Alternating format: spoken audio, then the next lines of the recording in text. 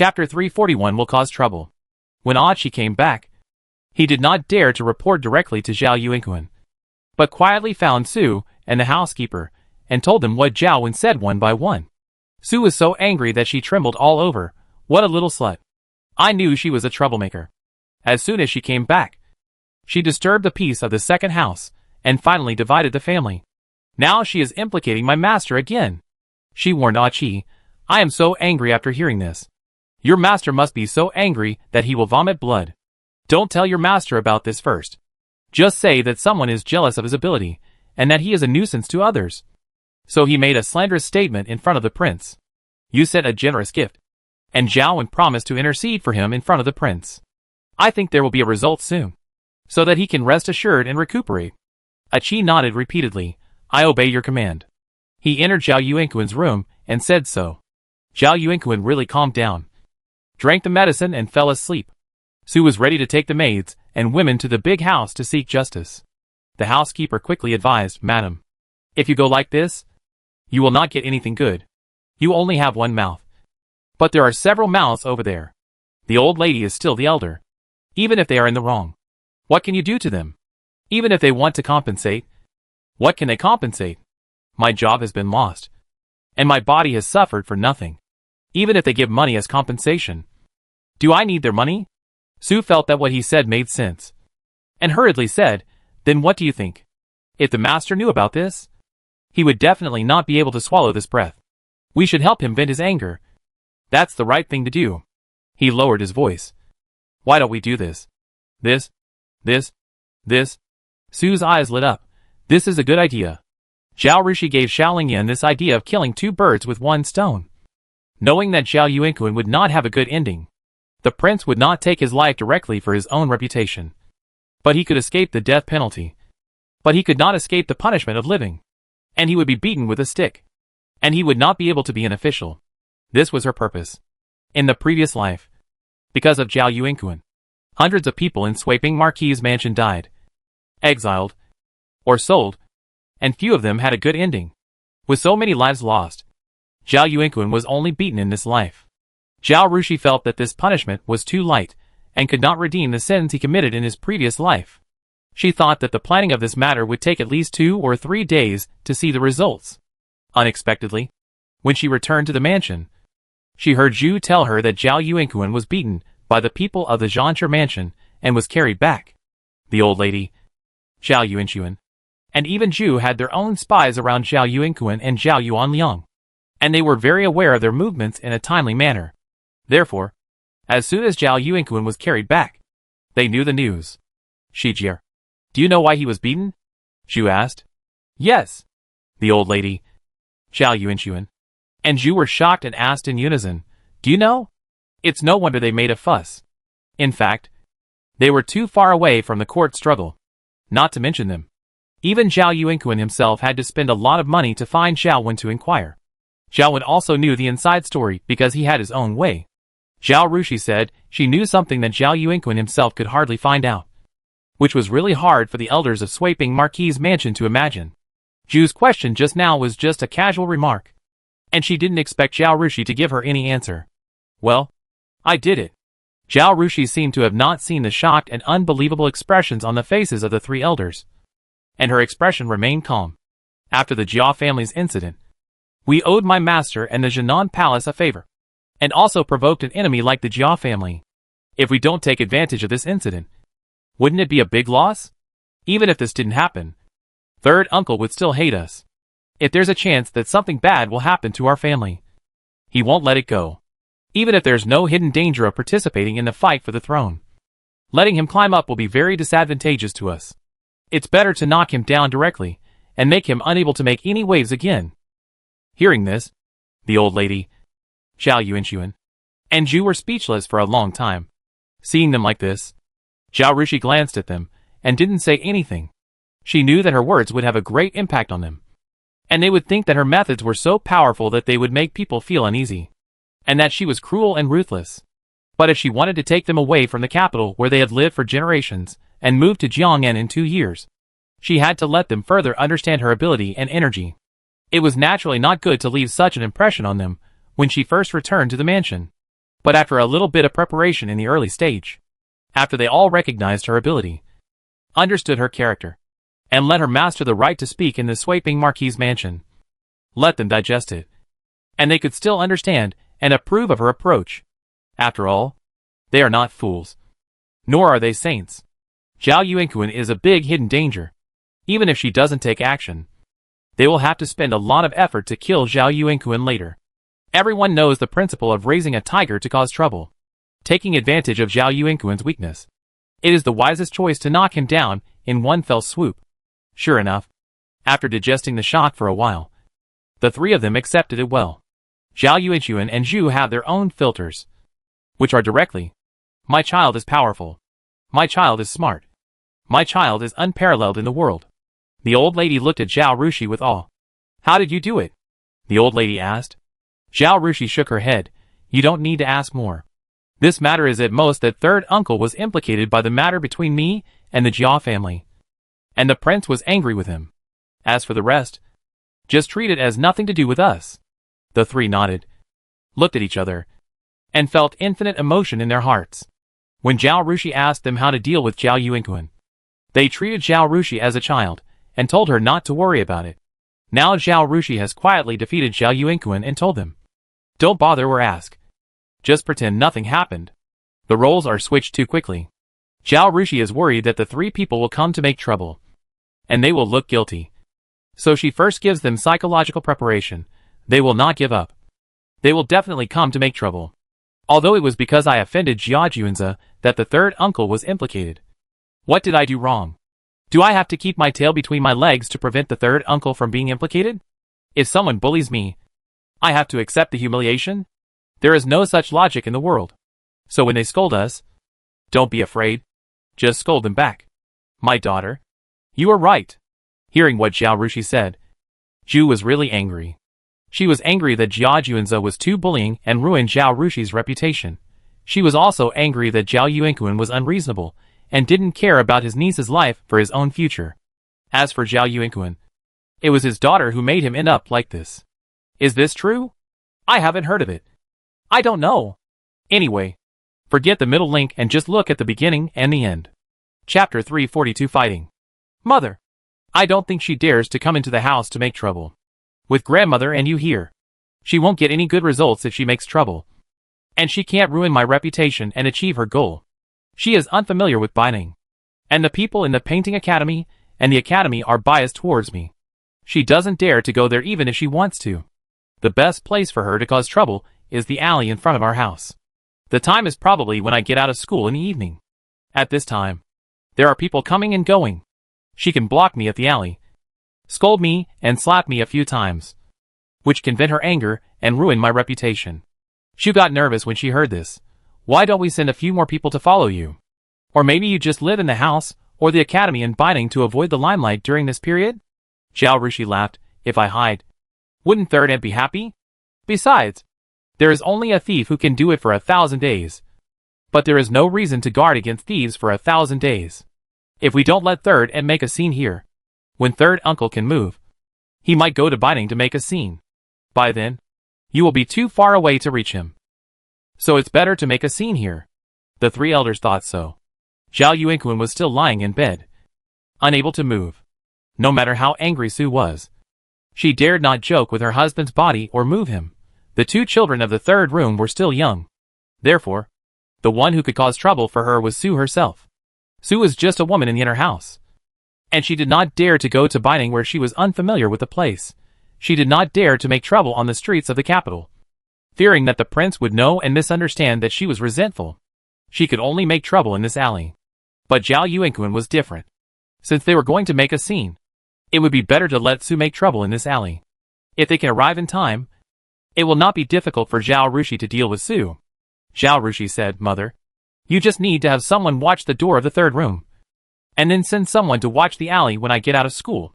If the third aunt leads a group of people out of the house to guard here, you can go out of the house to support me when she makes a fuss. Okay. I know. Don't be afraid. Grandma will go there too. I will definitely not let that Su bully you, the old lady said. Zhao Yuankun's lips moved. But he still. I'll go too. He swallowed the 3 words. The third house only sent out Su. So it was a war between women. It would be difficult for him, the eldest brother-in-law, to show up. Otherwise it would be hard to say. Zhao Rushui shook his head. Grandmother, don't go.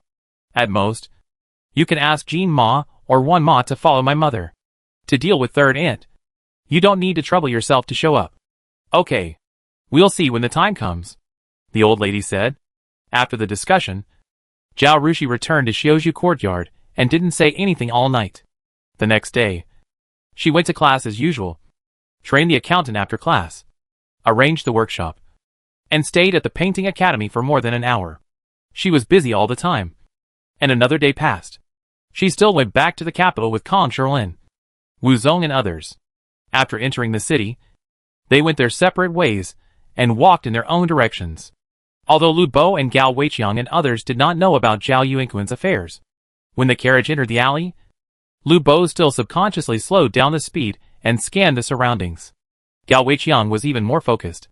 This alley is a high-risk area for accidents. Once it was Zhao Jingli who stopped the car, and another time it was Zhao Ruyu who stopped the car. The previous time, Zhao Jingli was drunk and suddenly rushed over, almost hurting the girl. So Lu Bo and Gao Weiqiang were extra careful when they came here every day. While looking around, Gao Weiqiang saw a servant from the third room suddenly came out from the wall, stood up and ran forward, as if he was ambushing to get information. He hurriedly rode his horse to the car window and reported, "Girl, a servant from the third room seems to be here to get information." Luo and Gao Sheng immediately became nervous. Ma Shan was still arranging the workshop, and Zhao Yuanqun was worried about his daughter. So he still let Gao Weiqiang stay with Zhao Rushui. Luo and other new guards who had been appointed went to work directly. These days, Zhu sorted out the servants in the mansion and re-established the rules of the mansion. The news that Zhao Yuankun was beaten did not reach the ears of the servants in the main house last night. Everyone did not expect that Zhao Yuankun's beating was related to Zhao Rushui. This matter involved a lot of people. And Zhao Yuanqun, Zhu and Zhao Rushui could not tell Gao Weiqiang and others. But Zhao Yuanqun had threatened several of Zhao Rushi's guards last night because of the Jia family's affairs. And now everyone was a little nervous. Zhao Rushi calmly ordered, "Mother Luo, you stay by my side for a while. Gaosheng, you find a chance to go back to the mansion and call the uncle and the lady later." With her reminder last night, Zhu must have known about Su's actions. But if Gaosheng didn't run, it would seem too fake. When Su went back and described the details to Zhao Yuankun's fear of her would be raised to the peak. And he would not use such means to deal with her next time. Perform the whole play. And don't miss any details. Everyone was puzzled when they heard her order, not knowing what would happen in a moment. But they still agreed nervously. "Miss, do you want to go faster?" Lu Bo asked in front. "No. Just go at your usual speed. You can slow down a little. If someone rushes over, be careful not to hit them." Zhao Rushi just finished speaking. She heard Luo riding a horse outside the car window exclaiming, "Ah! Look!" Zhao Rushi just wanted to open the car window. She heard Luo said, "Miss, it's the third wife." She brought a group of people to block the intersection. Lu Bo's carriage also slowly stopped. Gao Weiqiang had already ordered Gao Sheng, "You ride back. Turn around from the other end of the alley and report back to the mansion to the lord and madam." Gao Sheng responded, turned his horse around and ran back. "Stop him." Su's voice came from the front. Several people appeared at the entrance of the alley and directly blocked the alley. Gao Sheng didn't know whether he should force his way out. If he forced his way in, someone would be injured. Either him or those people. He turned around and looked at his father for instructions. Zhao Rushi had already gotten off the carriage and told Gao Sheng directly, "Come back." She looked at Su. Su led a group of people and walked quickly over to Zhao Rushi. When she came to Zhao Rushi, she raised her hand and wanted to slap her. But Luo, who had already been prepared after getting off the horse, grabbed her wrist, hit her. Su couldn't hit her herself, so she gave an order to the maid behind her. Before she finished speaking, a maid rushed up quickly and slapped Zhao Rushi in the face. Luo had just stopped Su and had not yet turned around. She was so anxious that she shouted, "Miss, be careful." Qi Feng and Yinjiang did not expect Su to fight without saying a word. They did not react for a while, and could not help her. Gao Weiqiang was well prepared and kicked the old woman out. I don't know if it was Su's idea or the third housekeeper's idea, But they cooperated very well, and decided to beat Zhao Rushui severely today. When the old woman rushed over just now, someone rushed over with her. When Gao Weiqiang kicked the old woman out, and did not have time to stop, another strong woman had already rushed in front of Zhao Rushui. Chapter 343, Stealing My Role. But Zhao Rushui took the black technology agility pills produced by the system. Not only was her body agile, but her eyes were also sharp. In the eyes of others, the woman rushed over very quickly, and the slap came directly to her face without warning. But in Zhao Rushi's eyes, her movements were very slow. When the palm reached in front of her, she calmly and lightly turned her body to the side, and even stretched out her foot to trip.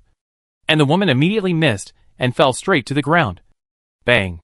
With a thud, the heavy body fell to the ground, causing the ground to shake slightly. Everyone paused, and the chaotic scene was quiet for a moment. Zhao Rushui cried out in a sobbing voice, "Aunt San, why did you hit me? What did I do wrong to hit me?" Woo woo. The woman's movements were too fast just now, and Zhao Rushi's movements were even faster. Everyone was in a hurry, and couldn't see clearly. Now seeing Zhao Rushi covering her face and crying, everyone thought she was hit by the woman's slap. Qing Feng immediately stepped forward nervously. "Miss, are you okay?" Luo had just come to the girl's side to be a guard, and just now, she had received the girl's instructions. She failed to protect the girl at the critical moment. She was angry and anxious, and kicked the woman who was trying to get up to the ground again, stepping on the woman's back. Luo angrily shouted at Su, "Why did you hit my girl for no reason? Don't think that your master can do whatever he wants after the family is divided, and he becomes an official under the feet of the emperor. You are taking advantage of your power to commit crimes. Do you still have the law in your eyes?" Luo had heard a lot about Zhao Rushi's heroic deeds from her husband Ma Sheng. The trick of putting a big hat on someone was learned by Ma Sheng from Zhao Rushi, and passed on to Luo. Now Luo immediately put it into practice. Su had always liked to pretend to be weak. She chose to come here to make trouble, just to make everyone sympathize with her. She had seen Zhao Rushi confront Wei, and knew that Zhao Rushi was a person with a tough character. She also felt that Zhao Rushi was young, and could not stand provocation. She beat Zhao Rushi before everyone reacted and then cried. Then she would naturally win everyone's sympathy, and ruin Zhao Rushi's reputation. Then she would achieve her goal. When the time comes, she will just stay at home and not go out. Zhu will not be allowed to come in even if she comes to cause trouble. The first wife can only admit defeat this time. But she didn't expect that things would not go according to the routine at all. Zhao Rushi, who has a tough personality, did not argue hard, but cried softly. Su was stunned. Isn't this her part? Why did Zhao Rushi directly steal her work? The old woman next to her saw Su stunned at the critical moment, and she pushed Su anxiously. Su finally reacted and started crying quickly, sobbing. What do you mean by being an official? My master's official position was ruined by you. A troublemaker. She rubbed her eyes with a handkerchief, making them red, and looked at everyone and said, Everyone, please judge. My master is doing well in the Zhanshe mansion, but my good niece wanted to provoke the prince of the Zhongqing Marquis mansion, which caused my master to be beaten. He was sent back yesterday. Only one breath left. If it weren't for his good fortune, we would have become orphans and widows. Woo-woo, Su said while sobbing, with tears in her eyes, looking very pitiful. But everyone looked at her strangely. If Su was 10 years younger, or cried first, maybe she could win some sympathy from everyone. But Zhao Rushi was only 14 years old, younger than her, prettier than her, and cried more pitifully than her. More importantly, she was beaten and cried before Su. She had good looks, good opportunities, and good acting skills, and everyone's balance tilted towards her. This little girl is pitiful. It's obvious that she was beaten and splashed with dirty water. TSK, TSK, TSK. It's really pitiful. Someone couldn't help but say, this woman is so shameless. She beats someone up, and still wants to pretend to be pitiful. She also wants to ruin the girl's reputation. Whoever has such a relative is really unlucky for 8 lifetimes. That's right. Didn't you see that she just came over with a group of maids and servants, and slapped the girl in the face? Several people rushed over. She turned around and started crying. Is this woman a performer? After hearing this, Su almost vomited blood. But Zhao Rushi still refused to let her go. She wiped her tears, sniffed her nose, and seemed to be trying her best to control her emotions. She looked at Su and said sadly, Third aunt. What you said? I really can't understand. I went to school well, and I was either in the academy or at home every day. How could I have provoked others? Others are nothing. You, as an elder, threw dirty water on me, your niece, and blocked me on the street to ruin my reputation. Why? I believe that I have never disrespected you. Third aunt, what hatred or grudge do you have that you want to ruin my reputation like this? As she spoke, she cried again. Everyone looked at Sue with more disgust. The most important thing for a woman is her reputation. But an elder deliberately ran to the street to ruin her niece's reputation. No matter what the reason was. It was too mean and too vicious. Zhao Rushi's performance was not over yet. She covered her face with one hand, raised her head at a 45-degree angle to the sky, and looked stubbornly as if she wanted to let the tears flow back. What's more, my third uncle is an official in the Zhao mansion. Everyone knows what the Zhao mansion is. I am a powerless little woman. How can I make third uncle get beaten? How can I make third uncle lose his job? Anyone with a little bit of brains knows that what third aunt said is unreliable. Even if you want to make trouble for me, please find a more reliable reason. Yes, the Zhao mansion is the prince's government office. Not to mention the little girl in front of me. Even if it is the queen in the palace, it is not easy to beat the officials of the Zhao mansion and dismiss them from their posts. Isn't this woman's reason too far-fetched? Someone in the crowd echoed. That's right. Ignorant women are terrible. Even if you want to cause trouble, you should find out clearly before making up stories. Right? Sue's eyebrows raised and she wanted to speak. But Zhao Rushi didn't give her the chance. She pretended to be excited and cried first. No matter what misunderstanding you have, you can go to the mansion to find my grandmother and my mother. And you can always make things clear. Why are you blocking me here and leading a group of people to beat me? Woo woo woo. Oh, why else? She just bullies people by taking advantage of her power. She thinks that the third master is too arrogant to be an official. So she wants to bully the people in our first house. She is also worried that she will be scolded as unfilial if she displeases the old lady. So she wants to take advantage of the girl and humiliate her. Luo sneered and made fun of her. Who dares to bully my daughter? A voice came from behind Sue. Zhao Rushi raised her tearful eyes and shouted in surprise, Mother. She hurriedly took 2 steps towards Zhu. Zhu got the report from the servants and arrived in time. Chapter 344 Speechless.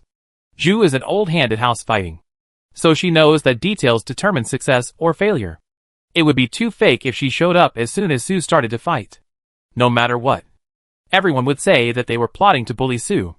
Sue took great pains to choose this alley to ruin Zhao Rushi's reputation. Zhu naturally couldn't let her down. She had to let Sue become famous in this alley. Of course, this was also based on her confidence in Zhao Rushi. Zhao Rushi was so smart and capable. Zhu believed that she would never suffer any loss under the protection of Gao Weiqiang, Luo and others. That's why she left the house only after the servants reported to her. At this time, she came over, and before Sue could react, with a crisp sound of snap, 5 finger marks appeared on Sue's white face. You dare to hit me? Sue covered her face and looked at Zhu in disbelief. In her eyes, Zhu was always kind and generous. In the past, even if she had said or done something a little too much to Wei, Zhu would keep things quiet and not argue with them for the sake of the overall situation of sweeping Marquis' mansion. She really didn't expect Zhu to slap her in the face in public. You hit my daughter, so I have to hit you, Zhu said coldly. You bullied my daughter and came here to ruin her reputation. A slap in the face is still light. She pointed to the maids and servants behind Sue. Sue, you are capable. You led the maids and servants to the alley to beat people up. Do you think that the third son can do whatever he wants as he is a high-ranking official? Sue was angry. She pointed at Zhao Rushi and said, Do you know what she did? What did she do? Zhu wanted to bring out the whole story so that she could explain it clearly in public. The most taboo thing about this kind of thing is to cover it up half-heartedly, which would lead people to make groundless speculations. This would easily cause rumors to spread, and it would be difficult to clarify it later. Why did she provoke the Shongqing Marquis' mansion for no reason? It attracted others to come for revenge. And my master was beaten to the point of having only 1 breath left. When he was carried back, he was covered in blood. I almost lost my soul. Sue started crying again. You provoked the Duke Shongqing's mansion for no reason? Zhu sneered. She glanced at the crowd watching. The Duke Shongqing's son forced the craftsman to have nowhere to go. She recounted Gu Wu's tragic experience in detail, and then said, My daughter didn't know this. When she needed to hire a craftsman, she heard that Gu Wu had good craftsmanship. So she hired him directly. Everyone. It's like you heard that a chef somewhere is very good at cooking. And you want to have a banquet at home. So you invite him to cook for your family. Who knows what he has experienced in the past? Everyone nodded. We are all nobles. All earls. Although no one in our sweeping earl's mansion is an official in the court. We still have a title. But the son of the Zhongqing earl didn't say a word. Just like this. Mrs. Zhu pointed at Mrs. Su. He stopped my daughter on the street. Humiliated her. And threatened to destroy my family. My daughter is not helpless. She has a great master, Mr. Ku Mu, and is a good sister to the princess of Qingyang in the Jinan Palace. The two palaces sent people to ask for mercy from the Earl of Zhongqing. Somehow, the censor found out about this. And the Earl of Zhongqing was impeached and dismissed from office and demoted. Tell me, everyone, what does this have to do with my daughter? Can't she hire a craftsman? The son of the Earl of Zhongqing bullied and threatened her. So what's wrong with the Kong family and the Jinan Palace sending people to ask for mercy? The impeachment of the Earl of Zhongqing was just because he offended someone in the court. And others took this opportunity to impeach him. What does this have to do with my daughter? Now, Su, as an aunt, did not come to visit and comfort her niece when she was bullied outside. And her third uncle, who is an official, did not speak a fair word for her. Su now ran to the alley and said something like provoking the son of the Earl of Zhongqing. She said it unclearly, trying to mislead everyone and ruin my daughter's reputation. Everyone, please judge. What is this person's intention? I strongly suspect that she is in cahoots with the Zhongqing Marquis' mansion. Look at the way they blocked the road and humiliated people. They are exactly the same. Su saw that everyone nodded their heads repeatedly after what Zhu said. And she became anxious. How is it possible? We have nothing to do with the Zhongqing Marquis' mansion. My master was beaten and almost died because of this incident. And he lost the official position he had worked so hard to get. Are we harming ourselves? This is all because Shi Jier provoked someone.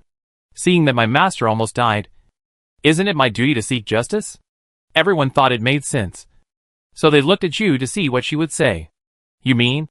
If the Zhongqing Marquis' mansion wants to take revenge, it won't take revenge on our powerless eldest wife and Shi Jier herself, but will take revenge on the third master who has split the family and is now an official in the Zhongqing mansion?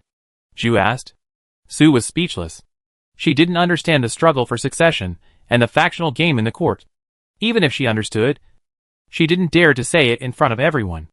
Zhu continued, in addition, the Zhongqing mansion is the prince's government office. Right? Zhongqing Bo is not an official of the Zhongqing mansion. What benefit can he get from taking so much effort and risking angering the crown prince and being beheaded to take revenge on your master? Since she was prepared, she naturally did not forget to arrange 2 or 3 agents here. The one who just spoke to help Zhao Rushui was the agent. As soon as Zhu finished speaking, the agent laughed and said, Isn't it? For example, I quarreled with my neighbor. He didn't come to take revenge on my family, but instead bullied a distant relative of mine, whose father-in-law was the head of the police in the government office. Isn't this a joke? Then the Duke Zhongqing must be a fool. And he must be crazy to do such a thing. Right? Some people in the crowd didn't understand the affairs of the court, and couldn't understand what Zhu meant. Now that someone used the example around them, everyone understood, and looked at Su with more disdain. It's just venting anger. It must be that her master offended someone, or made a mistake, was beaten by his superiors, and lost his job. They think that the eldest brother's family is easy to bully, so they come here to ruin the reputation of their niece and extort some money. Another person in the crowd said, with the guidance of public opinion. Everyone couldn't help but say TSK to Su. During Zhu's speech, Su also had the opportunity to interrupt. But Zhu's words were all true, and Su had no way to refute them. It was obvious that her master was beaten and lost his job because of Zhao Rushi's involvement. But now she is the one who is making trouble, extorting money, bullying the weak and fearing the strong. But she can't say anything and can't explain anything clearly. Su was so anxious that she cried, "Wow. TSK. You used this trick again." Everyone despised Su very much.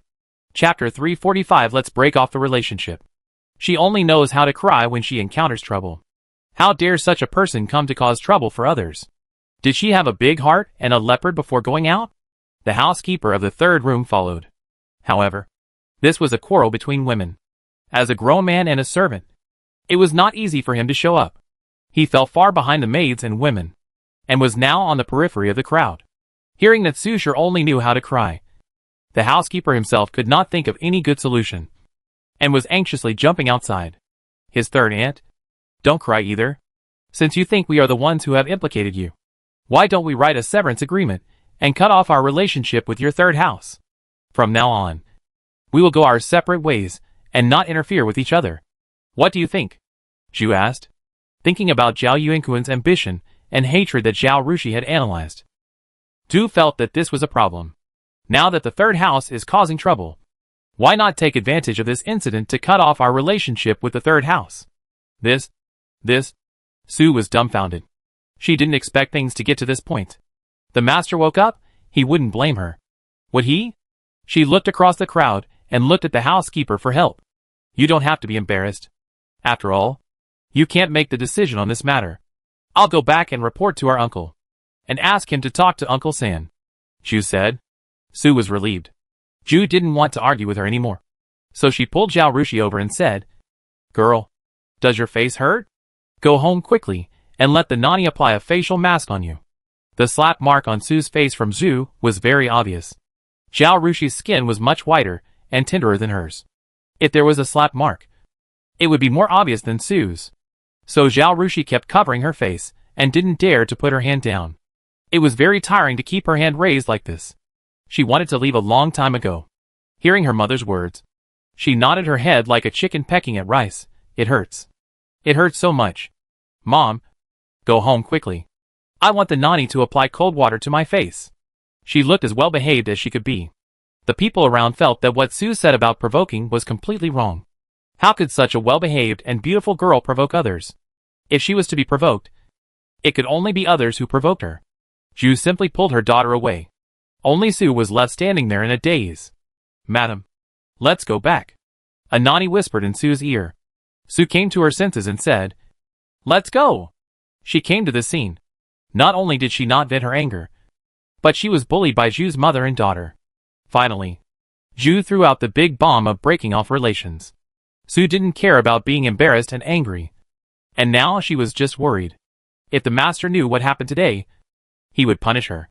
No one is allowed to tell about what happened today. Don't discuss it in the mansion. Don't tell your family members. And don't mention it in front of the master, Su said. If I know who dares to talk nonsense, I will definitely not let her go. The servants promised repeatedly that they would never tell. Su was lucky. But Zhao Yuankun and Zhu didn't intend to let them go. As soon as Zhu returned to the Beau's mansion, Zhao Yuankun went to the clan and told the clan leader and several elders about the matter. Now he is an official in the government, and he always says that our mansion has implicated him. If he just said it, it would be fine. But he actually asked his wife to block the road at the entrance of the alley, deliberately ruining my daughter's reputation, and let the maids and old women block there and beat my daughter. I will never recognize such a brother again. He looked at the clan leader and said, Seventh Grandpa, don't blame me for not reminding you. My brother is very ambitious. He did everything he could to get into the Zhanshi mansion, just to get a chance to follow the emperor. Even if he is kicked out now, he will definitely go to other places to make a living when he recovers. Even if the members of our clan want to be officials, they are all honest and do their duty, and they dare not get close to the princes. You should know that in this kind of thing, although the official promotion is fast, the risk is also great, and it is easy to implicate the clan. Yuankun is a person who is unwilling to do things steadily. Zhao Yuankun shook his head. He asked for paper and pen, wrote the severance document in front of the clan leader, signed and stamped it, and handed it to the clan leader. Please trouble Grandpa Qi and several elders to be witnesses. The government office would naturally not recognize the severance document he wrote, unless Zhao Yuankun was expelled from the Zhao family clan, and the name of their branch was removed from the family tree. And Zhao Yuankun did not commit any major mistakes, and he was still capable. As soon as the family was divided, he relied on his connections to not only get himself into the Zhanshi mansion, but also help Zhao Yuanliang find a job. This made some people in the clan eager to make a move, and they couldn't help but flatter Zhao Yuankun. At the beginning, Zhao Yuankun would rather pay money to find a job for Zhao Yuanliang, and this was his intention. This move of his not only made some people in the clan want to curry favor with him, but the clan leader and elders might also think that he was more promising than the swiping Marquis' mansion. The clan would not have time to make friends with such a promising young man. So how could they possibly expel him from the clan? Zhao Yuankun wrote the severance document just to make his position clear in the clan and the government. The clan leader looked at the document handed to him. Looking embarrassed. Yuankun, there are times when teeth and tongues fight. Even if you are angry, there is no need to do this. Right? No matter what. You are brothers after all. And even if you break your bones, you still have your tendons. Don't do anything too extreme. Zhao Yuankun saw that the other elders also nodded frequently, and none of them were willing to sign their names as witnesses. He took back the document with a calm expression, folded it, and put it in his arms. He stood up and smiled. Since this matter makes 7th Grandpa and all the uncles and great-uncles embarrassed, let it go. I will hand this document to the government office for preparation, which is my attitude. You all know my attitude in the clan. If anything happens in the future, don't involve me with him. I will never recognize him as my brother again, he said. He cupped his hands and turned to leave. Hey, you. The clan leader wanted to call him, but seeing that Zhao Yuankun didn't even turn his head, he could only sigh and turn to ask the clan elders. What do you think about this matter? Yuankun is just angry. Maybe he will calm down in 2 days. One of the clan elders named Zhao Xingyun said. It is impossible for them to sign. As soon as this sign was signed, Zhao Yuankun would naturally bear a grudge against them. If he became successful in the future, they would not only take advantage of him, but they might even be retaliated by him. Why bother? Zhao Yuankun only had a title anyway, and he would not have any success in his life. He had been demoted to a baron, and it would not make much sense for his son to inherit the title if he was demoted. I heard that the daughter he adopted was quite successful, but she would get married in 2 years, and she would be someone else's family after all. What's the point of her being capable? Zhao Xingyun stood up. Okay. Since there's nothing wrong, I'll go back. With that, he walked out of the door leisurely. After leaving the door, he did not go home. Seeing that no one was following him, he went directly to Zhao Yuankun's yard. Chapter 346, Selling Good. Zhao Yuankun is young and healthy after all, and he has recovered well. In just one night, he has recovered a lot, and is no longer as dying as he was yesterday. At this moment, he drank the medicine under the care of Su, and was about to rest when he heard the servant come to report that the clan elder Zhao Xingyun came to see him. Please come in quickly, he said. Su was nervous and looked at the housekeeper. She waited for the housekeeper to nod slightly at her before she left the door. Yuankun, are you okay? Zhao Xingyun entered the room and asked Zhao Yuankun. Okay. Zhao Yuankun pretended to struggle to sit up. Yuankun is in this state. I can't pay my respects to the 13th uncle. I'm really ashamed. Zhao Xingyun quickly pushed him back.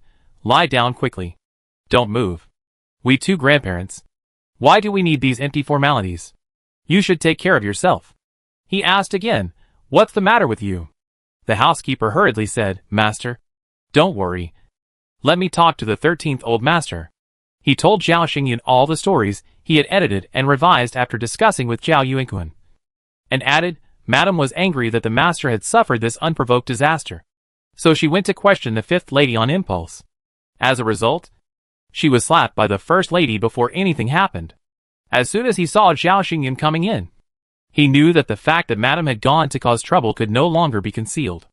Zhao Xingyun must have come because of the Su family's trouble. There were quite a few members of their clan, and the alley entrance was a place they had to pass through when they came in and out. At least half of the people who were watching the excitement just now were from the clan. Su chose that place just to ruin Zhao Rushuy's reputation in the clan. Zhao Yuankun didn't know about this yet. Hearing what the housekeeper said, he was shocked and angry. What's going on? Where did the lady go to question others? Didn't she go to the Beau's mansion? Stupid. If she went there, wouldn't she be bullied for nothing?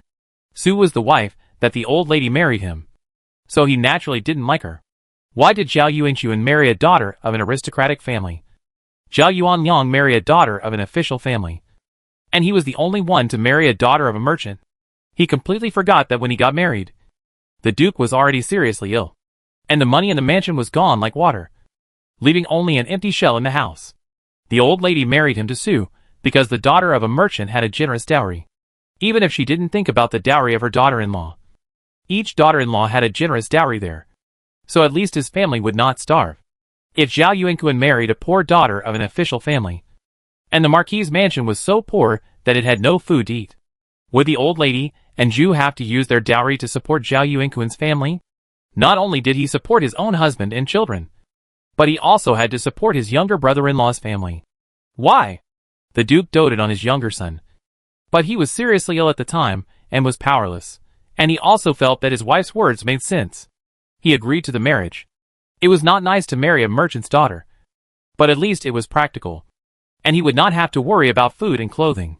And his younger son would have no worries about food and clothing for the rest of his life. Zhao Yuankun did not like Su's identity, but he also knew that if he wanted to seek an official position and do a career, he had to rely on his wife and use money. Therefore, he treated Su well. If Yu's family had any problems, he would try his best to help. He didn't like women, so he didn't even take a concubine in these years, and coaxed Su to be devoted to him. The dowry money in his hand was freely used by Zhao Yuankun. The housekeeper hurriedly said, "I didn't go to the beau's house. I stopped the carriage of the fifth lady at the alley." Even so, Zhao Yuankun was still worried. But in front of Zhao Xingyun, he couldn't ask in detail. He pulled the corner of his mouth to Zhao Xingyun, revealing a bitter smile. "The woman is ignorant, and it makes the 13th uncle worry. But she is also wholeheartedly for your nephew." Alas, Zhao Xingyun didn't come here to talk about this. He waved his hand. "Yuankun, do you know that your elder brother used this matter to make trouble? He just ran to the clan leader and wanted to sever ties with you." "What?" Zhao Yuankun was so shocked that he stood up straight. But the wound on his body was affected, and he fell down again with a cry of ouch. "Master." The housekeeper quickly held him down. "Master, don't get excited. It will break the wound." Zhao Yuankun didn't have time to pay attention to him. His eyes were fixed on Zhao Xingyun, 13th uncle. "What's going on?" Zhao Xingyun told him what happened just now. Since he came to deliver the news, he naturally wanted to flatter Zhao Yuankun and get some benefits. Without waiting for Zhao Yuankun to say anything, he scolded Zhao Yuankun, saying that he was heartless and disregarded the brotherhood. He also felt sorry for Zhao Yuankun. "Where is the document?" Zhao Yuankun interrupted his chattering. Zhao Xingyun was stunned for a moment. "It's with your elder brother. He said he would take it to the government office for filing." "Well, since he is unkind, don't blame me for being unjust." The raging fire in Zhao Yuankun's chest almost burned him. "Ask someone to bring a stretcher and carry me to the door of Swaping Marquis's mansion," he ordered the housekeeper. Master, your injuries are still very serious. It is most important to recover your body first. Other things can be discussed after you recover from your injuries," the housekeeper advised. Zhao Xingyun also said, "Yes. Yes. A gentleman's revenge is never too late. As long as the Green Mountains are there, there is no need to worry about firewood. The most important thing for you is to take care of your body. If you get sick and become as weak as your elder brother, all your ambitions will become empty words."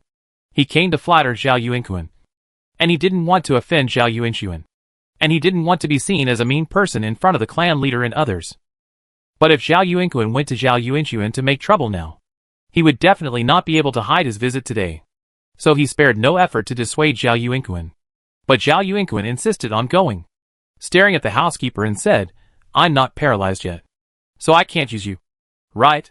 Do you want me to ask someone to sell your family now?" The housekeeper had no choice but to agree. He went out and asked someone to prepare a stretcher while notifying Su. "Let's not talk about the third house. Let's talk about the first house."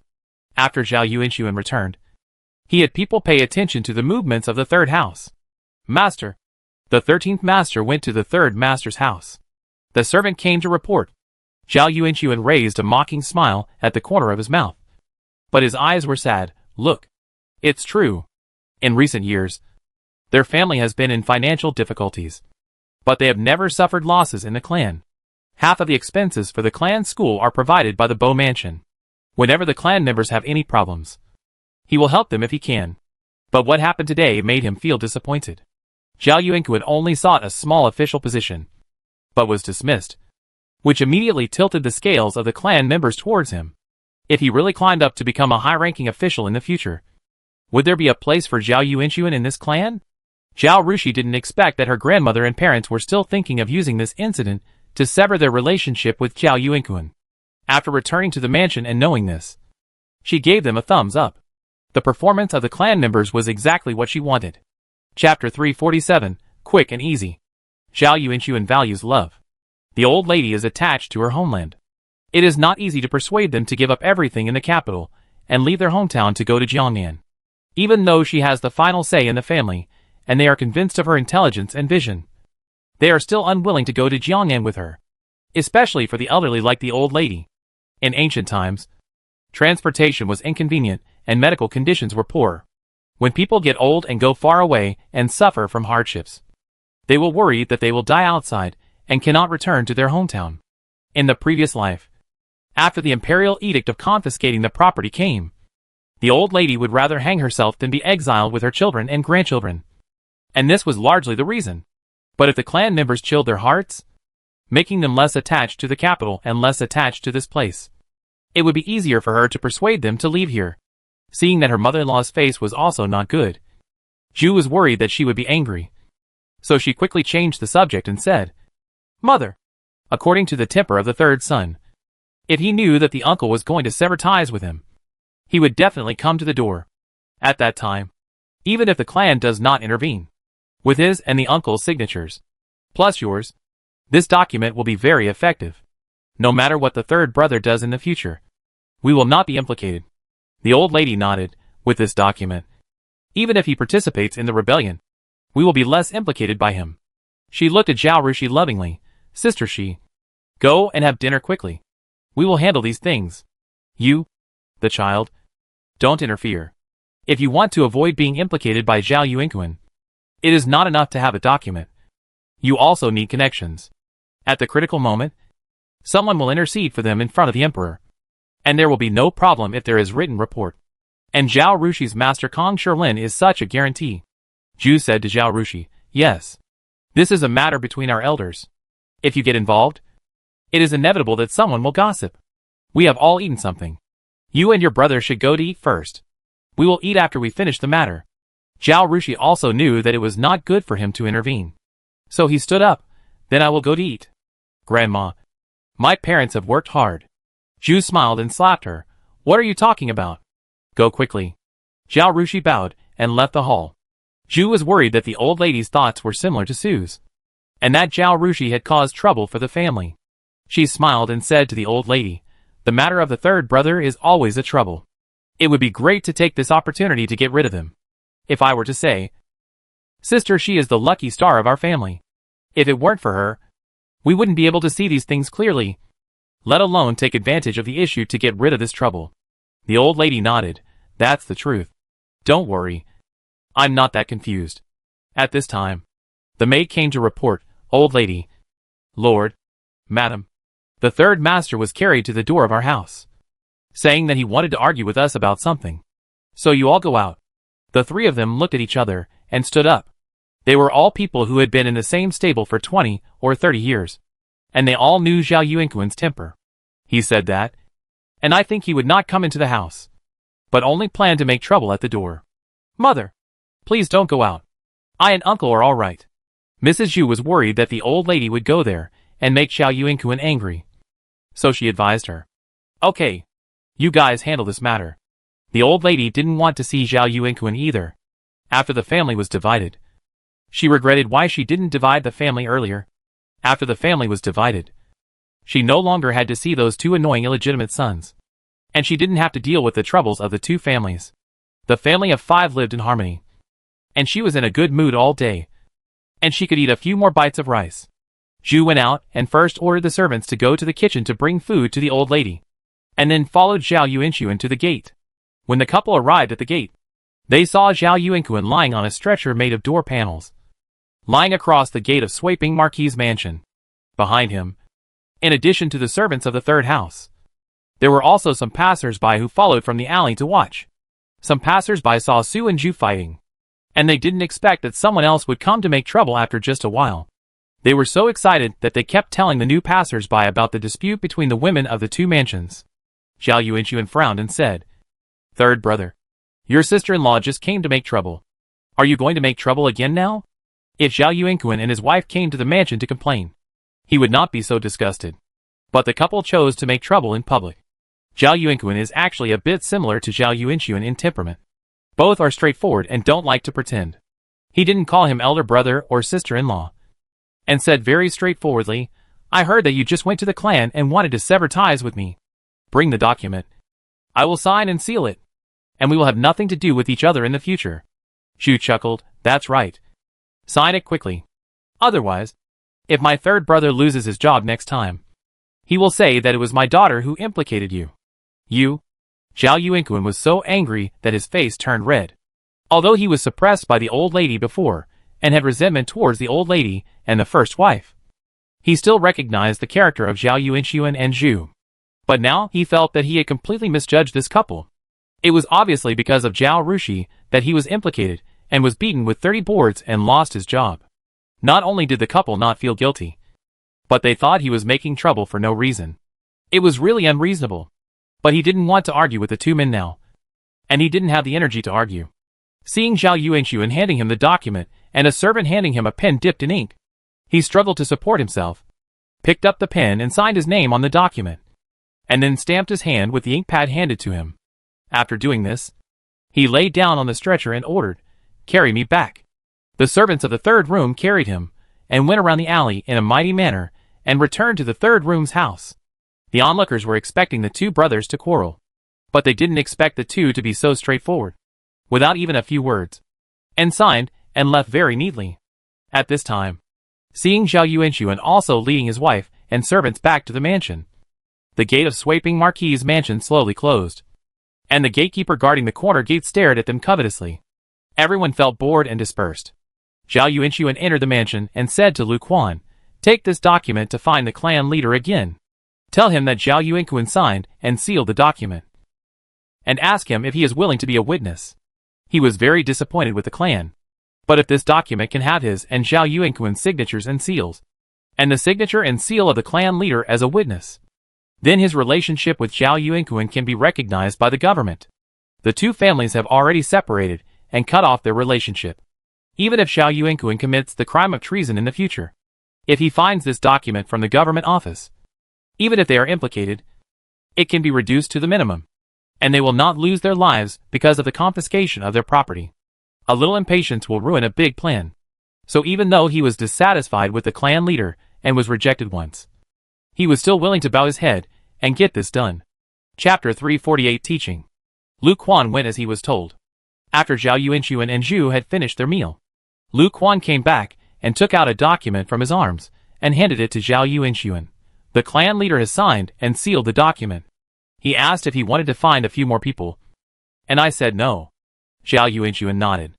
Zhu told Kai Dai on the side, "Go to the fifth lady and tell her about this." Zhao Yuanshuan nodded in agreement. Yes. Lu Quan was very moved after hearing this. When the fifth lady was found to be a mistaken daughter of the Swaping Marquis' mansion, the mansion only sent him and Nani Ruan to pick her up in Shirong village, and none of the masters went. This shows how little attention the fifth lady paid. But in just a short time, although the Swaping Marquis' mansion became the Swaping Marquis' mansion, and the mansion was also divided, the fifth lady jumped from an unappreciated girl in the concubine's house to the eldest daughter of the eldest house, and was valued by the old lady, the baron, and the lady, and her status was higher than that of the Prince Zhao Jingtai. Zhao Rushui listened to Katie's retelling and nodded. This was expected. The clan leader was unwilling to sign at first because Zhao Yuankun didn't know about this, and he was worried about offending Zhao Yuankun. Now that Zhao Yuankun is signed, he has no scruples, and will naturally do Zhao Yuanshuan a favor. She put down a stroke on the drawing paper and said to Zhao Jingtai, who was stunned after hearing this, "Why are you stunned? Concentrate on painting." "Sister, have we severed our relationship with Uncle San?" Zhao Jingtai asked. Zhao Rushui glanced at him. "Why? You can't bear to part with your fourth brother?" "No." Zhao Jingtai turned his head proudly. "I usually play with my brothers. Children like to play with older children." In addition, Zhao Yuankun hated the eldest wife, and Su was worried that the people in the eldest wife would murder her son. So their children were not close to the children of the eldest wife. So Zhao Jingtai rarely played with his cousin. "Come, I'll tell you about it." Zhao Rushui asked him to put down the brush. told him everything, and asked, "Do you think it's right for your parents to do this?" Zhao Jingtai hesitated. "Tell the truth." Zhao Rushui glanced at him. "I think that although you are innocent, it is true that Uncle San was beaten and lost his job because of you. Aunt San handled the matter in the wrong way. She shouldn't have beaten you on the street and ruined your reputation. But it is understandable. We want to sever our relationship with him by taking advantage of this matter. Isn't it a bit unfair?" After Zhao Jingtai finished speaking, he secretly glanced at Zhao Rushui, worried that his sister would be angry. Zhao Rushui laughed and patted his head, saying, "Yes, your analysis is reasonable and fair." Zhao Jingtai was stunned for a moment, staring at Zhao Rushi's face with his eyes wide open. "Why are you looking at me like that? I wonder if you are being sarcastic." Zhao Rushi didn't know whether to laugh or cry. "Then do you think my parents and I are unreasonable people?" Zhao Jingtai immediately shook his head. "No, absolutely not. Don't you think why we do this?" Zhao Rushi asked again. Zhao Jingtai frowned and thought about it. Finally, he shook his head. "I can't think of it. But you must have a reason for doing this. Come with me into the room. I will analyze it for you in detail." Zhao Rushi got up and went into the room. Zhao Jingtai followed her in, and Zhao Rushi told him about some disputes in the court and what Zhao Yuankun did. She felt that Zhao Jingtai was so old, and it was time to teach him. She couldn't treat him as a child anymore and not tell him anything. In the past, because of Zhao Jingli, Zhao Yuankun and Zhu's education methods for Zhao Jingtai were different. They were strict in academics and martial arts, and did not allow mistakes in character, but did not make any requirements in other aspects. Now that Zhao Jingli is no longer the prince, Zhao Yuankun and Zhu are stricter with Zhao Jingtai. But they still can't change their ways for a while, and always treat him as a naughty child. Zhao Rushi thinks that whether a child is naughty or not depends on whether the parents are willing to let him take some responsibilities and think about some problems. A child who is carefree will naturally do whatever he wants. If parents are willing to let him share some household affairs, the child will naturally stop being naughty when he matures. Let Zhao Jingtai think more about things when he encounters them. This will only benefit him. Zhao Jingtai was shocked to hear that his uncle might be executed for participating in the fight for the throne. Zhao Rushi said, "Although my uncle accidentally lost his official position because of my involvement, it may not be a bad thing in the long run. We cut off our relationship with him for self-protection, fearing that he would be too eager for quick success and always want to be a high official, thus making a big mistake and bringing trouble to our family." To increase her persuasiveness, she also told the story of the old lady Tang's family. Zhao Jingtai had also heard his grandmother talk about the Tang family. When he heard what Zhao Rushi said, he felt deeply the horror of the fight for the throne, and understood his parents' approach. "Sister, you are really amazing and know so much." He admired Zhao Rushi even more. Zhao Rushi smiled and patted his head. "Okay. Go paint." In the second room, Zhao Jingli was sitting in the hall, listening to the news reported by Song Fang, the housekeeper of the second room. Last time, Zhao Jingli went to Zhao Rushi to vent his anger, and was scolded by Zhao Rushi. The next day after he came back, he had a good talk with Zhao Yuanliang. At that time, he thought it would be difficult to convince Zhao Yuanliang to take charge of the second room, and he even prepared several plans. But he didn't expect that as soon as he told Zhao Yuanliang that he wanted to manage the general affairs of the second room, Zhao Yuanliang would very readily hand over the power of the family to him. This quick and decisive effort even frightened Zhao Jingli at the time, and he suspected that Zhao Yuanliang had set a big trap for him. "Son, your father has never taken care of these household affairs. Before the marriage, the old lady sent a servant to take care of me. After the marriage, it was your mother who took care of it. You have also seen that the house is in a mess during this period. If you hadn't been unable to recover some time ago, and Jing'an was also sick, I would have asked you to take care of it a long time ago." Zhao Yuanliang patted Zhao Jingli on the shoulder. "Since you took the initiative to ask to take care of our second room's concubine, you should have thought it through and accepted your fate.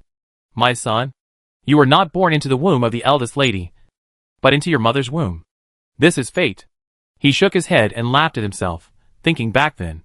"I also lamented that I was not born into the womb of the old lady. I was born as a concubine, inferior to others, and had to live by others' faces. Later, I figured it out. I was born a master, not a servant, not a street beggar, but a cow, horse, pig or dog. It's good. People should be content. Don't you understand? You are now a young master, with a house, fields, and shops at home. Although I am not capable, I did not force you to take the imperial examination and become a high official. And I am willing to give you the power of stewardship. The most important thing for a person is to be content and happy. It is a blessing to live a relaxed and happy life. You should cherish it. He patted Zhao Jingli on the shoulder and went back to his room, humming a little tune. At that time, Zhao Jingli looked at Zhao Yuankun's back with mixed feelings. Chapter 349. Zhao Rushui is too scary. After taking the power of housekeeper, he first removed the original housekeeper and sold out their family. This housekeeper was promoted by Wang Yinyang. Zhao Jingli had long discovered that Song Feng, the father of Zhao Jing'an's personal servant Qingimo, was a good person. Song Feng had always been a small steward beside Zhao Yuanliang. This time, Zhao Jingli directly promoted him to be the housekeeper. Although Zhao Jingli was very decadent during his return to the second house, he could see the behavior of the servants in the second house with cold eyes. He promoted Song Feng, and quickly promoted several outer guards and several guards, and sold out several servants who were lazy, provoked trouble, and were involved with the two concubines who were fighting for power. He also watched the conflict between the two concubines with cold eyes. In the end, concubine Wang had a bleeding and stayed in bed to protect her fetus, and concubine Shui was sent to the farm. The atmosphere of the second house suddenly became solemn. Then he replanned the duties of the servants. In this way, although there were fewer servants in the second house and less monthly silver was needed, there were people to do the work in various places, and there was no more cheating and shirking. Looking at the well-organized second house, Zhao Jingli felt an indescribable sense of accomplishment. He finally understood why Zhao Rushui asked him to take care of the second house's affairs first. If you can't clean up your own house, how can you clean up the world? He let his house be in a mess, but always wanted to make achievements, which was a joke, because Zhao Jingli's control over the servants of the second house became very strict, and they were not allowed to leave the house without anything. So what happened today? The people of the second house didn't know at first, until Zhao Yuankun was carried to the main room and then carried back, followed by a group of onlookers. The doorman was worried that something had happened to the third room, so he went to inquire and found out what had happened. After the doorman reported to Zhao Jingli, he immediately asked Song Feng to send someone out to find out the whole story. You mean? My uncle has signed a severance agreement with my third uncle? Zhao Jingli was surprised. Yes. Everyone saw the uncle and the third master signing and sealing at the door of Swaping Earl's mansion. There is no mistake. Zhao Jingli sat there for a long time without saying anything. Second young master. A maid's voice came from the door. Zhao Jingli looked over and saw Zhao Jindan walking in. In the past, Wei was guilty and always worried that Zhao Jindan and Zhao Jingli looked too similar. So she tried every means to make Zhao Jindan fat. Therefore, Zhao Jindan and Zhao Jingli were one fat and one thin, and people would never think that they were twin brothers. Wei's matter was a big blow to Zhao Jindan. He fell seriously ill, and now he has completely lost weight. His facial features that were squeezed together before have become delicate. Although his appearance is not exactly the same as Zhao Jingli's, there are some similarities. Brother, what happened? Zhao Jindan walked in and sat down next to Zhao Jingli. Zhao Jingli was awakened by Zhao Rushi's scolding. After returning home, he told Zhao Jindan what Zhao Rushi had said to him. Zhao Jindan had complicated feelings towards Zhao Rushi because of his mother's matter, but he had to admit that what Zhao Rushi said made sense. During this period, Zhao Jingli took care of the household affairs, while Zhao Jindan picked up a book and read it seriously. Zhao Jingli was a prince since he was young, so he didn't have to take the imperial examination. He spent all his time and energy on practicing martial arts, learning how to get along with people, and managing common affairs. Zhao Jing'an was a son of a concubine, so he had to earn a future for himself since he was born. In addition, the Wei family praised Wei Qiu and always forced their son to study the 4 books and 5 classics hard, hoping that he could pass the imperial examination. Therefore, Zhao Jing'an invested more time and energy in the 4 books and 5 classics than Zhao Jingli, and worked harder. When something happened in his family, Zhao Jing'an recovered from a serious illness and vowed to pass the imperial examination and earn a future for himself. Zhao Jindan would not stop Zhao Jingli from learning painting from Zhao Rushi to make a better future. But he himself was unwilling to take this path, although his mother and the Wei family had their own faults. Zhao Rushui was not to blame for their tragic end, as Zhao Rushui herself was also a victim. But Zhao Jinggan was emotionally unwilling to accept any favors from her. His mother might have let anyone down, but she had never let him down. An accident not only changed Zhao Jinggan's appearance, but also his personality. He is no longer the innocent boy he used to be. He has matured a lot. Zhao Jingli told Zhao Jingdan the news Song Fang had found out. Zhao Jingdan was silent for a long time, and then said, "Brother, don't you think this matter is very similar to my mother's? This sister is also innocent in this matter, and it seems wrong for anyone to blame her. But what she brought to Uncle Sen's family was not good luck, but disaster. Since she was brought back, the first house has been living better and better, but our second and third houses are getting worse and worse.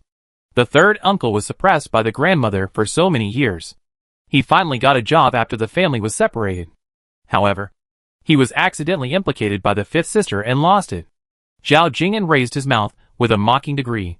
"This matter is very strange. If you think about it carefully, the matter of the Zhongqing Marquis' mansion is also the same. The matter of the Zhongqing Marquis' mansion was a hot topic. Zhao Yuanliang is now an official. I heard that he told his children when he came back." Zhao Ruyu, who was about to come over to ask what happened after hearing the news, stopped outside the door, and his face turned pale. The maid guarding the corridor saw Zhao Ruyu coming over. Although she looked unhappy, she still dutifully reported, "Master, the sixth miss is here." A thread of wisdom in Zhao Ruyu's brain finally broke at the sound of this report, and she rushed in and shouted, "Yes. It was Zhao Rushui who did it. She did all this. No one knew this better than her." In her previous life, Wei treated Zhao Rushui badly and married her to the son of Zhongqing. So Wei was beheaded. The son of Zhongqing tortured her, divorced her in the middle of winter, and drove her out. So Zhongqing lost his official position and his title. Zhao Yuankun caused the whole family of Shuiping to be exiled. And now he has just entered the Zhanshi mansion, and has not yet established a firm foothold. But he has been beaten by Zhao Rushui and lost his official position. In each and every incident, Zhao Rushui seemed to be an innocent victim. But Zhao Ruyu was 100% sure that she was the one who did all these things. Horrible. Too terrible. She came back for revenge. How powerful is she? How did she do it? Thinking about herself, Zhao Ruyu's eyes were full of despair. Both of them were reborn. Why is there such a big difference between her and Zhao Rushui? She didn't have any ambitions. She just wanted to follow the path of her previous life. Why did it become so difficult? Even if she was admitted to the Beijing Women's Academy, she still couldn't change anything. But Zhao Rushui was only admitted to the Binding Women's Academy. How could her power become so great? Did Zhao Rushui become so powerful after being a ghost for a while? Chapter 350, Earnest Advice. Zhao Jingli didn't care much about the two sisters at first. That day, Zhao Rushui reminded him to keep Zhao Ruyu, who is extremely ambitious, and Zhao Ruyu, who loves to gossip. After he came back, he observed the two carefully. He found that Zhao Ruyu really liked to gossip, and a small part of Aunt Shue's troubles were instigated by Zhao Ruyu for her own benefit. Zhao Ruyu was obsessed with marrying Fu Yulang, the second son of Pingnan Marquis' mansion. The two were full of little thoughts, thinking only of themselves, and their eyes were full of trivial matters in the backyard. On the other hand, Zhao Rushui is fair and generous, and the scale of his actions is so great that even he, the former prince of the Marquisate, feels ashamed of himself. Zhao Jingli was filled with emotion, and in addition to self-reflection and shame, his impression of the two sisters suddenly fell to the bottom. Seeing Zhao Ruyu running in so excitedly and echoing Zhao Jing'an's words, Zhao Jingli immediately frowned. "Sixth sister, you can't just say nonsense. You said that those things were done by the fifth sister. Then tell me, what evidence do you have?" Zhao Ruyu was speechless. What evidence could she have? She just inferred it based on her past life experience. Didn't my second brother say the same thing? I feel the same as my second brother. It can't be such a coincidence that everyone who met the fifth sister was unlucky. If she was reborn with bad luck, my uncle and aunt were not unlucky. I can only say that whoever offended her would be unlucky. Zhao Ruyu said. Yes, that's what I think. Zhao Jingdan nodded repeatedly. Are you planning to tell the people in the Marquis Zhongqing's mansion that it was the fifth sister who caused their family to lose their official positions and titles? Zhao Jingli turned his head and looked at Zhao Jingdan. Perhaps you think it was the fifth sister who made you lose your mother, and you want to take revenge on her? Zhao Jinan waved his hands repeatedly. No. No. No. That's not what I mean. None of this was caused by her. I just think she's a little weird. Zhao Jingli glanced at Zhao Ruyu with a stern face. Does the sixth sister think the same thing? No. I don't. Zhao Ruyu also waved her hands quickly. That's just my guess. I don't have any evidence. Besides, she is our sister after all. How can we harm our own family? As she said this, Zhao Ruyu's body shrank back involuntarily. That is a bad star, who was reborn to take revenge. She and her should not interfere with each other and live in peace. How dare she provoke Zhao Rushui? Is she afraid that she will not die quickly enough? Zhao Jingli looked at her cowardly look and was speechless. What do you mean by what you said just now? I just think that our second house should stay away from the fifth sister and don't mess with her. She's too weird, Zhao Ruyu said hesitantly. Zhao Jingli was too lazy to pay attention to her. He looked at Zhao Jingdan again. He felt that his second brother had become a little different since he had a serious illness. Not only did they grow up together, they were also twins and knew each other very well. When Zhao Jingdan saw Zhao Jingli like this, he knew that his elder brother wanted to teach him a lesson. He quickly said, Brother, I know I was wrong. My mother's matter is not my fifth sister's fault, nor is the Prince Zhongqin. They all have their own faults. Even the third uncle is the prince's wrath. Or someone wants to use this incident to drive him out of the Zhanzhe mansion because he is so popular. Zhao Jingli remained silent, seeing his brother looking at him with extremely distrustful eyes. Zhao Jindan regretted his nonsense just now and swore repeatedly, Really, brother, I really don't think it's the fifth sister's fault. I said that before just because I thought it was a coincidence. Just like the sixth sister thought. I absolutely have no intention of taking revenge on my fifth sister. Zhao Jingli nodded expressionlessly. I will believe you for the time being. Zhao Jindan was relieved when he saw him nod, and a smile appeared on his face. But when he heard the word for the time being, he looked at Zhao Jingli in disbelief. We have grown up so much and read so many sage books. We should know right from wrong. I understand your pain of losing your mother. But if you can't tell right from wrong because of this, and regard the innocent fifth sister as your enemy, then we can't be brothers anymore. I'm afraid that one day I'll do something to let you down, and you'll stab me in the back. Brother. Why do you think of me like that? Am I that kind of person? I was just talking nonsense just now. Just to vent my anger. I'm not at the point where I can't tell right from wrong. Brother. You have to believe me. Zhao Jinan stood up in a hurry, seeing his brother anxious. The familiar Zhao Jinan came back again, and Zhao Jingli was relieved. He said, Let's see how you perform in the future. Don't stay in the study all day. Come with me tomorrow to inspect the farm and the shop. I think the most important thing for you now is not to work hard to take the imperial examination, but to relieve your worries. Otherwise, you will definitely be changed by the resentment in your heart and become the person you once despised. Zhao Jinan found that no matter what he said, his brother didn't believe him. Although he didn't want to waste time studying, he still agreed, Okay, I'll go with you tomorrow. Zhao Jingli then looked at Zhao Ruyu. Sixth sister, don't stay at home all day.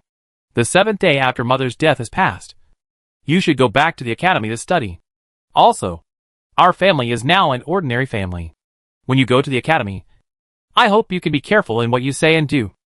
Don't get involved in the intrigues of the noble ladies. And don't think about who to marry all day long. This sister is the same age as you. She is busy fighting for her future every day. I hope you can be like her.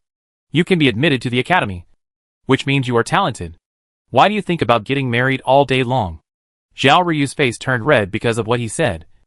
And she said in shame and anger, Brother, why do you say that to me? Tears started to fall. Zhao Jinan grew up with Zhao Ruyu and always treated her as his own sister. Seeing Zhao Jingli making Zhao Ruyu cry, he scolded, Brother, how can you say such things to a girl? Who can stand it? He comforted Zhao Ruyu, Okay, stop crying. Brother didn't mean to say that to you. But although his words were a bit blunt, they were not without reason. Don't worry. My father, my brother and I will definitely help you find a good family. Don't worry. When Zhao Ruyu heard this, she remembered that her status and position were getting bigger and bigger than Fu Yunlong's, and her marriage was getting more and more difficult. So she cried even louder. Zhao Jindan hurried to comfort her. Zhao Jingli looked at Zhao Ruyu with a cold look. Zhao Ruyu's maid Fu Shu bribed a male servant in the mansion who was in charge of purchasing. The male servant often delivered letters for Zhao Ruyu to a tea house not far from the alley. During this period, because of Wei's death, Zhao Ruyu did not go out to observe mourning. But she never lost contact with Fu Yunling. He just advised Zhao Ruyu, actually targeting this matter. But seeing Zhao Ruyu like this, she didn't listen to the advice at all. Zhao Jingli stood up and walked out. Zhao Ruyu's crying stopped abruptly. She raised her head and stared at Zhao Jingli's back blankly, tears flowing down again. Oh! Why is her life so miserable? Chapter 351 Work Hard. Zhao Rushui didn't know what happened in the second room. Nor did she care. The trouble in the third room had no effect on her. She taught Zhao Jingtai how to draw, drew a few drawings herself, and then went to sleep. There was no conversation all night. The next morning was the day of the 10-day exam in the academy. Zhao Rushui still finished the exam in a very short time and left the academy. Before leaving, she went to Mrs. Cui and handed in a leave note. Starting tomorrow, she will train painters from various provinces, so she won't have time to come to the academy for classes. Mrs. Cui looked at the leave application, sighed, and asked Zhao Rushui, "How long will it take?" Zhao Rushui shook her head. "At least half a year will be like this. There are many provinces in Dajing." And Wu Zong asked to extend the time. "Even if the classes are staggered, it will take no less than half a year to take 4 classes at a time." Mrs. Cui calculated the days and asked, "Then can you participate in the spring test tomorrow?" "I will definitely participate," Zhao Rushui said. "Although I won't come to the academy for classes. I will read books. If I have any questions, I will also ask the teacher." Next year is the year of the provincial examination, and the year after is the year of the metropolitan examination. She not only wants to participate in the spring tongshi and county examinations, but also plans to participate in the autumn provincial examination. If she can successfully pass the examinations for Shiocai and Juren, she also wants to participate in the metropolitan examination in the spring of the following year. She took the exam not only to earn points, but also to obtain a good reputation. If she can really pass the Jinshi or Tongjinshi, she will ask the senior brother to assign her an official position in Jiangnan. It would be great if she could ask her grandmother and parents to go to Jiangnan with her to take up the post. Of course, this was just a beautiful dream she wanted to realize. She had a strong memory and strong comprehension ability, and was very confident in her learning ability. She did not find it difficult to review the imperial examination papers from previous years. However, since everyone said that the imperial examination was difficult, there were too many subjective and uncertain factors involved. Therefore, it was definitely not an easy task to pass the examination smoothly and achieve the goal that others had worked hard for all their lives in just 1 year. This requires her to be extremely lucky. But people always have ideals, don't they? What if they come true? After hearing what Zhao Rushui said, Mrs. Cui's face finally looked better. "That's good. Then you must work hard. You must read more books when you go back," she urged. "So, I will ask each teacher to set a rule for you. How many books to read in a 10-day period, and what requirements to meet, and you should do it according to their requirements. You better take part in all the 10-day examinations. I want to see how much of the content in the book you can master while reading by yourself." Zhao Rushui. "Mr. Cui, are you a devil?" Although she has a strong learning ability and loves to study, but being watched by others to study like this, she also has psychological pressure. "Okay." Holding the books that Mrs. Cui stuffed into her, Zhao Rushui was still in a trance when she walked out of the academy.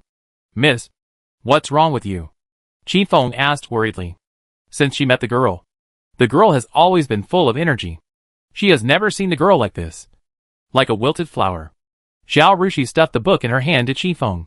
"You take care of this book. Just give me 1 book a day." She raised a white and tender finger to Qi Feng and emphasized, "1 book is enough." Mrs. Cui gave her a total of 5 books and asked her to memorize the contents of the book within 5 days. She said that she would come to her for random checks after 5 days. She had to memorize a book a day. She also needed to teach painters from various provinces to paint, go to the painting academy for classes, and arrange the opening of several workshops, draw blueprints for them, arrange the shop, train the accountants, and what was her ideal after she traveled through time? Oh, to be a landlady, and then live a life of idleness. Zhao Rushui didn't want to talk anymore. She climbed onto the carriage and said listlessly, "Let's go to the backman workshop." For her safety, everyone insisted on letting her take the carriage, even though the academy was only 100 steps away from the backman workshop. Zhao Rushui was listless in the carriage for a few minutes. When she got off the carriage at the backman workshop, she became a brave man again. Mississippi. Zhou Chun and Ma Sheng had been waiting for a long time. "Is everything arranged?" Zhao Rushui asked. "Everything is arranged. Many craftsmen have arrived at the workshop, and the cooks and other handymen have been hired. The workshop manager is doing a good job, and the craftsmen have not had any conflicts over the house or anything." After Zhou Chun finished speaking, he suddenly remembered something and said, "By the way, Miss, Lee the blacksmith sent a message that he has made the iron cabinet you requested and asked you to send someone to move it." Lee the blacksmith was one of the blacksmiths Zhao Rushui invited to the workshop. He and his 4 sons were all blacksmiths and ran a blacksmith shop. Zhao Rushui saw that they had good skills, so she hired all 5 strong men in her family to work in her workshop at a high price. Before they came to the workshop, she placed an order with them to make an iron cabinet for her. Zhao Rushui said, "You can arrange for someone to move it. After it is moved back, put it in the west wing of my yard." "Yes." Zhou Chun bowed and left. Zhao Rushui looked at Ma Sheng. Had the things from Hu and Jiang finished? These 2 locksmiths were also hired by her, with their sons or apprentices. The difference was that after they were hired, Ma Sheng took them to the workshops in the south and west of the city respectively the next day and started to make the parts Zhao Rushui asked them to make. Ma Sheng said, "It's almost done." But they kept saying that locks are very delicate things. If they don't match, they won't even fit. If you don't trust them, they won't be responsible if the things they make don't fit. As long as they strictly follow my size, they won't fit. Zhao Rushui said, "Go and have a look, and bring it back when it's done." "Yes." Ma Sheng took the order and left. Zhao Rushui finished reading the accounts made by the 6 accountants, and found that they had learned the little accounting knowledge he knew. So he asked Gao Sheng to hire a carriage, to send them to each workshop one by one. There are 2 financial staff in one workshop, 1 cashier and 1 accountant. Zhao Jin and Zhou Kuier stayed in the binding workshop as a pair of partners. After arranging the accountant, she went to the painting academy. Almost an hour later, Chi Feng reported that Zhou Chun and Ma Sheng had returned, and she returned to her green banana courtyard. That's right. As a steel engineering girl, when she was forced into depression by Mrs. Cui, she finally became sentimental and remembered a poem. Time easily throws people away. Cherries turn red. Bananas turn green. It happened that she had a banana planted in her small yard, so she named her small yard Green Banana Courtyard in a literary way. She thought she was very literary. But when she mentioned it in the painting academy just now, Kong Sherlin and Wu Zong still despised her. Tears. Naming abolishes human rights. Chapter 352 Safe. Miss, do you think these things are suitable? If not, I will take them back and ask them to make them again. Zhou Chun and Ma Sheng said. Yes. Zhao Rushui responded and first looked at the tools made by the blacksmith according to her requirements. She drew a picture and asked the blacksmith to make a complete set of installation and disassembly tools such as wrenches, screwdrivers, and screwdrivers according to her requirements. After looking at the tools, she picked up the screws and nuts and looked at them. This thing is exquisite. She asked the locksmith to make it out of copper. Ma Sheng said. Locksmith Jiang said that this thing took him a lot of effort, and many of them were scrapped before he made these few. If the girl is not satisfied, he will think about it again. Zhao Rushui twisted it, and found that it could be screwed on.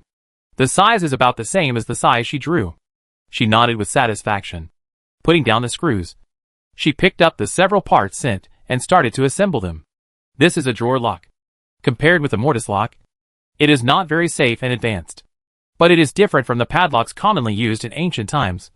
And it is a new problem for ancient thieves who have never come into contact with this thing. The most important thing is that the technical difficulty of making it is not high. As the first generation of new locks, Zhao Rushui thinks it is still qualified. When the drawer lock becomes popular, it will not be difficult for ancient thieves, and she will take out the mortise lock. Leeks have to be harvested one by one, because the things she wants to make are very profitable. When she hires craftsmen, the money she gives is enough to cover 5 or 6 times the amount of money the craftsmen would pay if they opened their own shops to do business. So the locksmiths, Hu and Jiang that she invited were both considered the best craftsmen among the people. The parts of the drawer lock they made were pretty good, and Zhao Rushui assembled it smoothly. After the assembly was completed, she opened it with a key, and with a click, the lock was opened.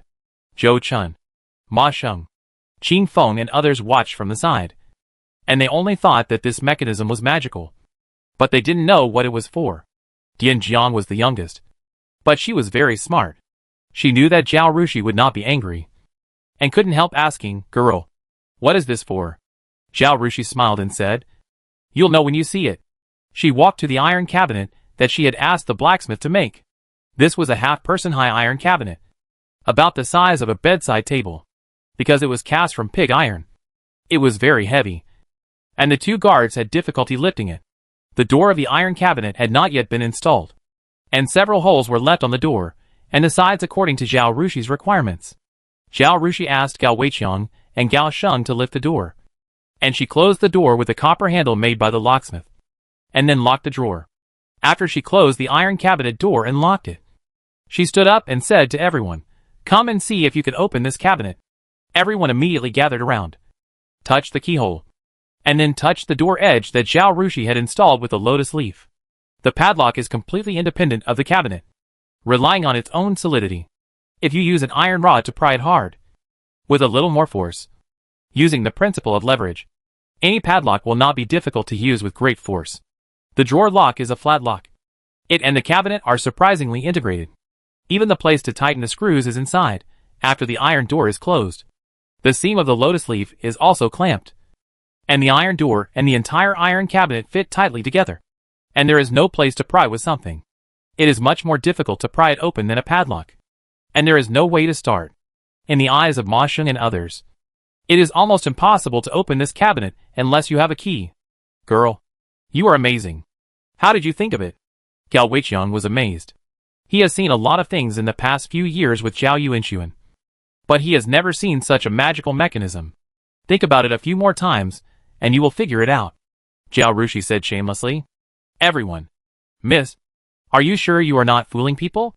Zhao Rushui asked Zhou Chun, "Is it okay to use this iron cabinet to store raw materials and finished products such as jewelry and jade?" Zhou Chun praised, "It is absolutely okay. Miss, with this iron cabinet, I can sleep well in the future." He has been worrying about this problem for a while. The workshop is about to start work. The jewelry and jade raw materials bought back are very valuable even if they have not been processed into jewelry. The jewelry processed by the craftsmen is even more valuable. Unfortunately, their guards are a motley crowd, although they have been trained and have been together for a while. Who knows what their potential character is? I really don't know how to keep those gemstone raw materials and process jewelry. The security of the jewelry workshop has been a problem. If Zhao Rushui put all the jewelry processing in one yard, it would be fine, as long as they strictly guarded it and didn't let any strangers in, counted the raw materials and jewelry handed in by the craftsmen every day, and assigned more guards. There would always be security. But the girl directly divided the jewelry workshop into 3 parts, and mixed it with other craftsmen. This increased the difficulty of security. Zhou Chun was very worried about this matter. He hoped that he could think of a good way to solve it. But until today, he had not come up with any good solution. He was still hesitating whether to mention this matter to the girl. But he did not expect that the girl would solve this matter quietly. It really deserves to be the one who can be favored by Master Ku Mu. It is really amazing. Confident. He was talking about his own girl. At this moment, Zhou Chun's admiration and worship for Zhao Rushui reached a new height. "Then do you think that if we make more safes like this and sell them to rich people, will anyone buy them?" Zhao Rushui asked again. Everyone in the room brightened up when they heard this. "Oh my God! Girl, are we going to get rich?" Dianjiang shouted excitedly. Everyone laughed. "How could they not buy them? There will definitely be a mad rush," Ma Sheng said. "Those wealthy families have a lot of gold, silver and jewelry, but they don't know where to keep them safe. They lock the cabinets layer by layer and have to send people to guard them. Once someone has bad intentions, the locks can be pried open, which is also not safe. But with our cabinet, it's different. Put the valuables in it and keep the key yourself, and send someone to guard it. It's really much more reassuring." Everyone nodded. "That's right. It will definitely sell very well." When Blacksmith Li and his men moved into the workshop, Let them make these cabinets, Zhao Rushui said. She said solemnly, Uncle Zhou, Uncle Ma, you will have to work hard these 2 days to bring all the craftsmen into the workshop. All workshops will try to start work in 3 days. Yes, Zhou Chun and Ma Sheng answered very loudly. Zhao Rushui hired so many craftsmen, and they all paid high salaries, and did not say what products they would make. They were actually quite worried, fearing that Zhao Rushui was too young and did not consider things carefully, and the products she made would not be sold, and she would be in a difficult situation, and these craftsmen would become a burden to her. Now seeing this thing called safe by the girl, they felt relieved. Chapter 353 Class starts. Zhao Rushui handed the rules she wrote to Zhou Chun again. When the craftsmen come tomorrow, you read these rules to them, and it's best to let them memorize them. Ask the workshop manager to make 4 copies, and post one in each workshop and the manager's office. If any craftsman violates the rules, the punishment regulations above will be implemented. Yes. Zhou Chun glanced at it, and found that the rules were formulated in great detail, and the punishments were also extremely detailed. The girl is thoughtful and thoughtful. Zhou Chun admires her. He, who never liked to flatter, couldn't help but flatter her. I will be teaching at the training class over there tomorrow, so I will be very busy in the next period of time. Please take care of the workshop. Report to me about the workshop situation every morning and evening. If there is any urgent matter, let Zhou Fan send a message to Uncle Ma, Qi Feng and others. I will reply to you when I am free. Zhou Fan is Zhou Chun's son. Zhao Rushui arranged him to be Zhou Chun's assistant to do some errands and message work. Zhou Chun can also teach his son nearby. Zhou Chun is very grateful for this. Zhou Chun wanted to remind Zhao Rushui to buy jewelry and jade raw materials, but seeing that Zhao Rushui had arranged everything properly and had everything in mind, he thought that she had already made arrangements for this matter. Thinking about the girl's full schedule every day, he didn't say anything more. After arranging all the matters of the workshop, Zhao Rushui left the workshop and passed by Wu Zong's yard next door. He saw many people coming and going and moving their luggage in. These were the students of the training class in Anzhou province. Anzhou province is the province where the capital is located, because it is closest to the capital. It received the notice of the opening of the class earlier, and it is related to the public security around the capital. So Zhang Chanshan put this province first. There are 15 students in this province. They live in Wu Zong's house for painting, food and accommodation. All matters are handled by Wu Zong and his men. Zhao Rushui did not meet these students until the next day at SI time, when Zhang Chanshan, Wu Zong and others left the court, and she followed them to the training institute. Don't be nervous. If there is anything, I will help you solve it. Wu Zong was worried that Zhao Rushui was too nervous and could not calm down, so he comforted her softly.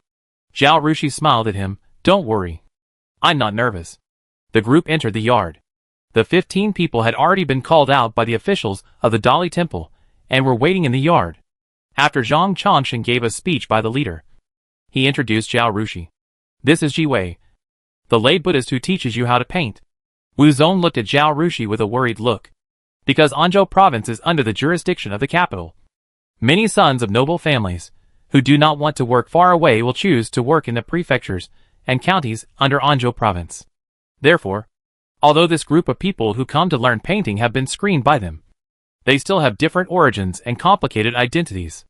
Some are painters or officials with real painting talents, and some are sons of noble families with connections.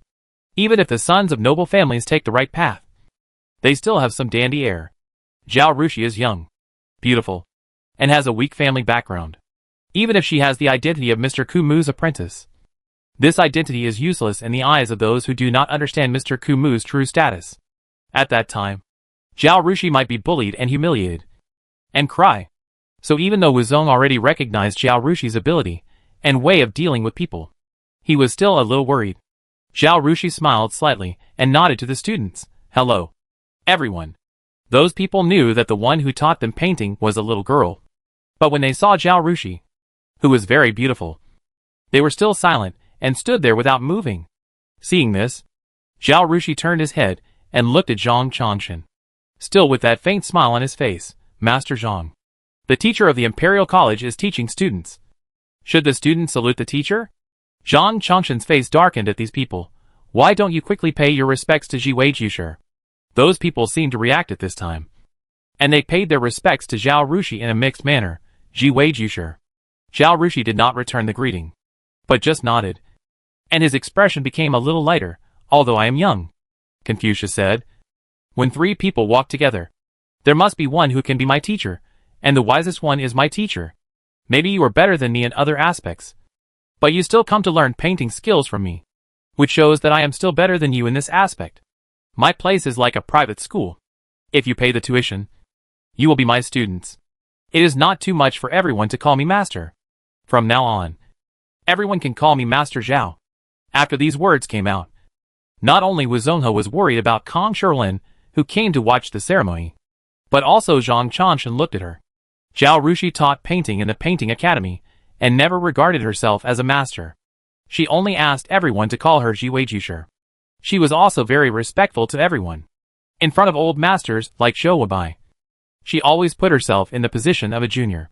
Unexpectedly, Zhao Rushui directly defined the identities of teacher and student in front of the class, and even defined the nature of this training class as a private school.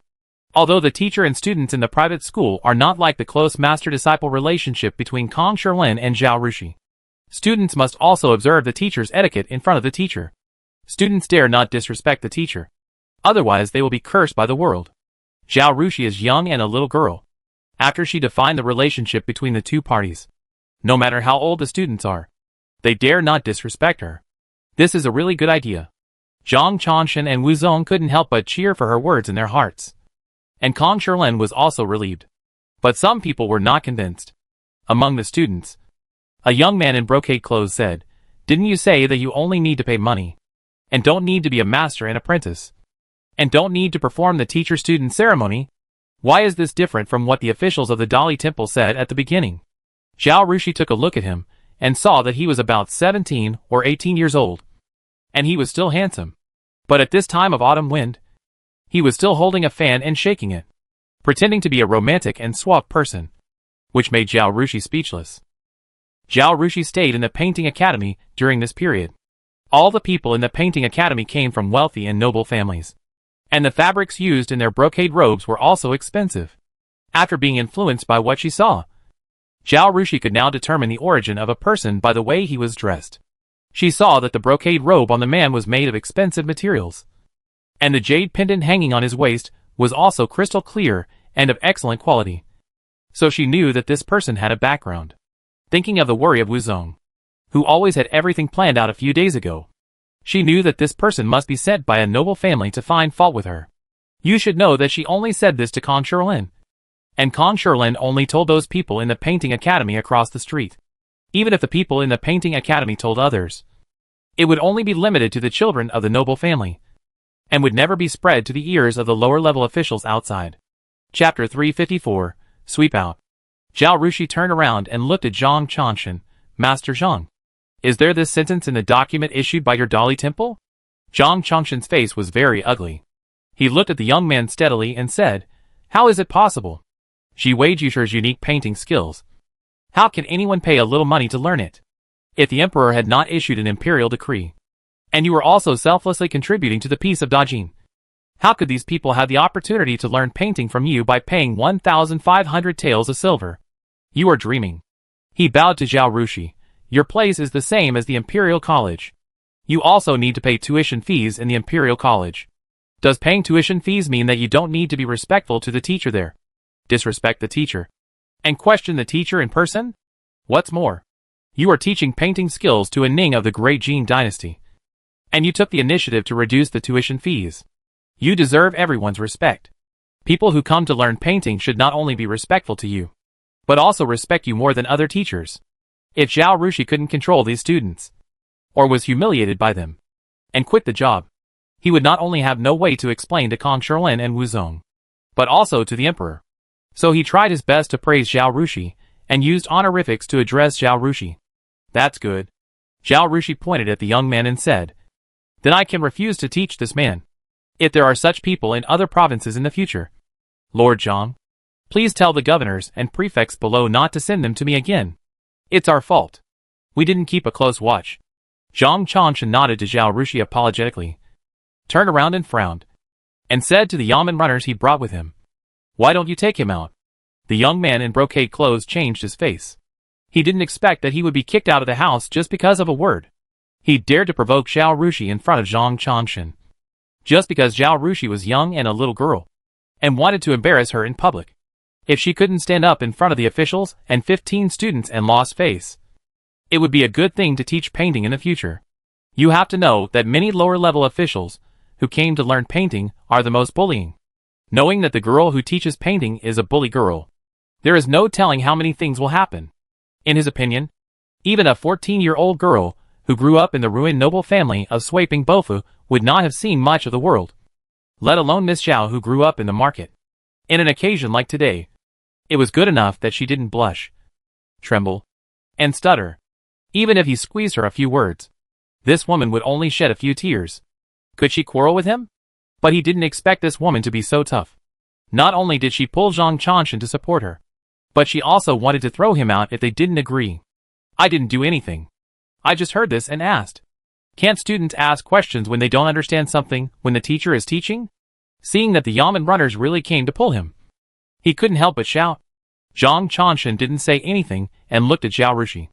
After all, Zhao Rushui would have to teach this class in the future, and she would stay with these people every day. If she is not strong enough and cannot subdue these people well, there will be troubles of all sizes in the future. The 22,500 taels of silver may seem easy to others, but it is not so easy to earn in Zhang Changshan's opinion. In the past few months, Zhao Rushui has been wronged and squeezed. She is afraid that she will shed a lot of tears. Now he wants to see if this little girl will be soft-hearted or quarrel with this person. But Zhao Rushui has no expression on her face, as if she didn't hear the question. The Yamen runners of the Dali Temple had met Zhao Rushui when she went to paint, and they had a good impression of her. Later, Wu Zong asked them to help find middlemen. After these middlemen did business with Zhao Rushui, they kept praising Zhao Rushui in front of them, and thanked them for introducing a generous big customer, which made them very proud. For this matter, Zhao Rushui even gave money to Wu Zong to treat them to a meal. So they had a very good impression of Master Wu's little sister. Seeing that their master was silent and Miss Zhao had no new instructions, their subordinates did not hesitate at all and directly dragged the man out, until the man's wailing and cursing sound disappeared. Zhao Rushui continued to say to the students who were as silent as a cicada, "This is my class. You cannot have any words or actions that disrespect me here. Whether you are questioning, or joking. As long as I feel humiliated, I can have someone send you out and refuse to accept you." She looked around at everyone, because this is my original painting technique. Even if you offer me 3,000 taels or 5,000 taels, I won't teach you if I'm not willing. Now I am willing to make a contribution to the Jin dynasty. But it's only between me and the Jin dynasty. The government gives me a 1,500 tael of tuition, and I can teach people to paint, but not necessarily you. If you don't respect me, I can ask your government to change someone to learn. She pointed to the door. Now, those who don't want to learn painting from a yellow-haired girl like me, look down on me, despise me from the bottom of their hearts, and can't stand what I said just now, can leave here now. The courtyard was silent, especially the remaining 14 students. They dared not breathe, fearing that if they breathed heavily, they would be misunderstood by the people present as being dissatisfied with Master Zhao, and then thrown out. Being thrown out like this was not only embarrassing, but they would not be able to explain to their superiors when they returned. Just saying that they had lost such an opportunity, they would beat their chests and stamp their feet, regretting it too late. After learning the new painting method, their status in the government office would be different. This was related to their future. Although Master Zhao was a little girl younger than their daughter, she was cruel, and would kick them out if they disagreed with her. It was terrible. I can't afford to offend him. Seeing that everyone was shocked and behaved like quails, Zhao Rushui nodded with satisfaction. She turned around and said to Zhang Changshan, "Master Zhang, please continue." Zhang Changshan. What did he say? Where was he just now? Oh, it seems that he wanted to warn these people to respect Shi Wei Jisher. But is it necessary to say it now? It seems unnecessary. He thought for a while and said, "What Master Zhao meant just now is what I mean. And it is also what the Dali Temple means. There is no shortage of talented people in the various government offices. And there are many people who want to learn painting. If you don't want to learn, there are many people vying to learn. So as long as Master Zhao tells us that someone is disrespectful to you, or is lazy, we will immediately let you pack up and go back, and replace you with someone else. The 14 people lowered their heads even lower, wishing they could bury them in their chests. Chapter 355 Respect. Zhang Chanshan turned to look at Wu Zong. Master Wu, do you have anything to say? Wu Zong originally had a lot to say, but now there was nothing to say. He turned to Kong Shilin. Master, what about you? Kong Shilin waved his hand. This is your government's business. You handle it yourself. If you can't handle it, I will let the emperor handle it.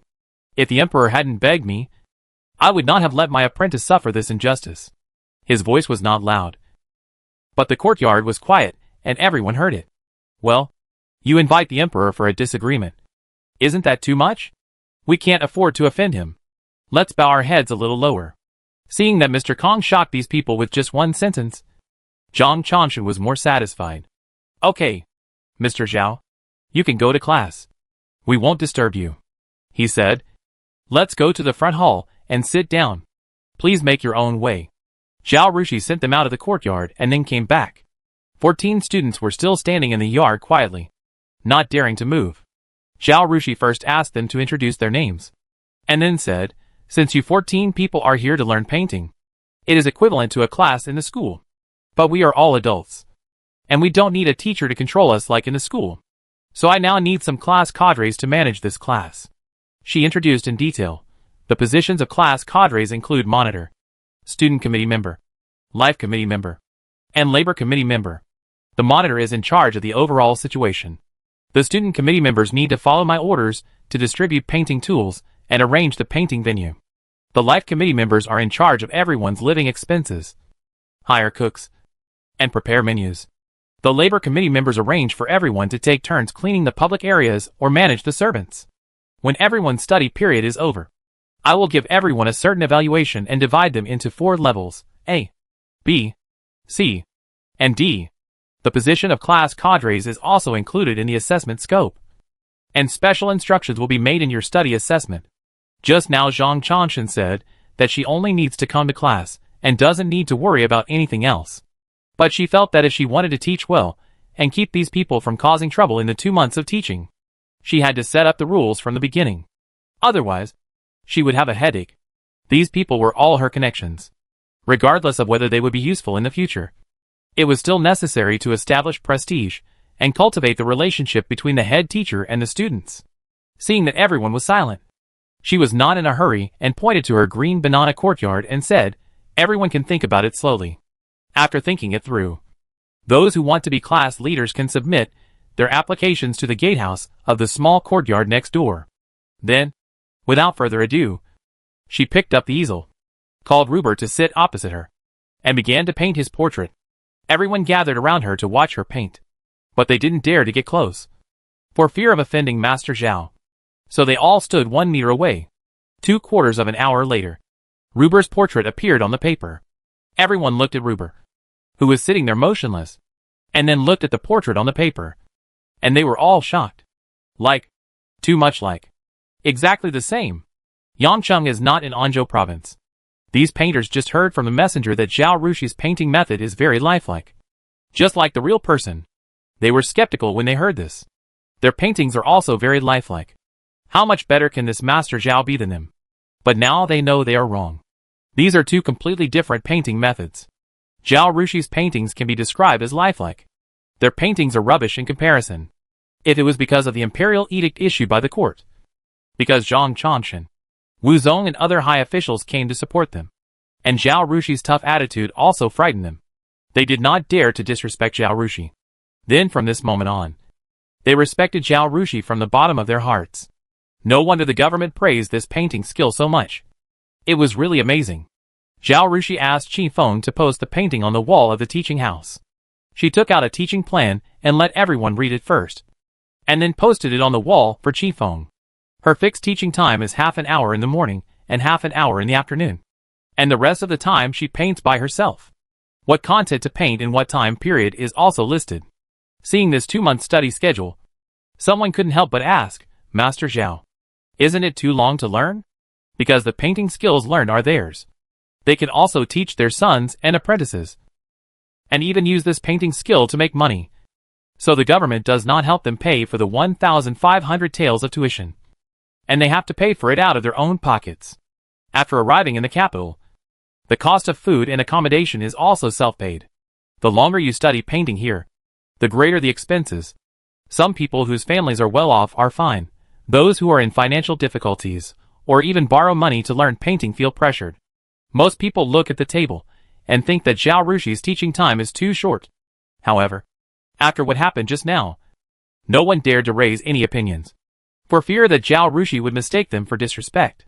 Zhao Rushi did not answer, but directly took a piece of paper and quickly drew a sketch for Lubo, and pasted this sketch next to the sketch yesterday. She pointed to the sketch and said, "If you want to learn something very simple, you can learn it in half a month." Although this sketch seems simple, it is still based on sketching. If you don't learn sketching well, you will definitely not be able to draw a good sketch. She looked around at everyone. The concept of my painting technique is different from the painting concept you have learned since elementary school. Just accepting this concept and changing your previous painting habits is a process. And this process will take at least half a month. Besides, everyone is a painter and has learned painting before. We should know that when we learn painting, the most important thing is to be led by a master. And the practice depends on the individual. I will teach you how to draw. You need to slowly figure it out and draw it yourself. It is different from studying the 4 books and 5 classics. You can't learn it well just by having a long lecture. On the contrary, it requires you to practice more on your own. In addition, another training class will be held in another province in 10 days. In more than a month. 4 classes will be held at the same time. I can't watch you all day. The student regretted asking the question as soon as he asked it, fearing that he would be sent back. It's a pity that once the words are out, they can't be taken back even if they want to. Seeing Zhao Rushi's expression was indifferent again, he quickly smiled and said, "It's okay. Master, I just said that. Please don't mind it. You are right. How can you learn a painting skill in 10 days or half a month? 2 months is very good." "Very good," others quickly echoed. "Isn't it? What can you learn in 10 days or half a month? It seems that you have learned it. But in fact it is just the tip of the iceberg. Only by learning slowly can you learn a painting skill thoroughly." Chapter 356. Check it for me. Yes. Yes. If anyone thinks it takes too long, they can go back and ask someone else to come. We are fine. We are not afraid of the long time. But we are afraid of not learning well. These people are not stupid. After seeing Zhao Rushi's paintings, everyone realized that this was a very rare opportunity. Let's not talk about anything else. Just say that after learning this painting skill, you will definitely be valued when you return to the government. Seeing that everyone was very obedient and there was no more troublemaker like the young man in brocade clothes, Zhao Rushi was very satisfied and began to explain the concept of sketching to everyone. Zhang Chanshan stayed in the front yard to support Zhao Rushi. After sitting for a while, he came back to see that the classroom discipline was very good. The officials were very respectful to Zhao Rushi, calling him Master Zhao and bowing when they asked for advice.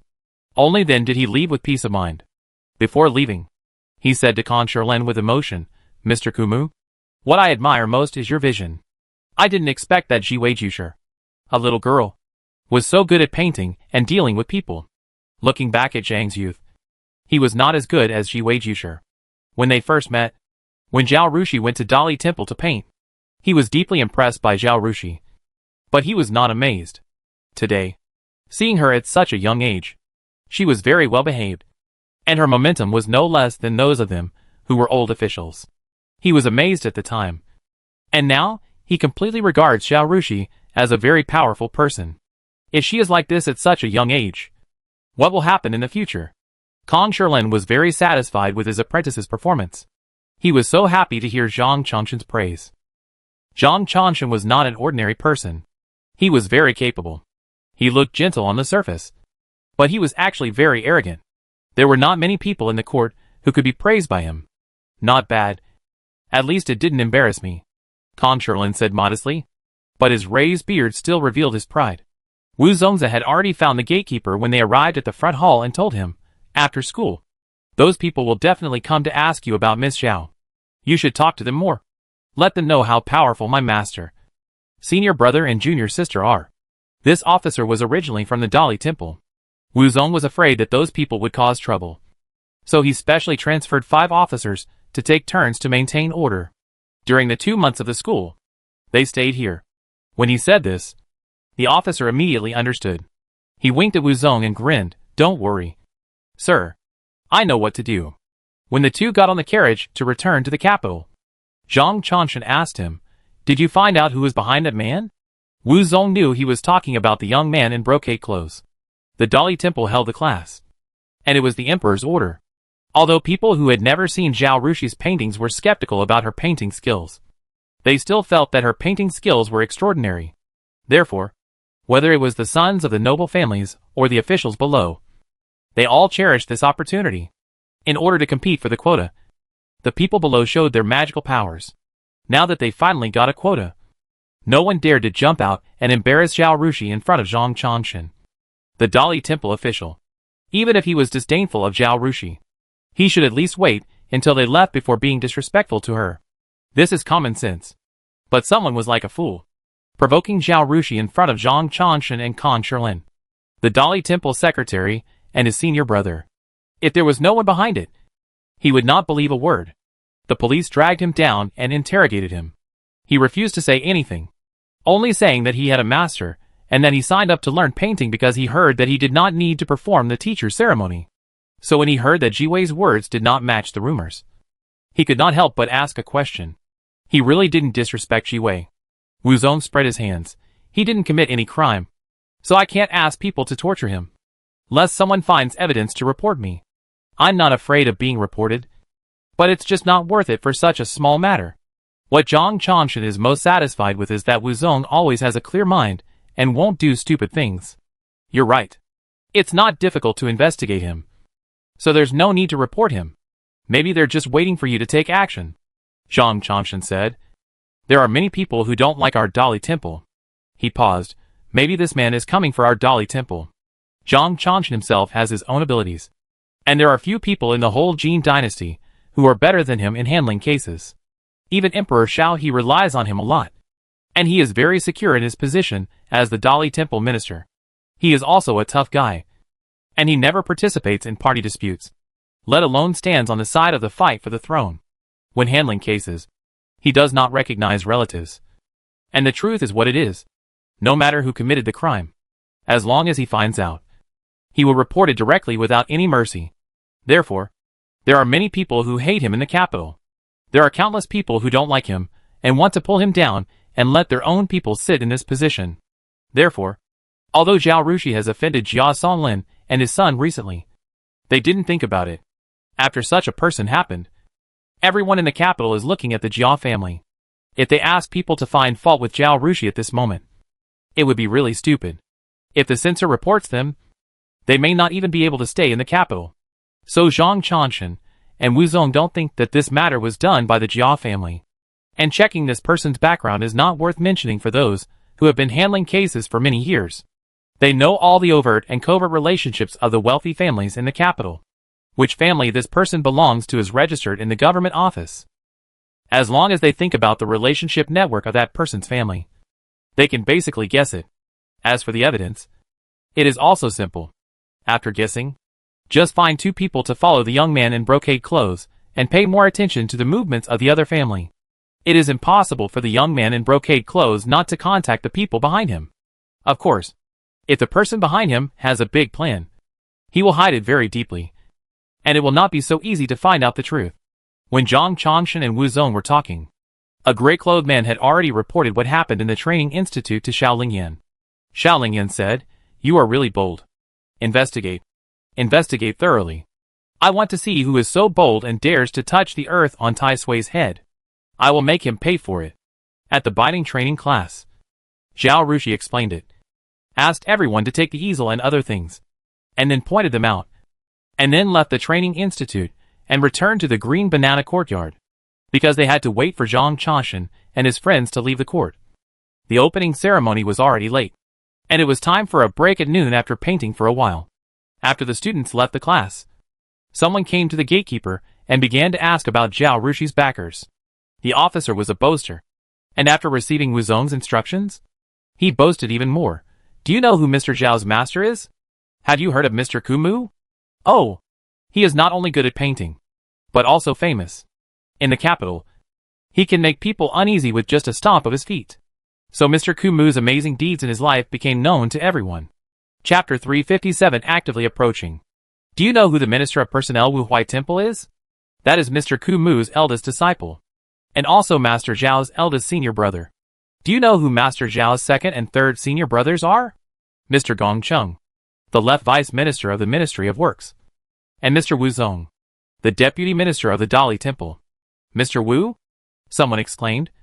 He is also Master Zhao's senior brother? Isn't it? Mr. Kumu and his 3 senior brothers are the most protective of their shortcomings. If you provoke them, they may not bother you. But if you make Master Zhao unhappy, they will make you pay for it. Not to mention you. Even your superiors. Can you afford to offend the Minister of Personnel? Everyone shook their heads. Not to mention offending the Minister of Personnel.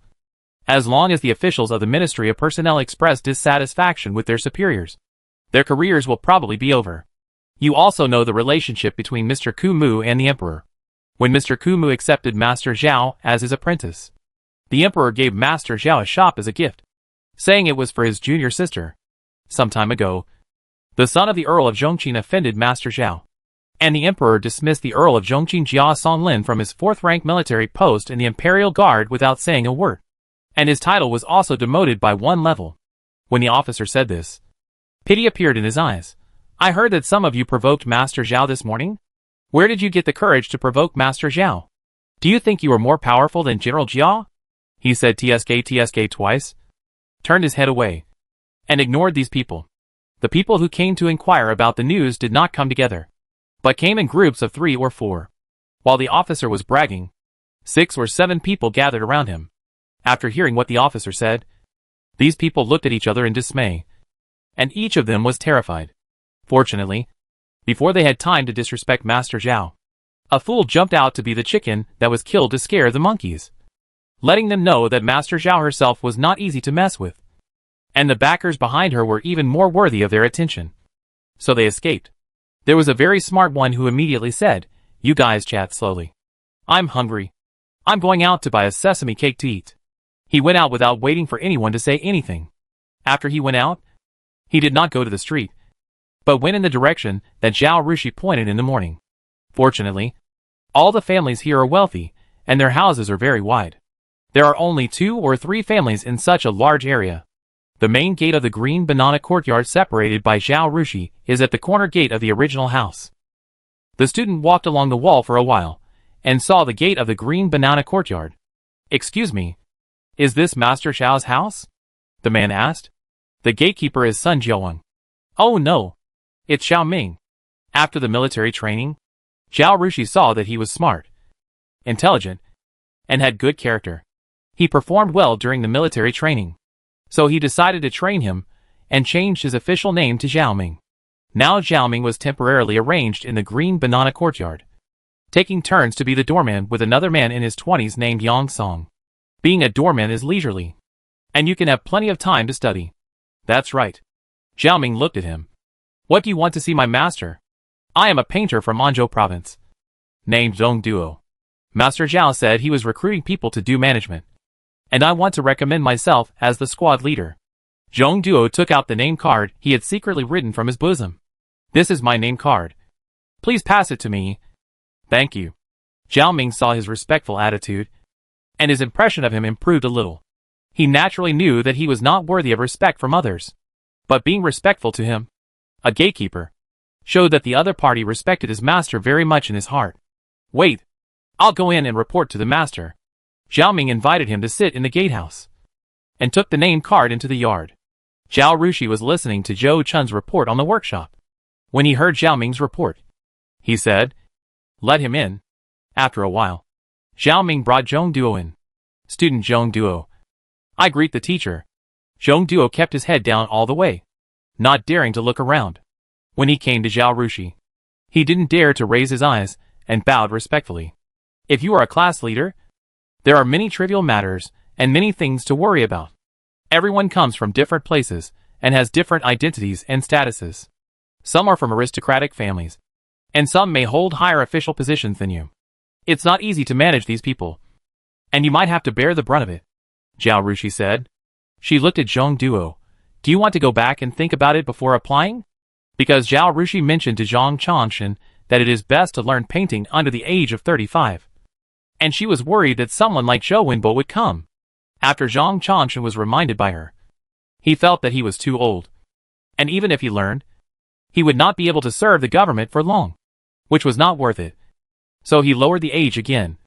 And the document clearly stated that he had to be under 30 years old. So these students are relatively young. Zhong Duo is about 25 or 26 years old. And he seems to be quite calm. He did not hesitate. After Zhao Rushui finished speaking, he bowed and said, I have thought about what the teacher said. I am willing to serve my colleagues. Zhao Rushui was very satisfied. She was about to speak when she saw Zhao Ming, who had just been out for a few minutes. Came in again with 2 cards in his hand. Miss. 2 more people handed in the cards. Zhao Rushui glanced at Zhong Duo. Please let them in. The 2 men came in, and were obviously stunned when they saw Zhong Duo. After they explained their purpose, and said they all wanted to be class monitors. Zhao Rushui said, in that case, you all tell me how you plan to manage the class if you become the class monitor. After school, the 3 of them were able to find the clerk to inquire about Zhao Rushi's background. And they quickly made a decision, and came here to recommend themselves. Naturally, they had thought clearly about the benefits of being a class cadre. Zhao Rushui has such a strong background. Being a class monitor and managing the class for her will give her the opportunity to get in touch with her more. Once I have a relationship with her, she will say a word for me, or say a few good words in the evaluation, and I will be rated as excellent. And my future will be bright. Even if Master Zhao doesn't speak for me in front of my superiors. It's not a loss to have more contact with her, and give her more advice when painting. In addition, being a class leader may be hard and may offend people. But it is also a good opportunity to make connections. Among those who come to learn painting, there are children from noble families, and those with higher official positions than them. Once you become friends with them, you will have more chances to get promoted in the future. Therefore, as soon as Zhao Rushui finished speaking, someone who came later said, I'll go first. He then talked about his own advantages and strengths, and how to manage the class. In his words, he showed how excellent he was, and what kind of backers he had. After he finished speaking, Zhao Rushui did not comment, and said to Zhong Duo and the other person, who of you will speak first? The 2 looked at each other, and Zhong Duo made a gesture of invitation. Brother, you go first. Chapter 358 Strange. The man said humbly, and followed the previous one's pattern. Then it was Zhong Duo.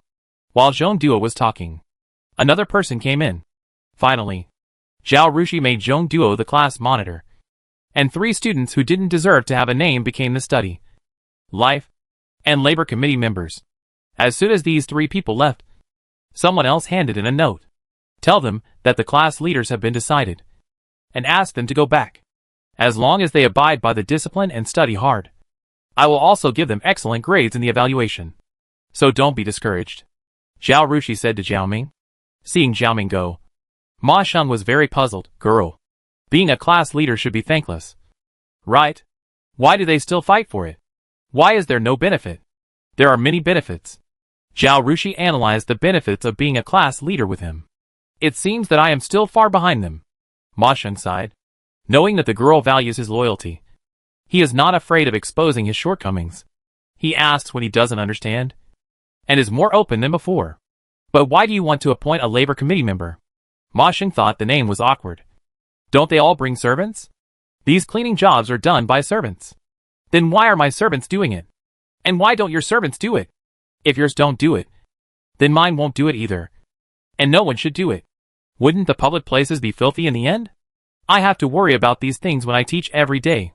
I appointed these people as class leaders. But it was just a matter of talking. They will be quiet for the next 2 months, managing themselves. How much trouble can this save for me and the Dali Temple officials? Not only that, but students from other provinces will come every 10 days. When there are conflicts and frictions between provinces and courtyards, do I or my senior brothers have to worry about these things and mediate for them? The class leaders of each class will handle and negotiate. If there is a problem in any class, I will only find the class leader. The girl is really thoughtful. Zhou Chun and Ma Sheng were both impressed. The training classes schedule was the same as that of Binding Women's Academy. In the afternoon, Zhao Rushui announced the appointment of class leaders in the training class, and guided them to paint for half an hour. Then he took Zhou Chun, Ma Sheng and Zhao Ming back to the capital to buy jewelry from the jewelry supplier introduced by shopkeeper Wang. Shopkeeper Shen, please bring some of your jewelry here for me to see, and then tell me the price. I'm just starting out, so I won't buy much this time. Wait until the shop is open, and then increase the purchase volume. From now on, the housekeeper Zhou, will come to your place to buy, so please take care of me when the time comes. Shopkeeper Shen is a middle-aged man with a big belly. After hearing what Zhao Rushui said, he smiled and said, "The princess of Jinan has sent someone to greet me a long time ago. From now on, the price of the goods that Miss Zhao buys will be the same as that of Zibozai.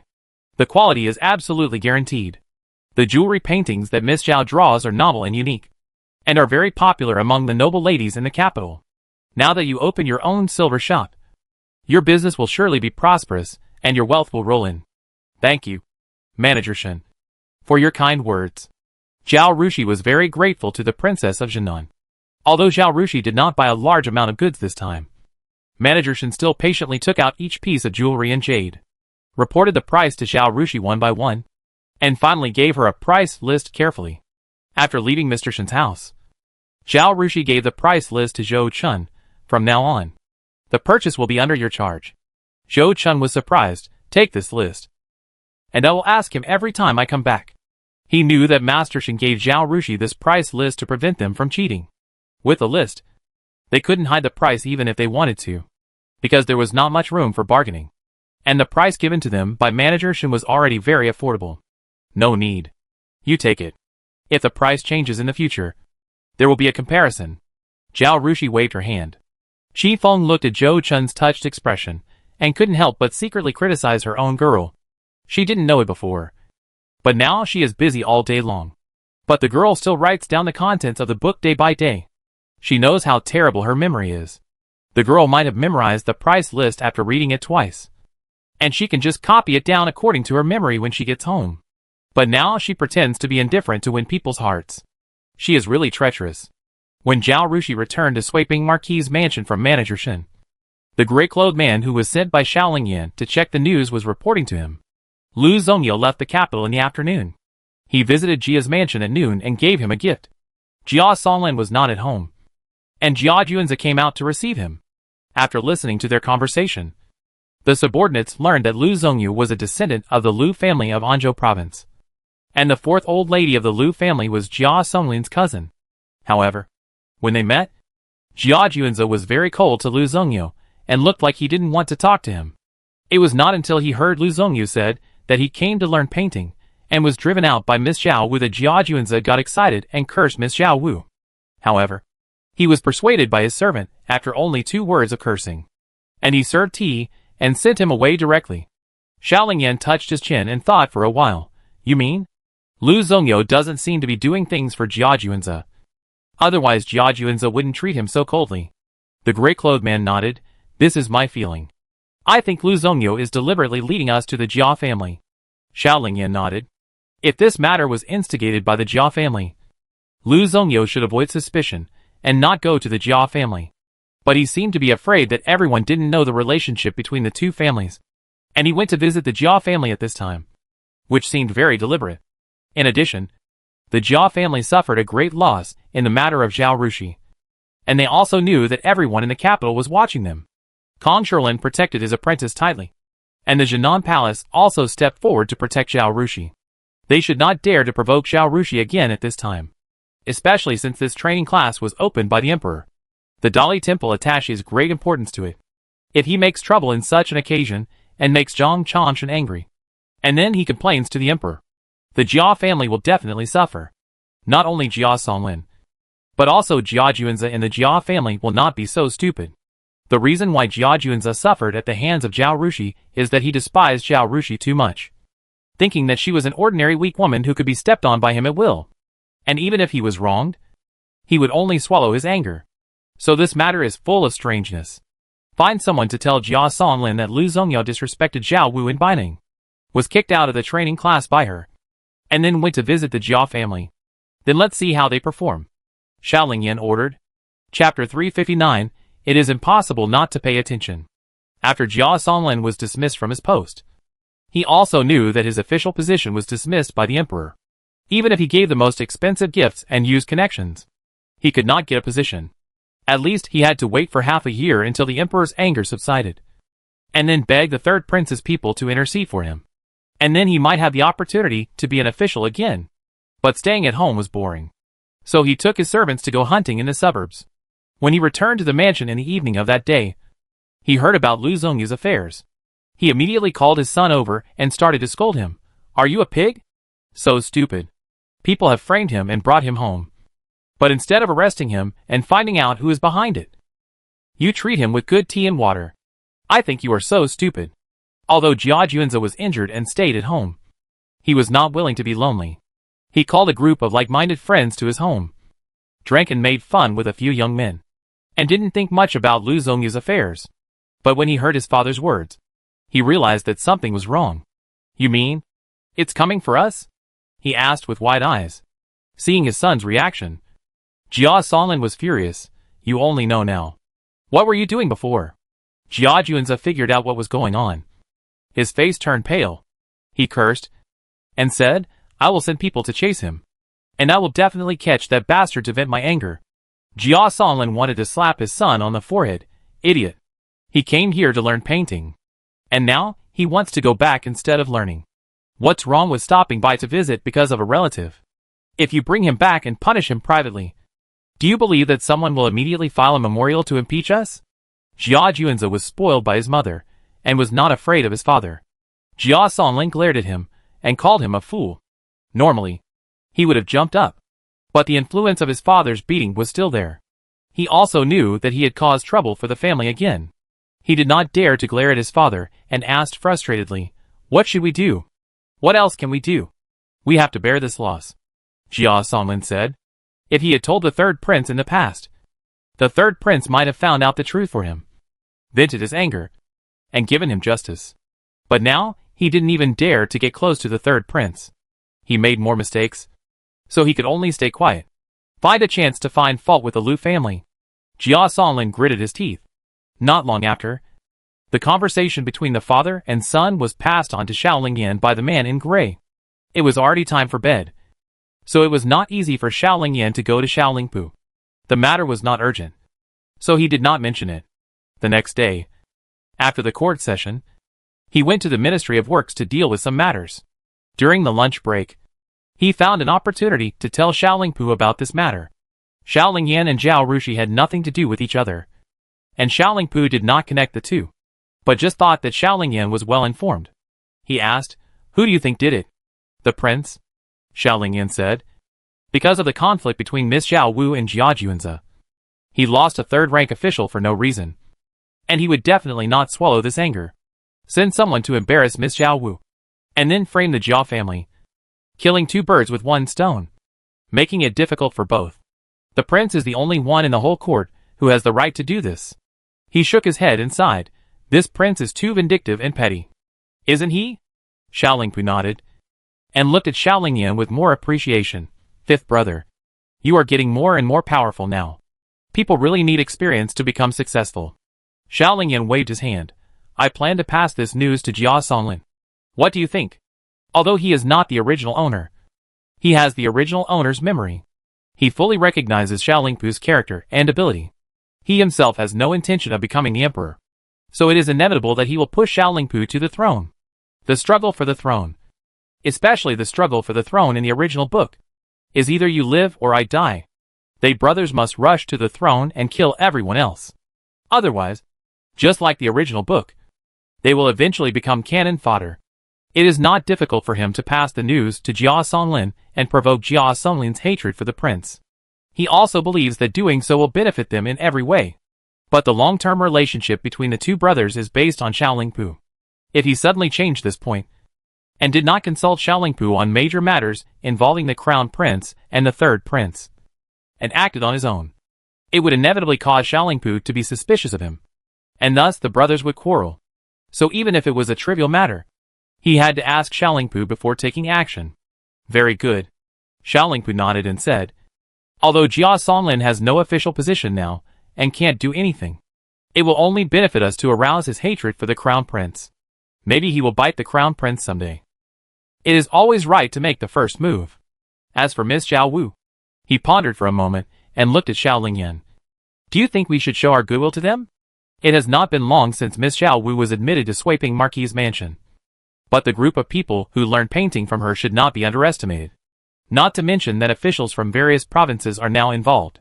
Although Xiao Lingyan wanted to date Zhao Rushui openly, he was unwilling to let Zhao Rushui come to the public, attract the attention of various factions, and bring hatred and harm. Brother, there is a balance in the court now. People like Zhang Chanshan of the Dali Temple, Wu Huixi of the Ministry of Personnel, and Mr. Kumu are all upright, and they don't take sides.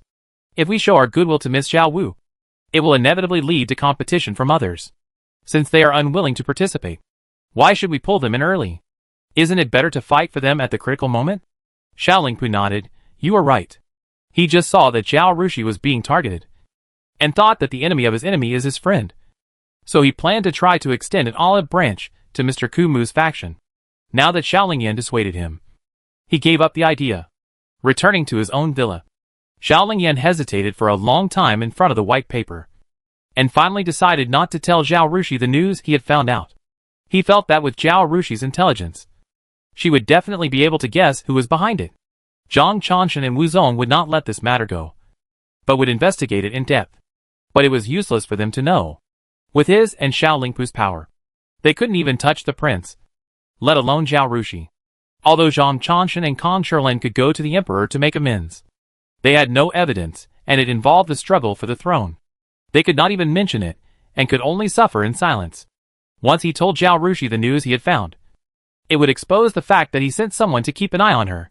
Although he was concerned about her and worried that she would be bullied, his starting point was good. But Zhao Rushui would definitely not like him doing this. Maybe she would never talk to him again because of this incident. And then it would be even more difficult for him to send someone to keep an eye on her. It was impossible not to keep an eye on her. Not in this life. Chapter 360. Good days are yet to come.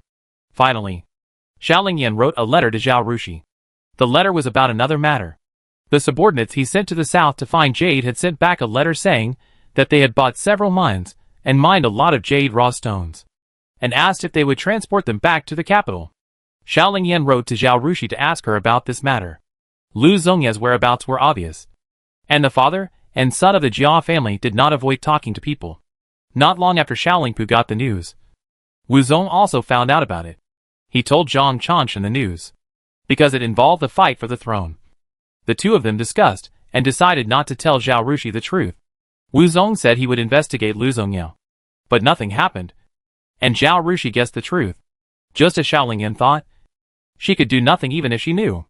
The prince was out of her reach. Fortunately, she did not suffer any loss, but used Lu Zongyao as a chicken to scare the monkeys, and frighten the trainees in the training class to behave well.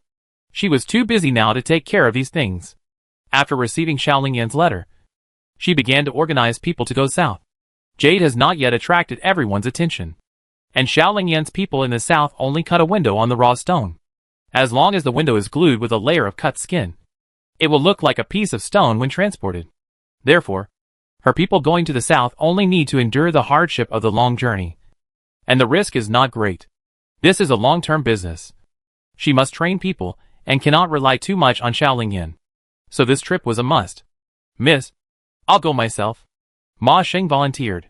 It's very hard and risky, Zhao Rushui said truthfully. At that time, the medical level was poor, and catching a cold on the road could kill you. Although Dajin was peaceful, there were still bandits and robbers. Not to mention that when Ma Sheng and his team came back, they had to transport stones by water, and the risks on the ship were self-evident. I know. But if I don't go, those newly bought guards won't be able to help me, Ma Sheng said. Zhao Rushui was very touched and stood up and bowed to Ma Sheng. Thank you, Uncle Ma. There are really few people who are capable and trustworthy. If Ma Sheng had not volunteered, she really couldn't send anyone. At Ma Sheng's suggestion, Zhao Rushui exchanged her new guard with the old guard of Swiping Bo's mansion, and selected 3 people from the old guard. She also tried to select those who had wives, children and ties from the newly purchased batch. Zhao Rushui also selected 15 men from the farm, and formed a team of 28 people to go to the south. In order to save time and avoid the cold weather when returning, they would go by land when going and take the water when returning. That day, Zhao Rushui just returned to Green Banana Courtyard from the training institute, and saw an old man standing up from the gatehouse and bowing to her. Old slave Qian Duo. Meet the young lady. You are here. The head of the bank? It's just right. I was going to ask someone to call you. Zhao Rushui smiled and said, Come on. Sit in the hall. Some time ago, Zhao Rushui bought some tenants who couldn't make ends meet and put them on the farm. As soon as the new farmhands arrived, the autumn harvest came. The people on the farm were busy for a long time before they collected all the grain, dried it, and put it in the granary. Zhao Rushui turned around and told Zhao Ming, Go to the workshop next door and call housekeeper Zhou. Zhao Ming agreed and ran away like a fly.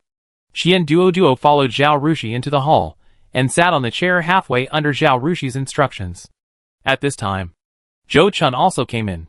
Tell me first, what do you want to see me for? Zhao Rushui asked. Nothing. I just want to ask you, young lady, now that we have finished all the work on the farm, should we organize people to build a house for the new family? Qian Duo said. The newly bought farm servants arrived just in time for the autumn harvest, so naturally they had no time to build a house. Zhao Rushui let them live in the servants' room of the farm. In addition, young lady, should the chickens, ducks, pigs and sheep raised on the farm be delivered to your house all at once during the new year, or in batches? If they are delivered in batches, when do you think it would be best to deliver them? Let's build it. You can make the decision about building the house. I will give you an answer after I consider when to send the chickens, ducks, pigs and sheep. Zhao Rushui said. The Sweeping Marquis mansion also has a farm, and the farm also has produce. Zhao Rushui will definitely take some of the produce from Bailu Manor back to the mansion. But there are not many masters in the Marquis mansion, so they can't eat much. Zhao Rushui has her own servants, so it's impossible for her to take the produce from her farm back to the servants of Sweeping Marquis mansion. She still needs to ask Jusher about how to distribute it, and think about it carefully. Seeing that Qian Duo had no other questions, Zhao Rushui handed Qian Duo the blueprint that Dianjiang had taken out of the house. I want to dig a pond here. Zhao Rushui pointed to the location marked on the blueprint. We also need to cut down some trees on the mountain. I plan to plant fruit trees on the mountain next spring, so I will cut down more trees. I allow you to buy the cut wood on credit and use it to build a mud brick house. The credit fee will be deducted from future income. Girl. Qian Duo's voice trembled when she heard this. Are you serious? Are you really going to give us wood on credit to build a house? After saying this, he came to his senses, shook his head, and looked frustrated. But our annual income is only enough to make ends meet, and we really can't save money to fill this gap. Or forget it. It's hard enough to make ends meet, and we can only eat coarse food and vegetables. Half hungry. In bad years, the harvest is poor, and people starve to death. How can we earn money to pay off the debt? Zhao Rushui is very satisfied with Qian Duo. Since she said so, the greedy people will definitely take advantage of this first, and then they can't pay the debt later. Anyway, she couldn't force Zhuang Nu to starve to death to pay back the debt. After all, Zhuang Nu was her property. Moreover, she clearly showed the characteristics of a saint, and she could use this to play a pitiful role, and maybe she could get away with the debt. But Qian Duo didn't think of delaying the payment to take advantage, but explained the matter clearly, which was a good character. She said, Don't worry. I dare to give you credit, so I am sure you can pay it back, as long as you listen to my instructions. Do whatever I tell you to do, and work hard. No one will be unable to pay back the money. Zhou Chun also understood what Zhao Rushui meant. He had not been with Zhao Rushui for a long time, but one thing after another made him deeply convinced of Zhao Rushui. He had confidence in Zhao Rushi's words. He also said, Boss of the bank, don't worry. Don't you know the ability of our girl? It has only been a short time since she started from scratch, and she has earned such a large family business. During the military training, they not only marched at attention, but also brainwashed. Ma Sheng boasted about Zhao Rushi's glorious deeds. So not only the newly bought servants, but also the people in the bank knew how powerful their master was. Chapter 361 Matchmaker coming? Hearing Zhou Chun's words, Qian Duo finally gained confidence. He knelt on the ground with a thump and kowtowed 3 times to Zhao Rushui. His voice was trembling. This old slave kowtows to the young lady on behalf of more than 200 people in the village. Thank you for your kindness. They have lived in dark and damp places for generations. Many of them have suffered from severe rheumatism in their 40s and have difficulty walking. Thinking that he can finally live in a mud brick house now. Qian Duoduo couldn't help crying. Qi Feng knew that Zhao Rushui hated people bowing to her the most. When she saw Zhao Rushui making a gesture, she hurried forward to help Qian Duoduo. Zhao Rushui felt very uncomfortable when she saw Qian Duoduo like this. She said gently, "As long as you listen to me and work hard, good days are still ahead. You can even afford to live in a blue brick and tile house. Life will get better and better." She pointed to a place on the drawing and said, "Do you see this? This is the first house you are going to build. It is a private school for children to study. After the house is built, I will send people to teach the children in the village to read and write." Qian Duoduo was even more excited when he heard this, and wanted to kneel down and kowtow, but was stopped by Zhao Rushui. "Go back and measure the area of your village. Where are the slopes? Where are the trees? Where are the potholes and uneven places? Draw a map and mark them all. You should make the adobe first, and then build after I plan it for you." "Yes." Although Qian Duoduo didn't understand what Zhao Rushui said. What does planning mean? But it doesn't stop him from agreeing without hesitation. After pointing out the blueprint and arranging the next things to do on the farm, Zhao Rushui sent Qian Duoduo away, thinking of the grain piled in the granary on the farm. Zhao Rushui rubbed his eyebrows and said, "Uncle Zhou, I plan to make food and sell the newly harvested grain and other products on the farm. In the next few days, you should ask someone to pass on a message to a few middlemen, saying that we want to buy 4 or 5 white-case cooks and 2 small shops. I will meet the chef when the time comes. You can decide where to buy the shop. I won't worry about it." "Yes." When Zhou Chun heard that Zhao Rushui wanted to make food from grain, he praised her immediately. "Making food to sell. It's a good idea. Girl, farming and selling grain are the 2 most difficult, and the most difficult to make money.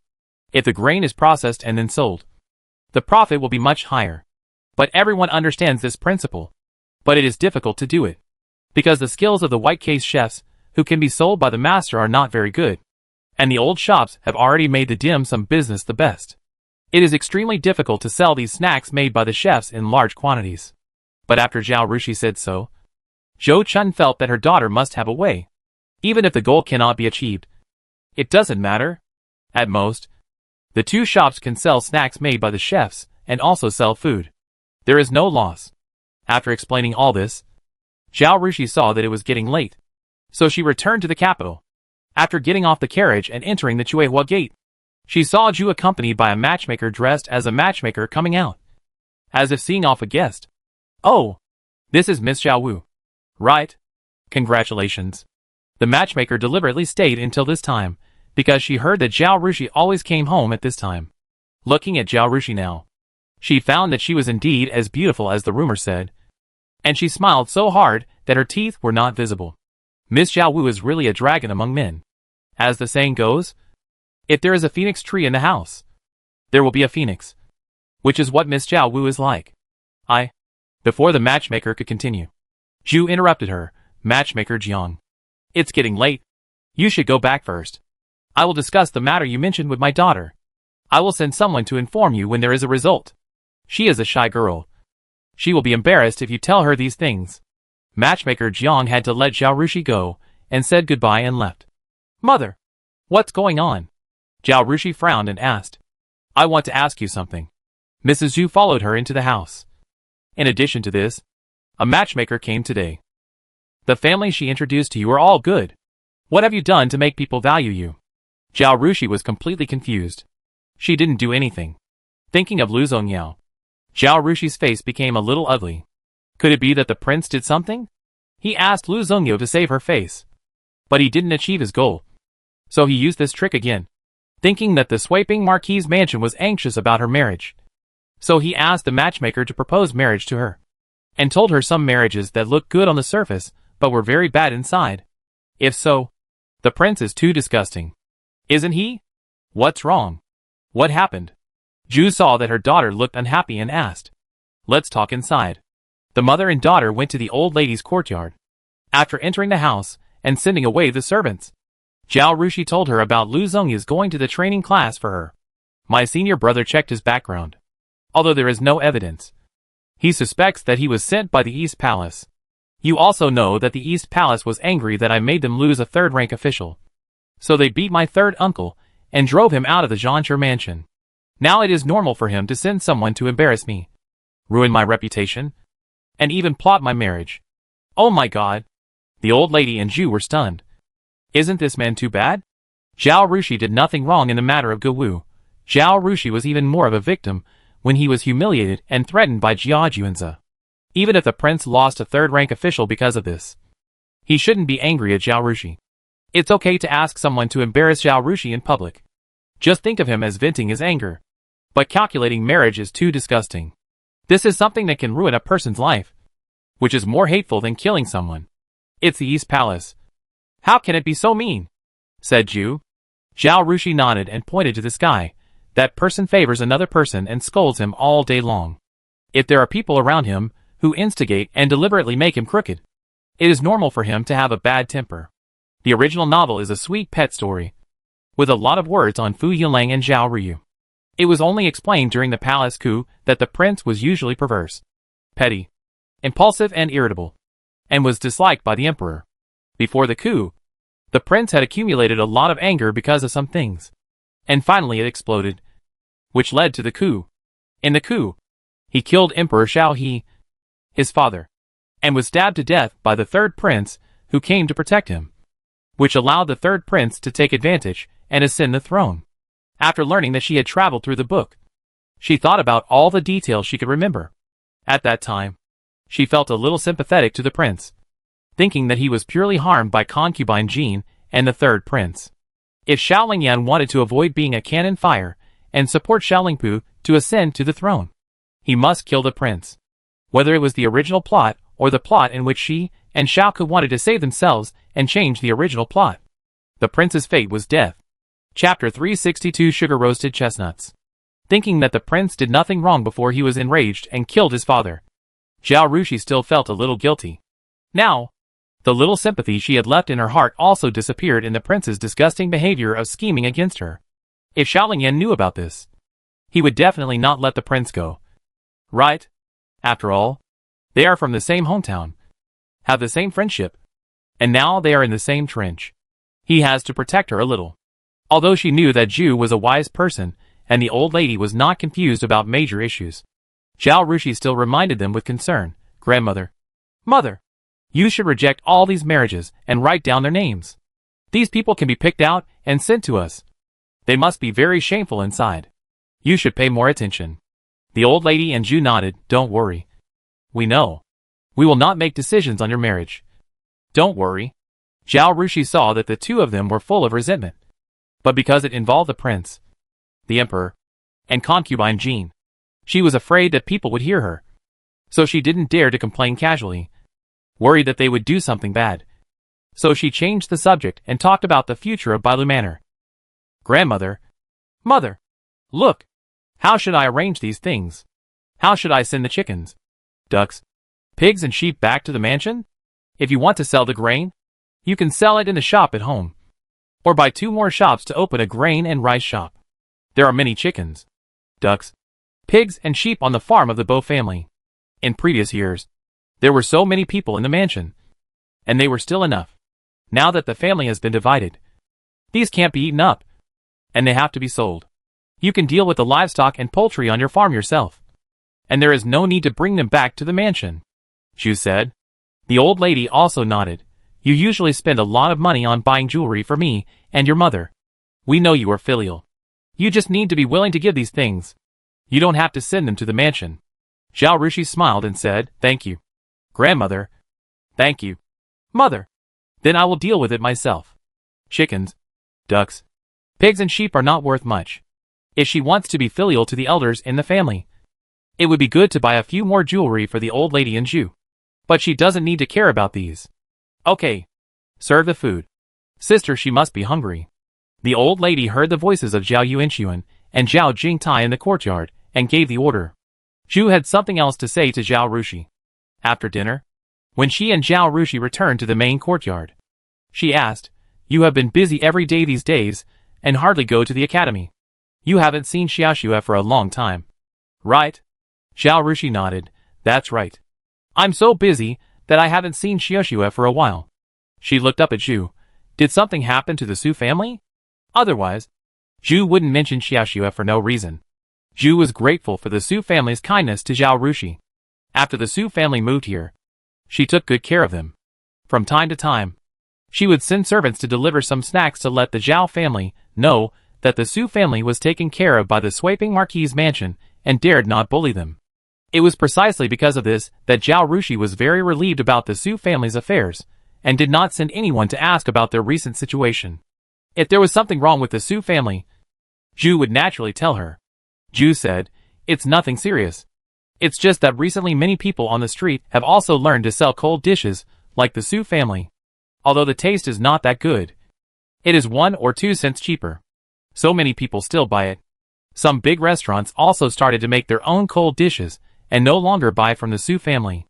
Mrs. Zhao said that your uncle has repeatedly adjusted the amount of cold dishes in the past few days. But there are still some left that cannot be sold. Zhao Rushui slapped his forehead. "I have been too busy recently and forgot about this. After doing the cold dish business for a long time, many people will learn to take over the business, and the Su family's business will decline. In addition, the weather is getting colder, so the cold dish business will naturally not be good. This thing sells opportunities and seasons." So when Su Yongyi hesitated and didn't dare to bring his business to Beijing, Zhao Rushui felt it was a pity. The Su family was fine before, but now they have rented a house in Beijing, and Su Chongwen's study in the school is more expensive than before. If the business goes bad, Xia will be anxious. I thought of a way to stir-fry chestnuts for my uncle and aunt, but the chestnuts were not ripe before, so I didn't tell them. Send someone to tell them not to worry. I will teach them when I find the most important thing to stir-fry chestnuts. Hearing Zhao Rushui say this, Zhu was a little curious. She has been in charge of the household affairs of the mansion for so many years. Even if she doesn't cook by herself, she has no lack of theoretical experience. She knows that chestnuts are too big and have hard shells, so it is difficult to stir-fry them. Everyone steams them. Although she was curious, she also knew that this was a secret recipe, and it was not easy to ask. "How do you know these methods?" Zhu was more curious about this. She felt that her daughter knew too many things. "When I was a child, there lived an old lady next door to my adoptive parents. She was half blind and usually did housework by groping. Once she accidentally put small stones mixed with chestnuts into the pot and fried them. I ate them and thought they were more delicious than steamed ones." Zhao Rushui made up a lie. In a hurry, she hadn't finished making up the lie yet, so there were logical loopholes. Fortunately, Zhu was busy feeling sad about her daughter's past hardships, and was pleased with her intelligence. She felt that ordinary things that others didn't care about, but her daughter saw them, remembered them, and was thinking about using them. She was immersed in the pride of sure enough. "My son is smart, and did not ask about these details." With a capable servant, Zhao Rushui could do anything she wanted easily. Quartz sand is needed to stir-fry chestnuts. Zhao Rushui only needs to tell Zhou Chun, and then she doesn't need to worry about it. 2 days later, Zhou Chun brought what she wanted. The quartz sand was selected according to her instructions. All the same size and without edges. "Miss, is this it?" Zhou Chun asked. Zhao Rushui nodded as soon as she saw it. "That's it," she ordered. "Tell Zhao Ming to send it to the kitchen of Green Banana Courtyard, and ask Sisterly to wash it, and then fry it twice with oil, and then put the washed and dried chestnuts into fry. As for how to make it more delicious, let her think about it carefully." Zhou Chun went. When Zhao Rushui came back from the training class, Zhao Ming brought a plate of fried chestnuts. Zhao Rushui peeled it and ate one, and slapped his forehead. Let Sisterly fry it with sugar. In modern times, she had heard people casually say that sugar-roasted chestnuts use quartz sand, and she had seen and eaten sugar-roasted chestnuts sold on the street. As for how to use quartz sand to fry chestnuts, and how to add sugar so that it does not stick to the pan, it depends on professionals like Li Shaozi to figure it out carefully. Zhao Ming did not question it, and ran to the kitchen without asking any questions. Half an hour later, another dish of sugar-roasted chestnuts was served. Zhao Rushui tasted it and nodded. "It's done. It tastes like this. Go and call Li Shaozi." Chapter 363 Visit. Although the taste is not as good as the sugar-roasted chestnuts I ate in my previous life, it is roughly the same. As for how to improve and make the chestnuts more delicious, it depends on the Su family to figure it out. When Sisterly came over, Zhao Rushui asked her to tell him the details of sugar-roasted chestnuts, rewarded her with 10 taels of silver, sent her away, and summarized the details with a pen, and also wrote down the place where Zhou Chun bought quartz sand on paper. After returning to Beijing that day, after dinner, Zhao Rushui took a bag of chestnuts roasted by Sisterly to Su's house. Shijie, Su Yongyi's family was having dinner, and they were delighted to see Zhao Rushui coming. I've been too busy recently, and I don't have time to visit my uncle and aunt, Zhao Rushui said with guilt.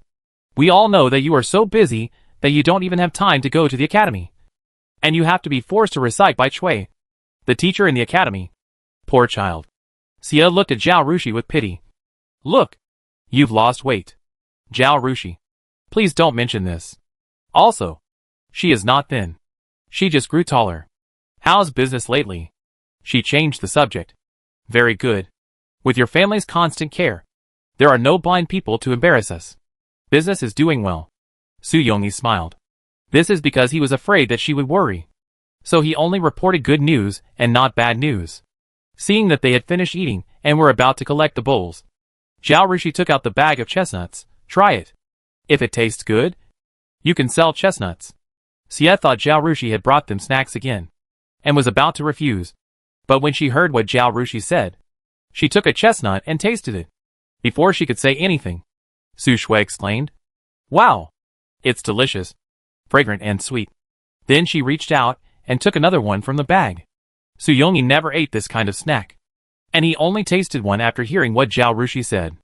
Seeing that his wife and children said it was delicious, he looked at Zhao Rushui and said, The skin of this chestnut is shiny. Is it fried with oil? The oil pressing technology at that time was not good, and oil was very precious. The chestnuts were so shiny, and I don't know how much oil was used. It's okay to eat it occasionally, but if you use it for business, you have to consider the cost. Zhao Rushui took out the paper he wrote and handed it to Su Yongyi. Uncle, look, this is the method. Su Yongyi took it and looked at it carefully. Except for the illiterate Xie. Su Chongwen and Su Shui all came to him to look at the recipe. Su Chongwen glanced at it and found something he couldn't understand. So he asked, What is quartz sand? Su Yongyi also looked up at Zhao Rushui. Qi Feng handed over the 2 bags of quartz sand she was carrying at the right time. This is the kind of stone, not expensive, and can be reused. I have written down the place where Butler Zhou bought the stones on a piece of paper. When you go to buy them, pick the ones that are the same size and have no edges. Zhao Rushui pointed to a bag and said, But before you fry the chestnuts, you have to fry the quartz sand first. This bag contains the fried stones. She pointed to another bag. The method of frying the stones is also written on the paper. But this is just a rough method. You can see where it is wrong and make some improvements. For example, white sugar is expensive. You can try maltose, if the taste is not rich enough. You can try adding a little salt or other seasonings. Sugar-fried chestnuts taste sweet, but in fact, a little salt should be added when frying. As for other seasonings, they are not needed. Zhao Rushui said this to inspire them to fry spiced melon seeds, peanuts, etc. Quartz sand can be used to fry chestnuts, so it can also be used to fry melon seeds and peanuts. Modern snack shops should not have too many varieties. As a man who doesn't eat snacks much, Su Yongyi didn't see the business opportunity of this thing at first. He thought that the streets were full of raw chestnuts now, and he could buy some and steam them at home. Who would be willing to spend money to buy these sugar-roasted chestnuts that were obviously not cheap? But he saw Su Shui eating one after another like a little hamster and couldn't stop. At first, Su Chongwen was still concerned about Zhao Rushui and didn't want to reach out for it. When he saw that the bag of chestnuts was getting less and less, he couldn't help but join the ranks of eating chestnuts. Mrs. Xia was usually frugal and would not eat good things herself. But after cleaning up the dishes, she could not help but grab 2. Then she thought that these chestnuts could be sold at the cold dish stall without increasing any selling costs. Su Yongyi's eyes lit up. Okay, if this business can be done, Uncle will still give you a share according to the proportion of cold dishes, he said. Zhao Rushui waved her hand. Uncle, you also know that I am not short of money now. Besides, These methods are all heard by me. I ate steamed chestnuts yesterday and felt that they were not tasty enough. So I asked the cook in Biting Courtyard to try it. This recipe is not complete. And you will need to improve it. Given our relationship. Please don't be polite to me. Although he knew that she had made a lot of money and bought farms, shops, houses, and servants, Su Yongyi still gave her a share of the profits on time every month. Zhao Rushui felt uncomfortable when she received the dozens of taels of silver that Su Shui transferred to her, and thought of Su Yongyi getting up early and going to bed late every day. People are so strange and contradictory. If Su Yongyi thought she was rich and stopped giving her dividends, Zhao Rushui would definitely feel uncomfortable and would not give him new recipes. But if Su Yongyi really gave her the money, she would feel bad. That won't work. If no one tells you about quartz sand, you will never remember it in your life. As long as you keep it secret, no one else can learn it. This is the exclusive secret recipe. Uncle can't take your secret recipe for free. Finally, Zhao Rushui and Su Yongyi pushed for a long time. And Xia said, okay. Since sister she doesn't want to take the money, you can keep it. When she gets married in the future, you can give her more dowry. Su Yongyi didn't say anything. Before leaving, Zhao Rushui reminded, Uncle, you could also try roasting melon seeds and peanuts. Su Yongyi was stunned for a moment, then nodded and said, okay. Su Shui saw Zhao Rushui go out, and followed her out. I'll see you off, sister. As she followed Zhao Rushui out, she chattered, sister, my new storybook has been sold. I followed your example to negotiate the price with the shopkeeper, insisting on raising the price. And he really raised the price for me. Really? That's amazing. Hearing Zhao Rushuy's praise, Su Shui's big eyes suddenly smiled into crescents. Sister, I've already earned 2 taels of silver for my first storybook. There will be more and more in the future. Write well. I will wait for you to become a great writer. Zhao Rushui encouraged. Well, I will definitely write well. Sister, you don't know. My father praises me to everyone, and I am embarrassed by his praise. His daughter made money at a young age, not by embroidering or making snacks, but by writing novels, which is elegant. Su Yongyi was very proud. During this period, he praised her to everyone, and became a crazy demon showing off his daughter. Thinking of that scene, Zhao Rushui laughed. She patted Su Shui's shoulder. Be calm. You will get used to it. Chapter 364 Shaolin Yan. I've been wronged. Zhao Rushui is not the kind of person who will bear humiliation and take everything on herself after being wronged. The next morning, she asked Qi Feng to deliver the note of the interview to Shaolin Yan's courtyard in Bining. When she changed her carriage and clothes at noon, Ma Wushi drove her to the courtyard with Qi Feng, who had also changed her clothes, and Shaolin Yan was already waiting there. As soon as she entered the door, Zhao Rushui's mouth began. Blah blah blah. Because of you, I was targeted by the prince. Not only did he send people to mess up the opening ceremony of the training class, he also found 2 marriages that looked glorious on the surface, but were filthy on the inside, and asked matchmakers to come to propose marriage. It made me sick. You can't ignore this matter. Shaolin Yan paid attention to Zhao Rushui, but it was impossible for him to send someone to watch her for 12 hours. This behavior was too disrespectful to Zhao Rushui. Not to mention that the consequences would be serious if Zhao Rushui knew about it. He himself couldn't get over it. The gray-clothed men he sent followed Zhao Rushui from a distance, just in case he didn't know when others bullied Zhao Rushui. That's all. He really didn't know about the matchmaker coming to propose marriage. What's going on? Tell me in detail, he said seriously. Zhao Rushui told him about Lu Zongyu's affairs and his speculation. I wanted to stay low and grow. I also went to the village quietly to make money, and I didn't want to build a wooden warehouse.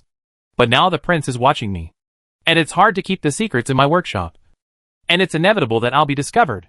She said, I make money for you. You decide what to do now. If this matter cannot be resolved, I will not do it.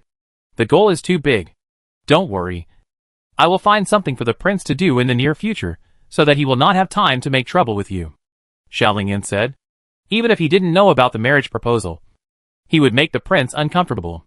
The prince sent people to the training class to make trouble, which touched his reverse scale. Okay. Anyway, remember that I suffered a lot for you. When you succeed in the future, don't forget to confer me a higher title. At least a marquis or something. Earl is a disgrace. And anything below Earl is even more meaningless. System, hey.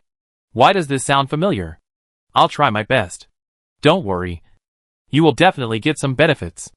Xiaolingyan said. Female Marquis. He really didn't think there was anything good about it. Could it be that this woman wants to take in a few male lovers? Maintaining a family is very tiring. Women always need to have a home. He thought it would be great to be like the old princess of Jinan Palace. With such a high status, even the queen and concubines in the palace dared not easily offend her. Not to mention those outside the palace. How is your research on steel? The credit just now was just a side note. This was the main reason why Zhao Rushui asked Xiaolingyan to meet. Her workshop started working, and she would be able to produce a batch of parts soon. But the key parts were not yet found. Xiaolingyan took out a brocade bag from his arms, opened it, and poured out several springs of different sizes and materials. Take a look. Zhao Rushui picked up the spring and looked at it, stretched it with her hands, and asked, have you tried it? I have tried it. And each has its own advantages and disadvantages. Xiaolingyan picked up the spring and explained in detail the materials used and the advantages and disadvantages of each. Then he picked one out. This is the best for making a clock. Okay. Zhao Rushui was naturally very confident in Xiaolingyan's level. She took out a piece of paper from her sleeve pocket and handed it to Xiaolingyan. Here are the dimensions. You don't have to give it to me after you make it. I will send you a message when the parts of the clock are ready. And you can send someone to pick them up. You will transport these things to the south and have someone assemble them. You will also have someone make the wooden shell of the clock. It is best to make it European style. Engrave it with English. And package it as an imported product before shipping it back for Fu Yilang to sell. Other things are fine. But a luxury product like a clock that makes huge profits is not something that someone with a shallow foundation like Zhao Rushui can handle. It is better to give it a facelift and let Fu Yilang sell it to attract fire and help the male protagonist build a winner in life. The male protagonist has the aura of a male pig, and no matter how fierce the fire is, he will never become cannon fodder. This kind of person is really too useful and easy to use. Xiaolingyan couldn't help laughing, and gave Zhao Rushui a thumbs up in approval. You are a clever little ghost. Zhao Rushuy's plan coincided with his. That's right. Zhao Rushui was very proud. Seeing her arrogant look, Xiaolingyan felt itchy, and especially wanted to reach out his salty pig hand, pat her head, and rub her cheeks. However, knowing that this woman is not easy to mess with and easily gets angry, he suppressed the little impulse in his heart. My subordinates found a house with a secret room built underground. I asked them to buy the adjacent house and dig a tunnel at the secret room to connect the two houses. Xiaolingyan continued, tomorrow I will have someone take one of the houses to Li Zhongren for sale. The price will be higher. Remember to have someone go to Li Zhongren and buy that one. In the future, you can put the finished parts in the warehouse of that house. I will have someone go to the warehouse through the tunnel to move the clock parts away. Very good. Zhao Rushui was very satisfied with Xiaolingyan's performance. This man has a bad temper and a foul mouth. His words can choke people to death. But he is capable and thoughtful. And he can keep up with her ideas when speaking and doing things. Now this guy has changed his bad habit of choking people in his previous life. And he has a group of capable and loyal warriors under his command. Such comrades are very useful. They join forces, and it will be very easy to brush this copy. The two discussed the details again, and then left separately. Xiaolingyan acted too quickly. 2 days later, the prince was impeached in the court, saying that he was lazy and did not want to make progress. The prince was depressed. After the court session, he did not go to the government office. He ran to a small courtyard to drink with a young man. He was caught again and reported to the emperor. The emperor was furious and extremely disappointed with the prince. He scolded the prince and pointed out an errand in another province for him to do. The prince left the capital that day. Zhao Rushuy's matter was originally a small matter. The prince was bored and asked someone to embarrass her. At this moment, he was in a state of panic and could not take care of himself. How could he take revenge on the little Zhao Rushui? After the prince left the capital, his subordinates also kept their tails between their legs and did not dare to make any more trouble. Even if this period of trouble is over, the prince and his subordinates will not think of Zhao Rushui anymore. And this matter is over. Zhao Rushi's world is finally quiet, and she can be busy with her own things. After the class in Anzhou province was opened, the training classes in other provinces were opened one after another 10 days later. Zhao Rushui arranged her time reasonably. Although she was busy in an orderly manner. She also used the morning time to learn to ride a horse. It is said that this agility pill is really useful. Gao Weiqiang only taught her twice, and Zhao Rushui rode the horse smoothly. Fortunately, her extremely smart personality has long been deeply rooted in people's hearts. And this kind of enchanting performance did not arouse everyone's suspicion. Everyone just praised, the girl is really smart. No matter what she learns, she can learn it once. Chapter 365 Opinions. In the binding workshop, Li Si, the youngest son of the blacksmith, threw a finished part into the pile of parts with a clang, wiped his sweat, and came to his third brother and muttered, I have never seen things made like this. They don't tell us what to do. Just give us a drawing and let us do it according to it. We don't know what to do. How can we make good things like this? He pointed his mouth at the next door again, and they set a wicked woman to supervise us. This is really annoying. Before he finished speaking, he was slapped on the forehead by Li the blacksmith. What nonsense are you talking about? If you keep talking nonsense, do you believe I will report it to the housekeeper Zhou and ask him to kick you out of the workshop? Hee hee. Dad, I'm just talking casually. Just talking casually. Li Si hurriedly smiled at his father. Just kidding. Working here, the wages are much higher than working outside. And you don't have to deal with customers. And you don't have to worry about bad business.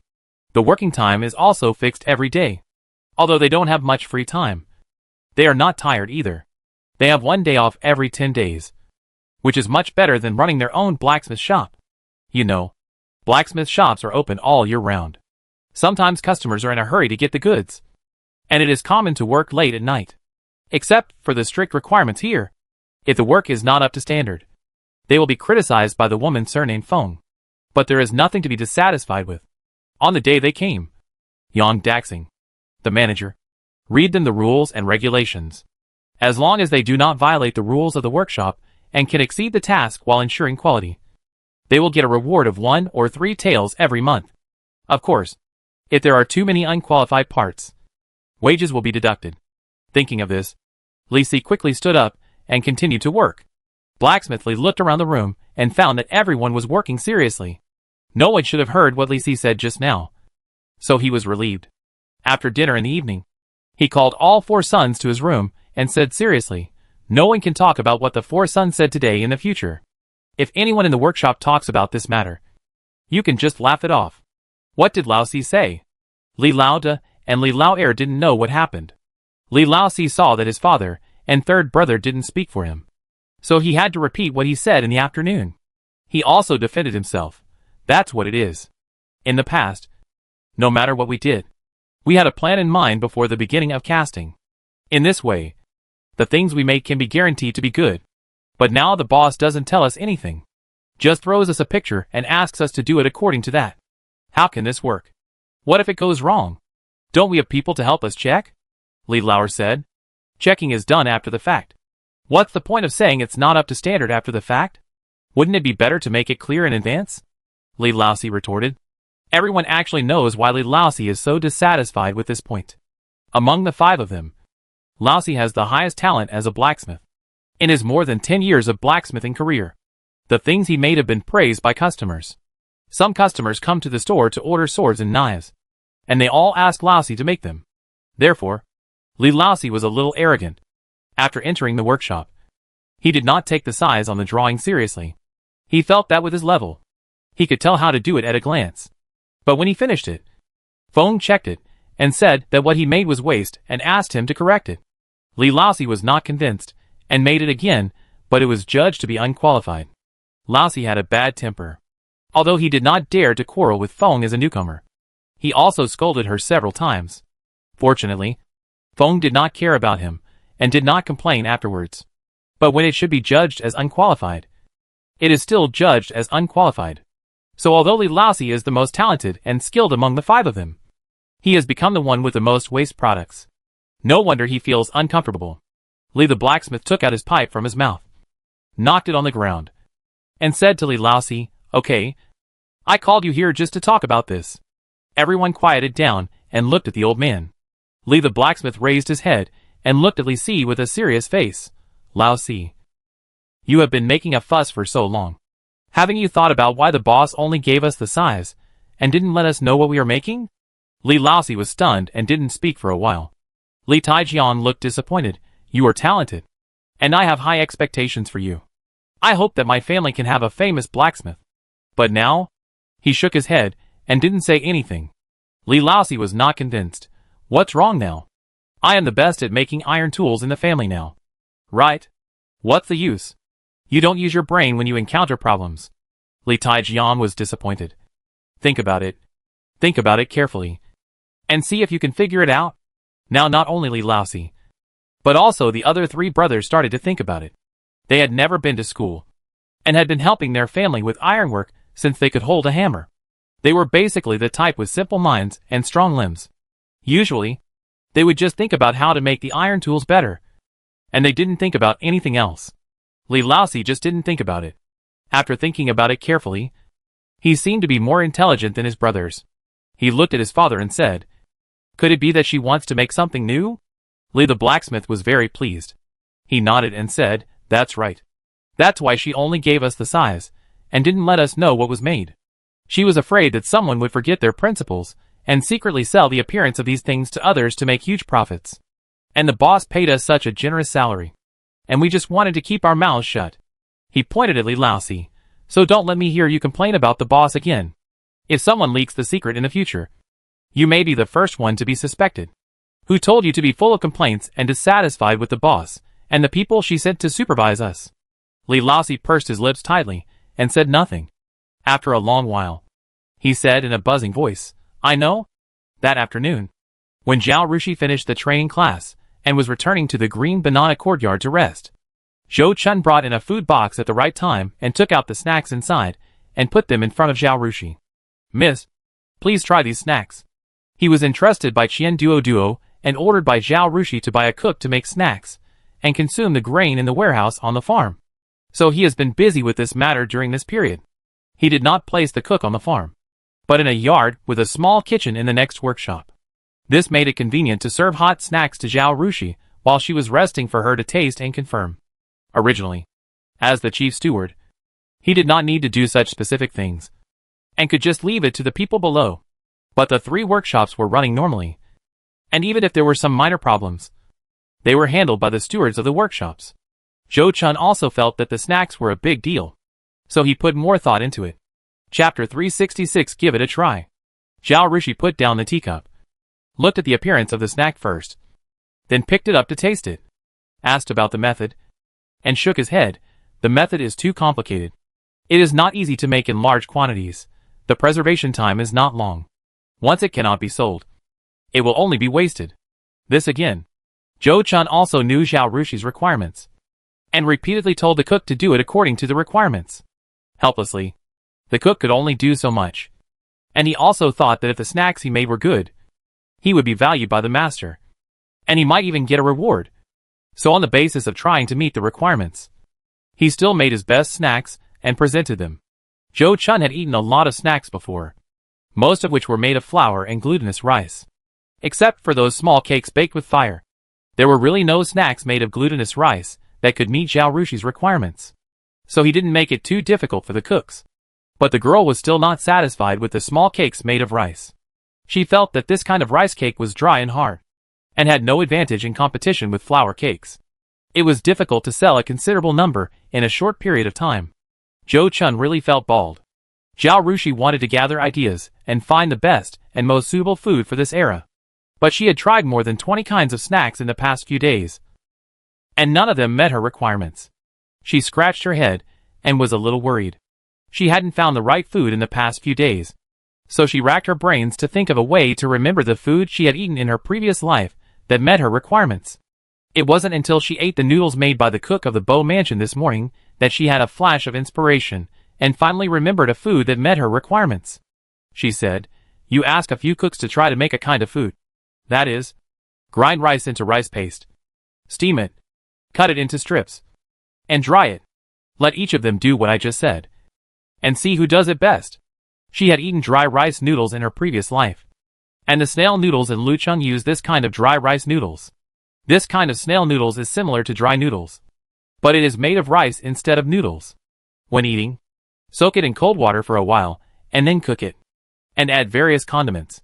The taste are very good, but she has never seen anyone make it. The methods she just mentioned were just her deductions based on common sense.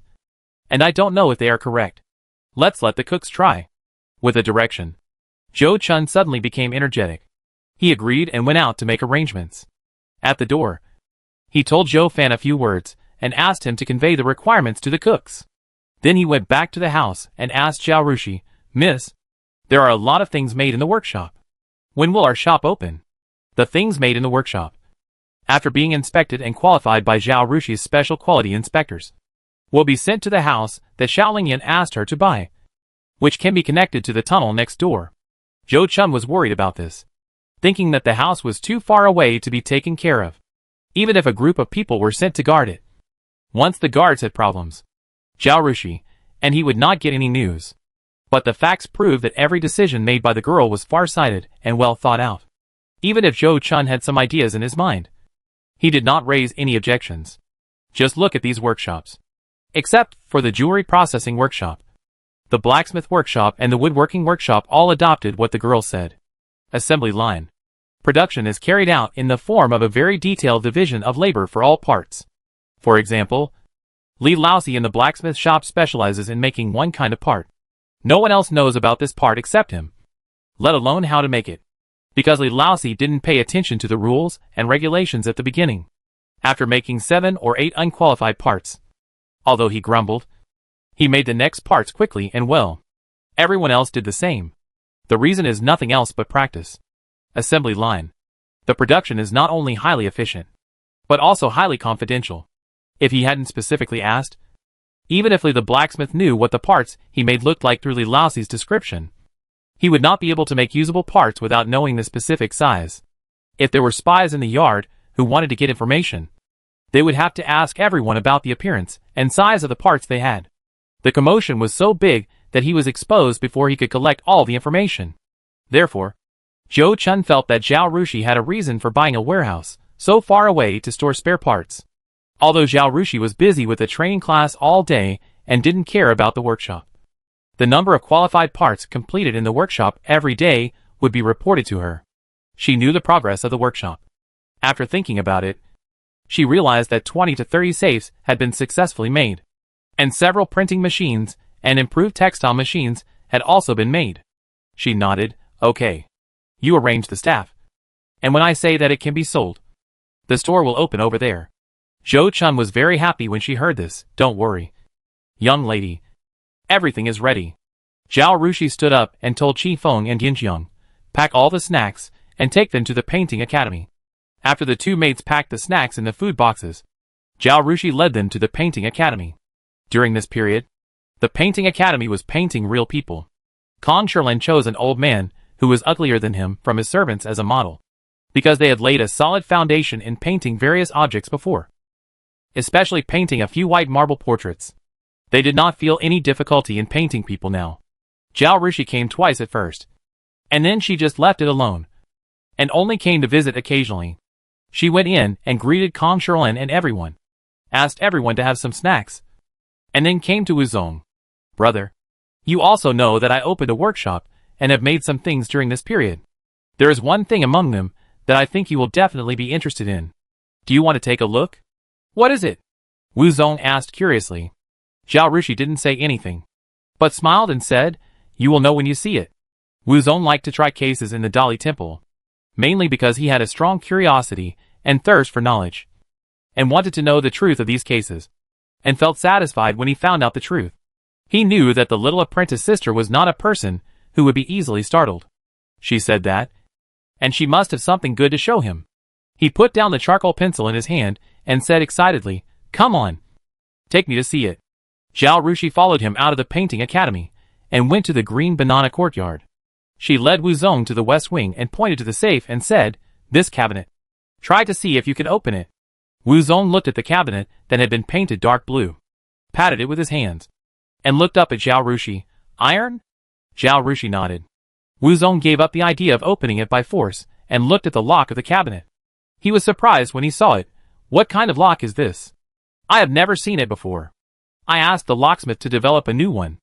It matches this iron cabinet. I guarantee you can't open it." Zhao Rushui was very proud. Chapter 367 Dare to use the Dali Temple's idea. TSK. You underestimate me. Your senior brother. Wu Zong glanced at her. He is an official in the Dali Temple who tries cases. Although he does not do bad things, he knows all the tricks of bad people. It is not easy for Zhao Rushui to stump him. Zhao Rushui made a gesture of please. Then senior brother, show your real skills to convince me. Wu Zong squatted down to study the lock. Zhao Rushui carefully asked Yinjiang to move a small lock for him. After studying it for a while, Wu Zong asked, "Can you give me a thin bamboo stick?" Zhao Rushui asked Qi Feng to bring Wu Zong a piece of wire. "If you poke this in, your lock will probably be broken." Wu Zong looked at the thin wire, then at the lock, and hesitated and didn't dare to do it. "Just do it. It's okay. If it breaks, I have more. As many as you want." Zhao Rushui waved her hand proudly. Wu Zong didn't hesitate anymore, and poked the thin wire left and right inside. As a result, after fiddling with it for a long time, a thin layer of sweat broke out on his forehead in the winter. But he still couldn't open the lock. Finally, he gave up and gave Zhao Rushui a thumbs up. "Junior sister, your lock is amazing. Senior brother, I admire you." Zhao Rushui raised his chin proudly. "That's right. Drawer locks can be divided into open locks and hidden locks. Open locks are better, but hidden locks are quite complicated to open without a key. It requires sufficient understanding of the lock and professional tools for unlocking, such as screwdrivers and hammers.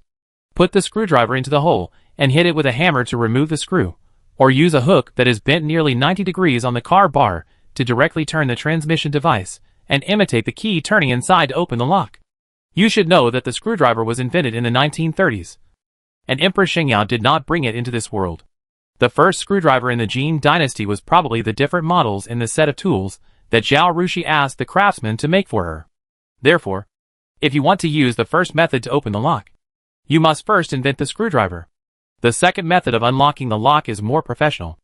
Zhao Rushui, the illustrator of the drawer lock, may not be able to open the lock without hundreds or thousands of times of practice, even if he knows the method. Not to mention that Zhao Rushui was so ruthless that he asked someone to pour molten iron on the place where the screws touched the iron cabinet and welded it shut. In short, this safe was still quite solid under the existing technology level in ancient times.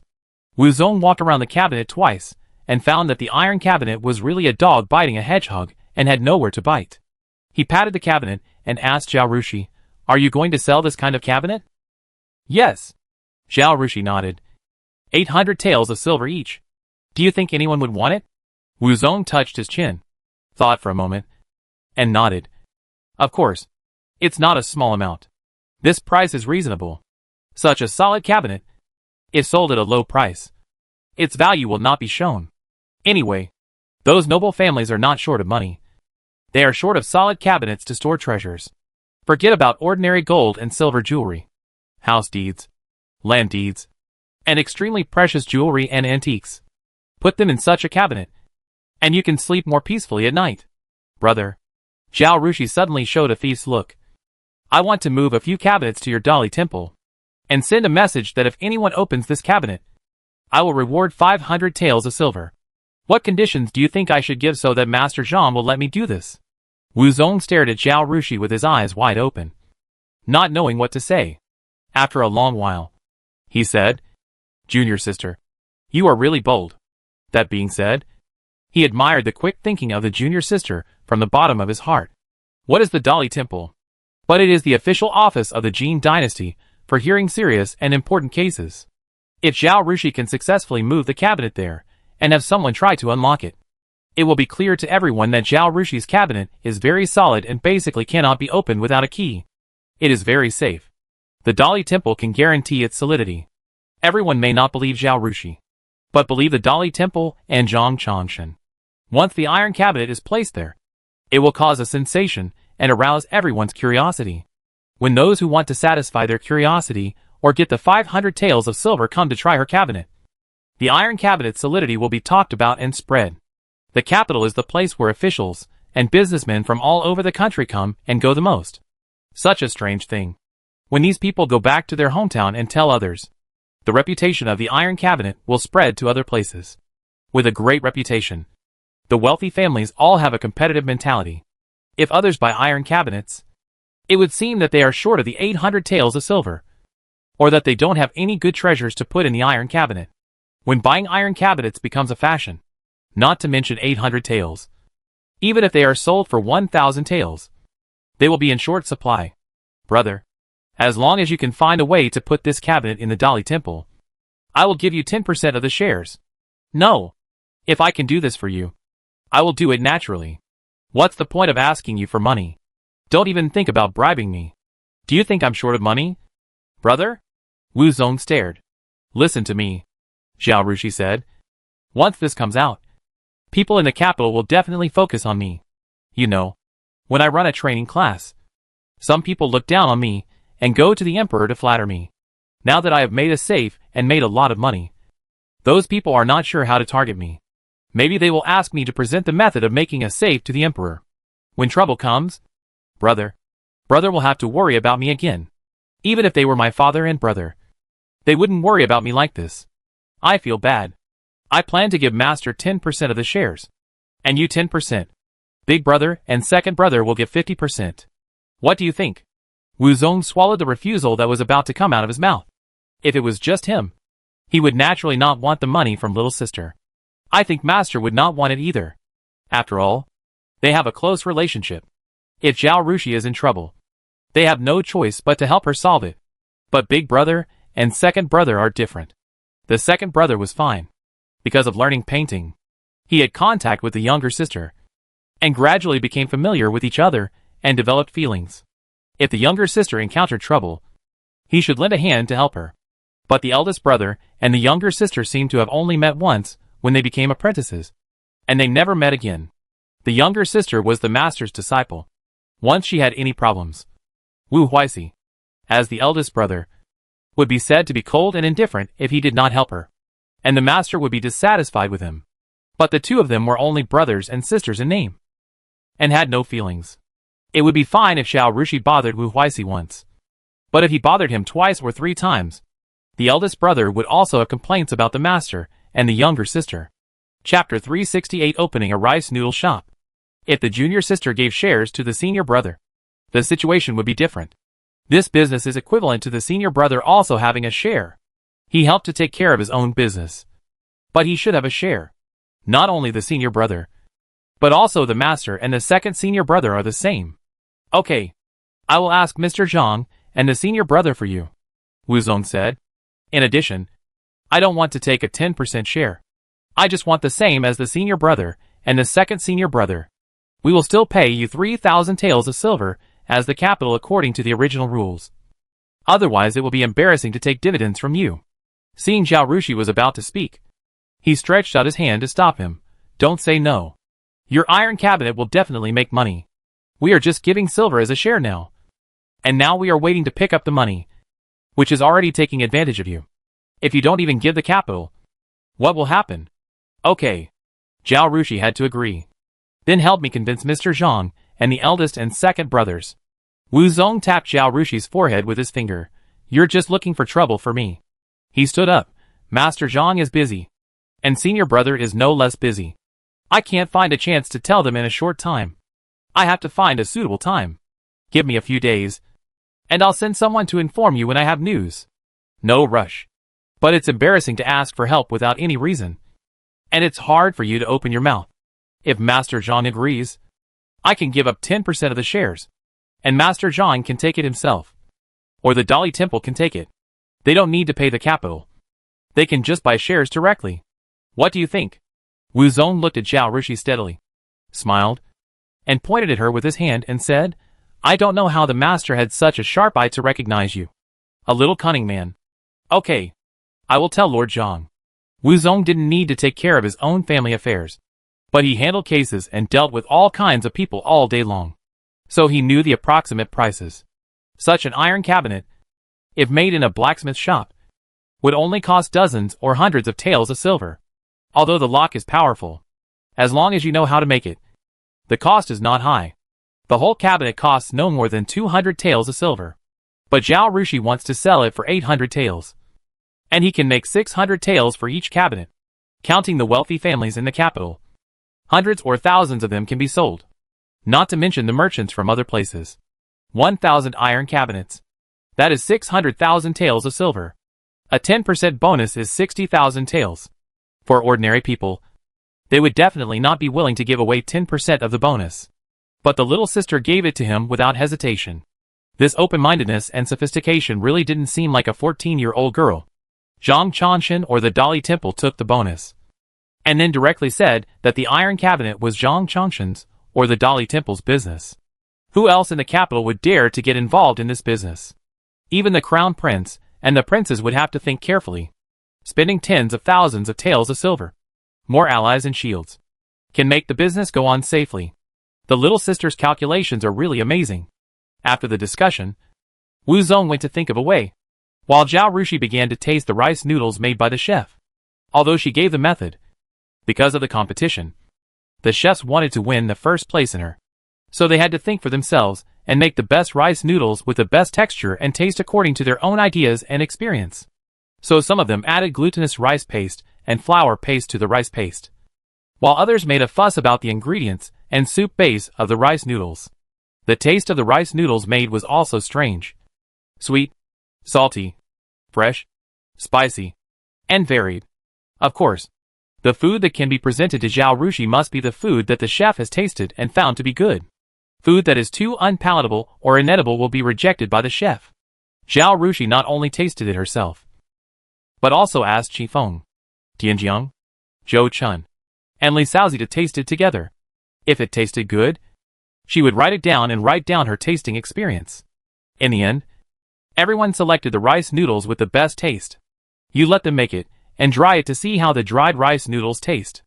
If possible, use this recipe, Zhao Rushui said. As for the ingredients or recipe, I'll give you an idea. You ask them to try it again, Zhao Rushui said, in order to get a good impression from her. Those chefs have tried every possible way to make the ingredients or soup base taste the best. But when doing business, cost issues must be considered. Those methods that use seafood, mutton, and beef as base materials, even if they taste good, are not an option. In addition to cost, convenience must also be considered. Too complicated methods are not suitable for large-scale operations. The thinking of the ancients was often limited by their own knowledge. Zhao Rushui had eaten and seen too many good things in her previous life, so she had to point them in a direction in terms of taste. You ask them to use spices to make brine, which should be salty, fresh and fragrant. You only need to add a small spoonful to make the rice noodles in the bowl fragrant and tasty. And the meat braised in this brine can be cut and spread on the bowl, with several slices of braised meat in one bowl. She wanted the chefs to make the brine taste like the Gillan rice noodles she had eaten in her previous life. Yes, Zhou Chun went to convey it. After tasting various kinds of rice noodles prepared with brine, Zhao Rushui finally found the taste of his previous life. For this bowl, you can ask him to add fried peanuts, soybeans, fried sour beans, onions, and coriander, and the taste will be richer. You can fry the pork and use it as a side dish with the braised dishes. Zhao Rushui gave the last ingredients, and this bowl of braised dish noodles was ready. Make another bowl of soup noodles. It is too expensive to use seafood, lamb, and beef as the base. I'll teach you a method. Let the boys in the village catch snails. Use them to make soup, and add some pork bones. This soup is as delicious as seafood, but the cost is negligible. With the cost down, the price of rice noodles will also go down, and business will naturally be better. Girl, you are really amazing. Zhou Chun admired it very much. After the raw rice noodles were dried, Zhao Rushui felt that the taste was better. Compared with raw rice noodles, the taste was not bad, and it was a little more chewy. She was finally satisfied. She told Zhou Chun, "You let all the cooks learn how to make dry rice noodles. Then go to the farm and ask the women and children to sign up, and pay each person 10 coins a day. Each cook is assigned 10 women and children, and the cooks direct these women and children to make qualified rice noodles. The group that makes it fast and well will be rewarded with 10 taels of silver. As for how to distribute it, you can decide. Yes. In addition, you can buy 4 more shops, in addition to the original 2. I want to open 6 rice noodle shops in the city, and these cooks will each manage 1. Not only can we sell rice noodles, but we can also sell their original specialty snacks. The profits can be shared with them. You can find 6 people among us who can manage the business and the accounts. And then pick 2 capable people from each group of women and children in the village to help in the store. Another business to do. Zhou Chun felt excited. And his voice was much louder when he agreed, yes. Girl. Chapter 369 Dinghai Shenzhen. Thinking that once this stall is opened, it seems that there are not enough people. Zhao Rushui sighed and said to Zhou Chun, buy another 40 people. The requirements are still the same as before. These things are left to you. And I can just show up when choosing people in the end. After buying them back, they will still be thrown into the farm for training for half a month. Also, see who is capable and bring 2 assistants to help you. Otherwise you will be too busy. Okay, girl. Zhou Chun was still uneasy when Zhao Rushui bought him. Later, when he met him, he found that the owner had good character and personality, and was not a fool. Although he was relieved, he did not think Zhao Rushui could do anything big. He felt that as Zhao Rushui's manager or housekeeper, he could only help her take care of the farm and shop. Who knew that in just 1 or 2 months, Zhao Rushui's business would be so big? He did not participate in the preliminary preparations for the 3 workshops and had no say. But he was involved in this rice noodle shop from beginning to end. He was in the original owner's house before, and he was quite knowledgeable. He felt that even though the current master was a little girl, she was incomparable to the masters and young masters of ordinary families in terms of intelligence, knowledge, vision and mind. His daughter was still so young, and she had achieved such achievements at such a young age. A person's life was so long, and she didn't know how far she would develop. And as her right-hand man, he would definitely be able to stand higher with her. Thinking of this, he became more and more excited. Zhou Chun was originally a very calm person, but now he was like a chicken with blood, walking with the wind, and went to take care of the things Zhao Rushui had asked him to do. Zhao Rushui stood up, asked Qi Feng to go out and buy a few large boxes of snacks, and took Qi Feng, Dianjiang and Ma Wushi to Zibozai. Oh, Miss Zhao, you haven't been here for a long time. I see you have been very busy during this period. Shopkeeper Wang still looked enthusiastic, but his attitude was more respectful than before. At first, it was because Zhao Rushui's jewelry drawings were excellent, and later it was because of the appreciation of his own county lady and the princess of Zhenan. Now he is respectful to Zhao Rushui because of Zhao Rushui's ability. Zhao Rushui exchanged a few words with shopkeeper Wang, and then asked him, how did Shi Chao and Jiang Junjiang perform here? Shi Chao and Jiang Junjiang were 2 of the people she bought.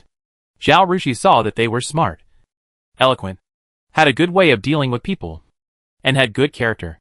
After the military training, she sent them to shopkeeper Wang and asked them to learn from him. Although there were several shops in Sweeping Marquis' mansion, their own shopkeepers would take care of them more attentively, and there was no need to bother outsiders. But the customers of those grain and rice shops in Sweeping Marquis mansion were ordinary people, who bought a few liters and buckets of rice every day. So there was really nothing to learn. Whether she was going to open a jewelry store or a safe store, she would be facing dignitaries. The shopkeepers who received them had to know what the other party's identity was, what their temperament was, what their preferences were, how to talk to them, and how to avoid stepping on minefields.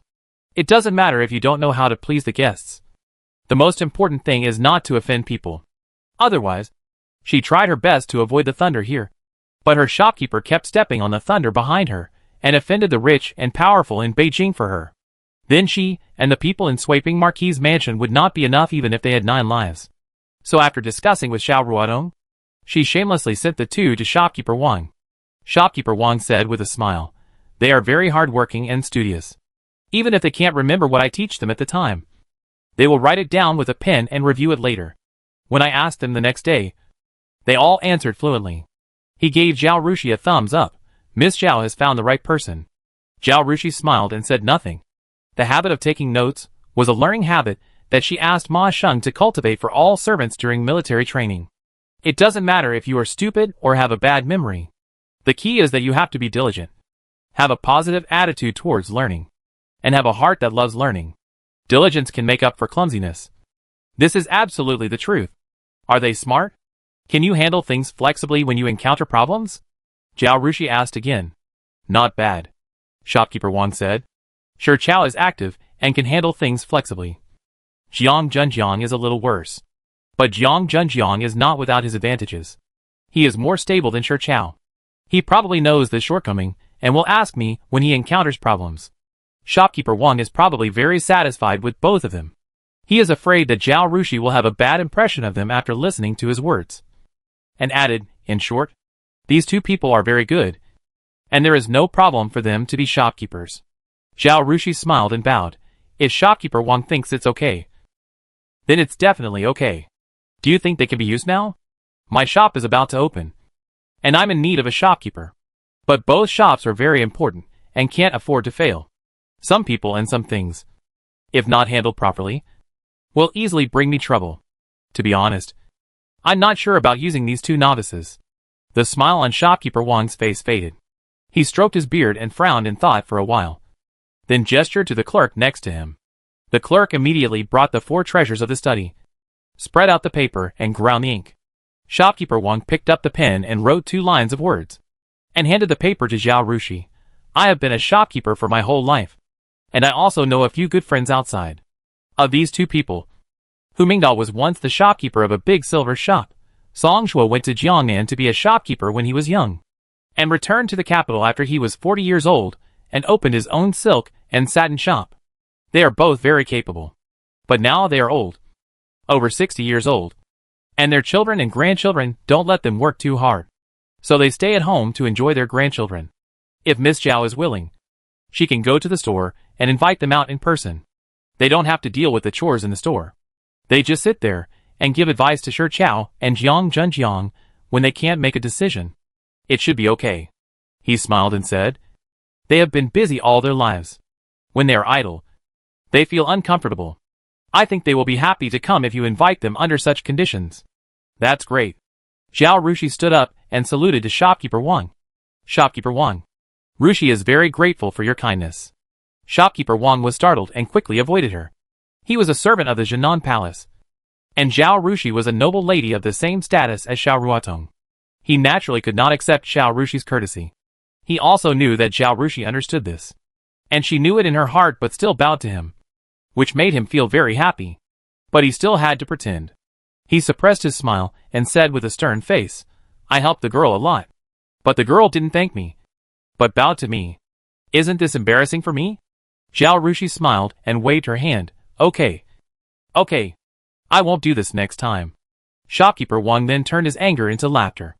Chapter 370. The Emperor has been a shareholder. Zhao Rushui said, if I go there so rashly, the 2 old shopkeepers might chase me out with a big broom. So I don't want to bother 2 masters with one thing.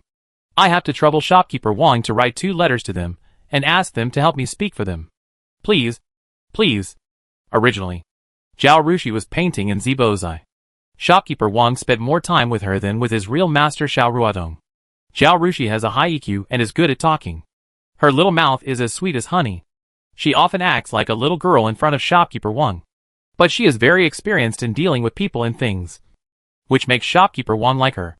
The 2 of them had such a good relationship, and the Princess of Jinan had sent someone to explain it. Shopkeeper Wang was very optimistic about Zhao Rushui's future, so he was naturally very happy to help her. Since he had mentioned Huan Song, he didn't need these 2 letters. He immediately asked someone to grind ink, picked up a pen and wrote a letter, and asked the clerk to send it.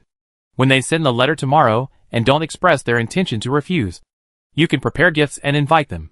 Shopkeeper Wang said, thank you very much. Zhao Rushui took a food box from Qingfeng. I know you like to eat the mandarin duck rolls and almond cakes from Zhuan Yuzhai in Beijing, so I specially asked someone to buy them. Please try it. Oh, you should still remember me. Manager Wang narrowed his eyes with a smile. He saw that when Zhao Rushui came, the maid was carrying 2 large food boxes and 1 food box. The snacks in the large food box must be for the shop assistants.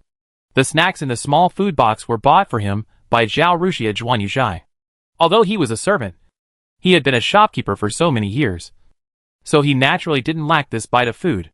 What was rare was Zhao Rushui's heart, since he wanted to invite the old shopkeeper. Zhao Rushui didn't take Shi Chao and the others away immediately. He just met with them, said that the store would open soon, asked them to make preparations, and then left Xia Baozhai. The next morning, after class, she heard Xiaoming report.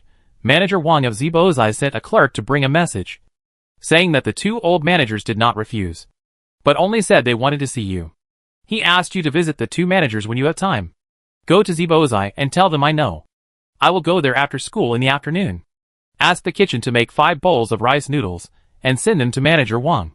The clerks of the silver shop were working. Dim sum was fine. But rice noodles, a soupy and fragrant food, were not easy to give them. Managers like Wang the shopkeeper are not a big deal. After school in the afternoon, Zhao Rushui took Zhou Chun to visit the 2 old shopkeepers. The reason why she brought Zhou Chun was because it was not her, but Zhou Chun who would deal with the 2 old shopkeepers more in the future. She also understood why the 2 old shopkeepers did not agree directly, but wanted to see her. The 2 of them were old, and not short of money. If she was an arrogant young lady from a noble family, who was confused or looked down on others, the 2 shopkeepers would not have to suffer her anger for a little money. Zhou Chun was the same. With Wang's letter as a prelude, Zhao Rushui and Zhou Chun were both people with high emotional intelligence. After meeting, they naturally had a good chat with the 2 old shopkeepers. Zhao Rushi's business was very profitable, so she was naturally generous to her subordinates. She also knew the principle of high salary to maintain integrity. Therefore, even if the 2 old shopkeepers were just sitting there, she still gave them an annual salary of 180 taels of silver, which was considered an upper middle income among shopkeepers. The 2 old shopkeepers naturally had no shortage of this money, but the treatment offered by Zhao Rushui showed her respect for them. The 2 of them agreed happily. After arranging the shopkeepers of the 2 stores, Wu Zong also received good news. Junior sister Lord Zhang agreed to put this safe in the Dali Temple. Zhao Rushui was surprised. Really? Senior brother? You are so awesome. Although she made this suggestion, she felt it was difficult to achieve her goal. Zhang Chanshan was not an inflexible person. Otherwise, he would not have gone to the emperor to take the property of the criminal official from the Ministry of Revenue, in order to allow the Dali Temple to have more funds for handling cases. But he is very principled, and will never touch anything he doesn't want to get involved in, no matter how much benefit it brings. The Dali Temple didn't make much profit from her business, but it caused a lot of trouble. If the princes value this business and want to take it away, Zhang Chanshan will definitely not be able to stop them. But if he doesn't stop them, it will damage his personal image of being a man of integrity. In short, this matter has more disadvantages than advantages for him personally. Unless, she opened her big eyes with clear black and white and asked, could it be that Lord Zhang dragged the emperor into the water? Wu Zong was not surprised to see that she had guessed the truth. Instead, he glared at her and said, you asked me to tell Lord Zhang. Isn't that exactly what you were planning? Zhao Rushui laughed. Wu Zong once again felt in his heart that his junior sister was so smart and insightful. He really wanted to know if his junior sister had really figured out the reason behind this. He pretended to be curious and asked, since you wanted the emperor to invest as a backer, why didn't you let master go directly to the emperor, but took the detour of Lord Zhang? Zhao Rushui was not annoyed that her senior brother did not believe her, and even gave her a test. She explained, first, I asked Mr. Zhang to put the safe in the Dali Temple, so I can't bypass him and not give him any benefits. Since that's the case, I might as well do Mr. Zhang a favor. Second, although master went to see the emperor to give money, it was obviously to find a backer, which means master owed the emperor a favor. When the emperor makes trouble, master will definitely be unhappy. As a filial disciple, I naturally cannot let my master feel so aggrieved. Wu Zong laughed. She always tries to please her master, even when he is not around. No wonder her master dotes on her. He asked, would it be different if Lord Zhang said so?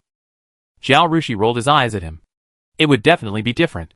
If Lord Zhang said so, he would have to scare the emperor with the case first. Then tell him that there is such a cabinet, and then say that the Dali Temple is ready to cooperate with me to keep Dajin peaceful. If the emperor is short of money, he would naturally want to get involved. So it became that Lord Zhang was selling the emperor's face. Wu Zong. Zhao Rushui looked at his expression and raised his eyebrows and asked, did I say something wrong? No. No. No. You are right. Wu Zong said. It's just too right. It's a bit strange. He looked at Zhao Rushui and sighed. I just want to know how your brain is built. Why you are so much smarter than others. Zhao Rushui raised his head proudly and said arrogantly, that's right. I am that kind of genius. Generally speaking, there are differences between men and women, and Wu Zong has always been very careful about the degree. But at this moment, He finally couldn't help it, stretched out his claws, and slapped Zhao Rushi's head, and laughed and scolded, "This naughty child." Chapter 371 Benefiting the Family. Zhao Rushi scratched his head and asked, "How did Lord Zhang negotiate with the emperor? How much share does the emperor want?" 60%. Wu Zong said with a heavy face. "Of course it will be heavy." The emperor took 60%. Master and Lord Zhang each took 10%. And the three brothers took 0.5% each, leaving 0.5% for Zhao Rushi. Zhao Rushi rolled her eyes. "You just praised me for being smart. Do you think I will believe your lies? With Master here, the emperor dares to take so many shares. Isn't he asking for trouble? Then guess how much?" Wu Zong asked with interest. Zhao Rushi didn't even think twice. 20%. Wu Zong gave a thumbs up and admired from the bottom of his heart. He is really a genius. He took out the banknotes and a piece of paper with accounts from his pocket. "Here. This is the banknotes from the emperor and Mr. Zhang. And this is from Master and the eldest and second brothers. I will help you get them all together." Kong Shilin and Wu Huizi both gave the money for the shares. So Xiao He and Zhang Changshan would naturally not refuse to give it, so as to leave a handle and give the censor a chance to impeach them. Zhao Rushi glanced at the paper and found that the emperor gave 6,000 taels, and the rest gave 3,000 taels. "Brother, you only have half a share. Just give me 1,500 taels," Zhao Rushi said, and was about to return some of the banknotes to Wu Zong. Wu Zong glared at her. "Even if it's 3,000 taels, it's obviously a gift to us. Are we still going to take advantage of you like this? If you want to return it, senior brother and second brother will definitely not invest." Zhao Rushi had to give up before the emperor invested. Zhao Rushi made conservative estimates for this business. She only intends to make a quick buck. Whether she can keep this business going for a long time depends on how greedy the princes are, and whether they will try to get something from her. Those who have old grudges against her, like the crown prince, cannot get anything from her business, so they might do something bad to her. In short, without the emperor as a backer, it will be difficult for her to expand her business and make it long-term. She can only make a quick buck now. But it will be different if the emperor becomes a shareholder. It is impossible for the civil and military officials in the court and the wealthy families not to give face to the emperor. Right? So the original estimate of selling 1,000 in the capital is now expected to be 2,000. There are many wealthy merchants in Jiangnan, and 1,000 or 2,000 can be digested in that place. Not to mention other prefectures and counties. Now the emperor gave her 6,000 taels of silver, and she can at least give him tens of thousands of taels of silver in the future. The same is true for the master and the brothers. The rate of return is so generous, and there is no need to bear any risks. So there is no need for her to be embarrassed to accept their principal now. She lowered her voice and said, "Brother, you have helped me a lot. Junior sister has nothing to repay you. When the time comes to distribute the dividends, I will ask someone to give you 10% of the money. You can't refuse. Only the two of us know about this matter. And the master, the eldest brother, and the second brother will not tell them." Wu Zong wanted to refuse, but seeing Zhao Rushi's sincere eyes, he swallowed the words of refusal. The junior sister did this, but it showed that in her heart. He, the third brother, was different and closer to her than the eldest brother and the second brother. There was no need for him to refuse, which would have chilled the little junior sister's heart. He nodded and said, "Okay, then I'll accept this kindness. But I'll tell the master. The little junior sister has a conscience, so he naturally has to speak well of her in front of the master." The two brothers and sisters discussed some details, and Wu Zong left. Zhao Rushi looked at the sky and looked at Qi Feng. "Are you ready?" "Yes, girl," Qi Feng said. "It's all in the carriage." "Okay, then let's go back to Beijing." Zhao Rushi stood up. When the group returned to the capital, Zhao Rushi said to the old lady, "Zhu and others, I brought a new food. Let's try it later." "What new food?" Zhao Jingtai asked hurriedly. "You will know in a while." Zhao Rushi kept it a secret. Everyone had to wait with curiosity. There was originally a small kitchen in the old lady's courtyard. Now there are few people in the big house, and they all eat together.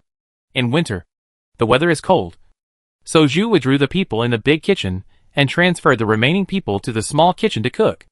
Everyone in the kitchen was waiting for Zhao Rushi to come back and start eating. As soon as she entered the door, someone hurried back to the kitchen to report the news. Therefore, not long after Zhao Rushi sat down, the dishes came up one after another. When the food was served, the cook also boiled and warmed the rice noodles that Dinjiang had brought over as required and brought them up. Hey, it looks good, Zhu said as she looked at the food in the bowl. The rice noodles were white. The braised meat sauce was red. The green onions were green. And the soybeans, peanuts, sour beans, and dried radishes were dotted in it. It looked very good.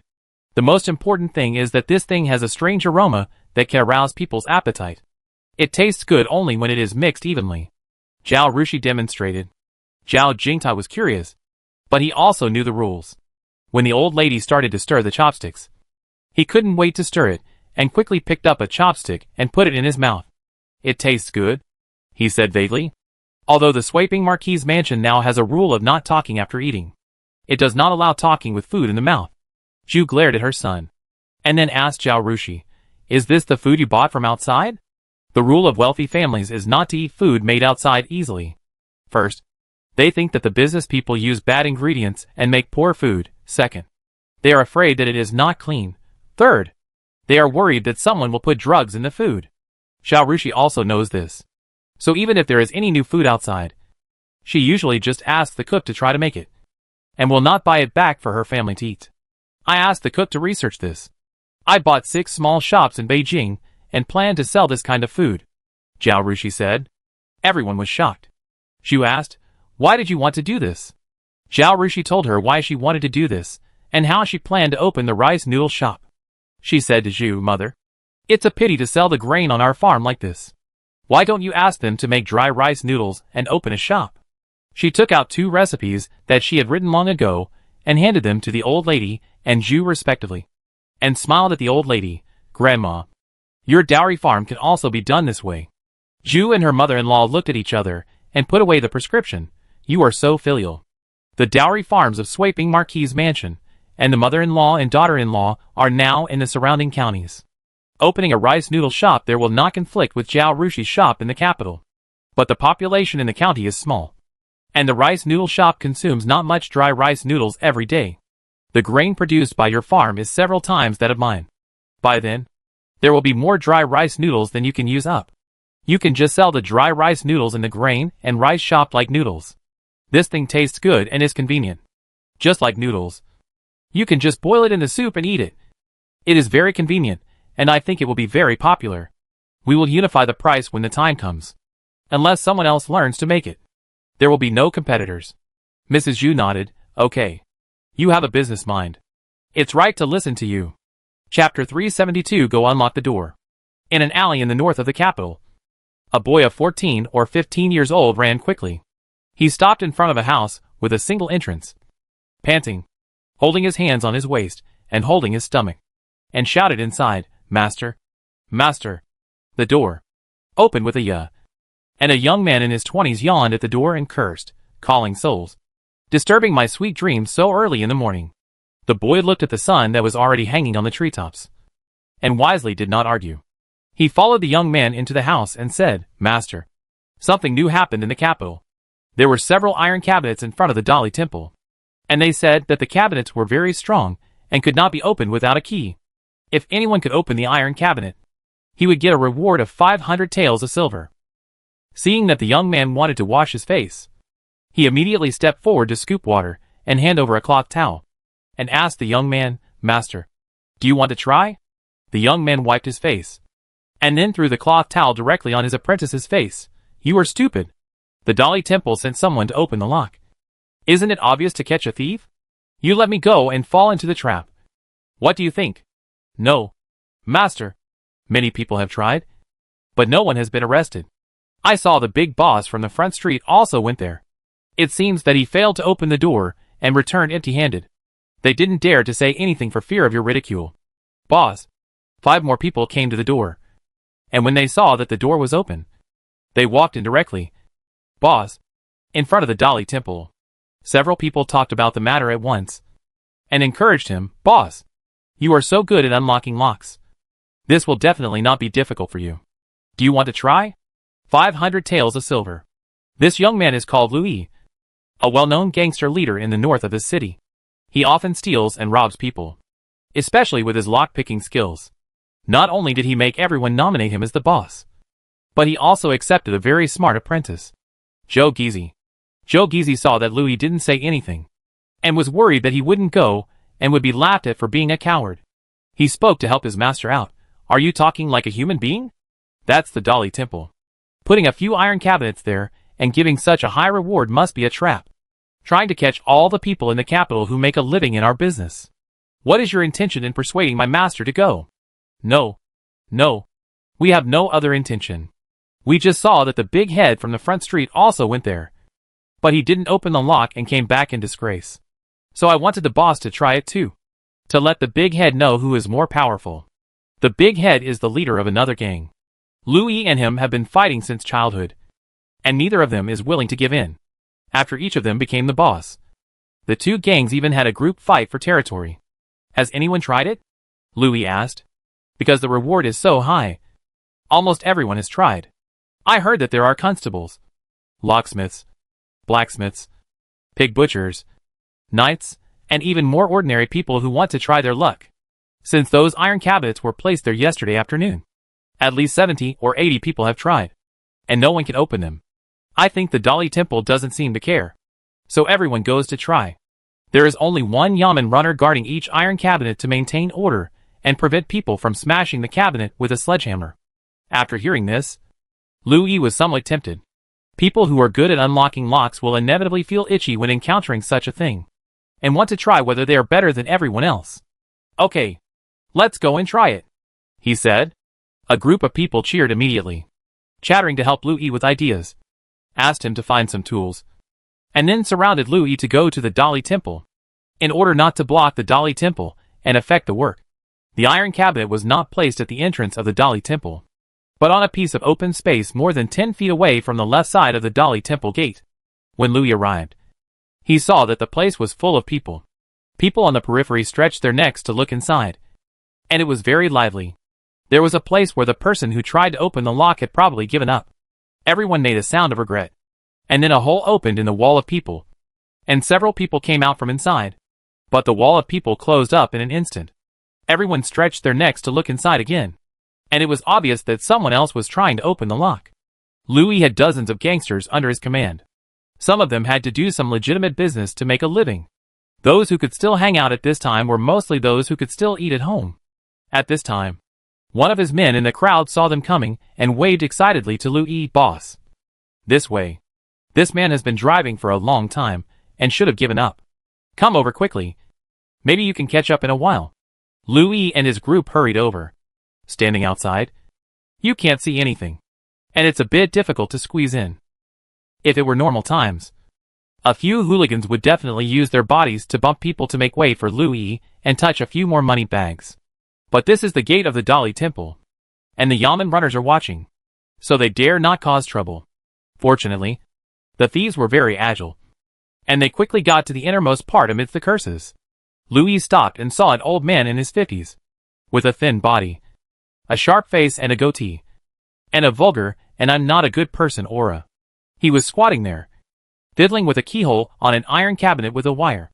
His face was very ugly, and he was cursing. Okay. Half an incense stick of time has come. Change people. A voice rang out. Only then did Louis realize that a man in yamen uniform was standing next to him, with an incense burner at his feet. The onlookers sighed loudly. Someone shouted, Old man, that's enough. Didn't the officer say it's time? Hurry up and let someone else come. As he spoke, the man moved forward eagerly, and the others squeezed in quickly, obviously wanting to open the lock. The yamen officer saw that the old man with a goatee was still reluctant to leave, so he stretched out the killing stick in front of him and poked it, saying, Are you going to leave or not? If you don't leave, I'll arrest you and send you to the yamen. The old man with the goat beard was startled, and then he quickly stood up and made way. But he didn't leave, but returned to the crowd, his eyes still fixed on the iron cabinet. Don't grab it. Don't grab it. The yamen runner stopped several people who were rushing to open the lock with a killing stick, and then pointed at one of them and said, You try. Everyone else get out of the way. The person who was pointed at looked happy, and the others stepped aside in frustration. This iron cabinet was placed here yesterday. Therefore, everyone who came here was prepared. The man took out a piece of wire from his sleeve and fiddled with the keyhole. Louis was watching his movements and took a look at the iron cabinet in his spare time. The iron cabinet was painted crimson red. And except for the keyhole, the whole thing seemed to be one piece. And according to Louis's experience, the iron used in this iron cabinet should be fine iron. Very heavy and solid. There was no gap in the door. And it was obvious that the hinge was also very good. Tools could not reach in. And it was impossible to pry open the hinge. So if you want to open this cabinet, the only way is to open the keyhole. Chapter 373 Guijitong. LVE frowned and watched the man's movements seriously. Boss, you can't stand here. You have to go over there and line up. The yamen will call out the names based on who queues up earlier. The gangster who waved at him gave Louis some advice. LVE looked over there and had to stand over there. After waiting for 6 or 7 people, it was finally Louis's turn. He walked to the iron cabinet with a serious expression and fumbled around it for a while. He found that the iron cabinet was just as he judged. A whole piece. And there was no way to start. The only hope of opening the cabinet was the keyhole. He squatted down and carefully observed the keyhole. When he found nothing, he took out a small tool from his sleeve and probed it in the keyhole. Then he changed several tools in a row. Louis's men looked at him expectantly and nervously, hoping to hear the sound of the lock opening. Louis was in his 20s and had not married. He had no family burden and was quite generous to his men. If he got a reward of 500 taels of silver, he would definitely have no problem treating them to a few big meals. Not to mention anything else. But when half an incense stick was almost burned out, Louis still didn't open the lock. Time's up. Next one. The yamen runner shouted. Louis sat down on the ground helplessly, his face full of frustration. Seeing the yamen runner urging and scolding, Zhou Gizi hurried forward to help Louis up and squeezed out of the crowd. There are many people like Louis in the capital. The iron cabinet was placed in front of the Dali temple for 10 days. But after so many people tried, they all returned empty-handed. This matter was new and had a huge impact. When the iron cabinet was taken back 10 days later, not only did everyone in the capital know about it, but the news also spread to other places. And even people from other places knew about it. A wealthy businessman in Jiangnan sent someone to inquire about how to buy an iron cabinet. Master Zhang, was your iron cabinet developed by the Dali temple? After the court session, Guijitong, the left assistant minister of the Ministry of Revenue, went to Zhang Chanshan to inquire about the news. Zhang Chanshan glanced at him. Why are you asking here? Hee. Aren't you just looking to buy an iron cabinet? Although my family is not wealthy, we have several land deeds.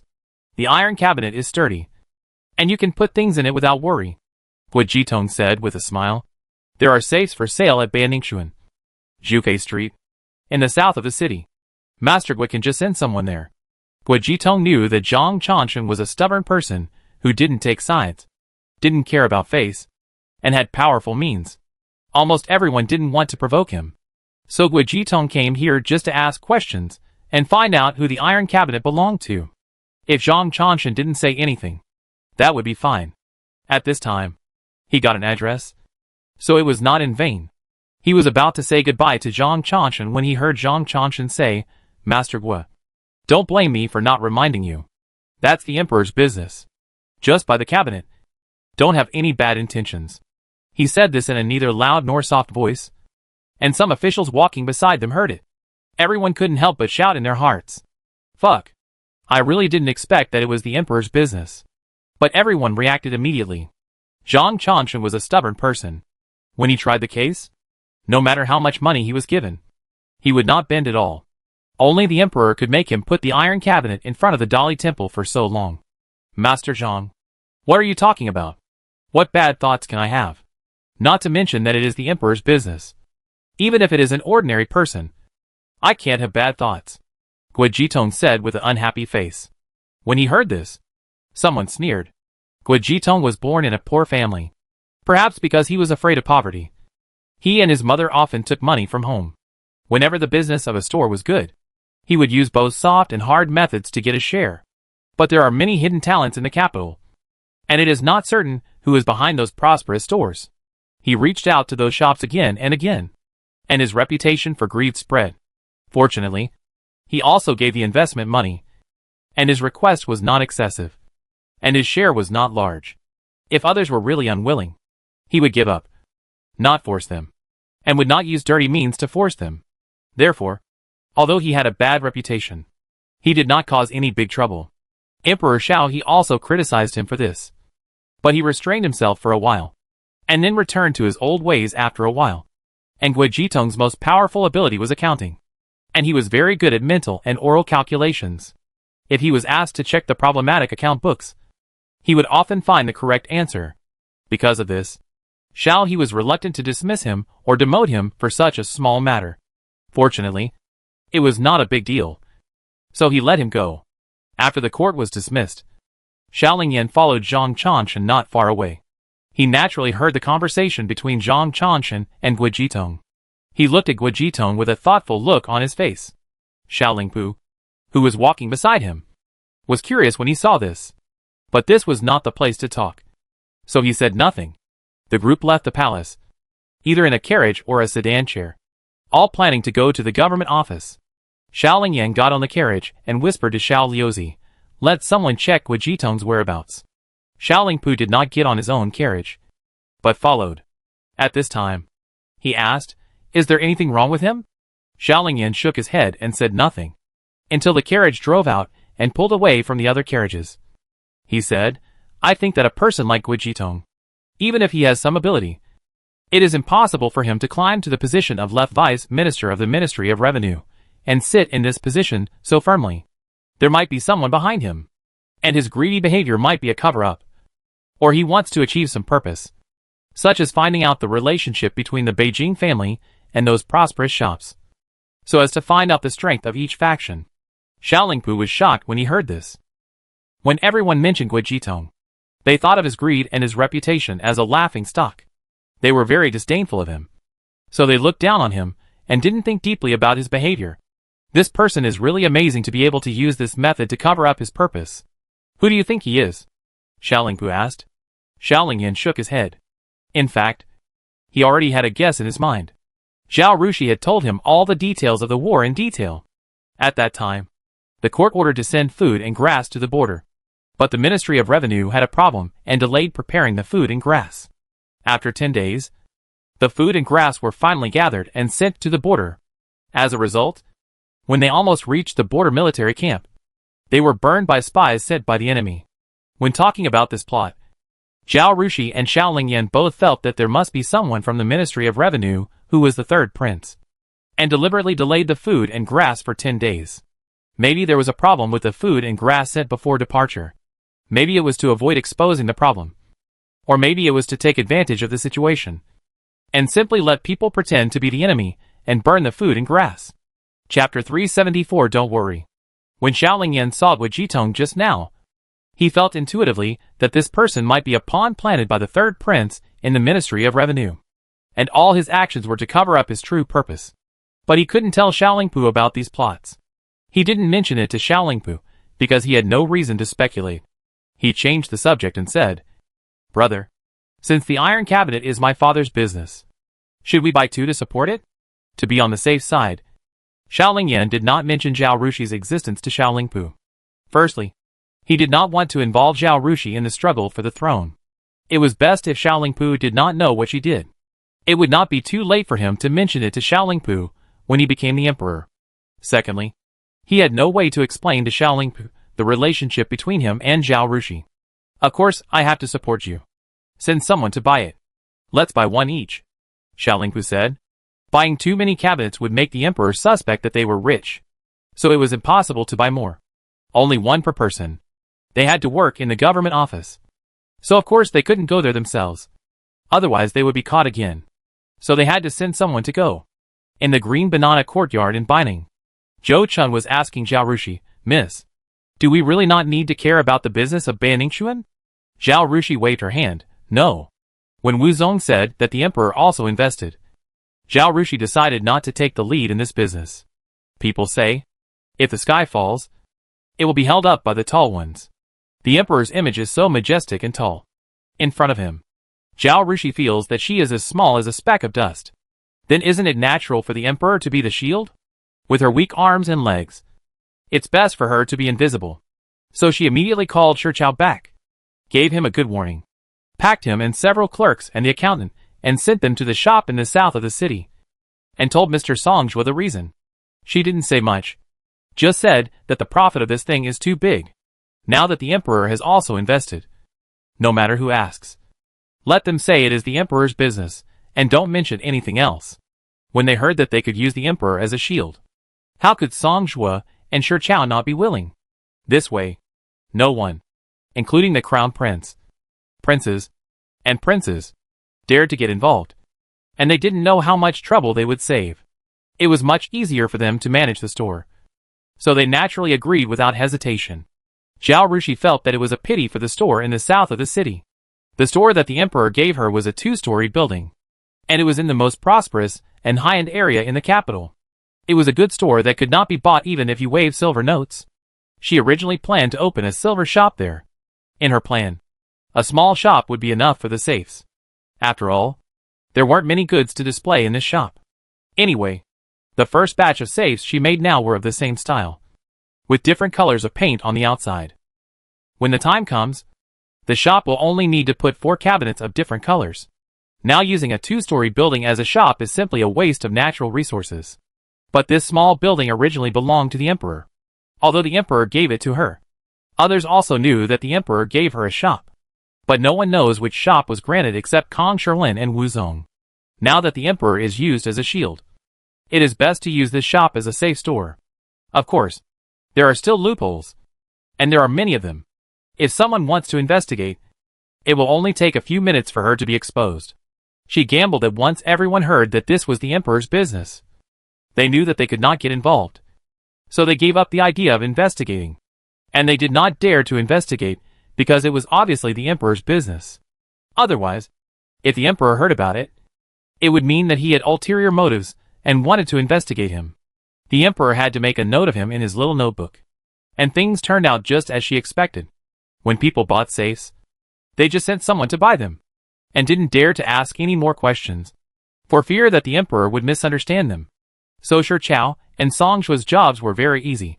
The promotion of the safes was so good that the dozens of safes originally in stock were naturally not enough to sell.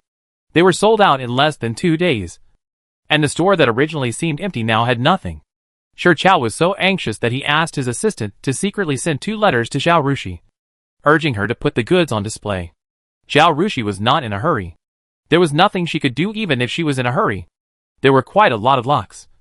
But the iron cabinet was a bit slow to make. The main reason was that she was short of manpower. She only asked Li the blacksmith and his 3 sons to make it, and the other blacksmiths made other parts. So the production capacity could not keep up. Girl, why don't you let the other blacksmiths stop their work and make the iron cabinet together? Zhou Chun suggested. Zhao Rushui waved her hand. No need.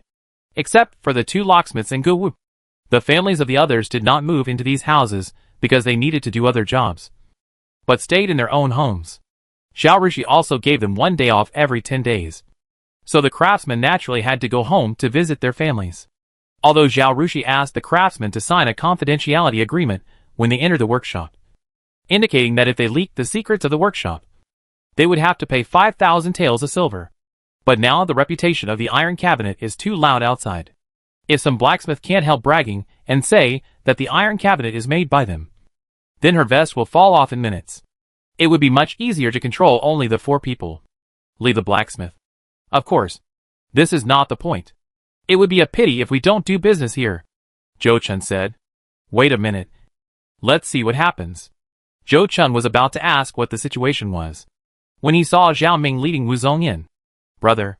Zhao Rushui stood up, looking at Wu Zong with sparkling eyes and an expectant expression. Wu Zong pointed at her and snorted. I predicted everything for you, he said. The emperor has asked someone to find you 20 blacksmiths.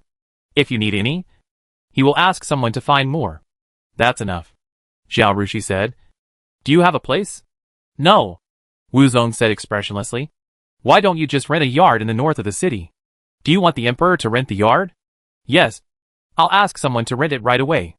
Zhao Rushui smiled and seemed very easy to talk to. Zhou Chun, who was standing next to him, was stunned. Does the emperor still need to find a blacksmith? His own girl is simply. He really doesn't know what to say. Okay. I'll rent the yard for you directly. Wu Zong was also very impressed by his own junior sister.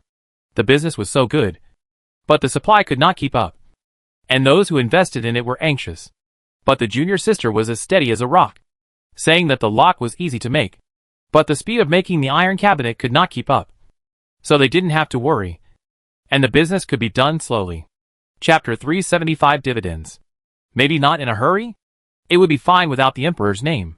But with this name, those high-ranking officials and nobles bought iron cabinets not for practical use, but to take care of the emperor's business and do a favor for the emperor.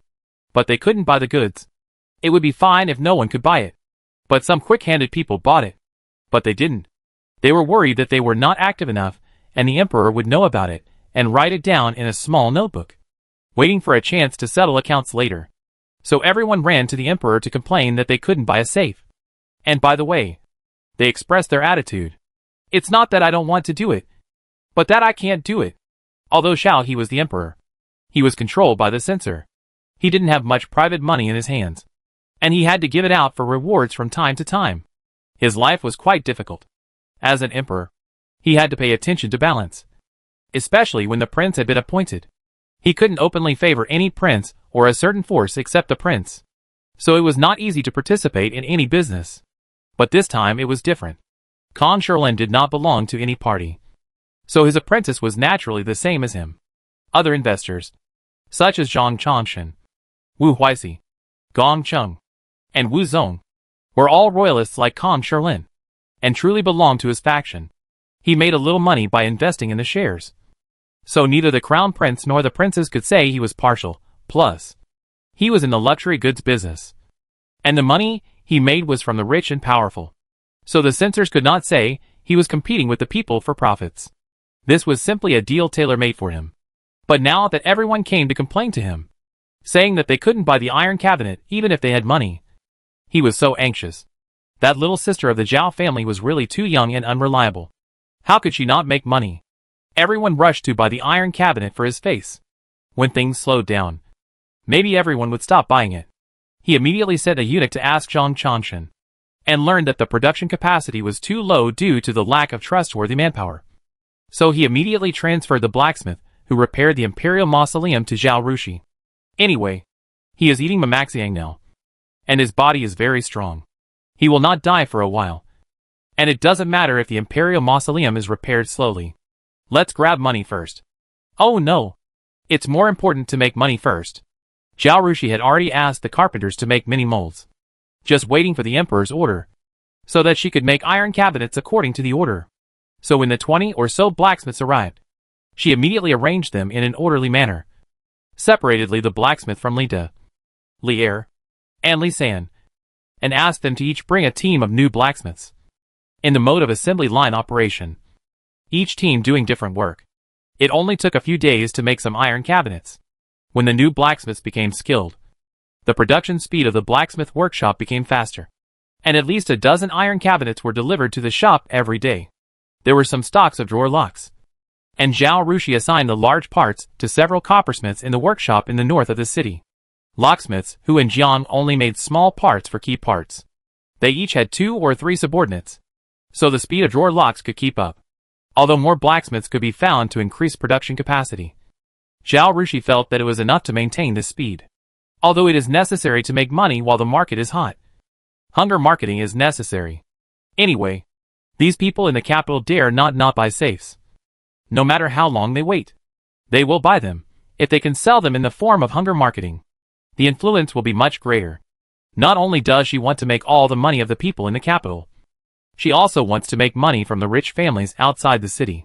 Although the safes in the capital are still in short supply, and many servants still line up in front of the shop every day to buy them, at least the supply is continuous. My lord, the masters don't need to go to the queue in person, so everyone is not anxious. With Zhao's endorsement, no one in the capital dared to buy on credit. All transactions were made with silver bills, and no one dared to forge the silver bills. Each safe was sold for 800 taels of silver, and 17 or 18 were sold a day. The money was counted. After receiving the money, it was directly sent to Wu Zong, who then secretly sent someone to give it to Zhao Rushui. Zhao Rushui had already transported several safes back to Sweeping Marquis' mansion, except for Zhao Jingtai, who didn't have much private money. She gave one to the old lady, Zhao Yuankun and Zhu. This business involves too much, and the elders in the family will definitely be worried about her after hearing about it, fearing that she will make mistakes, fearing that she will be hated, worrying that the silver bills are not safe, etc. In addition, most of the money she earned was intended to be sent to Shaolingyan to change the political situation, and she only kept 10% of her hard-earned money. It is difficult to explain these to her family. Therefore, she did not tell her family that this business was hers. If you say that when she first crossed over, she was not familiar with the environment, did not have enough control over her future destiny, had no sense of security, and did not know the temperament of the old lady, Shu and others, and was wary of people. Now she has completely let go of her guard and treats them as real family. So in her heart, her money is her family's money. She needs to use money to make money. And she also needs to buy property in Jiangnan and move her family there. So she will not give this money to her family for the time being. If she gets married in this life, she will leave half of her property at home when she leaves home. In less than 10 days, Zhao Rushi's small box for storing banknotes is almost full. She keeps the accounts herself. How many iron cabinets were sent out every day, and how much money was collected were all clearly known. Although the amount of money was large, the accounts were extremely simple. She already knew how much money she could earn in 10 days. Now she decided to make the first dividend distribution. On the first day of opening, the 20 or 30 safes in the shop were sold out. And then, there was no stock for 3 or 4 days. After the new blacksmith came, the production capacity was low in the first 2 days due to lack of experience. And then, the number was maintained at 17 or 18 per day. A total of 152 safes were sold in these 10 days. After deducting the cost, each safe made a net profit of 600 taels. And 150 safes made more than 91,000 taels. After deducting the decimals, Zhao Rushi decided to use 90,000 taels of silver to reward the craftsman. The emperor originally had a 20% stake, but he transferred the blacksmith who repaired the imperial mausoleum here. And Zhao Rushi couldn't pretend that this had never happened. If the emperor was narrow-minded, this business would not be able to continue. In this business, the emperor's live signboard is useful. The shield is also good, and he took the initiative to find people, and his performance is very good. Zhao Rushi tasted the sweetness of this cooperation, and she also planned to do business with the emperor again after Faitsue came back. So she counted the 20 or so blacksmiths as the emperor's share, and he accounted for 30% of the shares, and could get 27,000 taels. The 6,000 taels of silver he invested not only paid back in 10 days, but also more than doubled. I think he is quite satisfied with this business. Right? It's worth his hard work to be a shield. And he also sent the blacksmith who built the imperial mausoleum. Chapter 376. A lot of money. Even Wu Huixi and Gong Cheng, who paid a lot of money and had the smallest share, received 4,500 taels this time, and got their principal back. Zhao Rushi put the silver bills that Xiaohe, Zhang Changshan and Wu Zong were supposed to get in an envelope, wrote the words, 10-day dividends, inside, and sent it to Wu Zong. She sent people to deliver the silver bills directly to Kong Shilin, Wu Huixi and Gong Cheng. When everyone opened the envelope and saw the silver bills and the small note inside, they were all shocked. Zhao Rushi had already told them about the profits of the iron cabinets. They also knew that Beiningshuan's business was booming. They knew that this business was profitable. But they didn't expect it to be so profitable. It was simply a huge profit. It paid back in 10 days. And there was still profit to be made. It was a lot of profit. Is business really so easy to do in the world? Gong Cheng was the most honest one among the 3 brothers. He always felt uneasy when holding this money. It would be fine if this business only made this much money. But now there is still a long line at the door of Beiningshuan, which shows that such a huge profit will continue for at least some time. He went to Wu Zong and said to him, no merit, no reward. I have not done anything for my junior sister, but I have received her kindness in painting. Now I have taken advantage of my junior sister so much in this business, and I feel uneasy. Please return this money for me. Don't give me dividends in the future. Just consider it as my withdrawal of shares. As he said, he put the silver note of 1,500 taels of silver in front of Wu Zong. Brother, I just want to ask you one thing, Wu Zong said. If my junior sister encounters difficulties, will you lend a hand to her? Of course, Gong Cheng said without thinking.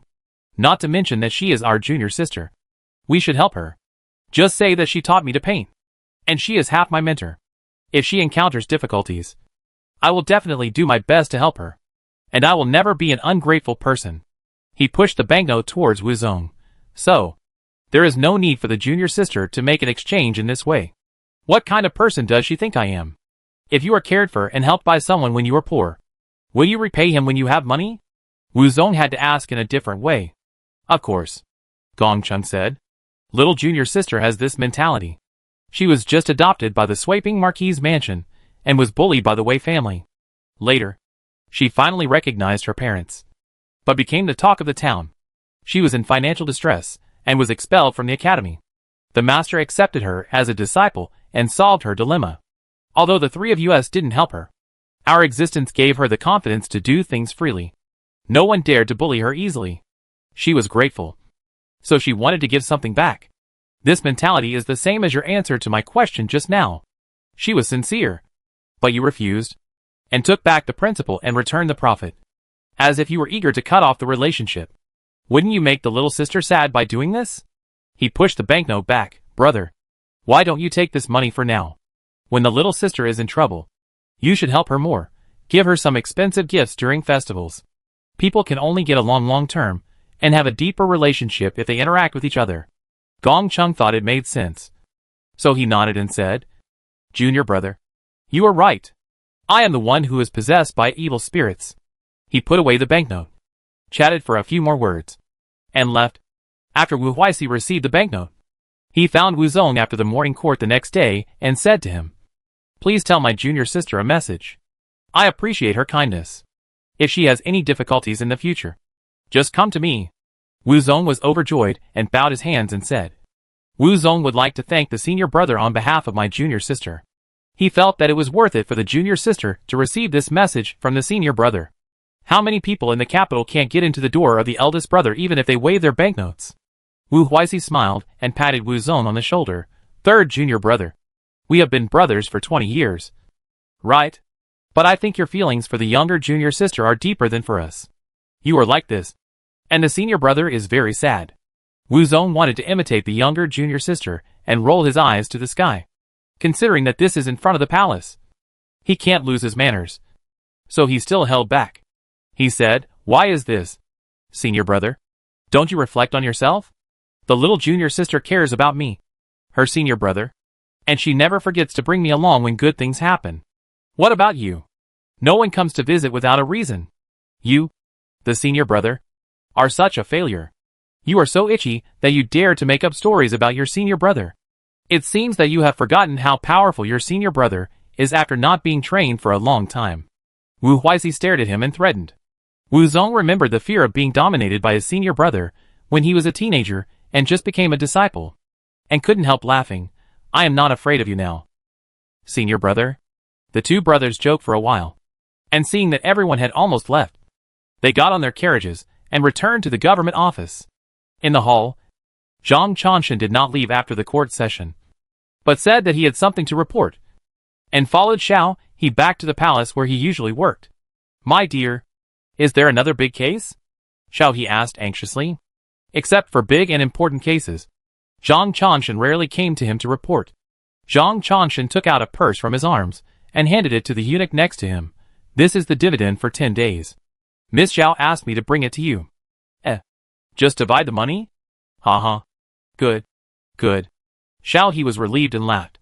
After the eunuch checked the purse, there was nothing else except the silver bill and a piece of paper. The silver bill and the paper were not coated with poison. Xiao He took these things and looked at them, seeing the words on the paper. Even though he was the emperor, his eyebrows trembled and asked, So much? He raised his eyebrows again. How do you count my 30% share? Jiwei Jusher said that your blacksmiths also count as a share. We can't take advantage of you for nothing, Zhang Chanshan said. To be honest, when he got the silver note, he was also shocked by the huge profits of this business. Xiao He nodded with satisfaction. That girl is good. He sighed. So why do we emphasize agriculture and suppress commerce? It is because business is too profitable, and we are worried that everyone will go into business, and no one will cultivate the good land. Food is the foundation of the country. Without food, What is the use of silver? Zhang Chanshan nodded in agreement. Okay. Tell her that I received the silver. If there are any good things in the future, you can't just care about the master and the three brothers. And forget about me, the unranked brother who gave her the second-floor shop. Zhang Chanshan's mouth twitched, but he still bowed and said yes. Zhao Rushui was relieved to know that the emperor was very satisfied with her performance. The second courtyard where the iron cabinets were made was near the shop, and she transferred a manager to manage it. There were 2 shopkeepers at the other end of the shop, and everything was running well. There was not much to worry about, so she didn't spend more time on this matter, just taking a little time every day to listen to Zhou Chun's report. The end of the year is approaching, and according to the date, Ma Sheng and others who went to the south to transport jade should also be back. Chapter 377 returned. Ma Sheng and others returned when the first snow fell in the capital. They took a boat to the river transport wharf several dozen miles away from the capital, and sent someone to report to Zhao Rushui. Zhao Rushui had already asked Zhou Chun to contact the car dealership. After receiving the letter, Zhou Chun immediately took more than 20 freight mule carts to the wharf to transport the stones on the ship to the capital. Originally, as a car dealership, it was the customer's privacy to know what the customer wanted to transport, and the people in the car dealership were not allowed to inquire. But this time, seeing that all the stones were moved from the boat to the mule cart, the people in the cart shop could not help but ask, "Butler Zhou, what are you doing with these stones back to the capital?" In order to prevent anyone from asking, Zhao Rushui had already made up a lie and told it to Zhou Chun and Ma Sheng.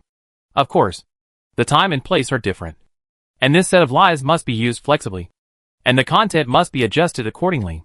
Zhou Chun sighed and calmly replied, "My old man went to the temple to burn incense, and heard from the Taoist monks in the temple that he would have a disaster next year, and he needed to use the stones from Chioqing, the birthplace of the great compassionate Avalokitesvara Bodhisattva, to build a house to live in, so that he could survive safely. Therefore, he asked his servants to go to Chioqing to buy stones and transport them to the capital. Anyway, the old man of the Zhao family had died more than 10 years ago, so he was not afraid of being cursed.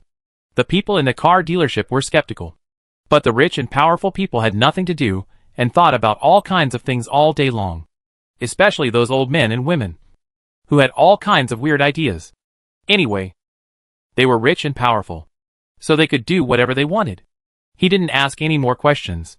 When others curiously asked him about it, he told them Zhou Chun's story, and everyone sighed for a long time, feeling that being rich meant being willful. The stones were transported in 5 large ships. The stones were heavy, so more than 20 mule carts could not transport them all.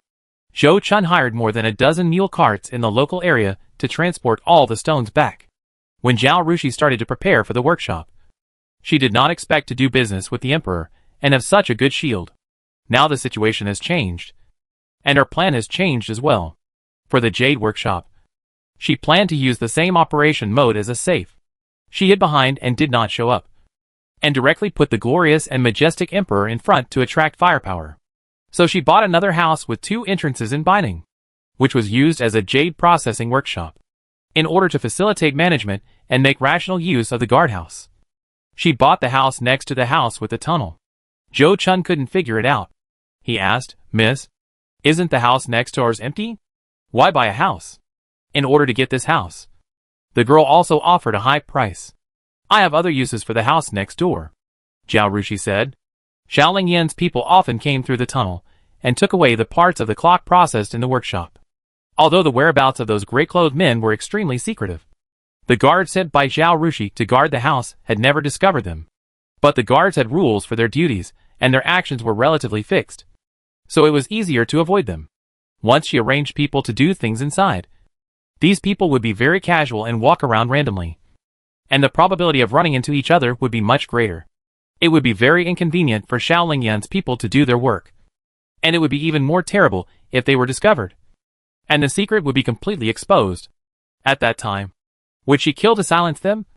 Or kill to silence them? So she would rather buy another house than take this risk. Fortunately, she has money now, and the house in Binding is not expensive, so buying another one is not a big deal. Dajin has been peaceful and prosperous in recent years, and the housing prices around the capital have been rising steadily in recent years. It is not a loss to buy this house. You can sell it again when you don't need it in the future. Just save money.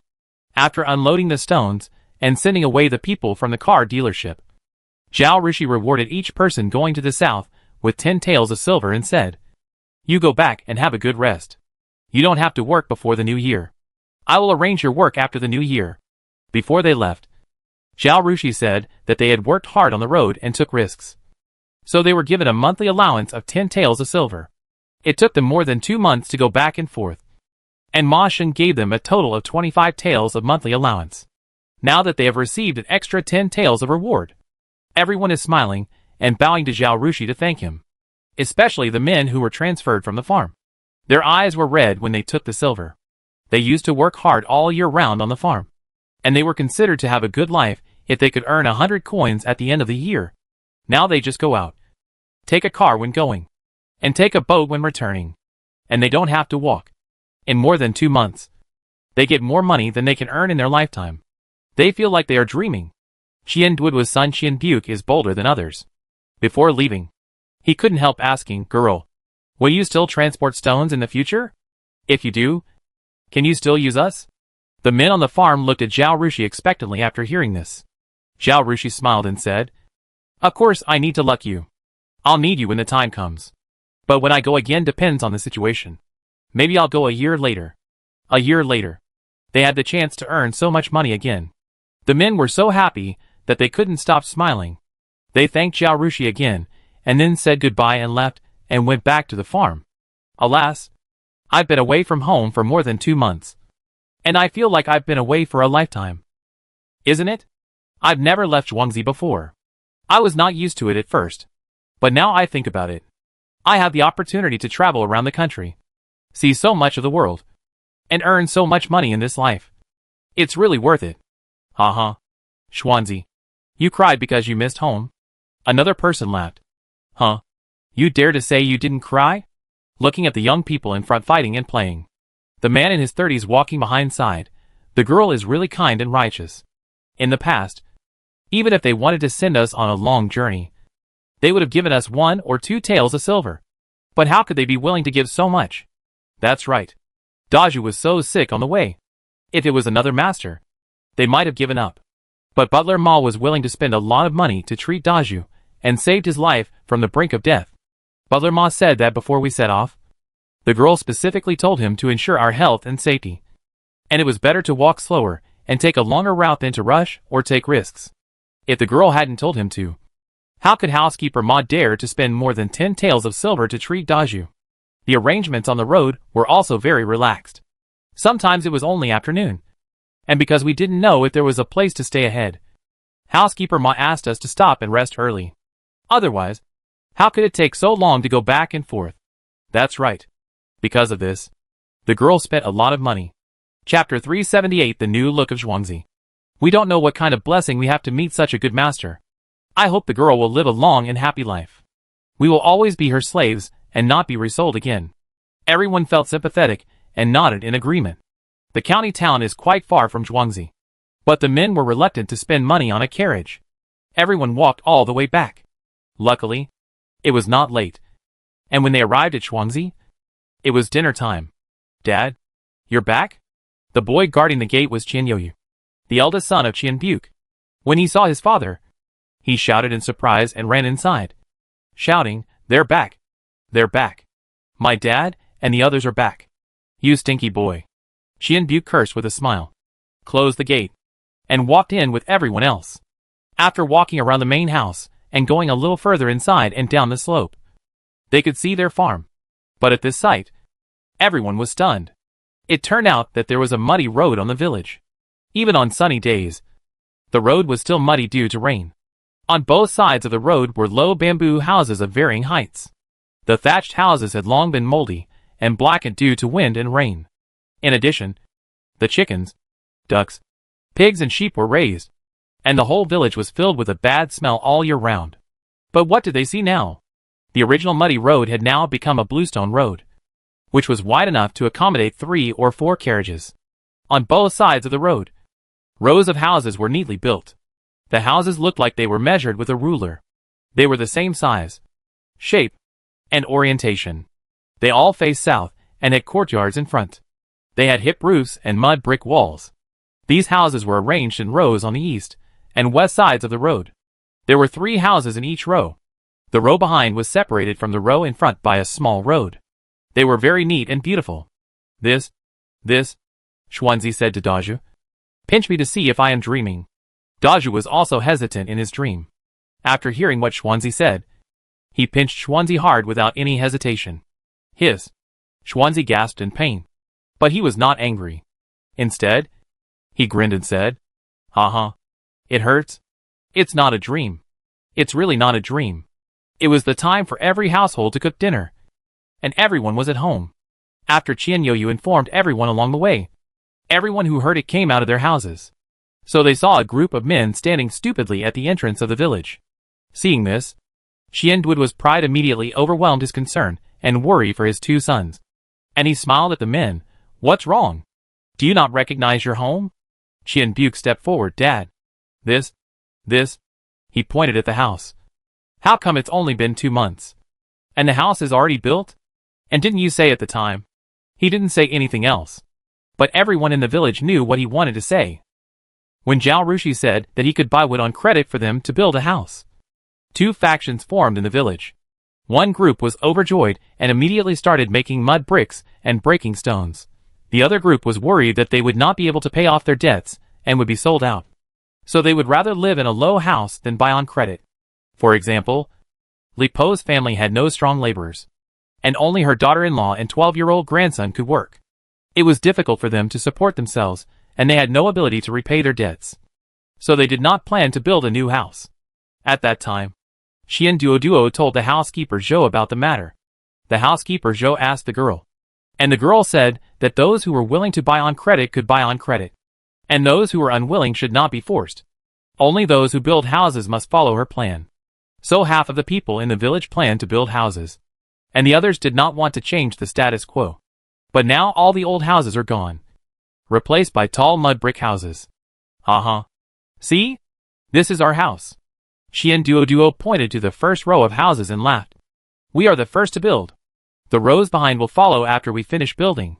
As a result, those who hesitated saw that the houses were good and immediately changed their minds. After most people moved into the new house, those who were most reluctant also wavered. Butler Zhou also told everyone that the young lady would let everyone make more money and not ask for repayment of debts. So everyone in the village built a new house. That's great. Qian Buke looked at the house and said with emotion, the young lady is such a good person. That's right. As the village head, Qian Duoduo was most concerned about the safety of these people. He asked, did you all come back safely? Did anything happen on the way? Everyone is back safely. There were some bumps along the way, but nothing serious, Qian Buke said.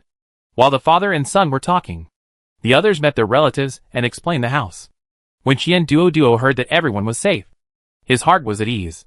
At this time, he saw the old woman and daughters-in-law all came out, and he quickly called his 2 sons, saying, come on, hurry into the house. I'll ask your mother to cook a few more dishes, and we'll celebrate.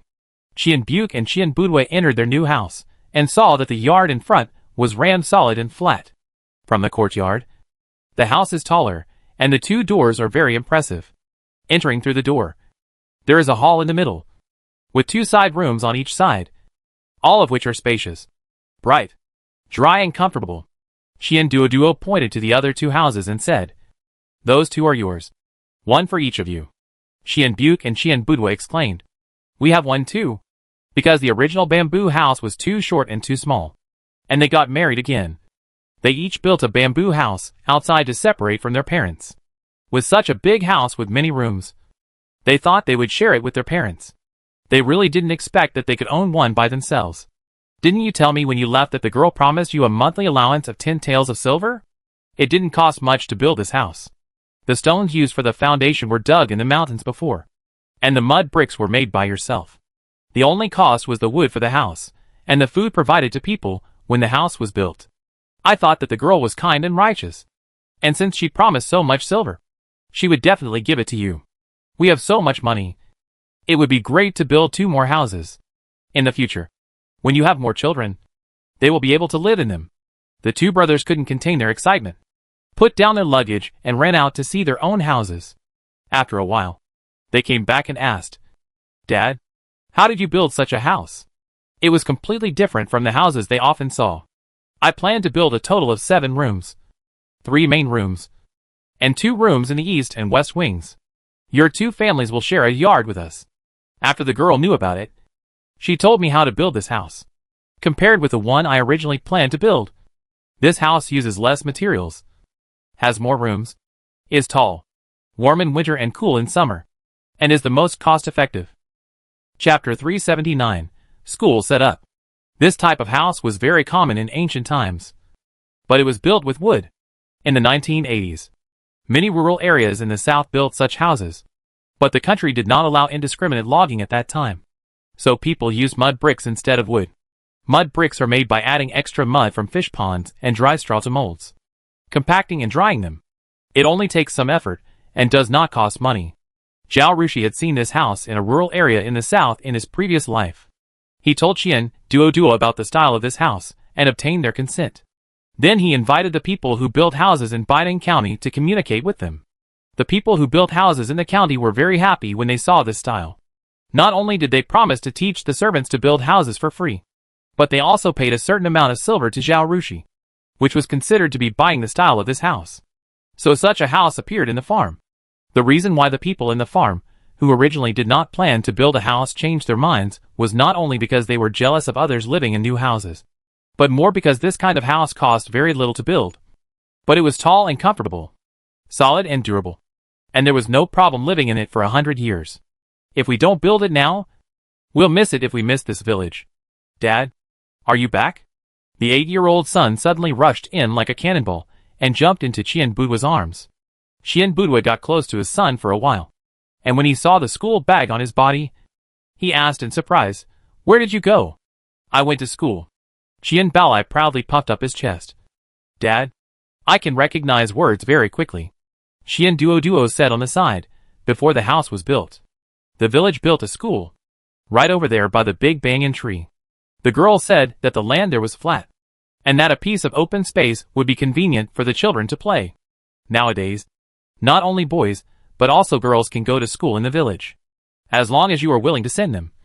No matter how old they are, they can go, as long as they are not younger than 6 years old. "Who will be the teacher?" Qian Buke asked. "That boy Chao Shu."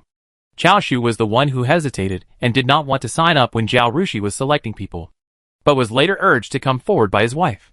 His father died early, and his mother's family also died not long after he got married. There were only his young wife and him at home. The reason why he hesitated to sign up that day was because he was worried that his pregnant wife would be alone at home, and no one would know if something happened. Later, his wife got angry about this, and the neighbor's aunt also said that she would accompany his wife in the evening. So he signed up. As a result, he was retained by Zhao Rushui during the screening. Zhao Rushui had long planned to set up a school in the manor. Because of the hardship of life, the manor servants could not see the way forward. They usually lived in an almost closed manor, rarely contacted outsiders, and did not have so many tricks. As long as they are treated well, they will be grateful and more loyal and hardworking than the slaves bought from outside. The population of the manor servants is large and endless. As long as she opens a school in the manor can provide her with a continuous supply of reserve talents. Therefore, she paid attention during military training and wanted to choose a suitable teacher from the group of people in the manor. Chao Shu was not the smartest or the fastest one to learn words among the group of people in the manor, but he had a good temper, a soft heart, patience, and liked children very much. Such a person is very suitable to be a teacher. Therefore, after the military training, Zhao Rushui sent him to a private school in the city to continue studying after obtaining his consent and giving him time to properly arrange for his wife, who had given birth to a child. He did not let him come back until the Zhuangzi school was built, because she was short of manpower. Chao Shu was temporarily arranged as a teacher in the school. When she trained subsequent talents in the future, she would add another one. When he heard that Chao Shu was the teacher, Qian Buke laughed. "That boy is quite suitable." In order to avoid trouble, Zhao Rushui would ask people to sign a confidentiality agreement before sending them to do things, and set a relatively high penalty for breach of contract in the agreement to restrain them and prevent them from talking nonsense. This was true for the craftsmen in the workshop, and for the group of people who went to buy jadeite raw stones. Qian Duoduo also knew that his 2 sons had pressed their fingerprints on such a deed. So he only asked his sons about their experiences in the past 2 months. The family had a lively dinner, and the 2 brothers Qian Buke and Qian Budua each took their wives and children back to their own houses. At Zhao Rushi's place, Ma Sheng told Zhao Rushi in detail about the situation on the road. At the end, he said, "We have a lot of people, all strong men, and no one dared to mess with us along the way.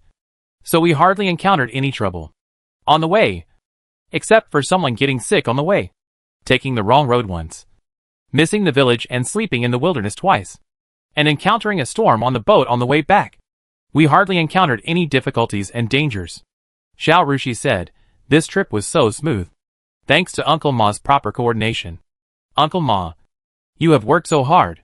She raised her hand towards Qingfeng, who handed a purse to Ma Sheng. Modern people respect life, and she could not be like those masters in ancient times, who did not take the lives of their slaves seriously. So she was worried all the time when Ma Sheng and his group were away. Now seeing that all the people who were sent out have returned in one piece, and brought back so many raw stones, she was very satisfied with their trip. "This 50 taels of silver is a reward for you alone. During this time, you should take a good rest, and take care of your body. Mother Luo and Wu Shi are waiting for you outside. You should go back with them quickly. They are the girls' bodyguards. How can they leave their post without permission? I am not in a hurry. Let's go back together when the girl returns home," Ma Sheng said. "Okay."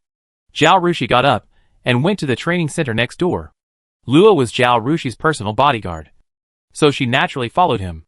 Ma Wushi stayed in the green banana courtyard to chat with his father. The family all knew about the existence of the safe, and since this was their own yard, they didn't need to be shy about talking. However, Ma Wushi lowered his voice and said excitedly, "Dad, you don't know? Our safe is selling like hotcakes. It's been sold for almost a month, and people still line up in front of the store every day to buy it. Those merchants from other places are shipping it out in batches of 10. Did the emperor also invest?" Ma Sheng also asked in a low voice. Ma Wushi looked at his father in surprise. "Dad, how did you know? The reputation of the safe is so great that I have heard about it even in other places. Everyone said it was the emperor's business, and that it was placed in front of the Dali temple, and everyone came to open the lock. But no one could open it. The princes and nobles in the capital all rushed to buy it." "That's right." The smug expression on Ma Wushi's face was as if he had made the safe. "You didn't see the scene. So many people went to watch the fun, and the reputation of the safe spread all at once. The girl is really smart." Chapter 380 got a Western stuff. At this time, in the palace, Xiao Lingyan was standing in front of the hall, lowering his head to listen to Fu Yunlong's words. "Because of the unhappy marriage, I went to the south to relax, and I didn't expect to come across a Western timekeeping item brought back by a trafficker. I brought one to sell to the emperor." When Xiao Lingyan heard Western timekeeping item, he was quite interested and happy. He also felt that the second boy of the Fu family had good eyesight, and knew to keep him in mind as the emperor. But when he heard the word sell, the expression on his face suddenly fell. Seeing this, Xiao Lingyan stepped forward and said, "Father, Fu Yunlang wanted to offer you a bell.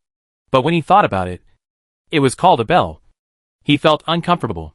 He only wanted to charge you 1 tael of silver for a bell, which is a big discount for you." "Bell? If I give him a bell, wouldn't it be like giving him a bell? It's really unlucky. And he only charged 1 tael of silver, which is just a token of appreciation. It's obviously a gift, a big discount for him. Don't give me 1 tael. It's the same as giving it away for free. Let's give me 20 taels. I'm poor, but I can still afford 20 taels." Xiao he did not forget to cry poor in front of his son. "Thank you, Your Majesty." Fu Yunlang kowtowed to express his gratitude. Xiao he waved his hand, "Stand up." When Fu Yunlang stood up, he asked with interest, "Where is the clock?" "It's outside," Xiao Lingyan said. "The imperial guards were just checking it." Xiao he turned to the eunuchs. "Let them bring it in." The eunuch went out and came back in a few moments later. For imperial guards carried a bell that was 1.5 meters tall and walked in carefully. "Oh, so big?" Xiao was surprised. This bell was not only 1.5 meters tall, but also 1 meter wide. Judging from the imperial guards, it seemed quite heavy. Thinking of Zhao Rushi's reasoning, Xiao Lingyan couldn't help but twitch his mouth. The reason why the bell was made so big was because the current craftsmanship was not good enough, and the parts could not be made too fine. So it had to be made bigger. Zhao Rushui has her own theory. She said, the bigger the house, the more valuable it is. The bigger the pigs and sheep, the more valuable they are. If we don't make this thing bigger, how can we charge a high price? If the appearance is not taller, how can we show the lightness and fineness of the pocket watch in the future? The first generation of clocks must be made bigger to show its value. If they were not worried about not being able to enter the door, maybe this clock would be even taller. After the guards put down the clock, Xiao He walked around the clock and said, "It is indeed a Western thing. It looks different from ours." Yes, I also thought it was very strange when I first saw it. The appearance of this clock was built according to the appearance of the Western clocks they had seen in their previous lives. In order to make it realistic, the brand name William was engraved on it in English, and the details were extremely Europeanized. Not to mention Xiao He, who had not seen many Western scenes. Even if a real foreigner came, he would not be able to tell that this thing was not from the West. Although Fu Yulang had not seen Xiao He very often, he was a little trembling at first. But as the protagonist of a book, he was quite capable at the critical moment. He had already regained his usual composure at this moment. After hearing what Xiao Qi said, he stepped forward and said, "Your Majesty, look, this needle that keeps moving represents day and night. The short needle." He boasted about the functions and representative meanings of several hour hands. Of course, the so-called representative meanings were also made up by Zhao Rushui.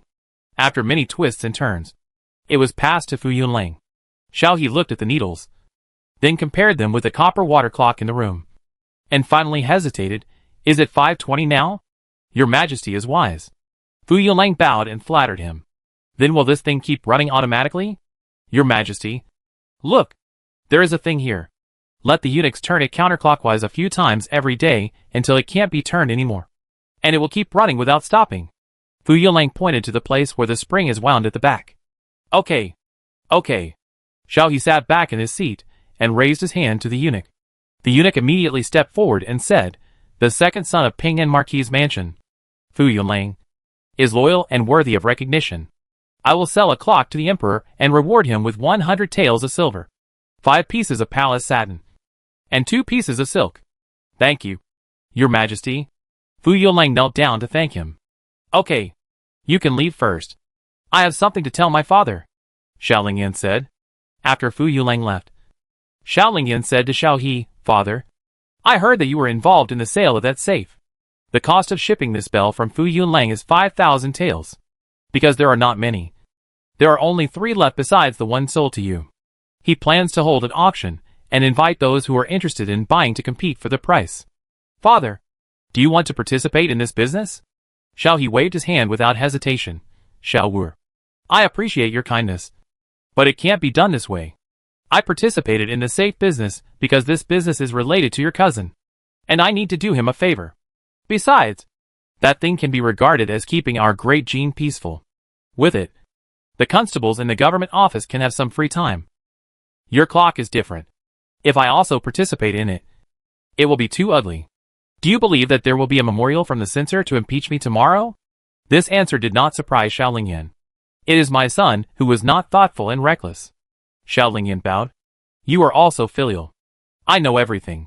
The two pretended to be a loving father and a filial son, and Xiao Lingyan said goodbye and left. Fu Yunlang was still waiting outside. Seeing Xiao Lingyan coming out, he came forward and asked, "Your Highness, what did the emperor say?" Xiao Lingyan shook his head and said nothing. Fu Yunlang understood and was immediately frustrated. Xiao Lingyan scolded, "You only have 3 clocks, and the purchase price is so high. You don't know how much money you can make. Is the emperor's title so worthless that you can only make a few melons and 2 dates?" I said no. But you insisted on asking me to go to the palace, which made my father very unhappy. He did this with Zhao Rushui, even keeping it a secret from Xiao Lingpu and Fu Yunlang.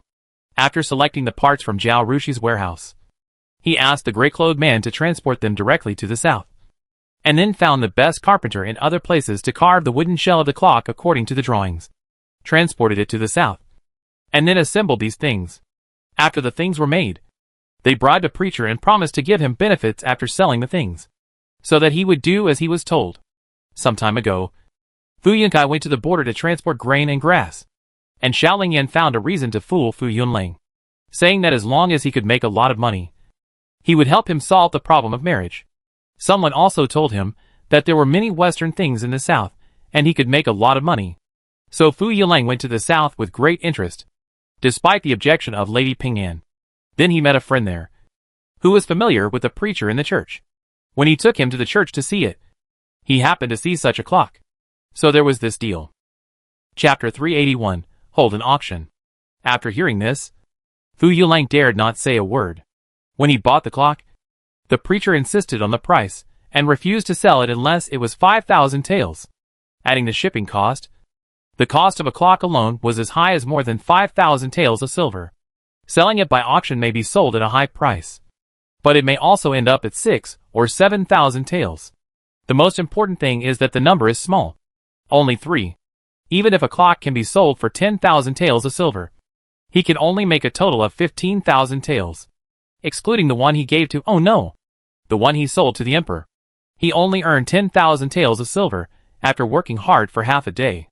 But that safe was different. Although they only sold it for 800 taels of silver each, they made it themselves, and the goods were in a continuous supply, and they made a lot of money. No wonder the emperor looked down on his business. Seeing his frustrated face, Xiao Lingyan comforted him. Don't think this business is small. Think about it. You have invested in Yulong Pavilion, and you have been worried about it for half a year. But how much silver did you make? This immediately comforted Fu Yunlang. Yulong Pavilion had only earned Fu Yunlang more than 3,000 taels of silver in the past 6 months. But he went to the south. Not only did he see the world, but he could also earn thousands or tens of thousands of taels of silver at once. And just now, he sold a favor to the emperor. This favor is very useful. If his father and brother make any mistakes in the future, the emperor might be able to forgive him for selling a clock at a loss today. After this incident, will his father and brother still despise him for not accomplishing anything? And your business is not just a one-time deal. Next time you go to the south, find that missionary. Maybe you can buy a few more clocks, and maybe other good things from the west, Xiao Lingyan said. Fu Yunlang's eyes lit up. He stopped and bowed deeply to Xiao Lingyan. Thank you, Your Highness, for taking me to Jiangnan. If I hadn't gone on a long journey with you at that time, I would not dare to go to the south even if there was a great opportunity this time. Yunlang thanked the 5th prince for his support. Thank you for your advice today. No need to be polite. Xiao Lingyan helped him up. You were not the only one who went to Jiangnan with me, but you were the only one who took the initiative and made achievements. It can be seen that you are capable. I dare not take credit for it. He patted Fu Yunlang's shoulder hard. Yunlang. People always despise businessmen, but they don't know the fun of making money. And everyone can't live without money. You have a talent for business, and this talent cannot be wasted. As long as you have money. When your father and brother are worried about the military pay and food, you can donate a little. Not only will your father and brother be grateful, but even the emperor will reward you. This is where a man can make achievements. These words touched Fu Yunlang's heart. Every time his father came home, he would not be happy with him, always disliking that he was spoiled by his mother.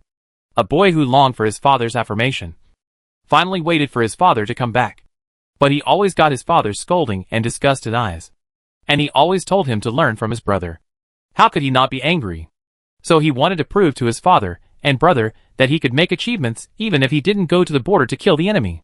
He felt so happy when he thought of the day when his father and brother had to beg him to give them material help. Your Highness is right.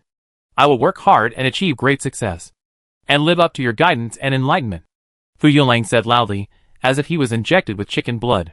Okay. I'll wait and see. Xiao Lingyan laughed. The two continued to walk forward, and Xiao Lingyan asked him, how do you plan to bid for those 3 clocks? Speaking of this, Fu Yunlang was a little confused. He scratched his head. I still need to inquire about this. I heard that when calligraphy and painting masters sell their works, they bid. But I don't know how it works specifically. I know this. As soon as you mentioned bidding, I asked someone to inquire, Xiao Lingyan said. Fu Yunlang's eyes lit up, and he saluted and said, please tell me. Your Highness. They are generally people in the industry or people who particularly like calligraphy and painting and have come to buy. Several people get together, Each writes a price on paper and gives it to the owner. After the owner looks at it, he sells the calligraphy and painting to the one with the highest bid. Other people's bids will be destroyed in private so that no one can see them. Ah? Then, in that case, won't our clock be sold at a high price? This clock is just a rarity. It can tell time more accurately and clearly. But it doesn't matter if you don't have it. Everyone has a copper clepsydra at home. So it doesn't matter if you don't have a clock. He offered a base price of 5,000 taels, which was considered very high by others. When bidding, everyone would at most increase the price by 1 or 2,000. And it was impossible to increase it directly by 5,000. No one's money comes from the wind. But he would lose money if the price increased by 2,000. In addition to the clock for the emperor, he also had to pay for the shipping. In addition, he was the second son of the Ping and Marquis mansion. With no money and no power, he usually associated with people like him, who were unsuccessful in the eyes of his father and brother. Even if they had money, it would not be much. 5 or 6,000 taels of silver was not something they could take out casually. Even if they could, they would not be willing to spend it all on such a thing that was not enough for food or clothing. But he couldn't contact those in charge. Even if he sent a post to invite them, they would definitely not respond to him. This matter is really difficult. He looked at Xiaolingyan for help. Your Highness, what should we do? Is our clock going to lose money? Fu Yulang is not a person who is completely ignorant of the world. After he came back from the south, he knew that he couldn't do this alone. And the Ping and Marquis mansion, and the second prince, and the fifth prince were on the same boat. It would be bad to leave them out of the money-making business. The second prince and his elder brother were good friends, so he was not willing to cooperate. On the contrary, the fifth prince treated him very well from the beginning, and helped him many times, and even took him to Jiangnan. He was very grateful to the fifth prince. So he found Xiaolingyan, gave him 10% of the shares, and begged him to take him to the palace to present the clock to the emperor. So this clock is called our clock. It's not bad. Xiaolingyan touched his chin and hesitated. How about I open an auction house? What auction house? Fu Yulang asked curiously. It's a rare thing that everyone wants. I'll collect all these things and hold an auction. I'll invite some wealthy people in Beijing who are interested in these things to participate. Everyone will bid on the spot, and the one with the highest bid will win. I'll charge 10% of the sale price as a reward. Fu Yulang's eyes lit up when he heard this. He couldn't invite those powerful and wealthy people. But Xiaolingyan was different. Chapter 382 Visiting Kong Shilin. The fifth prince is a prince after all, even if he is not as prestigious as the crown prince. The second prince? Or the third prince? He posted a note. And the ministers and wealthy families in the court dared not to give him face. If you don't consider the fifth prince himself, you have to consider the second prince and the Sin family. Right? These people are the heads of a family. And a few thousand taels of silver is nothing to them. Usually, if you like calligraphy and paintings or buy antiques, it's just this price. Moreover, considering the fifth prince's trouble, everyone was too embarrassed to offer hundreds or thousands of taels. So it was no problem to raise the price by 2,000 or 3,000 taels, as long as the fifth prince held the auction he mentioned. Even if his business did not make money, at least he would not lose money. Your Highness, this is a really good idea. He bowed deeply to Xiaolingyan. In this case, I'll ask your Highness to sell this clock. Xiaolingyan helped him up and waved his hand proudly. You entrusted me to sell this clock, which shows your trust in me. We are good brothers, and you gave me a share. So I won't charge you for the 3 clocks. You can take a cut. Fu Yulang said anxiously. How can that be? Let's put it this way. You don't charge me for my things. But tomorrow other relatives and friends have good things to auction. Will you accept them? You buy a house and ask people to arrange it, which are all expensive, laborious and time-consuming. How can you be asked to work hard in vain? There are not many people in the world who dare to order you like this. So you must take the money. If you sell the clock for an extra 1,000 taels of silver, I will actually make a profit. Xiaolingyan bowed. Thank you, Yulang, for taking care of my business. The two looked at each other and laughed. Your Highness, how long will this auction start? Fu Yulang asked eagerly. 10 days later. I have to prepare more things for the auction, so that it will be lively. No one has seen your clock, let alone understand its use. If you only sell the clock, I'm afraid not many people will come. If there are fewer people, the price will not be able to go up. Fu Yulang was even happier when he heard it.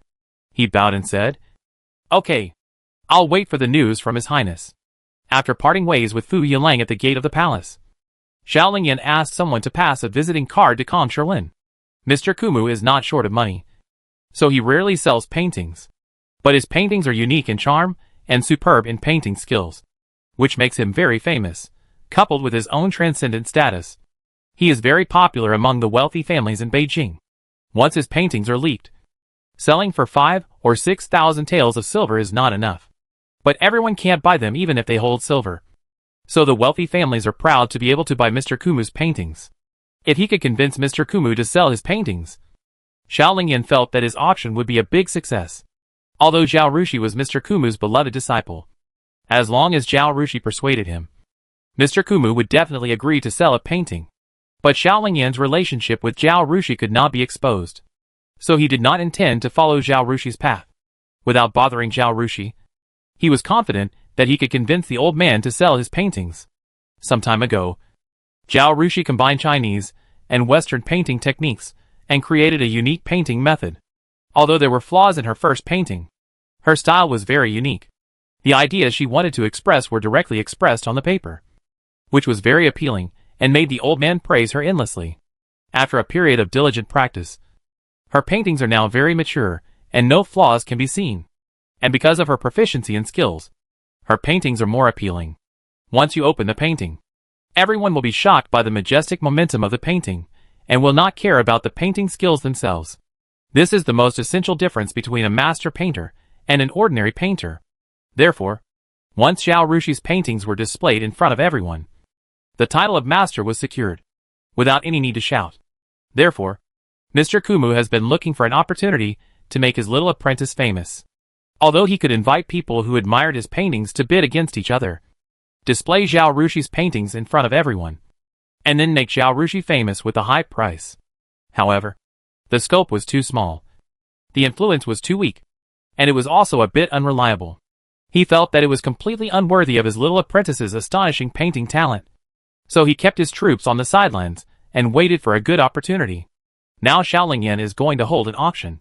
He believes that this is the best way for Zhao Rushuy's paintings to be unveiled, and he is not afraid that the old gentleman will not be tempted. As a prince, Zhao Lingyan handed in a visiting card. Even if Kong Shilin was in a superior position, he did not dare to refuse Zhao Lingyan. Kong Shilin immediately replied and made an appointment to meet in the evening of the next day. The next day, Zhao Lingyan visited Kong Shilin with gifts. Kong Shilin has always been immersed in his own world and rarely cares about worldly affairs. He is not very concerned about the disputes among the princes. He had only seen several princes briefly during the New Year's banquet held by Xiaohe. In addition, Zhao Lingyan was not yet grown up, so he did not have a deep impression of him. Now he was surprised to see Zhao Lingyan, who seemed to have grown up and matured a lot. Ah, time really makes people old. I don't feel it when I live my life on weekdays. But when I see you, the fifth prince, I realize that time flies. I am 1 year older now. He sighed. My cousin, you are not old. Look at your strong body. Much stronger than young people. Zhao Lingyan said. Kong Shilin laughed. I like to hear that. After a few pleasantries, Kong Shilin went straight to the point. I wonder what the emperor wants to see me for. Zhao Lingyan knew that Kong Shilin was most impatient to deal with mundane matters, and hated people wasting his time by beating around the bush. If there was anything, just say it directly. If he agreed, then agree. If he didn't agree, don't bother. He said, I want to hold an auction. Then he explained the auction in detail, emphasizing that there would be many people attending, and everyone could go up to the stage to observe the auctioned items up close, and they would raise their placards on the spot.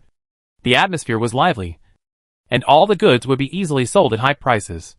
At the end, he said, I heard that your young apprentice Zhi Weijusher has created a new painting technique, which can be said to be the founding father of a school. But no one has heard of it, and no one has seen it. At this auction, I think it is time for Zhi Weijusher's new paintings to shine. What do you think? Kong Shilin was just like a parent who doted on his child. He was calm when others praised him. But once his child was praised, he would definitely show his joy. When he heard what Zhao Lingyan said, he was very happy and nodded. That's right. My little apprentice's talent in painting is really amazing. If you see her paintings, you will definitely be shocked. It's amazing. Then he turned on the mode of showing off his apprentice and praised Zhao Rushui's paintings. If he wasn't facing a young man, he would have praised his apprentice himself. Xiaolingyan was originally a person with a filter, and his attitude towards Zhao Rushui was comparable to Kong Shilian's. Moreover, he studied design and was not unfamiliar with painting. So when Kong Shilian showed off his apprentice, he could always agree and even give some unique insights. Although he had never seen Zhao Rushui's paintings, when Kong Shilian praised his apprentice, his agreement was sincere from the heart, which made Kong Shilian more interested and more pleasing to the eye of Xiaolingyan. At the end, the old man also concluded, "You are a good kid. You have a good eye. And you are also accomplished in painting. Not bad. Not bad." Chapter 383 Meeting. After improving the old man's favorability, Xiaolingyan was very satisfied with the compliments he received from Zhao Rushui. He knew that too much is as bad as too little. So he brought the topic back. "Then do you think you should let Jiwei Jushi's paintings participate in the auction?" "Of course. In order to attract more people to participate in the early stage, you should also bring a painting to participate. I will put Jiwei Jushi's painting in the second to last place, and yours in the last place as the finale. It is also a good story for the master and the apprentice to be auctioned together." This pleased Kong Shilian, who laughed and said, Okay, no problem." Having agreed, Kong Shilian did not hesitate anymore and took Xiaolingyan to his study to select from his paintings. But he was in a dilemma when choosing which painting to auction. He was reluctant to sell the paintings that he was most proud of, or the ones that he was most proud of. This was his hard work. Who knew who would buy it? Whether they would appreciate it? And whether they would cherish it? He was not short of money. So it would be better to keep it in his own hands and pass it on to his descendants in the future, which would also be a thought. But if the paintings he auctioned were too bad, compared with the young apprentice, it would make him, the master, look inferior to the apprentice. Wouldn't that be a big loss of face? If the price he got was not as good as the apprentice, he would also lose face. So, it couldn't be too bad. And if it was mediocre, he would still be afraid of not being as good as the young apprentice. In short, it was a dilemma. In modern times, Xiaolingyan could fight with Zhao Rushui, and they were evenly matched. Their emotional intelligence and IQ were similar. He didn't need to ask. He guessed what was going on when he saw the old man like this. He first explained the reason to the old gentleman in a considerate manner. "Your paintings are so good. If they are bought by people who don't know how to cherish them, it would be a waste of natural resources. But if you take inferior ones, it would be bad to be surpassed by Jiwei Jushi. If this happens in a few years, it's okay to be surpassed by the apprentice. After all, there is a saying that the disciple surpasses the master. But this is the first time you and Jiwei Jushi have participated in the auction.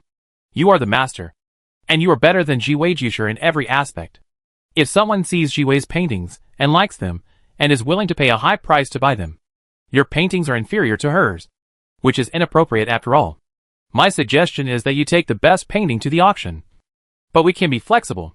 For example, I will bid for it, or one of your 4 disciples will bid for it, and then return it to you. No matter how high the price others offer, we can beat them and get the painting back." Kong Shilian's eyes widened. Can it be like this? Xiaolingyan was worried that Kong Shilian would think he was a cunning person and have a bad impression of him. So he quickly explained, "This is also a helpless move. You want to auction the best paintings to help Jiwei, but you don't want it to fall into the hands of others. So you can only resort to this last resort."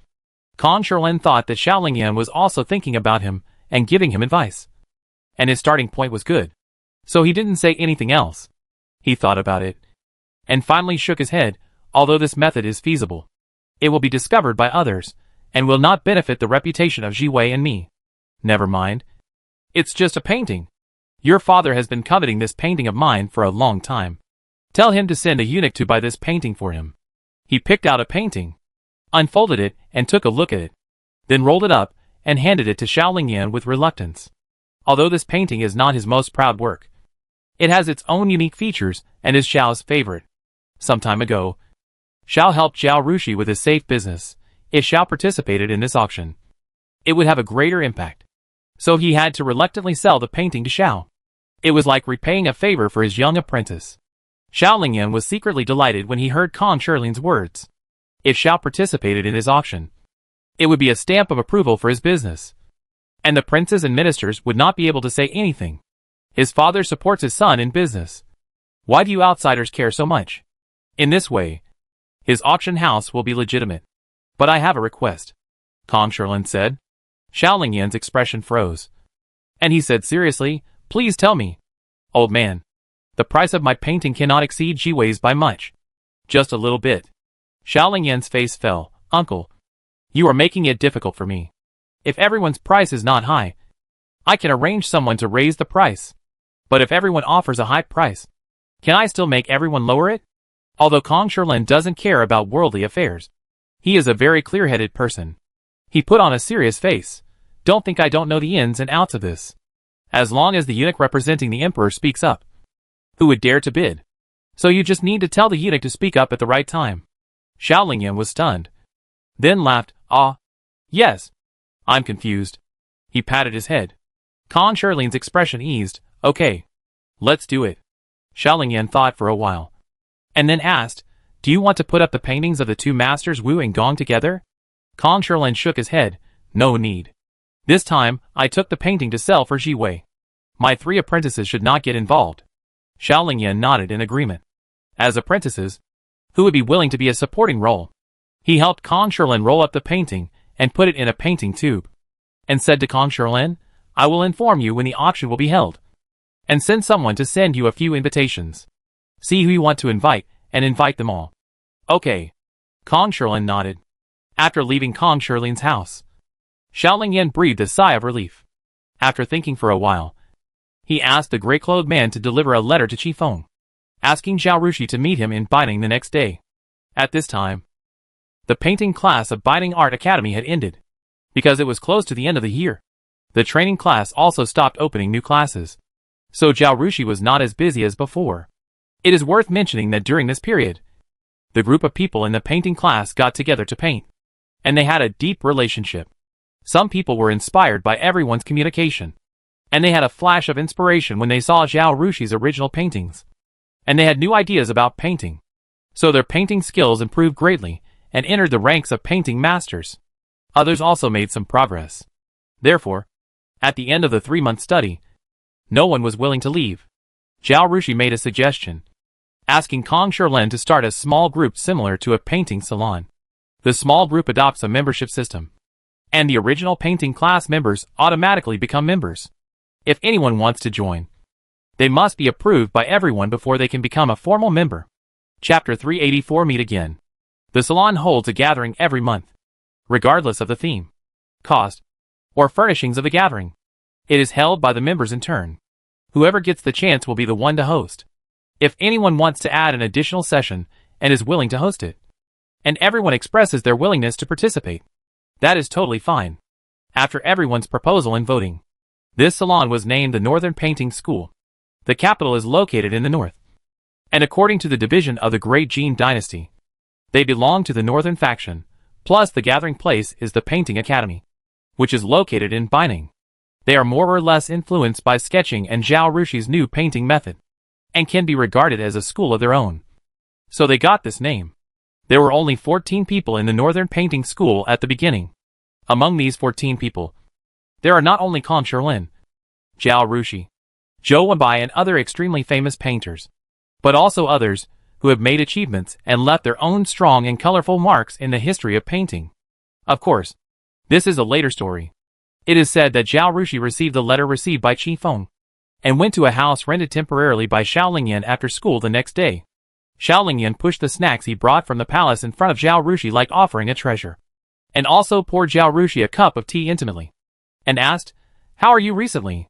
Zhao Rushui ate snacks and drank tea, but rolled his eyes at Xiao Lingyan without any hesitation. "I don't believe you didn't send someone to watch me." Although this was true, Xiao Lingyan would never admit it. He glanced at Zhao Rushui seriously. "Why would I watch you? I absolutely trust you."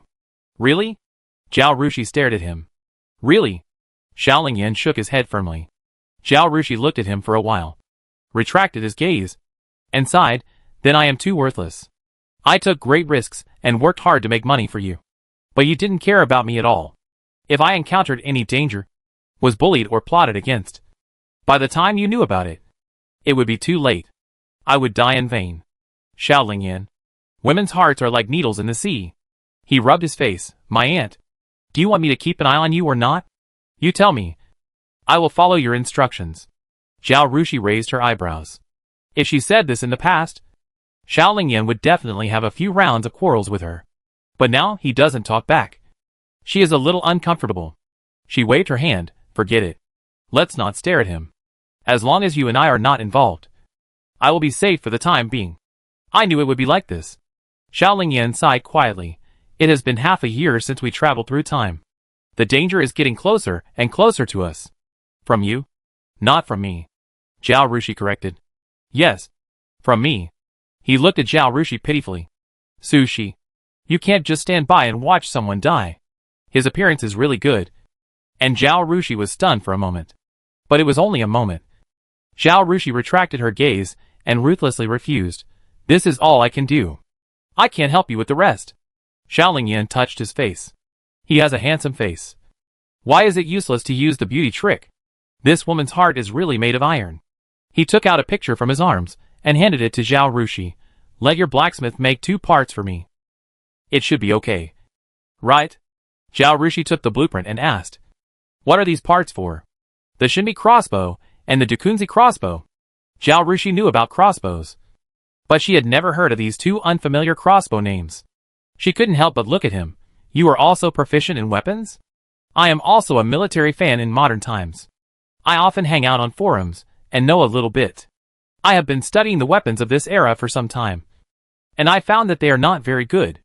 Invent a few crossbows and improve the catapult. It will be almost no difficulty to fight a war. He pointed at the blueprint in Zhao Rushi's hand. But I don't trust anyone except you. So I have to ask you to make the most critical parts of each crossbow for me. That's no problem.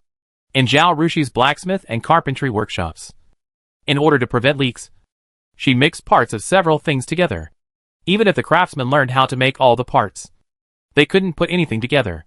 In order to keep it secret, she didn't give the blueprints all at once, but took back the blueprints and parts after finishing one, and then gave the blueprints of another part.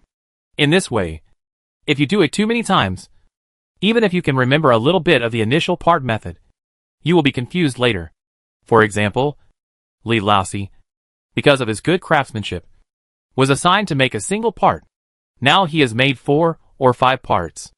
I think his memory of what parts he made at the beginning is a little vague. As for secretly copying the drawings, firstly, the cultural level of these craftsmen is not high, and few of them can read. Secondly, although Zhao Rushi's drawings can be understood by the craftsmen, it is very difficult to draw. Only someone who has the ability to completely copy Zhao Rushi's complex drawings can do it. When she opened the workshop, she was just a small shrimp, and no one knew what she was going to do.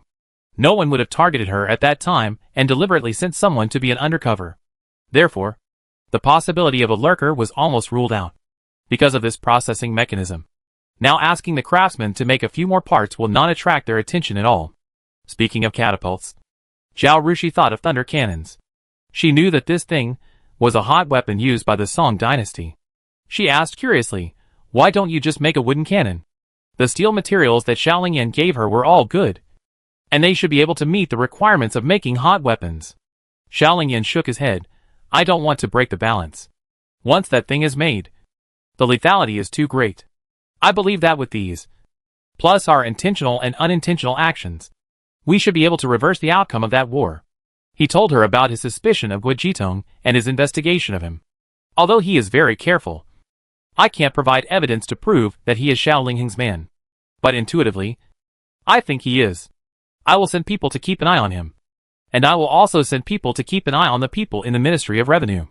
Zhao Rushui frowned. She asked, it's been so long. Do you have any idea of how to deal with what will happen in 1.5 years and 2 years? Without waiting for Xiao Lingyan to speak, she waved her hand. You don't need to tell me the details. Just tell me whether you have any idea or not. Xiao Lingyan was sitting quite relaxed.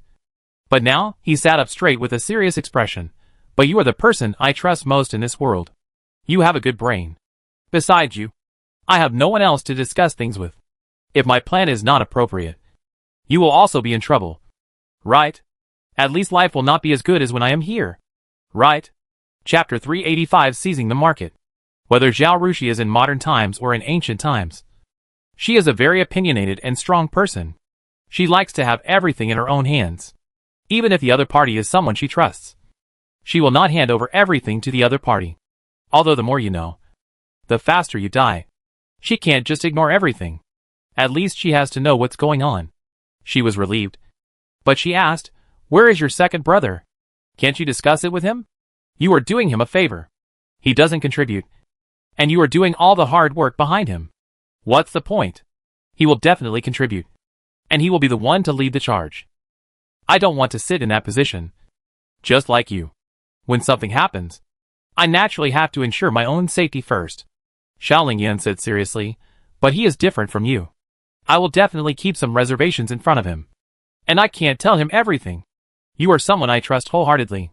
Although she knew that this guy was trying to coax her, with the purpose of getting her to help him and give him advice. It was undeniable that Zhao Rushui was quite pleased to hear this. She said, "Okay, tell me what you are going to do." Xiaolingyan whispered his plan to Zhao Rushui. Zhao Rushui felt that Xiaolingyan had formulated a very appropriate countermeasure after getting familiar with the situation and investigating the situation during this period of time. She also talked about some of her ideas, and the two of them complemented each other, perfected the strategy, and finally decided on the entire plan. Okay, it's about right. After all, some things change rapidly and need to be adjusted according to the specific situation. It's hard to say how things will develop. We can only make a rough plan, Zhao Rushui said. Xiaolingyan nodded. "You are right," he said. "I asked you to meet today for another thing. That is, the clock bought by Fu Yunlang has been shipped to the capital." As he said, he told Zhao Rushui the details of the business and told him about taking Fu Yunlang to the palace to present the clock yesterday. At first, he only assembled 4 clocks in the south and sold them to Fu Yunlang through the hands of the missionary, and received 20,000 taels of silver. The steel used in the clock is better than the safe. The parts are finely crafted, and the wood used for the outer base is also good wood, which costs more. Adding the freight, the cost of a clock is about 500 taels. Bribing the missionary cost 200 taels of silver, and the 4 clocks made a total profit of 17,800 taels. Although this business is not comparable to Zhao Rushi's safe, it is still quite troublesome. But this is just the beginning, and it is still in the stage of earning publicity. It is not losing money, and can still make so much money. Zhao Rushui and Xiaolingyan are quite satisfied. Moreover, Xiaolingyan also got a share of Fu Yunlang's business, and another 10% of the auction house's income. Although the profit was not much, it could at least recover the cost of making the clock. Calculating the money Fu Yunlang made, Zhao Rushui felt unhappy. She said, "Find a few agents. A clock can be auctioned for tens of thousands of taels of silver." "Right. I worked hard to make the clock, and you also tossed around." But in the end, Fu Yunlang took the lion's share and got a bargain. Why am I so unhappy? When the border is in a critical situation, supplies are scarce, and the lives of my father and brother are in danger. The silver in Fu Yunlang's hands will also have to be returned. He is just keeping it temporarily. Xiaolingyan comforted. Zhao Rushui thought about it and gave up. This money should have been earned by her. The benefits of donating supplies from her and from Fu Yunlang are naturally different. If she likes Fu Yunlang, it would be fine. But since she traveled through time, because of the matter of Zibozai, Fu Yunlang has used his wealth and power to pressure her and want her to work for him. Naturally, she had a bad impression of Fu Yunlang. She felt uncomfortable when the benefits fell on him.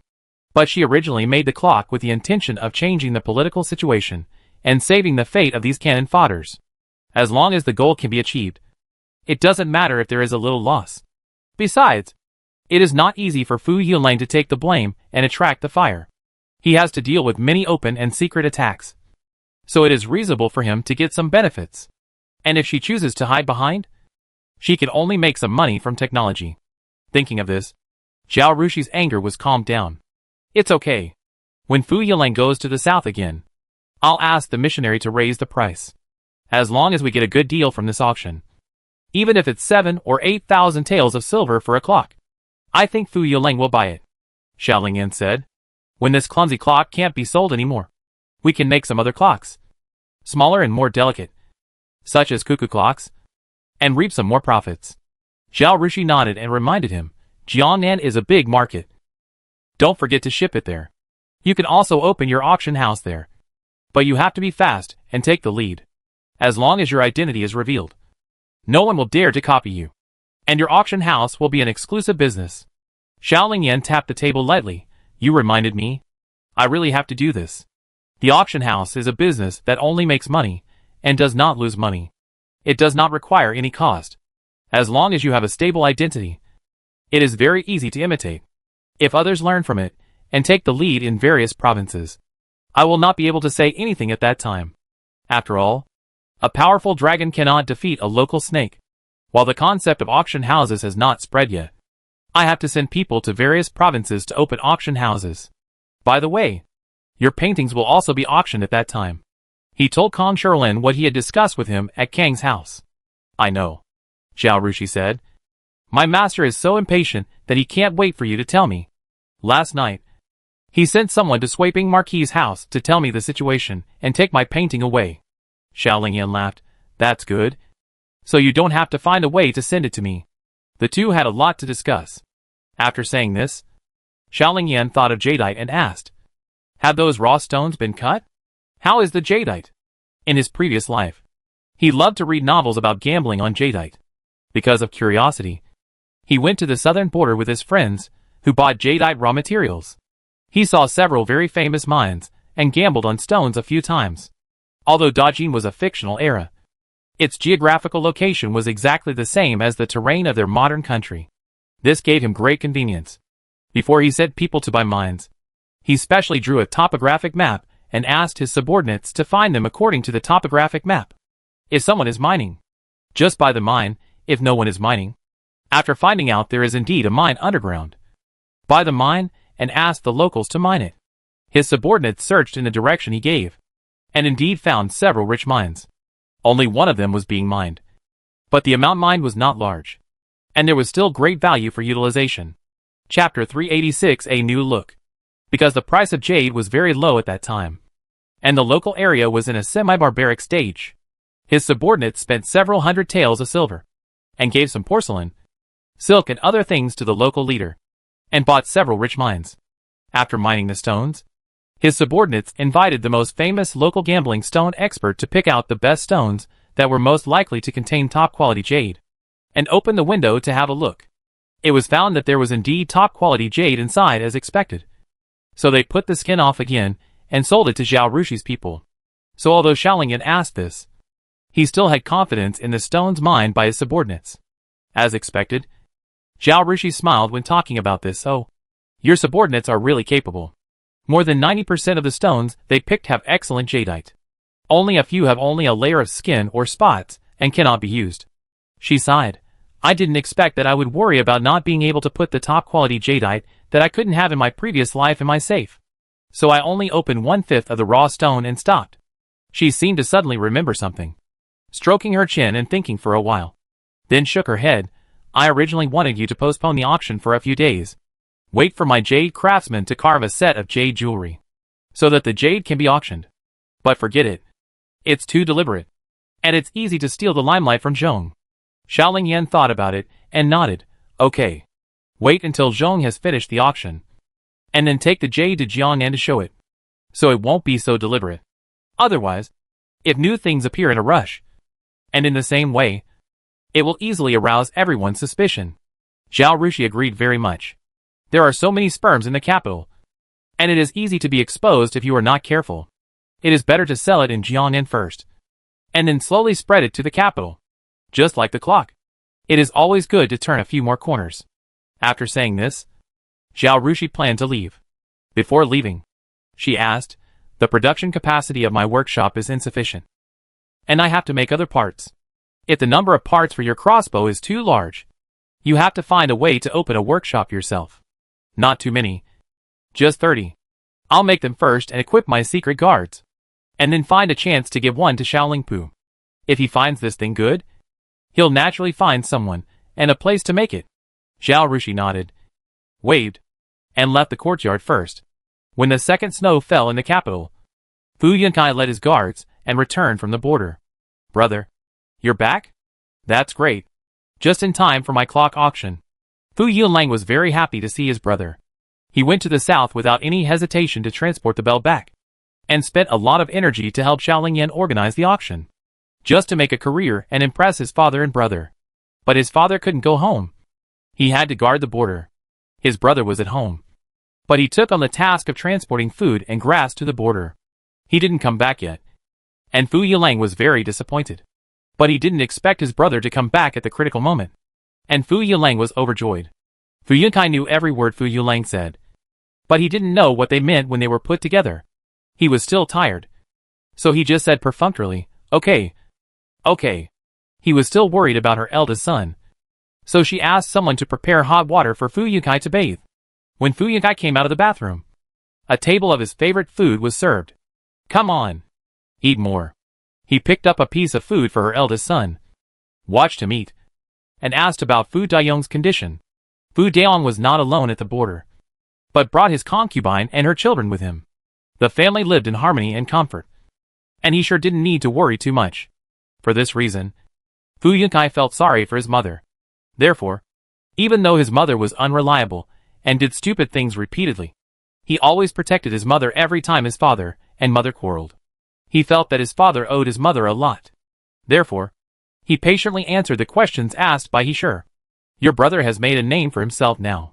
He went to the south some time ago and brought back a few western clepsydras. He presented one to the emperor, and the remaining 3 will be auctioned at the auction held by the 5th prince tomorrow." He continued to chatter, because Fu Yilang kept talking about auctions during this period. He also learned the new word auction. However, when Fu Yilang started to introduce the clock, he wanted his mother to understand what it was, so he explained that it was a western clepsydra. Later, he remembered these 4 words, and no matter how Fu Yilang corrected her, it was useless. When Fu Yunkai heard the words present to the emperor, he stopped using his chopsticks to pick up the food and looked up at Fu Yunlang. "What did the emperor say?" he asked. Fu Yunlang curled his lips secretly. He knew it would be like this. His father and brother always cared about the political situation, and never cared about him and his mother. But he still told his brother the details honestly. Of course, except for the fact that the emperor refused to buy shares. When he did something wrong, his brother said he would throw him to the military camp. If his mother hadn't pretended to be sick and refused to let him go, he might have really been sent to the military camp by his brother. The guards who followed his brother had fought in the battlefield and killed enemies, and they were all very fierce. They usually only listened to their brother, and even their mother's words were useless. So Fu Yilang didn't dare to do anything in front of Fu Yunkai. Hearing that the emperor was satisfied and praised Fu Yilang, Fu Yunkai finally gave his brother an appreciative look and said, "Not bad.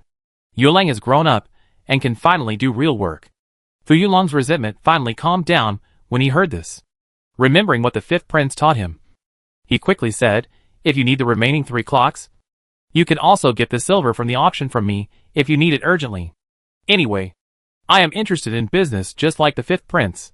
From now on, I will concentrate on taking care of the family affairs and work hard to make money. If you are short of money and food at the border, I can also help a little." Although his father and brother are generals and lead 100,000 soldiers and horses, these soldiers and horses belong to the court and do not need to be supported by them privately. This is also a taboo, and will be accused of raising private soldiers. But once the border was in a war, the situation was tense, and the court had to follow procedures to withdraw grain and money, and the ministers argued in the court, which often delayed the war. So the family kept some money and grain to be used at the critical moment. When the emperor granted land to the Fu family, the land was very close to the border, in addition to allowing them to guard the border well, and there was no land to be granted in the capital. There was also the idea that if the army encountered an emergency and lost food and grass, the grain harvested from the Fu family's farm could help the army in an emergency. Sure enough, Fu Yunkai was very moved when he heard this. He patted Fu Yulang's shoulder hard and said, "Yunlang, you have really grown up. My father and I are relieved that you can do this." Brother. Seeing his brother like this, Fu Yunlang felt a little sad, and he felt that what the 5th prince said was right. In the future, he must follow the 5th prince closely and ask him for advice. In the future, he can also make his father proud of him. Chapter 387. This shop has good business. When the senior generals of the border come back from the border, They should submit a memorial to the emperor and report the border affairs after washing up at home. If the emperor intends to summon him, he will be summoned to the palace for questioning. If not, the eunuch can go home after passing the message. So Fu Yunkai hurriedly ate a few mouthfuls of food, rinsed his mouth, and went into the palace. It was afternoon at this time. Zhao He was reviewing the memorial, and when he heard that Fu Yunkai had returned, he summoned him to meet him. After asking a few questions and showing some concern for the soldiers at the border, Fu Yunkai was allowed to leave. Do you know where the second prince is? After leaving the palace, Fu Yunkai asked his attendant. The attendant knew that every time Fu Yunkai came back from the border, after meeting the emperor, he would go to Xiaolingpu for a drink and a chat. But when the soldiers came back from the border, they could not contact the prince first and then meet the emperor. So he waited for Fu Yunkai to enter the palace before sending someone to inquire about Xiaolingpu's whereabouts. Master, I just sent someone to the second prince's villa to inquire, and I heard that the second prince and the fifth prince are now in a tea house in the south of the city, he said. Tea house? Fu Yunkai was very surprised. Xiaolingpu was a very self-disciplined and diligent person. He never indulged in sensual pleasures.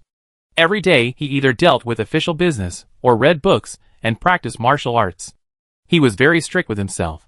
He would never set foot in places like tea houses and theaters. According to him, that is, if you have that time, you might as well read a few more pages of books, practice a few more rounds of boxing, go to the streets more often, and understand the people's livelihood. He was like this himself. And his requirements for his younger brother were even stricter. He was afraid that Xiaolingyan would go astray and become a royal playboy. So he would not allow Xiaolingyan to go to such places. There are many tea houses in the south of the city. Do you know where it is exactly? He asked. Yes. The second prince's doorman told me the detailed address. The attendant reported an address. Fu Yunkai understood now. Isn't this the address on the invitation Yuleng gave me? Isn't that Western water clock sold in this tea house? The attendant nodded. That should be it. Fu Yunkai jumped on the horse. Let's go. Lead the way. The group went to the south of the city. After arriving in the south of the city and walking for a while, the attendant pointed to a two-story shop and said to Fu Yunkai, Sir, this is a shop that has been very prosperous recently. It sells safes. Madam also bought a jewelry deed a few days ago. I heard that this shop was opened by the emperor. Fu Yunkai took a look and saw a plaque hanging on the door of the shop with 3 large characters written in a flamboyant style. Bayaningchuan. The signature was Zhao He. But it was only afternoon, and other shops were still open for business. But Bayaningchuan was closed. He asked, Why is it not open? Business is too good. The attendant laughed and said, His shop only provides a dozen safes every day, and servants are sent to line up before dawn to buy safes.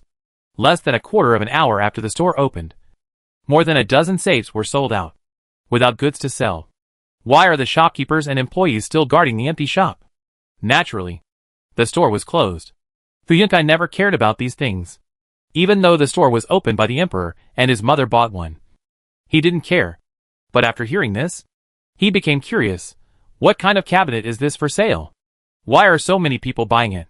It's an iron cabinet with a new type of lock installed. At the beginning, the attendant vividly described the grand opening of the lock in front of the Dali temple some time ago. Although the price is not cheap, it is not a problem to buy one and use it for dozens or even hundreds of years. Who doesn't have some valuable things to store? Besides, this business is still owned by the emperor, so the dignitaries in the capital come to buy it. Fu Yunkai looked back and wondered, according to you, this cabinet has been sold for a while, right? Are there so many wealthy families in our capital who want to buy the safe? Are all the wealthy families in the capital so rich that they need more than a dozen safes to store their gold, silver and jewelry? Hey, isn't this just a competition? It would be fine if the safes were sold openly. Isn't it hard to buy? You will be proud of it if you buy it, and you will always have to talk about it. The attendant laughed. Those wealthy families have 3 or 4 generations living together, and there are many people in the family. The old master's legitimate and illegitimate masters. Seeing that the first wife has bought it, do you want to buy it for the second wife? When the 5th young lady saw that the 3rd young lady had bought a safe to store her dowry, should she also buy one, so that others would not think that she had no valuable dowry and laugh at her? When outsiders saw that the rich and powerful in Beijing all bought one, they thought that if they had one, they would not only be able to store things, but also a face. So shouldn't they also find a way to buy a few? Wouldn't the business of this shop be booming? Fu Yunkai was speechless. When Fu Yunkai was a child, he followed his parents to the border and suffered for several years.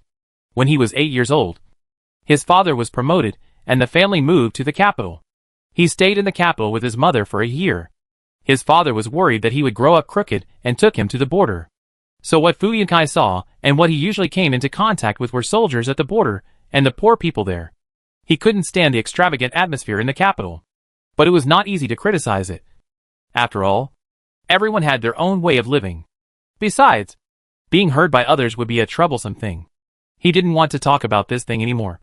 So he looked forward and asked, "Is this street? Which house is it exactly?" Another servant was afraid of missing the place. So he kept looking around. Now he pointed to the front and said, "Sir, we are here." The plaque on the house was covered with red cloth.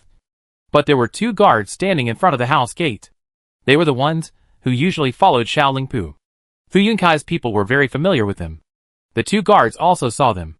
When they saw Fu Yunkai dismounted, they hurried forward to salute. "General Fu, you are back?"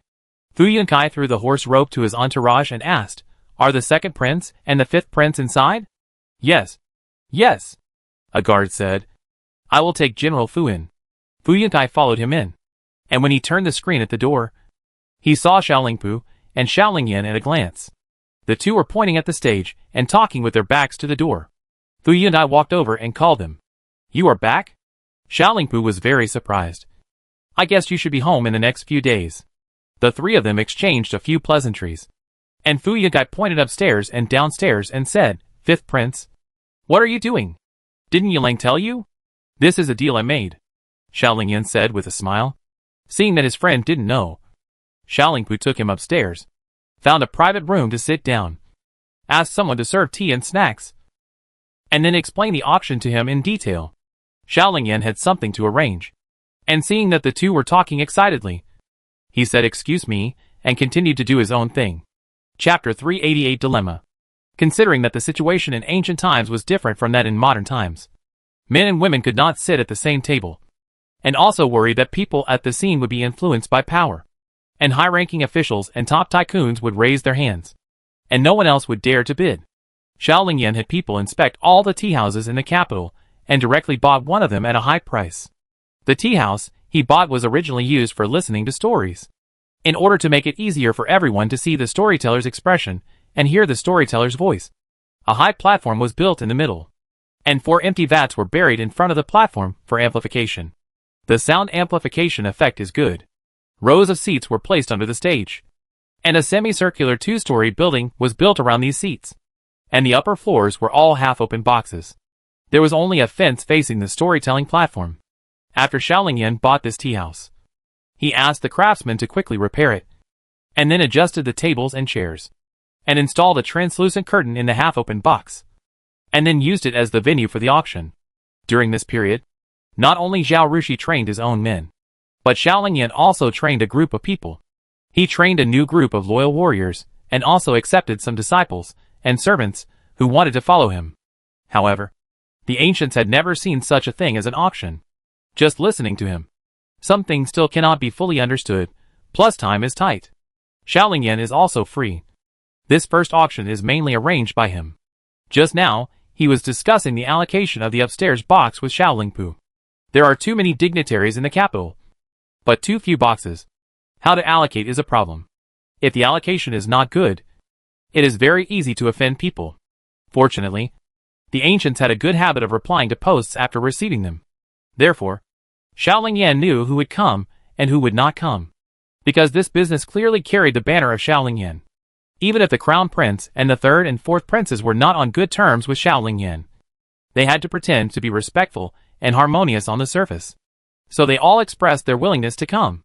The emperor and the princes gave face. So the princes, nobles and ministers below naturally dared not come. If I don't have time, my wife at home can also come to see the excitement. Therefore, not a single person refused the invitation Xiao Lingyan sent out, and all of them expressed their willingness to come. After receiving the reply, he discussed with Xiao Lingpu, and ranked the powerful people from high to low, and then arranged the seats. The box in the middle of the upper floor must be for the emperor's eunuchs. On both sides are the boxes of the crown prince and the princes. On both sides of the prince's box, Xiaolingyan arranged the princes and dukes such as the Prince of Zhenan. On both sides are the dukes, the heads of the 3 ministers and 6 ministries. Fortunately, the titles of the Jin dynasty have been recycled over the years, and few titles have been conferred. So there are not many princes and dukes. The heads of the 3 ministers and 6 ministries just occupied the upstairs box. The extra one was given to Kong Shilin. Zhao Rushui, as Kong Shilin's apprentice, sat with his master. Xiaolingyan simply asked people to divide the seats downstairs into 2 rows, leaving an aisle in the middle. The nobles and officials sat on both sides, clearly separated. The higher officials sat in the front. The lower officials sat in the back. And so on. This also avoided the dispute between the Marquis of Pingnan and the Minister of Personnel over who should sit in the front and who should sit in the back. Otherwise, a big fight would have to happen. Even if everyone had the self-control not to quarrel on the spot, they would definitely feel unhappy. This account would be put on Xiaolingpu's head at that time. Who told him to be one with Xiaolingyan? The younger brother is ignorant. How could the older brother not think of these things? Xiaolingyan was busy downstairs. And upstairs Xiaolingpu had finished introducing the auction, and asked about the situation at the border. And then said, "You have been going back and forth for several months. Your marriage can't be delayed any longer. What do you think?" Fu Yunkai didn't say anything. He was a military commander who had fought in the war. He returned to Beijing for vacation to solve the marriage problem. He didn't need to go on a job like transporting grain and grass, but staying in the capital. Xiaolingpu and his mother urged him. He knew that his marriage couldn't be delayed any longer. He couldn't find a suitable person for a while, and he didn't want to make do. So he simply asked for a job and avoided this annoying problem by transporting grain and grass to the border. Now that he has just returned to Beijing and has barely sat down, his friend has brought up the old matter again. Fu Yunkai felt annoyed. But he also knew that his friend was doing it for his own good. After all, he couldn't stay in Beijing for several years just to get married. His father was alone at the border, and there were always things he couldn't take care of. Those deputy generals were from different factions, eyeing his father's position covetously, and none of them was worry-free.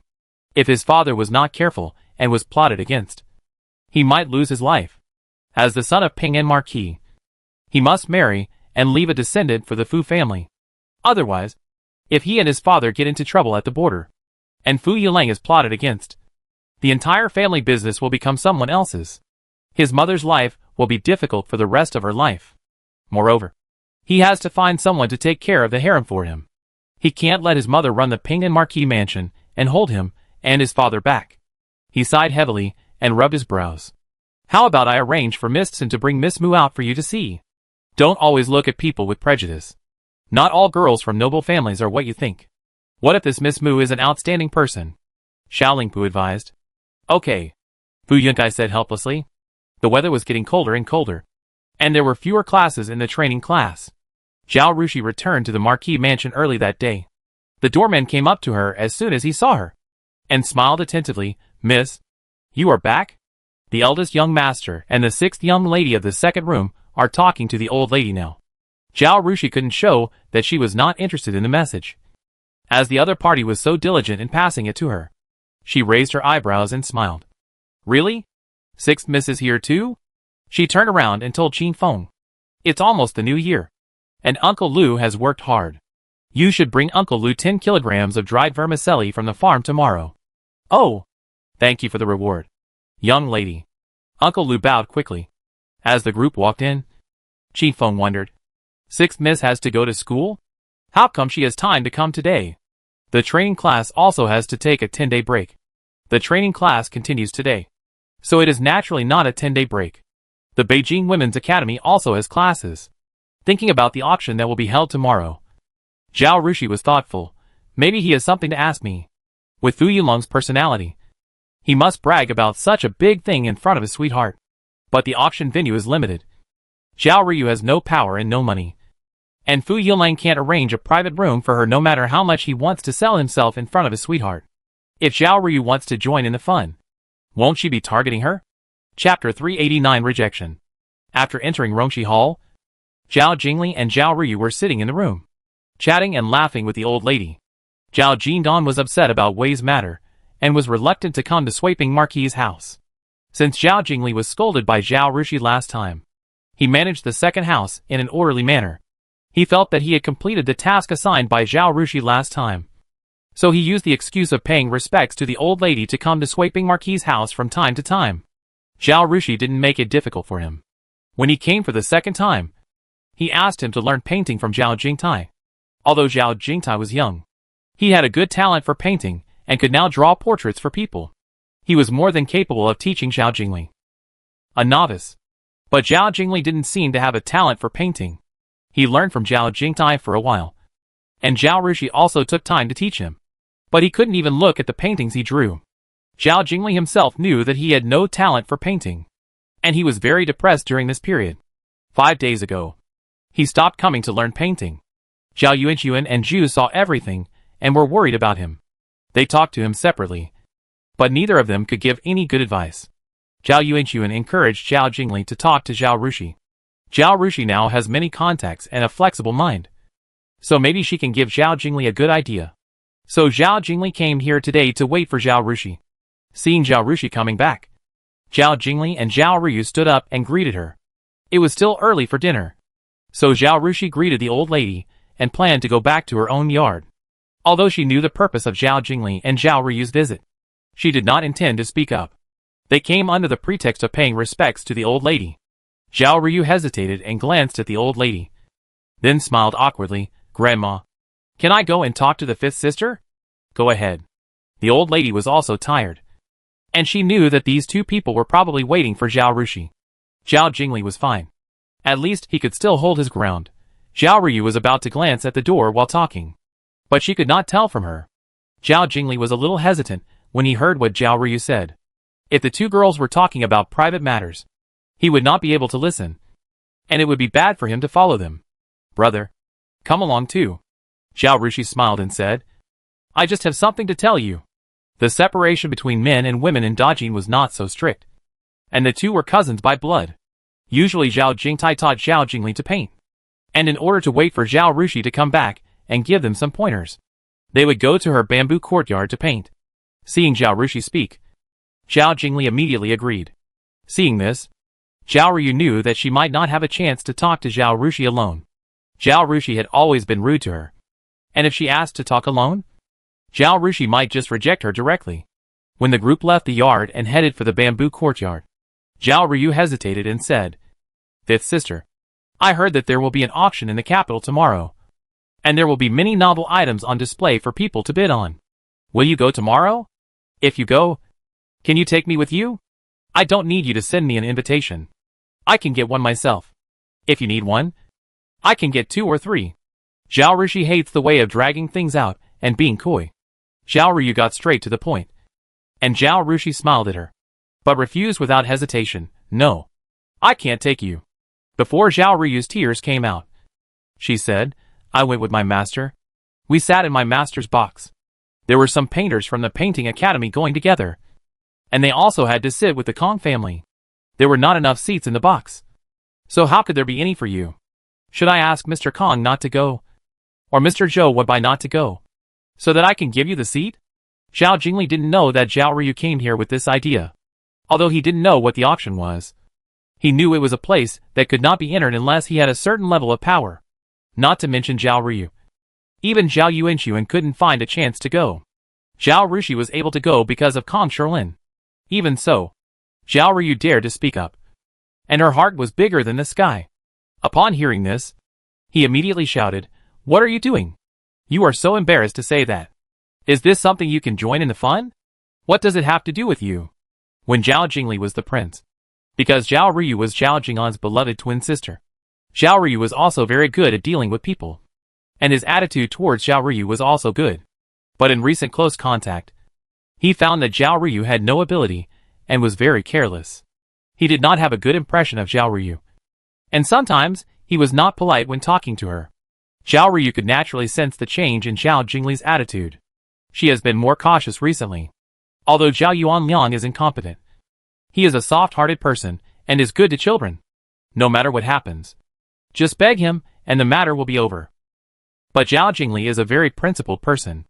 Once he insists on sending her back to the Su family, Zhao Yuanliang will not go against the eldest son of the head of the family for her. In addition, Zhao Rushui has confronted her many times, and she knows Zhao Rushuy's temper in this life very well. It's like two different people. She refused directly. If she continued to pester him, Zhao Rushui would not only not give in, but would punish her. Now both the government and the government were praising her. If she upset her, she would suffer. So she did not dare to talk back when Zhao Jingli scolded her. She lowered her head and stammered. Then I won't go. She just wanted to see how her beloved's items were selling and to show her concern for him. Why was it so difficult? Zhao Rushui ignored her and turned to Zhao Jingli and said, I thought about your problem. Since you have no talent for painting, it is useless to stick to this path. Why not change direction? She looked at him and asked, How are you in mathematics? Zhao Jingli was stunned and stammered, Well, it seems. Okay. Come in. I'll give you some math problems to do. Zhao Rushui entered the room. After entering the room, she paused and said to Zhao Ruyu, If you want to learn, come along. Zhao Ruyu glanced at Zhao Jingli and shook her head. I'd better forget it. I get a headache just looking at math. Zhao Rushui thought that Zhao Ruyu's skill points seemed to be all in music. So she said, You can practice the piano well. In this world, no matter what, it is always good to have a skill to make a living. You study hard in the academy and try to make the teacher look at you with new eyes. Zhao Rushui had said this to Zhao Ruyu before. Zhao Ruyu had also thought about this problem. But with her level, even if she makes a living on her own, there is really no way out except to teach music in the women's academies in those remote counties. So she gave up this idea. Wouldn't it be good to stay in the capital and marry a noble son like Fu Yunlang and live a life of luxury? Why do you have to suffer for yourself? Chapter 390 Let's Learn Math. Chapter 390 Let's Learn Math. She was smart enough not to argue in front of Zhao Rushui and Zhao Jingli, and responded obediently, Okay. Thank you for your concern. Sister. Zhao Rushui ignored her. She and Zhao Ruyu have two different life philosophies. She hopes to make a living on her own, without having to look at other people's faces. Even if she lives in poverty, she must keep her back straight. Zhao Ruyu takes it as her responsibility to marry someone, and insists on being a daughter that clings to a high branch, even if she needs to look at other people's faces and put her fate in the hands of others. She doesn't want to suffer and struggle on her own. Summer insects cannot talk about ice, so she should not waste her words with Zhao Ruyu. She took a piece of paper and pen and wrote a few questions, handed them to Zhao Jingli, and said, When you are done, ask the maid to show them to me. Then she went out and returned to the bedroom to change clothes. After she changed her clothes and asked Madame Yuan to comb her hair into a simple home bun, Isui came in with the questions Zhao Jingli had finished, and reported, Miss, the eldest master has finished it. Zhao Rushui was quite satisfied with the speed. She took the paper and looked through it, and found that except for the last two more difficult questions, she had solved all the others. She took the paper to the hall and said to Zhao Jingli, I will explain these two questions to you. See if you can understand them. As she said that, she started to explain the questions to Zhao Jingli. Zhao Ruyu had wanted to leave a long time ago. However, she took the initiative to follow Zhao Jingli, and it was not convenient for her to leave alone at this time. So she had to wait patiently, in order to deal with her own mathematics teacher. Zhao Rushui had already read all the mathematics books of this era. Now she was using ancient mathematics knowledge to explain to Zhao Jingli, and she deliberately spoke faster, just to see how Zhao Jingli would accept it. After she finished, she asked, Do you understand? Zhao Jingli nodded. Zhao Rushui was afraid that he would pretend to understand, so she used the teacher's trump card. Then tell me again. Zhao Jingli was not afraid, and explained the solution ideas of the two questions. It was indeed correct, and he also added his own understanding. Obviously he really understood. Zhao Rushui was very satisfied. It seems that Zhao Jingli's skills are in mathematics. Modern mathematics is more advanced than ancient mathematics. If Zhao Jingli can learn the math knowledge in her head, it won't be a problem for him to become a master of mathematics. At that time, whether he teaches in the academy or works as a minor official in the Ministry of Revenue, he can gain a foothold. It won't let a good young man stay at home to inherit the family business and become a salted fish. The idea of teaching Zhao Jingli mathematics came to her when she heard Xiao Lingyan talking about Gui Shetong. At that time, Zhao Jingli had revealed that he was not good at painting. Gui Shutong was so ostentatious and his behavior was also bad, which had a bad influence in the court. But why didn't Zhao He demote him? Wasn't it because he was good at accounting? So if Zhao Jingli was good at mathematics, he could make a living in the officialdom even if he didn't pass the imperial examination. But without fame, he could only be a minor official. Since she was preparing to train Qi Feng to be the chief accountant, Zhao Rushui took the time to teach Qi Feng what she knew about mathematics. Zhao Rushui could have let Qi Feng teach Zhao Jingli.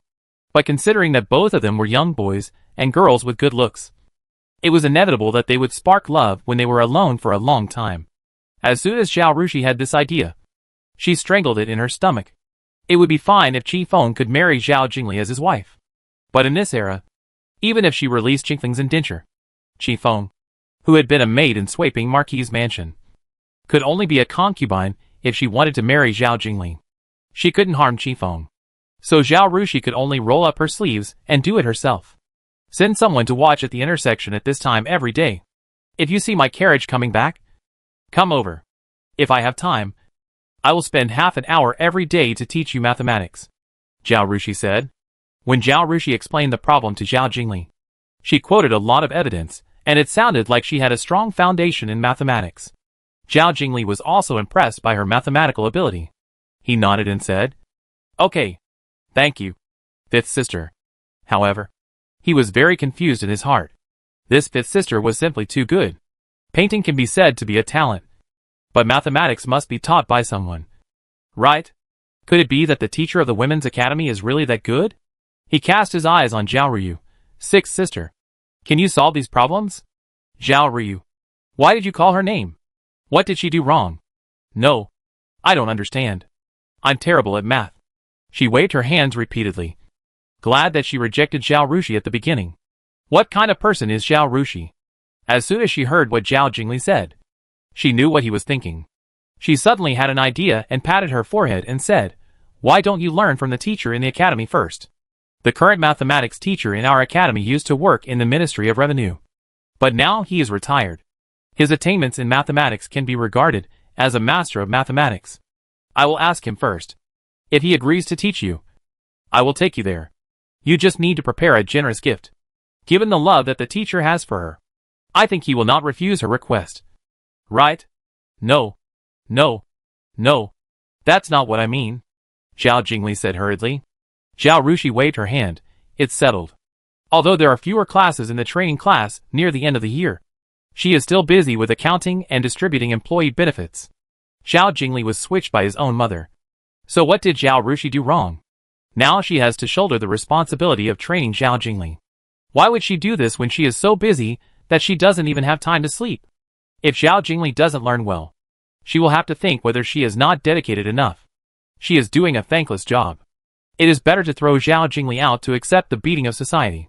When he has learned all his knowledge from the mathematics master of Dajin, he will come back to compete with her and find out that she is better than the master. When the time comes, I will teach him. First, he has the foundation, so it will be easier to teach. Second, he will cherish this opportunity more when he is willing to learn. This is good for both of them. Zhao Ruyu looked at Zhao Rushui, then at Zhao Jingli, shrank his shoulders, and dared not make a sound. Zhao Jingli didn't know what Zhao Rushui was thinking. He just thought she was angry. He felt helpless. But there was nothing he could do. He was once a proud boy, thinking about the status of Zhao Rushui when he was just taken back to the mansion, and comparing it with what was happening now. A bitter smile appeared at the corner of his mouth. In that case, I'll have to trouble you, fifth sister. I'm really sorry to have to ask you to beg for help, he said. It's okay. Just wait for my news. Zhao Rushui was too lazy to explain when she found that Zhao Jingli seemed to have misunderstood. She taught Zhao Jingli out of affection, not duty. If Zhao Jingli had a bad opinion of her because of this, then her kindness would be in vain. Chapter 391. Let's do a question first. Mrs. Zhu was concerned about the result of Zhao Jingli's consultation. However, she didn't ask Zhao Rushui directly because she was afraid that her daughter would be suspicious. Instead, she called Madame Yuan to ask about the situation the next day after Zhao Rushui went to Baining. Madame Yuan then told her about the conversation between the two people yesterday. Mrs. Zhu knew that Zhao Rushui was good at mathematics. When she first heard Madame Yuan say that Zhao Rushui had recognized Zhao Jingli's mathematical talent, She was quite happy. But when she heard that Zhao Rushui changed his mind and didn't want to teach Zhao Jingli mathematics, she frowned. Did brotherly make sister she unhappy? I didn't notice that the young lady was unhappy. The young lady even said that she asked the math teacher in the academy to accept the young master as a student on behalf of the young master. So she should not be angry. Maybe the young master thinks that the young lady's math level is not as good as the teacher in the academy. And the young lady saw it. So she said so. Madame Yuan's heart is biased towards her own young lady. And she doesn't want Zhu to think that Zhao Rushui is narrow-minded. So she also put some eye drops on Zhao Jingli. The young lady is so busy. But she still takes time to teach the young master painting and math. The young master is not only grateful, but also dislikes the young lady's poor math skills. Madame Yuan was very unhappy. If Zhao Jingli knew that Madame Yuan thought so much about him, he would definitely cry out that he was wronged. He did not dislike Zhao Rushui. He just sighed in his heart that the mathematics teacher in the women's academy was very good. Although Zhu had feelings for Zhao Jingli, her heart was still biased towards her biological daughter. Her thoughts were similar to Madame Yuan's. She said, "Sister, she is so busy that she doesn't even have time to sleep. She is tired and thin." Originally, she was fine with painting, and no one could replace her. Now that brotherly wants to learn mathematics, he naturally wants to learn better from the mathematics teacher. If the second house can't afford the tuition, I will pay for him personally. There is no need to trouble Shijer for this matter. Yes. Yuan Mama felt relieved when she heard what Zhu said. Madam still cares about the young lady. Although the eldest young master is also pitiful. It is all his mother's fault, and has nothing to do with the young lady. Because of this, he has enjoyed the treatment of the prince in the original Marquis mansion for more than 10 years, and has made a lot of money. Now the lord, madam, and the young lady are still willing to take care of him, and find ways to help him. It is a great blessing for him. He can't ask for too much. Otherwise it would be greedy. The next day, Zhao Rushui went to Baining, and went to the academy to find the mathematics teacher and told him about Zhao Jingli. She said, "I have tested him. He is quite talented in mathematics. At least, he is not so stupid that you will get angry if he teaches him. Can you please teach him?" The mathematics teacher's surname is Gan Luan, and he is 67 years old. He was originally a doctor in the Zhejiang Qingli division of the Ministry of Revenue. His mathematical ability is also very famous. Good students are treated preferentially in front of teachers. Gan Luan is particularly fond of Zhao Rushui. So Zhao Rushui dared to make such an excessive request directly to the old teacher. "Teach your brother?" Gan Luan raised his eyes and glanced at Zhao Rushui. Then casually pulled out a piece of paper and handed it to Zhao Rushui. "If you can solve this problem, I will agree to this." Zhao Rushui was helpless. "Master, can't you change your routine?" "No," Gan Luan said seriously. "Haven't you heard of the saying that one trick can make you successful? Tricks are not afraid of being old, as long as they are useful. Hurry up and do the questions. Don't be long-winded." Zhao Rushui had no choice but to sit down, take out his charcoal pencil, take a piece of draft paper, and look at the questions.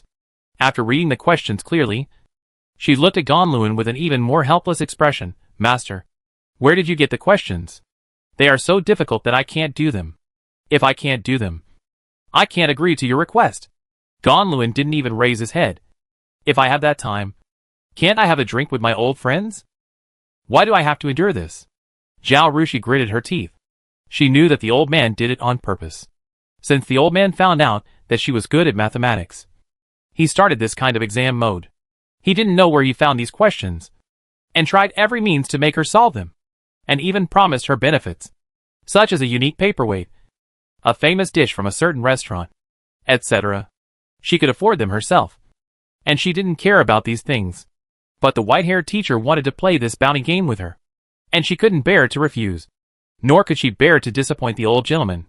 When she saw old gentlemen like Gan Luan and Kong Sherlin, she would think of her modern mentors. The old man treated her as his own daughter, more than his own daughter, who had lived abroad for many years. Without her, the old man would be so sad. She couldn't bear to refuse, but couldn't show off too much either. So she played this game with Gan Luan by solving 1 out of 3 questions.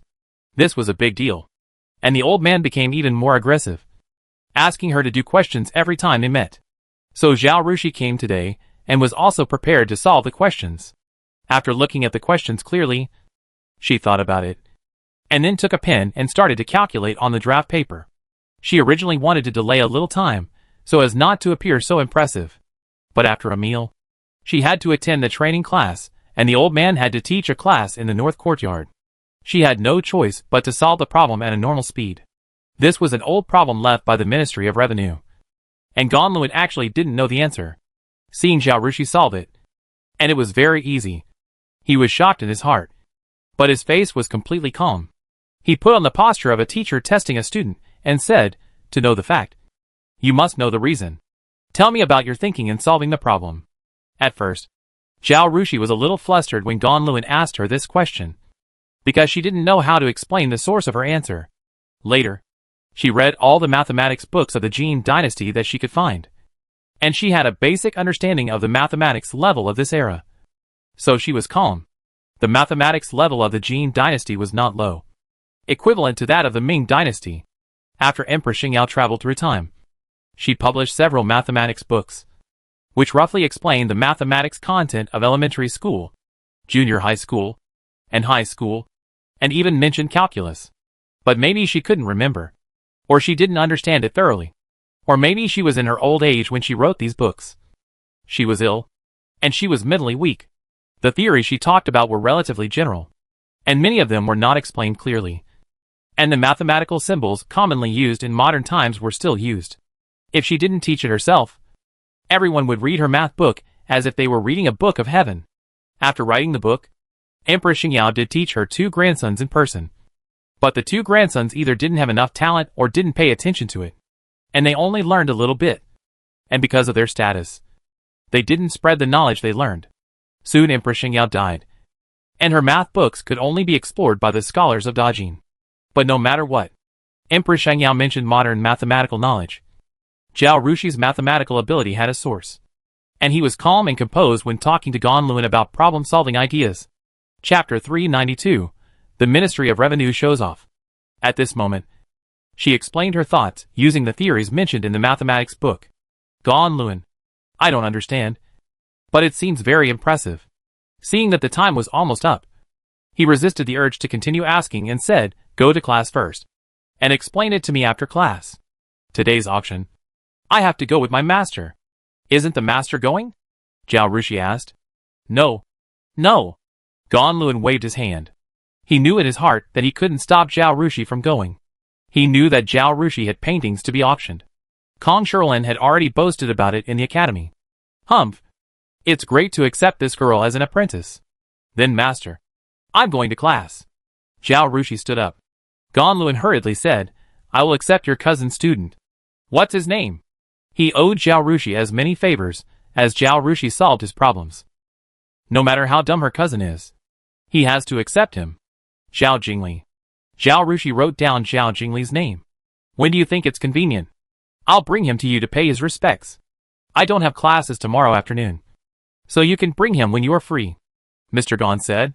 Both of them knew that Zhao Jingli's study with Ganluan was just like the other students in the academy, and they were just ordinary teacher-student relationships, not a more intimate master-disciple relationship. Whether Ganluan could really accept Zhao Jingli as a disciple in the future depended on Zhao Jingli's character and learning talent. After Zhao Rushui left, Ganluan finished his class patiently, and then hurried out of the academy, urging the driver, "Take me back to Beijing to the Ministry of Revenue." Quickly, the driver thought he had some important official business to deal with, and felt strange in his heart. After all, his old man had retired for 2 or 3 years. He did not dare to delay, and drove the carriage very fast, and sent Ganluan to the Ministry of Revenue just before leaving the government office. As soon as he entered the government office, Ganluan met Qishigu, the Minister of Revenue. Qishigu was only 5 or 6 years younger than Ganluan, so they were of similar age. They both worked as minor officials in the Ministry of Revenue before, and they had a good personal relationship. However, Ganluan was obsessed with mathematics, and was not good at dealing with interpersonal relationships. So he only became a 5th-ranked doctor. Qishigu, however, was good at manipulating people, and finally took the position of Minister of the Ministry of Revenue when Ganluan retired. Qishigu did not put on airs in front of Ganluan. As soon as he saw Ganluan, he smiled and said, "Sir Gan, have you solved any difficult problems again?" Ganluan used to like to study these difficult problems accumulated by the Ministry of Revenue over the years. During this period, he frequently came to the Ministry of Revenue to look for them. When he solved them, he would show off to the Ministry of Revenue. Qi Shigu was already familiar with his routine. Ganluan didn't feel disappointed when Qi Shigu revealed his intention. He laughed and said, "That's right. Hey, you can't guess which problem my student solved. Which one? Could it be the most difficult one?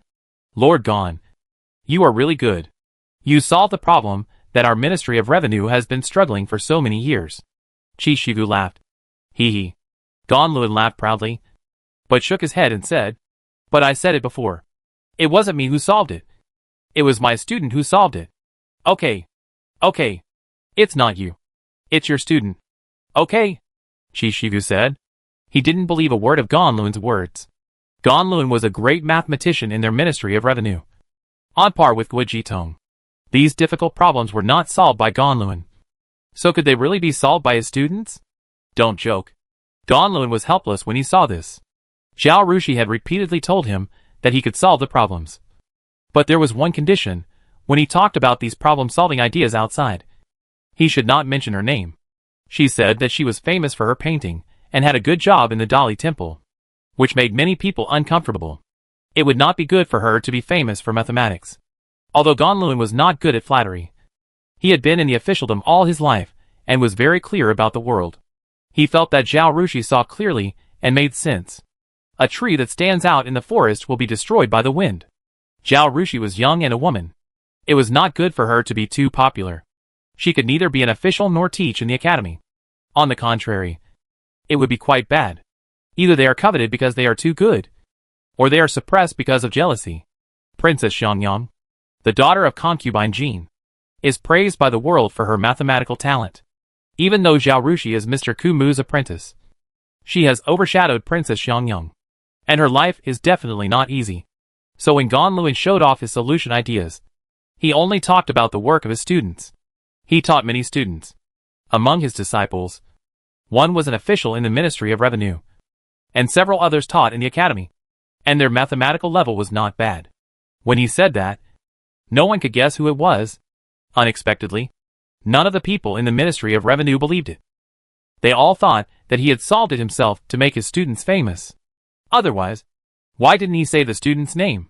Who wouldn't want to admit such a famous thing? Go. Call those unbusy adults in the Ministry of Revenue to listen together, Qi Shigu said to his followers. As the Minister of Revenue, he was very willing to let the officials of the Ministry of Revenue improve their mathematical skills. Ganluan helped him a lot by solving these difficult problems. When the two were about to reach Qi Shigu's house, Qi Shigu saw Guo Jitong coming out of the next house and called him quickly. "Mr. Guo, come here and listen to the difficult problem solved by Mr. Gan." "Okay, sir." Guo Jitong responded with a smile on his face, and then turned to greet Ganluan. "Mr. Gan is really amazing. I heard that you have solved a lot of difficult problems during this period. It wasn't me who solved them. It was my student." Ganluan's face was indifferent. Guo Jitong's smile remained unchanged, and he praised, "Student? Which student? You are really better than your teacher." Qi Shigu also looked at Ganluan expectantly. He really hoped that it was Ganluan's student who solved the problem. If there were such a talent, he would not need to flatter Guo Jitong. Guo Jitong's style of making money, as long as he was a gentleman, few people would look up to him.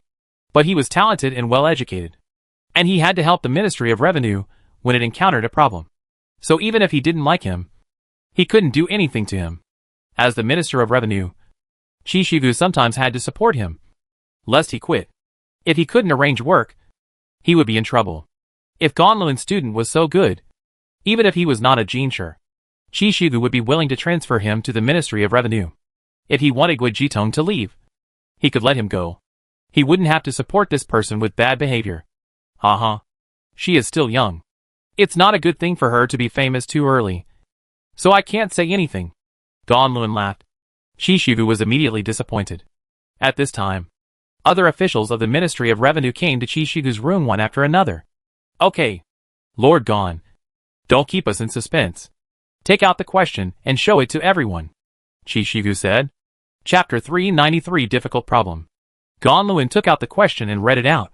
In the second year of Hongxian, Wu County was merged with Guanlin, and the clerks were reorganized. They received the original salary in the first year of transfer, and 2/3 of the salary in the second year. The first year after entering Guanlin was the same. The salary was 20 in the second year, and the salary was increased by half again. Question: the hourly salary was 16 in the second year. How much was the salary after entering Guanlin for 4 years? After he finished reading the question, everyone was surprised and sighed. Oh, it's this question. Oh, it's amazing. You can even solve this question. Your students are amazing, Mr. Gon. Because this topic is a difficult problem accumulated by the Ministry of Revenue. Everyone is familiar with it. At that time, the Jin dynasty was newly established. After the war, only 1 in 10 people survived, and the treasury was very empty. In order to reduce expenses, the court decided to merge 2 or 3 counties together to form a new large county. In this way, the number of official positions in the government office will be reduced, and they will be diverted according to their performance. Because the court could not pay salaries, the salaries of officials who were willing to be diverted were reduced in the first 2 years. When the economy of the Jin dynasty recovered and the treasury was full, they would increase year by year to make up for the initial salary arrears. In order to find out how much the salary increase would need to be to make up for the loss of the original salary arrears, how much money the court would need to pay the official salaries, and whether the national treasury income could afford it, the emperor at that time asked the officials of the Ministry of Revenue to calculate the data. If it could not be afforded, the increase would have to be adjusted, and the time for compensation would be extended. If it was only the salary of a certain official, it would be easy to calculate it by adding and subtracting. But this was not just one official, but local officials across the country, and the salary level of each official was different. This requires an algorithm. At that time, the officials of the Ministry of Revenue did not know how to write a formula to calculate it. In the end, they could only use a dead method, and calculated it 1 province, 1 county, and 1 official at a time. The officials of the Ministry of Revenue were exhausted before they calculated the data and handed it over to the emperor. After that, this question became a difficult problem that the Ministry of Revenue could not solve. Every new official in the Ministry of Revenue, who claimed to be good at mathematics, would try it, but they all hit a wall. Oh, when I first entered the Ministry of Revenue, I lost my appetite and almost became insane because of this problem. Finally, my wife scolded me and told me to study mathematics, and I put it behind me. An official said. Everyone laughed after hearing this. Everyone had the same experience. Everyone. Stop talking nonsense. Since Mr. Gon said that you have solved it, please tell us how you solved it, someone urged. Gon Luan immediately applied what he learned and repeated what Zhao Rushui said. This is a problem of reducing staff and increasing efficiency, which belongs to the problem of sequence general term and function maximum value model. Everyone. I understand every word. But what does it mean when put together? I don't understand. Master Gon. Can you speak human language? I don't understand. Someone shouted. You don't understand. Right? Gon Luan asked with a smile, stroking his beard. Everyone nodded. Gon Luan glanced at Gui Jitong. Master Gui is very good at mathematics. I think you understand it. How about Master Gui tell us? Gui Jitong's face was not very good. He smiled and cupped his hands. Gui is ashamed. I don't deserve the word excellent. Gui also doesn't understand. Please enlighten me. Lord Gon. Qi Shugu quickly tried to smooth things over. Lord Gon. Don't keep us in suspense. Tell us quickly. Gon Luan also knew Qi Shugu's dilemma, so he stopped targeting Gui Jitong, retracted his gaze, and repeated the solution Zhao Rushui had told him. When Zhao Rushui first told Gon Luan, he tried to use the dodging mathematics to explain the parts that could be explained, and told Gon Luan directly which theories in the Emperor Xingyu's mathematics book were used for the parts that could not be explained.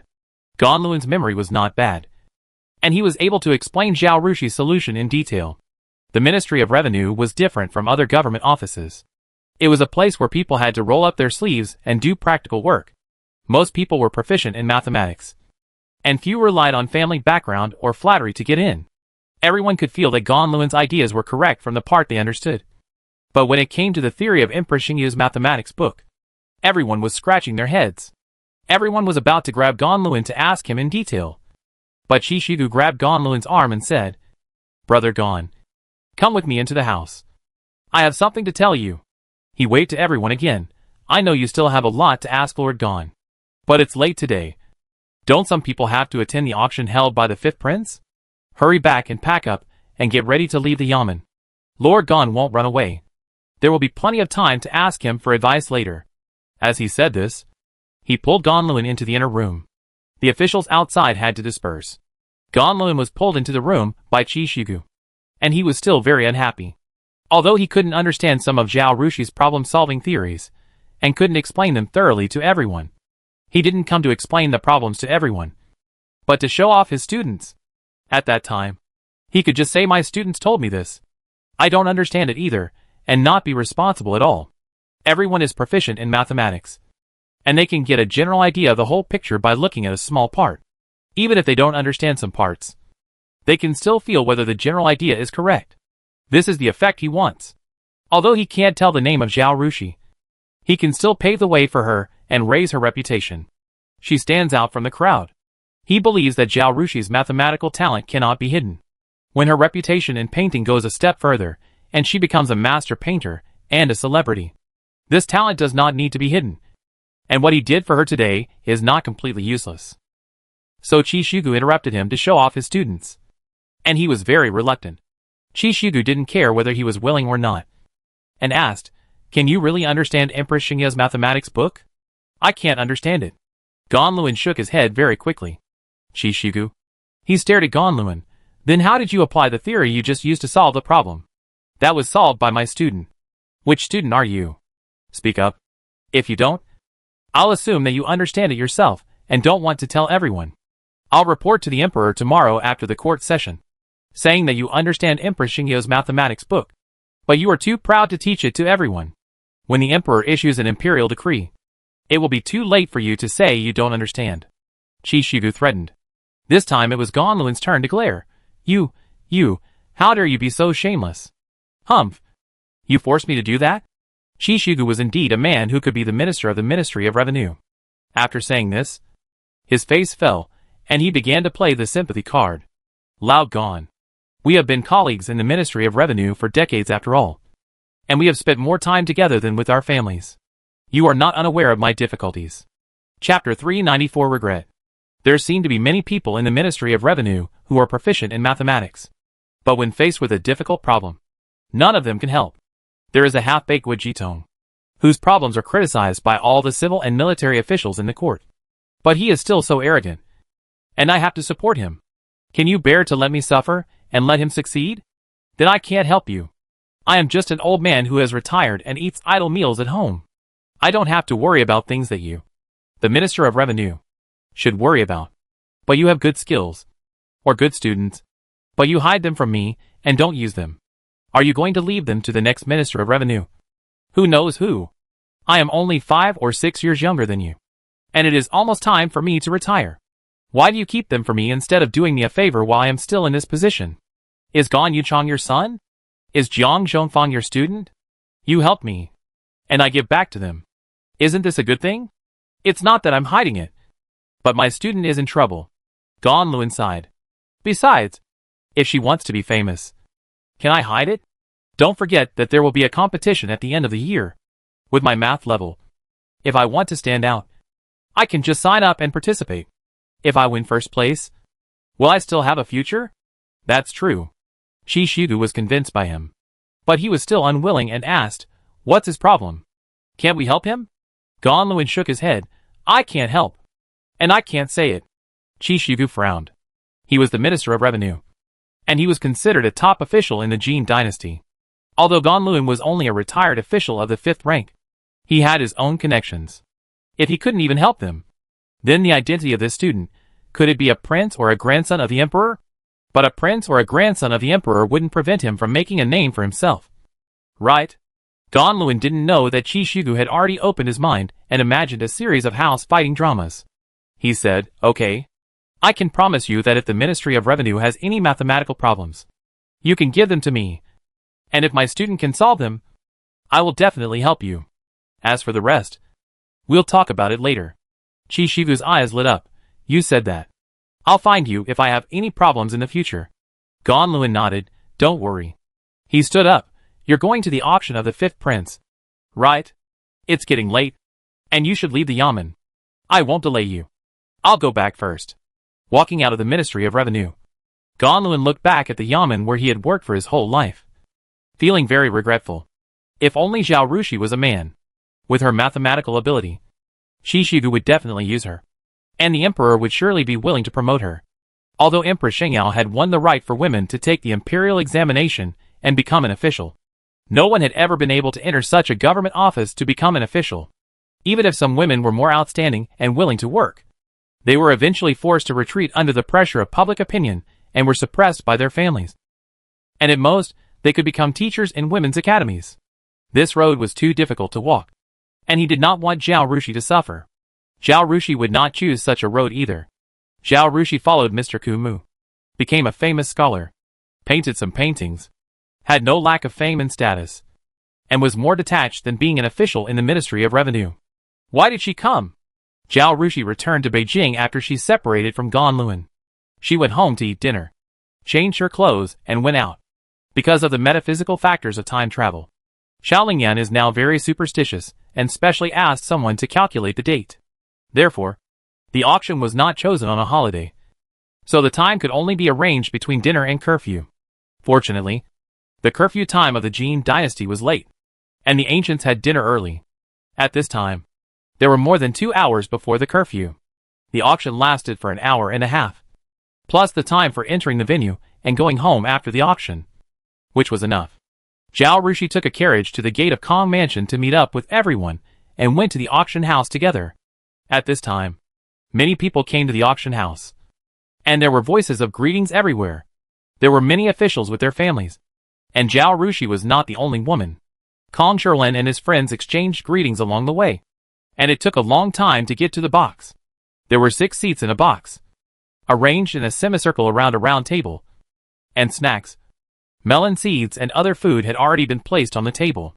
Seeing Kong Shirlin and his friends come in, the waiter in the box greeted them attentively, pulled out a chair for Kong Shirlin to sit, and quickly made tea. The invitation had already stated that the private room could only accommodate 6 people, so everyone came according to the number of people. In addition to Kong Shirlin and his 4 apprentices, there was also his eldest son Kong Yanyan. Kong Yanyan was nearly 60 years old and served as a senior official in the Honglu Temple. He and Wu Huixi sat on the left and right of Kong Shirlin, and Gong Chung sat below him. Wu Zong sat on the other side of Wu Huixi. Zhao Rushui, as the youngest person, naturally sat at the end and sat next to Wu Zong.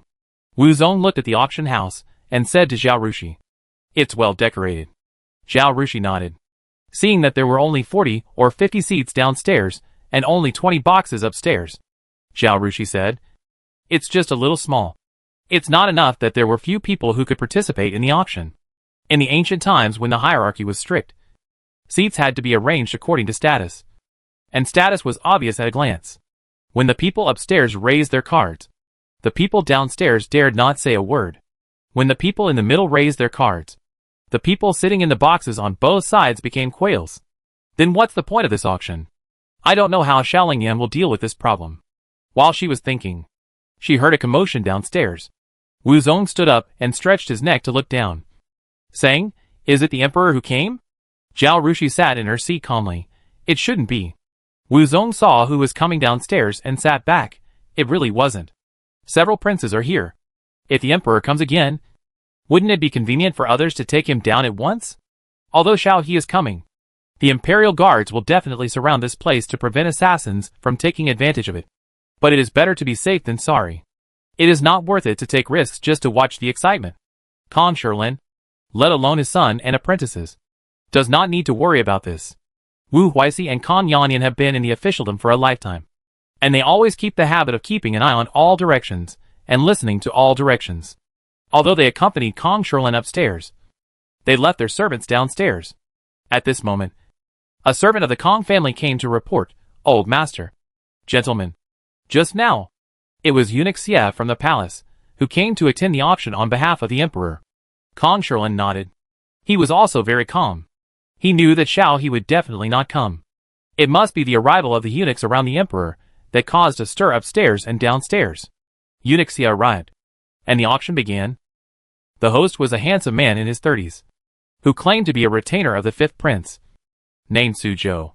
Chapter 395 Rules. I don't know where Xiaolingyan recruited this person, but he is so eloquent, witty, and humorous that he made everyone laugh several times in just a few words. After a few opening remarks, Suzhou got to the point. Everyone knows that this auction is hosted by the fifth prince. The fifth prince's purpose of hosting this auction is not to compete with the people for profit or make money for himself, but to do charity. He will use 80% of the profits from today's auction to build a charity home to accommodate and raise homeless beggars under the age of 13 in the capital and Baining County. The remaining 20% will be used to operate and maintain the operation of the auction house and build a new auction venue. Hearing this, Zhao Rushi's heart suddenly relaxed. Xiaolingyan's move was good. Although the royal family did not have explicit regulations, there has always been a hidden rule that it is not allowed to compete with the people for profit. Otherwise, the prince used his status to make money, and no matter how much money the people made, it would not be enough to scrape. If the emperor was reluctant to beat his own child, it would be a disaster for the civil and military officials and the common people. Xiaolingyan opened this auction house because it was a new thing. Both Xiao He and the civil and military officials could not figure out what this thing was for a while. It was said that the profit was obtained in the form of commission, and these auction items were all high-end luxury goods. Making a little profit from them was not considered competing with the people for profit. So Xiao He did not object, and the censors also kept their troops on hold for the time being. But when they see the huge profits and Xiaolingyan's auction house blossoming everywhere, and calculate his profits, jealousy makes people ugly, let alone the ministers. The princes will definitely be jealous, and then they will have to make trouble openly or secretly. There is no need to do much. Just let a few imperial censors impeach the fifth prince for competing with the people for profits and collecting money wantonly. Concubine Jean will pretend to be pitiful for her son in front of Xiao He, and Xiaolingyan's business will be ruined. But now it is different to do this in the name of charity. 80% of the profits were used for charity. No matter how jealous others were, they could not impeach Xiaolingyan. The whole court had to praise the fifth prince for his benevolence. A good reputation cannot be bought with money. Suzhou continued on the stage. Holding this auction is to facilitate everyone to sell the unused and disliked items in their hands and exchange them for the things they like. This is a trading platform. The auction does not participate in bidding, and only charges a 10% commission of the transaction price of the auctioned items. For example, you have an item in your hand, and you liked it very much when you bought it. But time has passed, and you no longer like it. But you spent a lot of money to buy it, and it is idle and occupies your assets. When you see something you like more, and you are not so well off, you can't buy it, but you want to take this item to the pawn shop. First, the price is too low, and you will lose too much. Second, it will also be embarrassing. If it gets out, people may think you are so poor that you have to pawn your property. This made everyone laugh. One person's poison is another person's honey. Something you no longer like may be a treasure to someone else.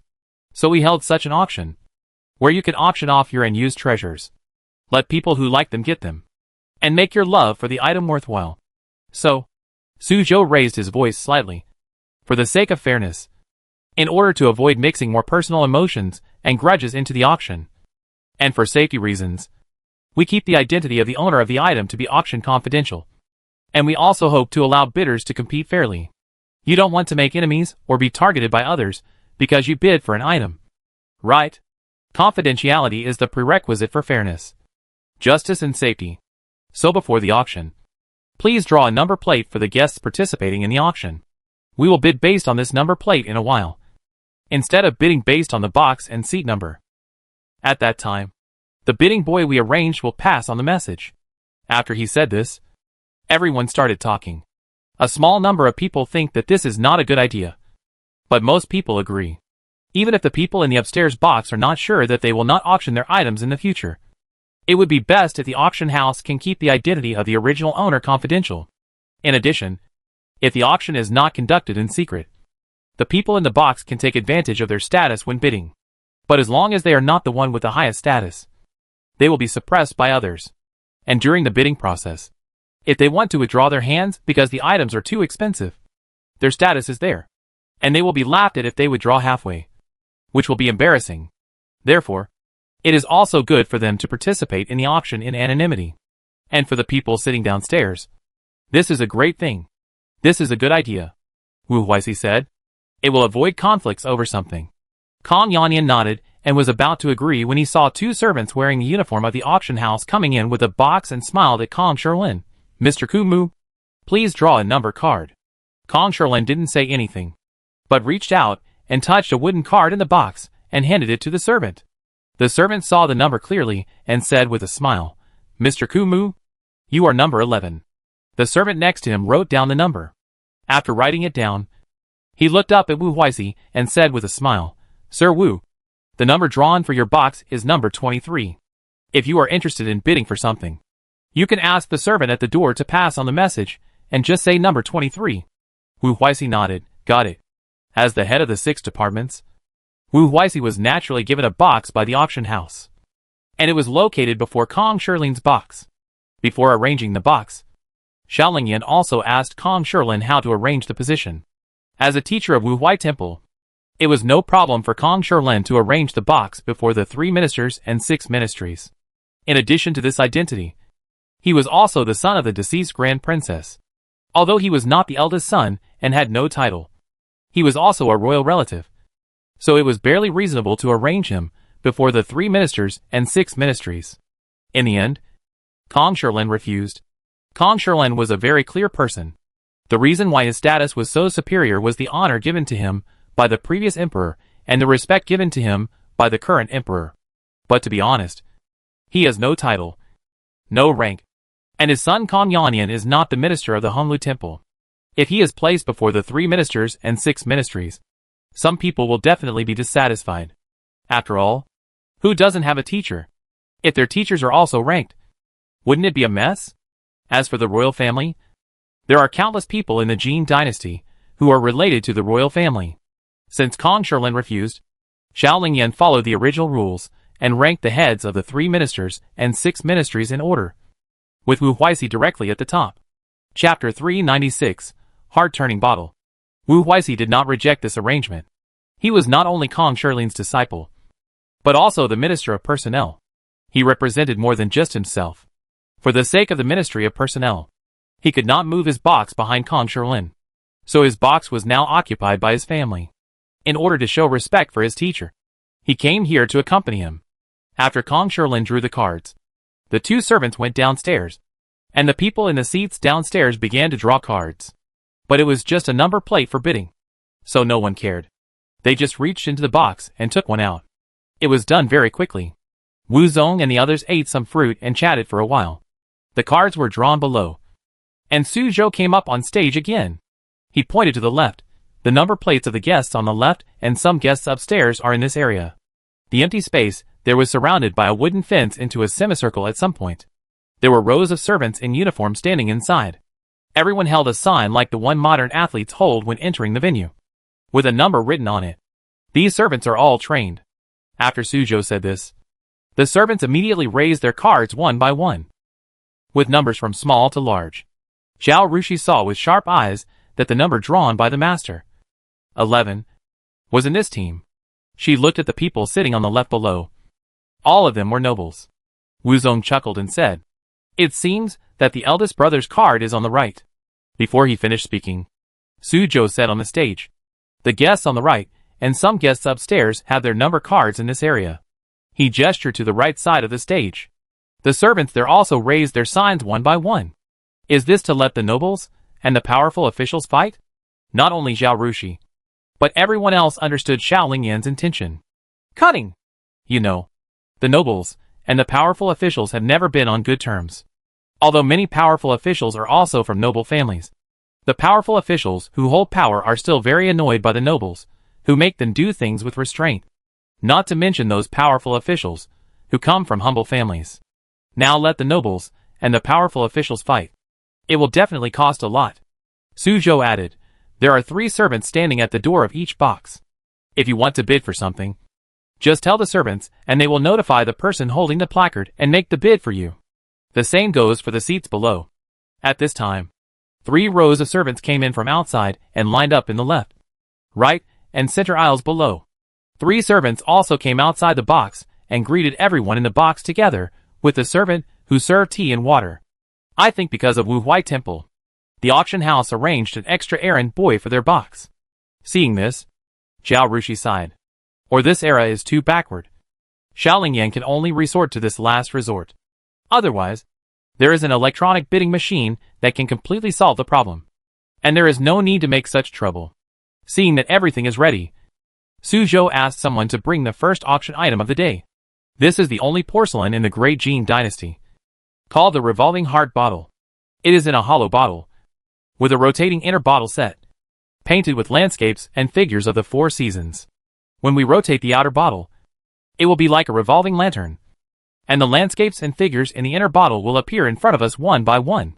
As Su Zhou was talking, a servant was holding a vase and turning it around, letting everyone see it. The reason why I say it is the only one is because one of the vases with the pattern of good luck and abundance has been presented to the palace. This is the only one left outside the palace. Other than this, there is no third such vase in the world. Whether in the box or in the seats below, everyone went to court every day and was very able to restrain themselves. Therefore, except for the time when eunuch Xie came and Su Zhou introduced the servant holding the sign, there was some movement, and the rest of the time it was basically quiet. But now everyone couldn't help but talk about it. Everyone present was rich and noble. What good things had they not seen? Everyone came to the auction, in addition to the face of the emperor and the 5th prince. Because there were no entertainment activities, just to watch the fun. They didn't have much expectation for the auction items. In their opinion, the items on the auction were nothing more than antiques, literati paintings and calligraphy. Only these things could be hyped up. These things were not new to them. But they didn't expect Xiaolingyan to take out such a porcelain. They had never seen such porcelain before, let alone heard of it. Although the people sitting in the back and the box were far away, they couldn't see what the vase looked like. But from a distance, the white embryo and the brightly colored paintings could still be seen. At least the vase looked good. Not to mention that the shape was so magical. Moreover, being able to be used as a tribute was a guarantee of quality. Zhao Rushi's mood was much more complicated than others. She remembered that in her previous life, in the London auction on November 11, 2010, the Qianlong Famille Rose Hollow Auspicious and Abundant Revolving Vase, which was praised as the best porcelain in Xia Kingdom, was sold at a high price of more than 550 million yuan. The one presented to the palace was not only a revolving vase, but also had the same name. Needless to say, it was definitely a copycat made by Xiaolingyan. This guy was really trying hard to make money. In order to let everyone buy with confidence, we will let everyone observe these auctioned items up close. As he spoke, Su Zhou gestured to the servant holding the vase.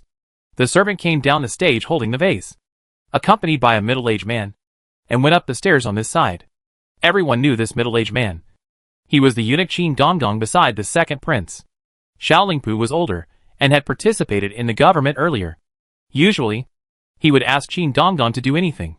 And almost everyone in the court knew Qin Donggong.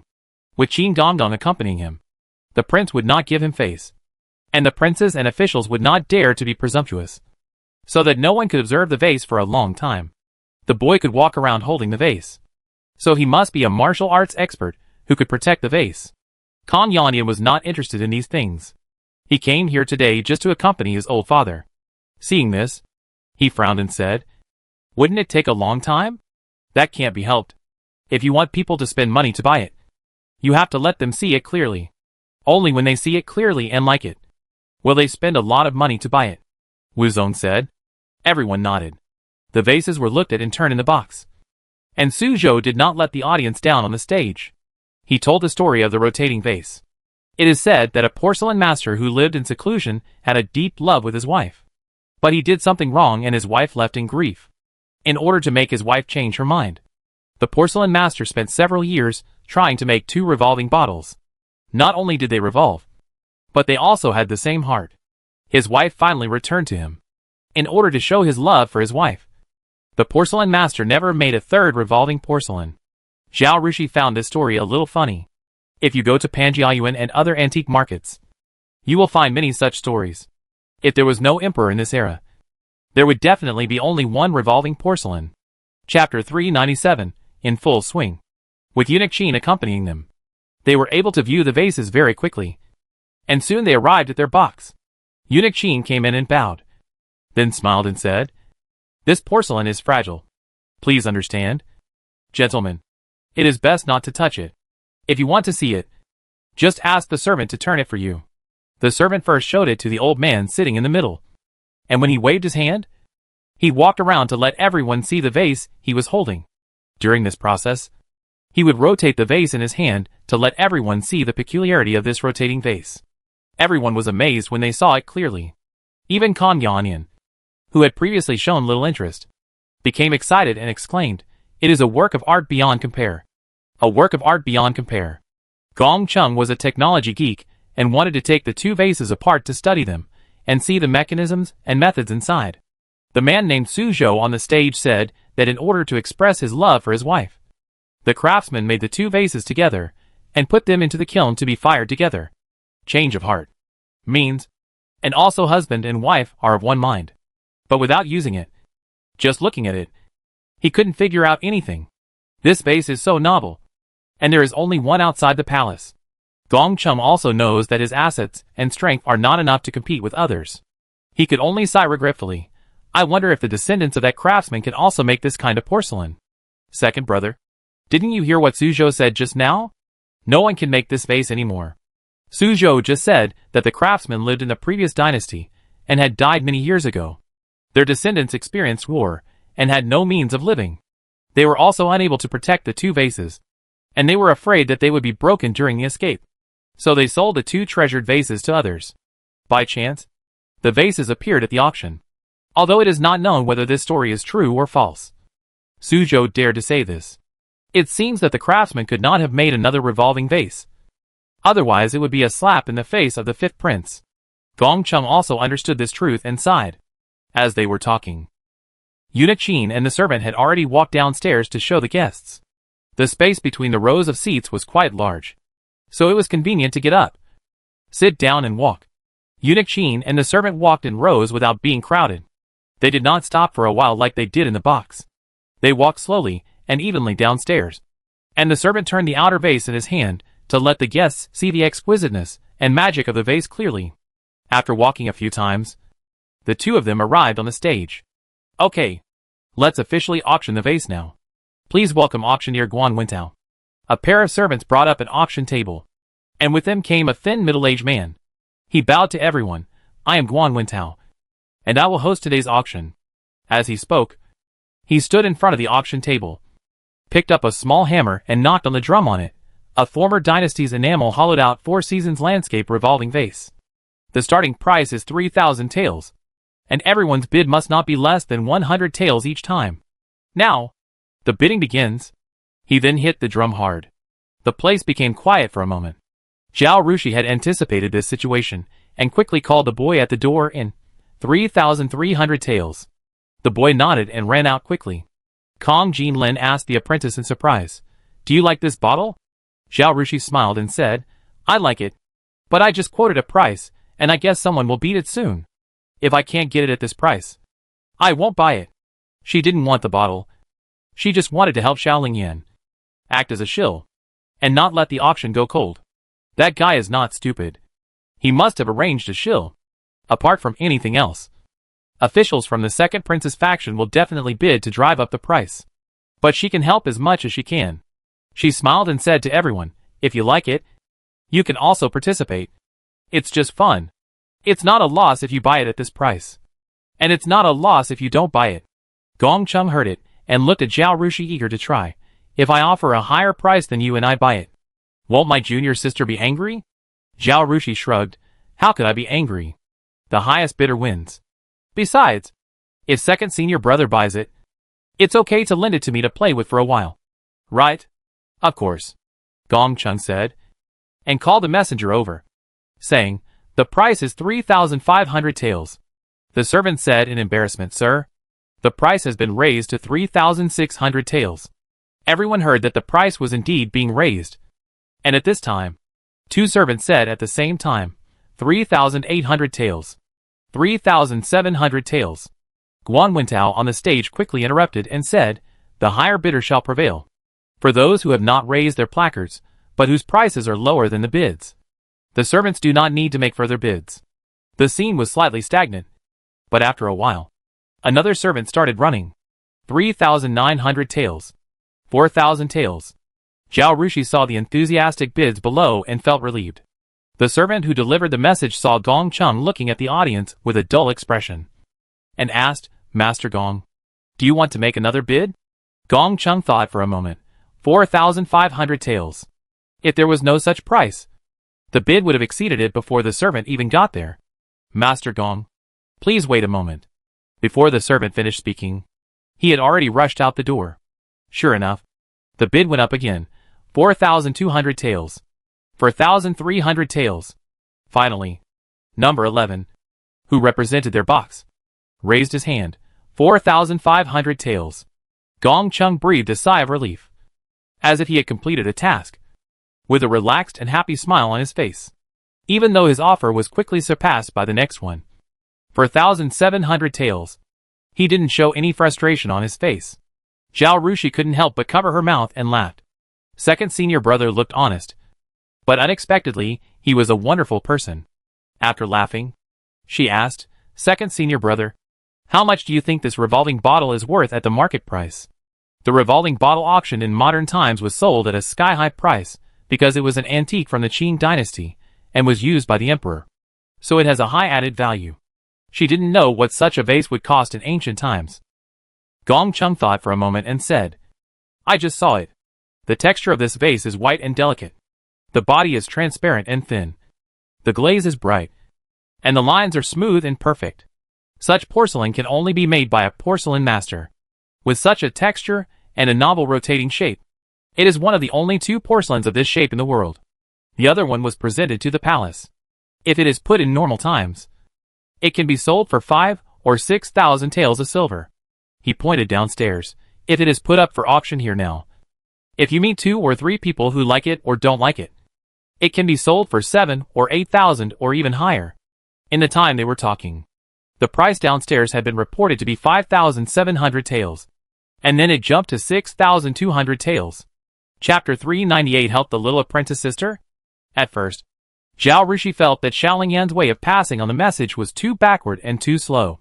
But now she found that there was an advantage, because there was a time difference. If the person who quoted wanted his price to be valuable, he had to be much higher than the current price of the servant.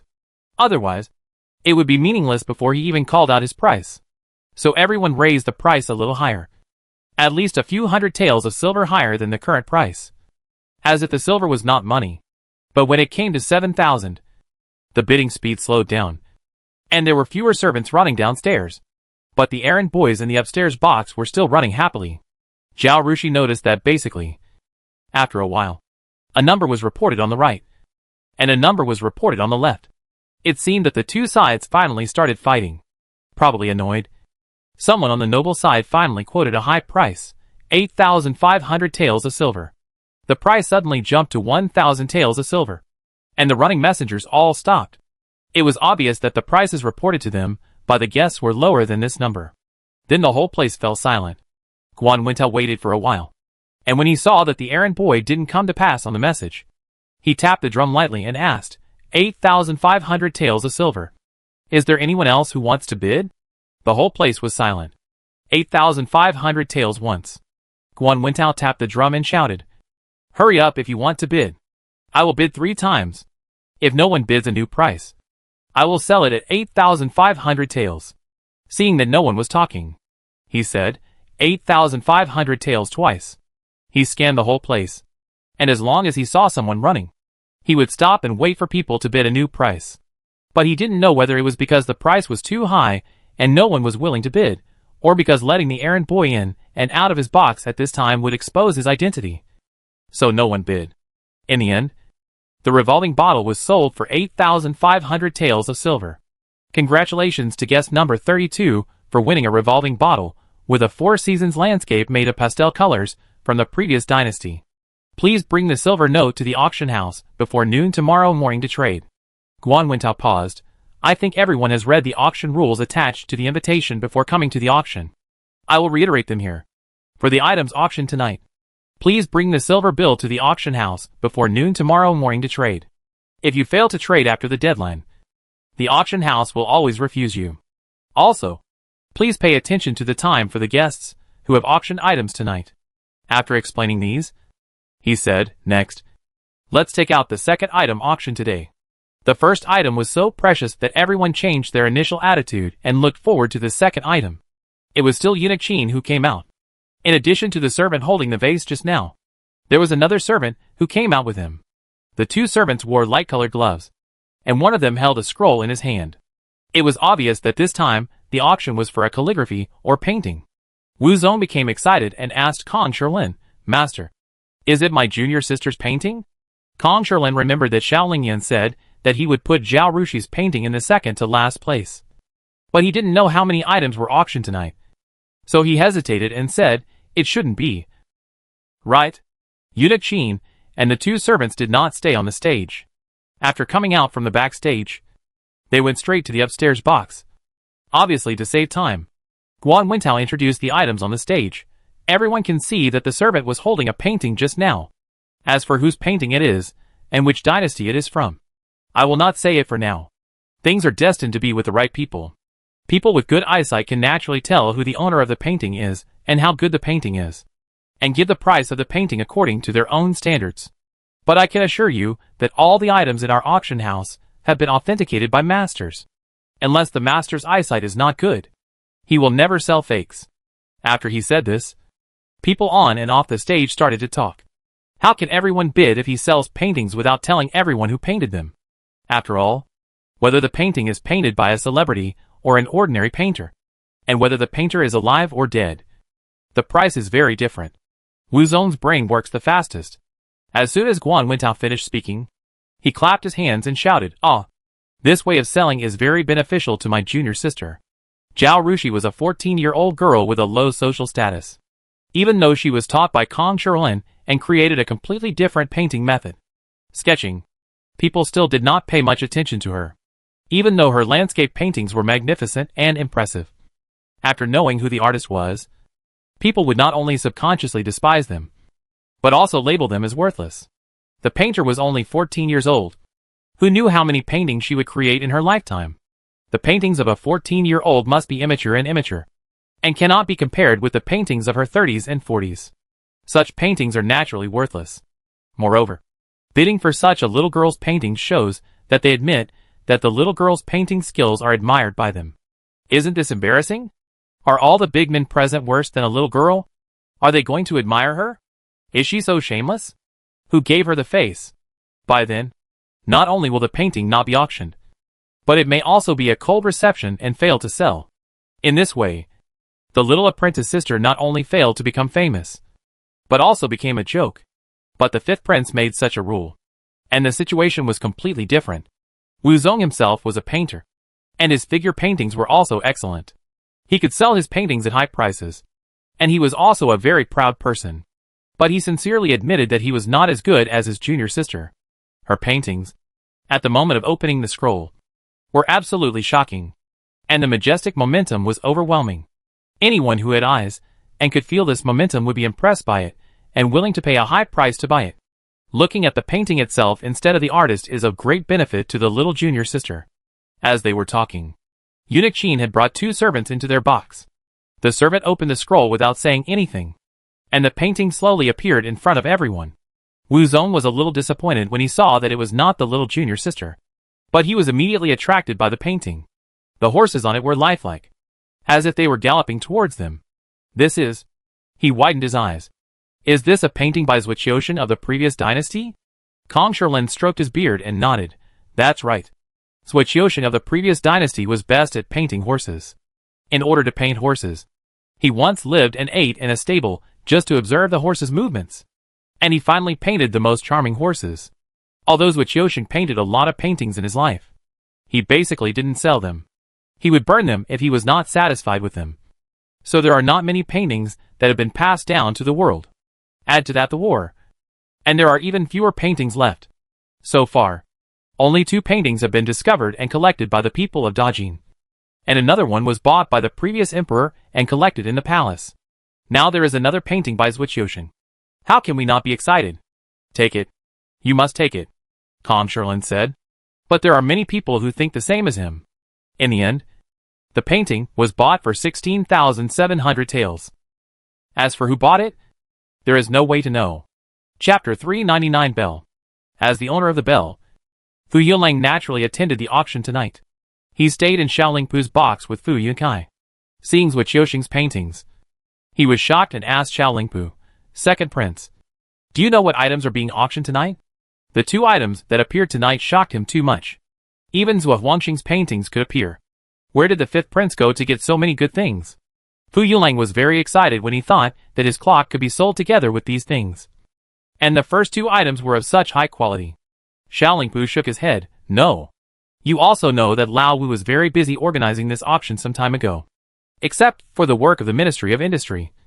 He was not seen at other times. I met him before the auction started." He pointed at Fu Yunkai.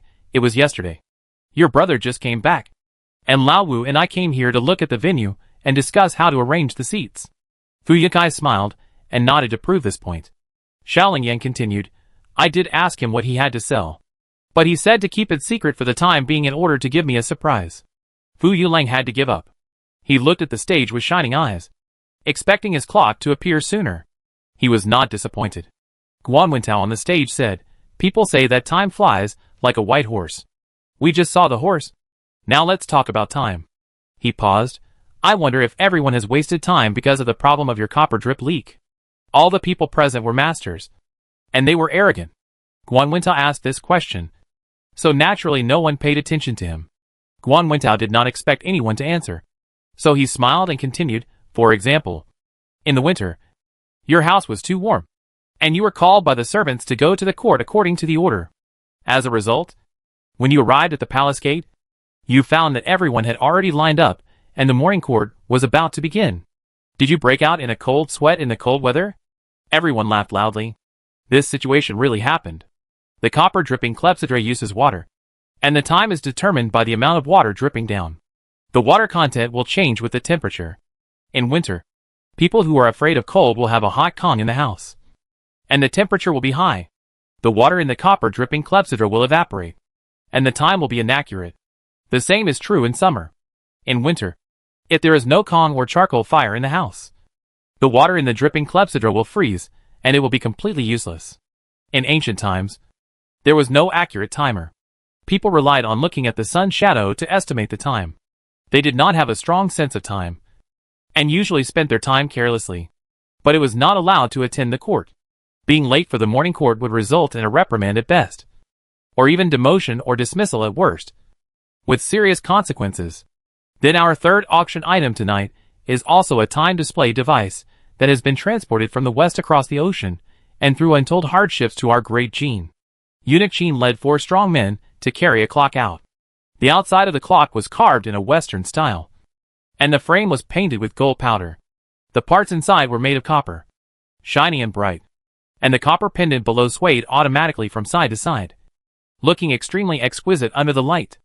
It doesn't need to drip water every day, but relies on fine mechanical gears to drive the hour and minute hands to run.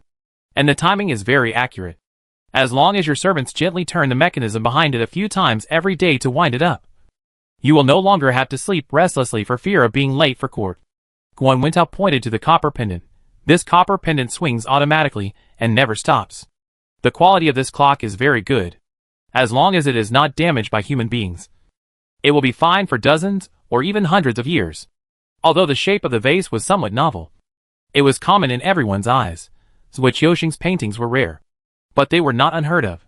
But this clock not only looked very foreign, which everyone had never seen before, even the fact that the copper pendant could swing by itself also surprised everyone. They had never seen an object that swung by itself without being moved by hand. Therefore, when the strong men carried the clock into the box, the gentlemen sitting near the aisle completely forgot what the official airs were, and stood up and stretched their necks to watch without caring about their image. If it weren't for Eunuch Qin stopping them, some people would have wanted to reach out and touch it. Seeing this, Fu Yulang was so excited that his body was trembling. "Is this the bell you brought back from the south?" Xiaolingpu asked him. "Second prince?" "It is," Fu Yulang said hurriedly. Xiaolingpu smiled and said to Fu Yunkai, "Yes, Yulang is very capable now." Fu Yunkai was also very pleased with his brother's current work, but he still had to be humble. He chuckled and shook his head. It's just a business. And people will always look down on me. A bucket of cold water was poured directly on Fu Yunlang's head. And his heart, which was about to boil with excitement, suddenly became cold. Xiao Lingpu shook his head and said, "No, Yunkai, you are too prejudiced. People say that merchants are lowly. But I don't think so.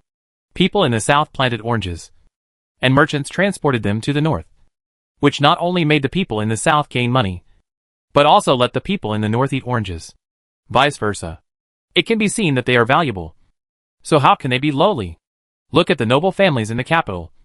Which one is not a businessman? Those who say that merchants are lowly are afraid that merchants will do business and make their families unable to make money." Xiao Lingpu has been brainwashed by Xiao Lingyan for a while.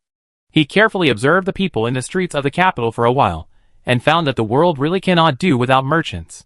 He also found that only by allowing goods to circulate and become commodities can the economy of Dajin prosper.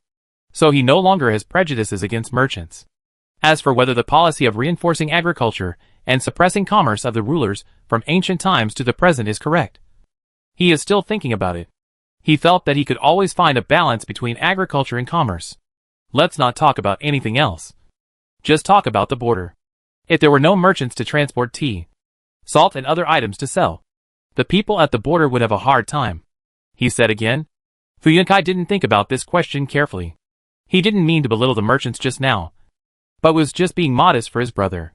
Seeing Xiao Lingpu getting serious, he naturally didn't argue, and nodded. "Your Highness is right. I am narrow-minded." He reached out his hand and patted his brother's shoulder in a soothing manner. "The second prince said so. So you should do your best." But Fu Yunlang turned his head to the outside, not wanting to pay attention to his brother. A wounded heart is not so easy to soothe, and he can't care about these things now. The auction of the clock has already begun. Xiao Lingyan directly priced the clock at 10,000 taels of silver. When Fu Yunlang heard this price, he wanted to give the fifth prince a big hug. Compared to his brother, who always criticized and suppressed him, he felt that he and the fifth prince were brothers. Very close. Chapter 400. Whose painting is this? Even though the starting price was very high, someone quickly raised their placards to bid. After a while, the price soared to 13,000 taels. "Yunlang, what was the price of your western clepsydra when you bought it?" Fu Yunkai heard the bidding outside and turned to ask Fu Yunlang in disbelief. Fu Yunlang didn't want to pay attention to his brother, but when he saw that the second prince was also looking at him, as if he wanted him to say it again, he could only say, 5,000 taels of silver. "Wow! So much money?" Fu Yun shouted. Because of this profit, he and Xiao Lingpu started discussing whether to suppress business. Fu Yunlang rolled his eyes implicitly and continued to listen to the bidding outside. This Western thing is really rare. Buying it and putting it in the hall will definitely be a symbol of strength and will attract many people in the capital to visit and watch. Especially Guan Wentao said that one has been presented to the emperor. The bidders knew that even if they won the auction, they would not have to worry about offending the emperor if they did not present the good things to him. So they bid even more crazily. Finally, this exquisite clock was sold at a high price of 22,000 taels.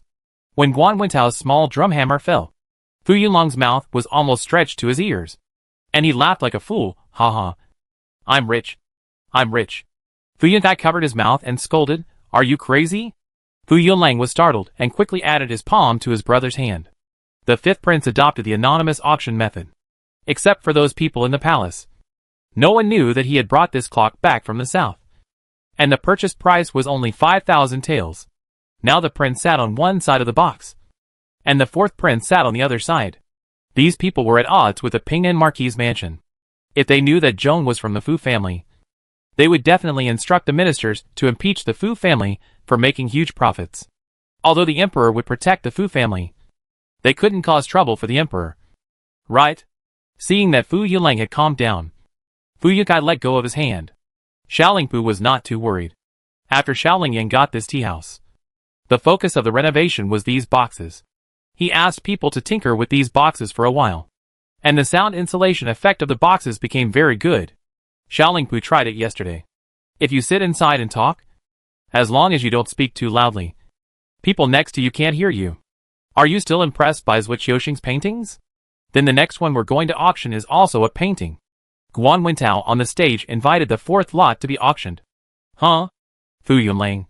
who had calmed down, stood up and said, "What's going on? He has 3 clocks. He just sold one. What about the other 2? Not selling them anymore? Or will it be sold at the end?" "I forgot." Xiaolingpu patted himself lightly and said to Fu Yunlang with a smile, "Old 5 asked me to tell you that things are valuable because they are rare. If there are too many things, they are worthless.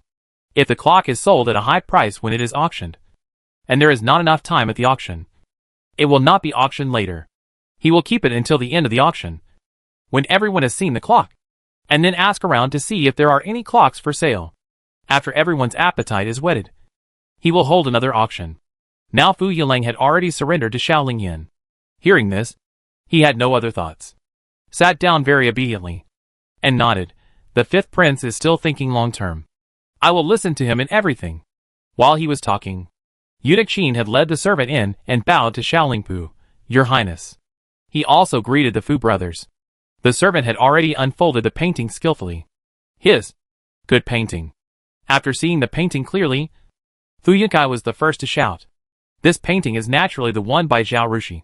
But this is not the one Kong Shirlin wanted to auction at the beginning, but the one Zhao Rushui painted a few days ago." She was not satisfied with the original painting, thinking it was a bit artificial. So she specially went to the manor to paint it during the 10-day holiday. The reason why the top students are top students is that when others are still arguing with the appearance of knowledge, they have already cleared the fog and went straight to the core truth. Zhao Rushui did not study pure art in her previous life, but when she was painting in this life, she knew that painting creation is based on the proficiency of painting skills.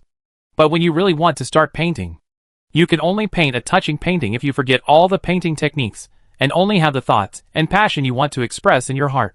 So she went to Zhuangzi and climbed the mountain behind Zhuangzi, taking in the crisscrossing paths and rivers below the mountain. Then she closed her eyes and recalled the scenes she saw when she traveled to famous rivers and mountains in her previous life.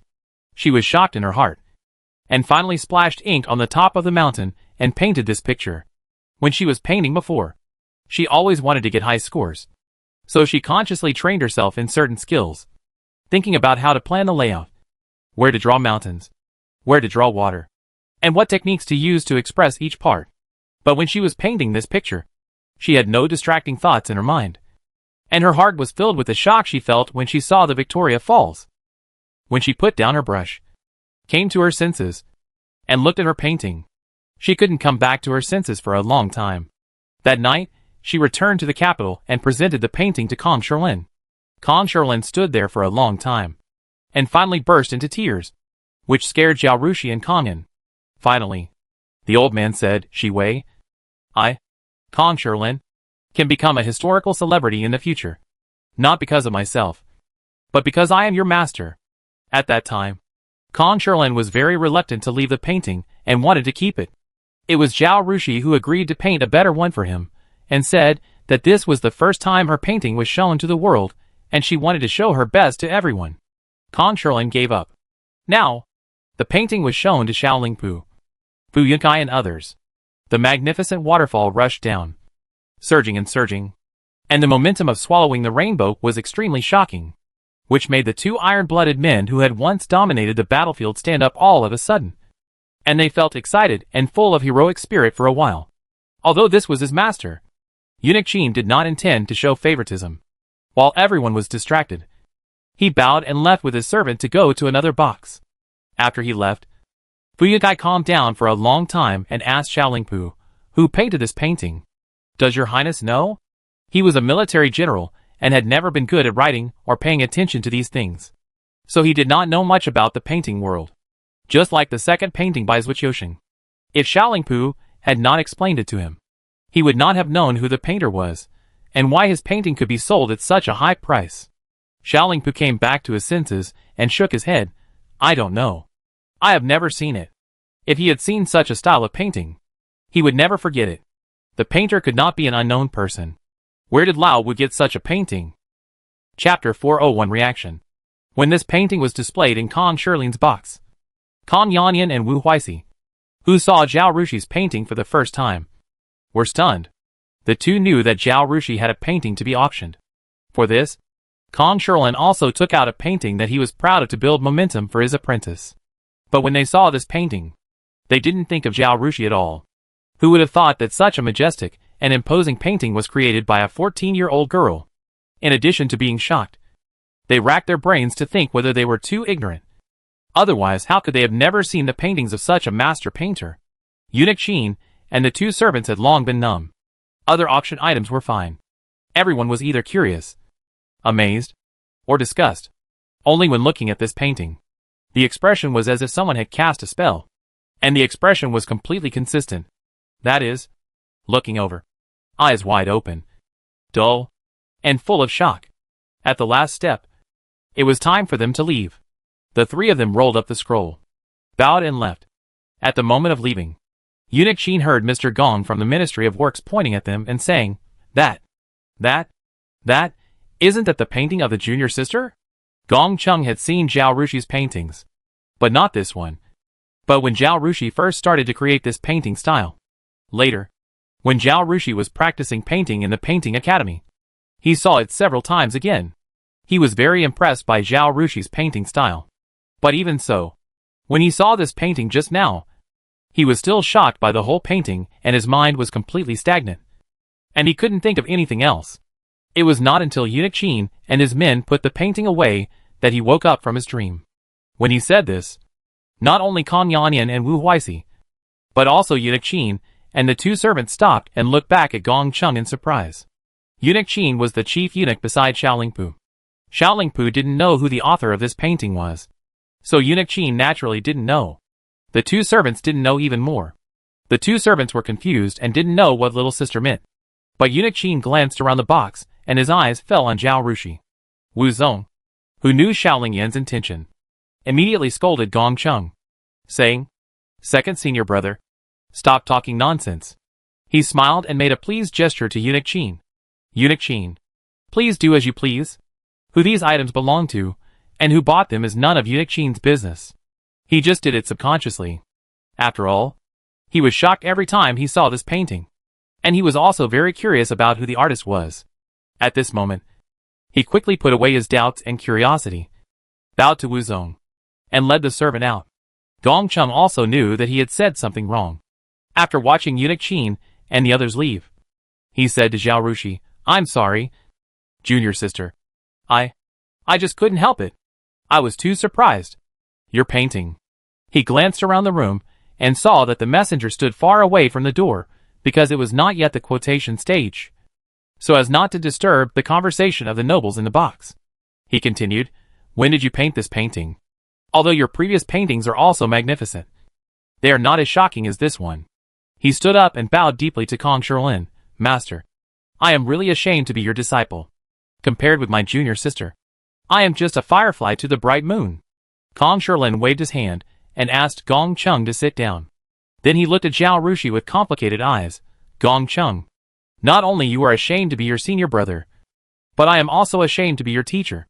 Master, you are not afraid of beating me to death by talking like this?" Zhao Rushui said angrily. "Please scold me. Really, when you talk like this, I always feel that you will dig a big hole for me next." Kong Shirlin laughed. "Get lost?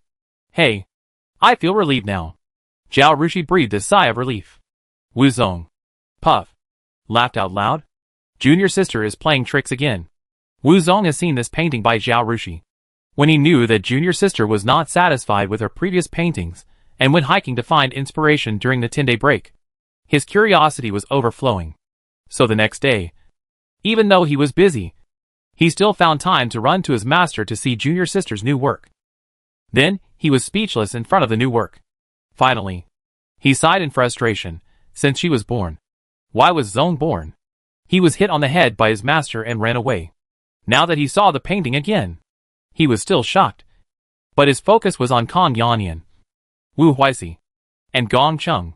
So he took a good look at the dull 3 steps that Eunuch Qin saw along the way. "No," I said. Wu Huixi looked at Zhao Rushui, then at Kong Shirlin and Gong Chung, with a puzzled look on his face. "What are you talking about? The painting just now was drawn by the junior sister?" He was not deaf. He heard the words just now clearly, but he still couldn't believe it in his heart. How could such a painting be drawn by the junior sister? He looked at the junior sister carefully. This is obviously a child. And a girl. How could she have such a broad mind and momentum to draw such a painting? But Kong Shirling's words directly dispelled the only doubts in his heart. Isn't it your junior sister who drew it? I say you are too incompetent as the eldest senior brother. You have never seen the paintings of the junior sister. Don't tell others that you are Jiwei's eldest senior brother in the future. Wu Huixi is a powerful official with a high status. If he forces his eldest disciple to get close to his younger disciple, it will be easy for the eldest disciple to look down on Jiwei.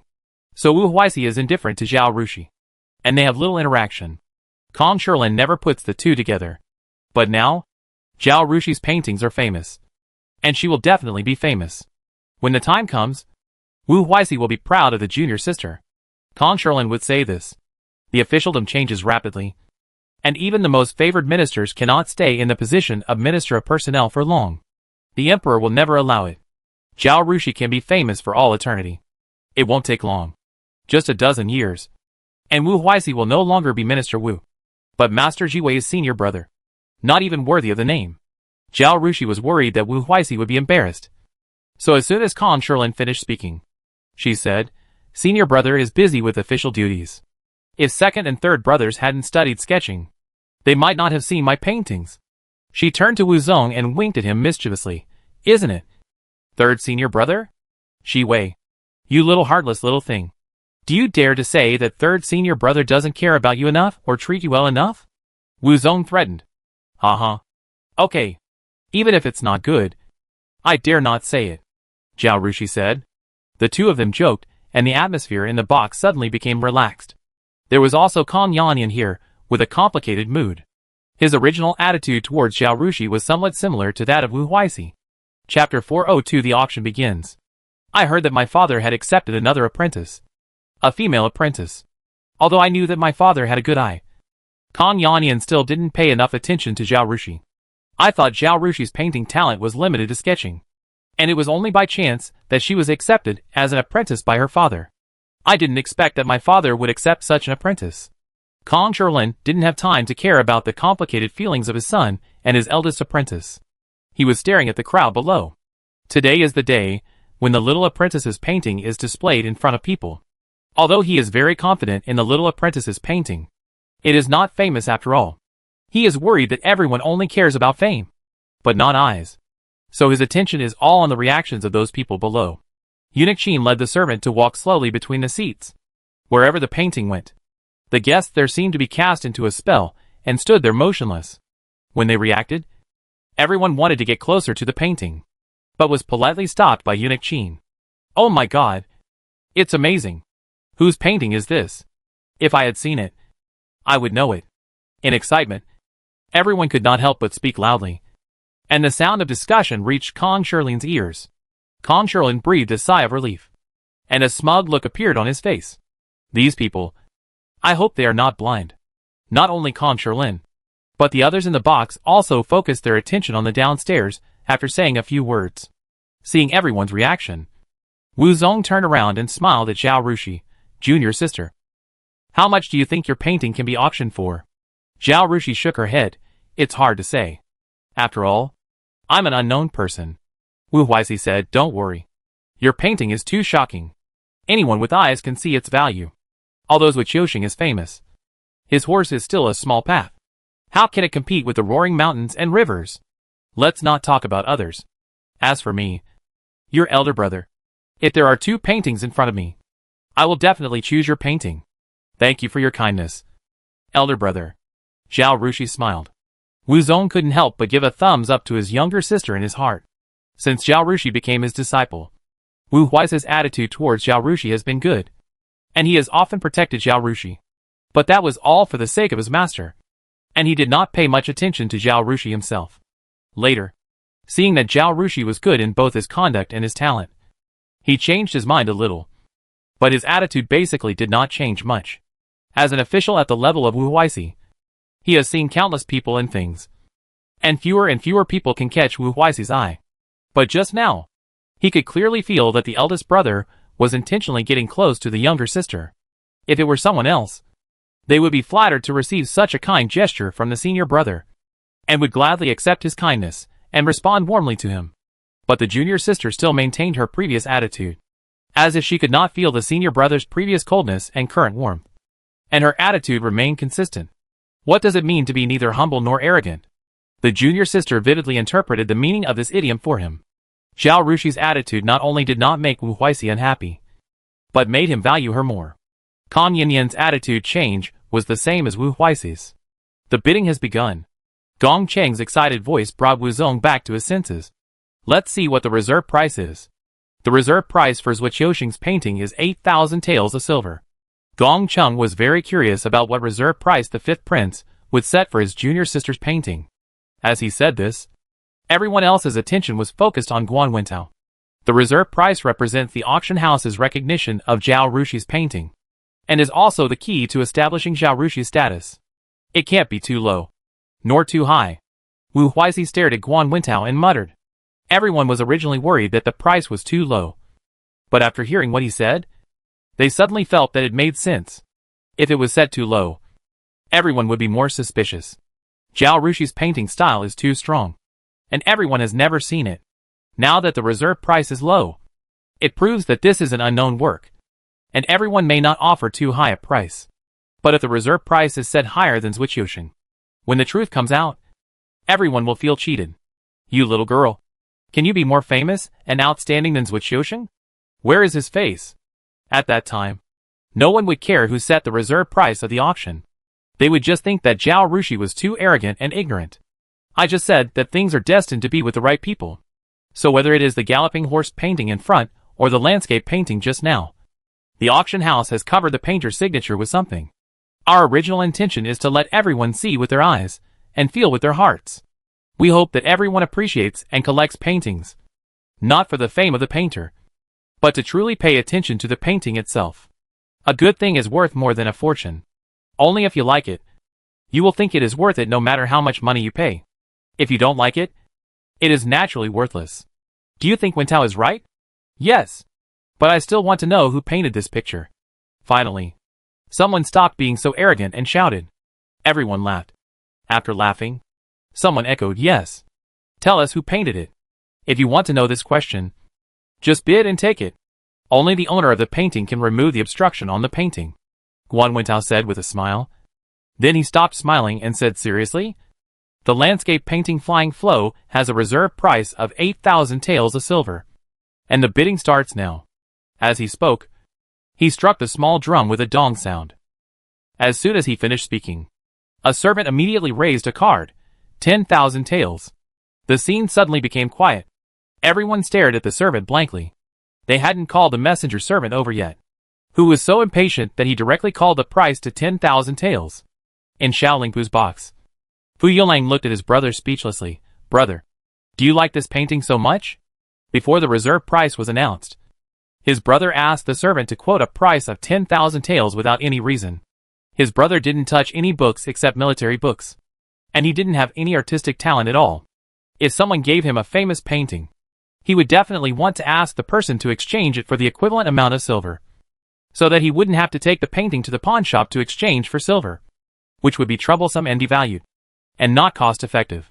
Moreover, after seeing the poor life of the people in the border area, his brother hated to see people spend a lot of money just to buy these things that could not be eaten or worn. But such a person now wanted to pay 10,000 taels of silver for this painting. He thought his brother was crazy. Fu Yonkai was about to speak when he saw the servant representing their box. After reporting his 10,000 taels, raised his card again and reported another number before everyone woke up from their daze. 15,000 taels of silver. Chapter 403. Is it better to bid high or low? The people were about to ask the messenger to count, but they saw that the messenger named number 7 had bid himself out, and everyone was stunned again. What kind of weird trick is this? Can it be played like this? This is. Fu Yonlang felt that his brain was not working well. Xiaolingpu said calmly, this is my price. Fu brothers. Although Xiaolingpu also bid for the previous items, it was a pretext. Now, Fu Yonkai was a little confused about what Xiaolingpu meant by doing this. The two grew up together, and were as close as brothers. He spoke more casually. I said, Your Highness, if you want to raise the price, at least don't raise it above my price. I really like this painting, Xiaolingpu said.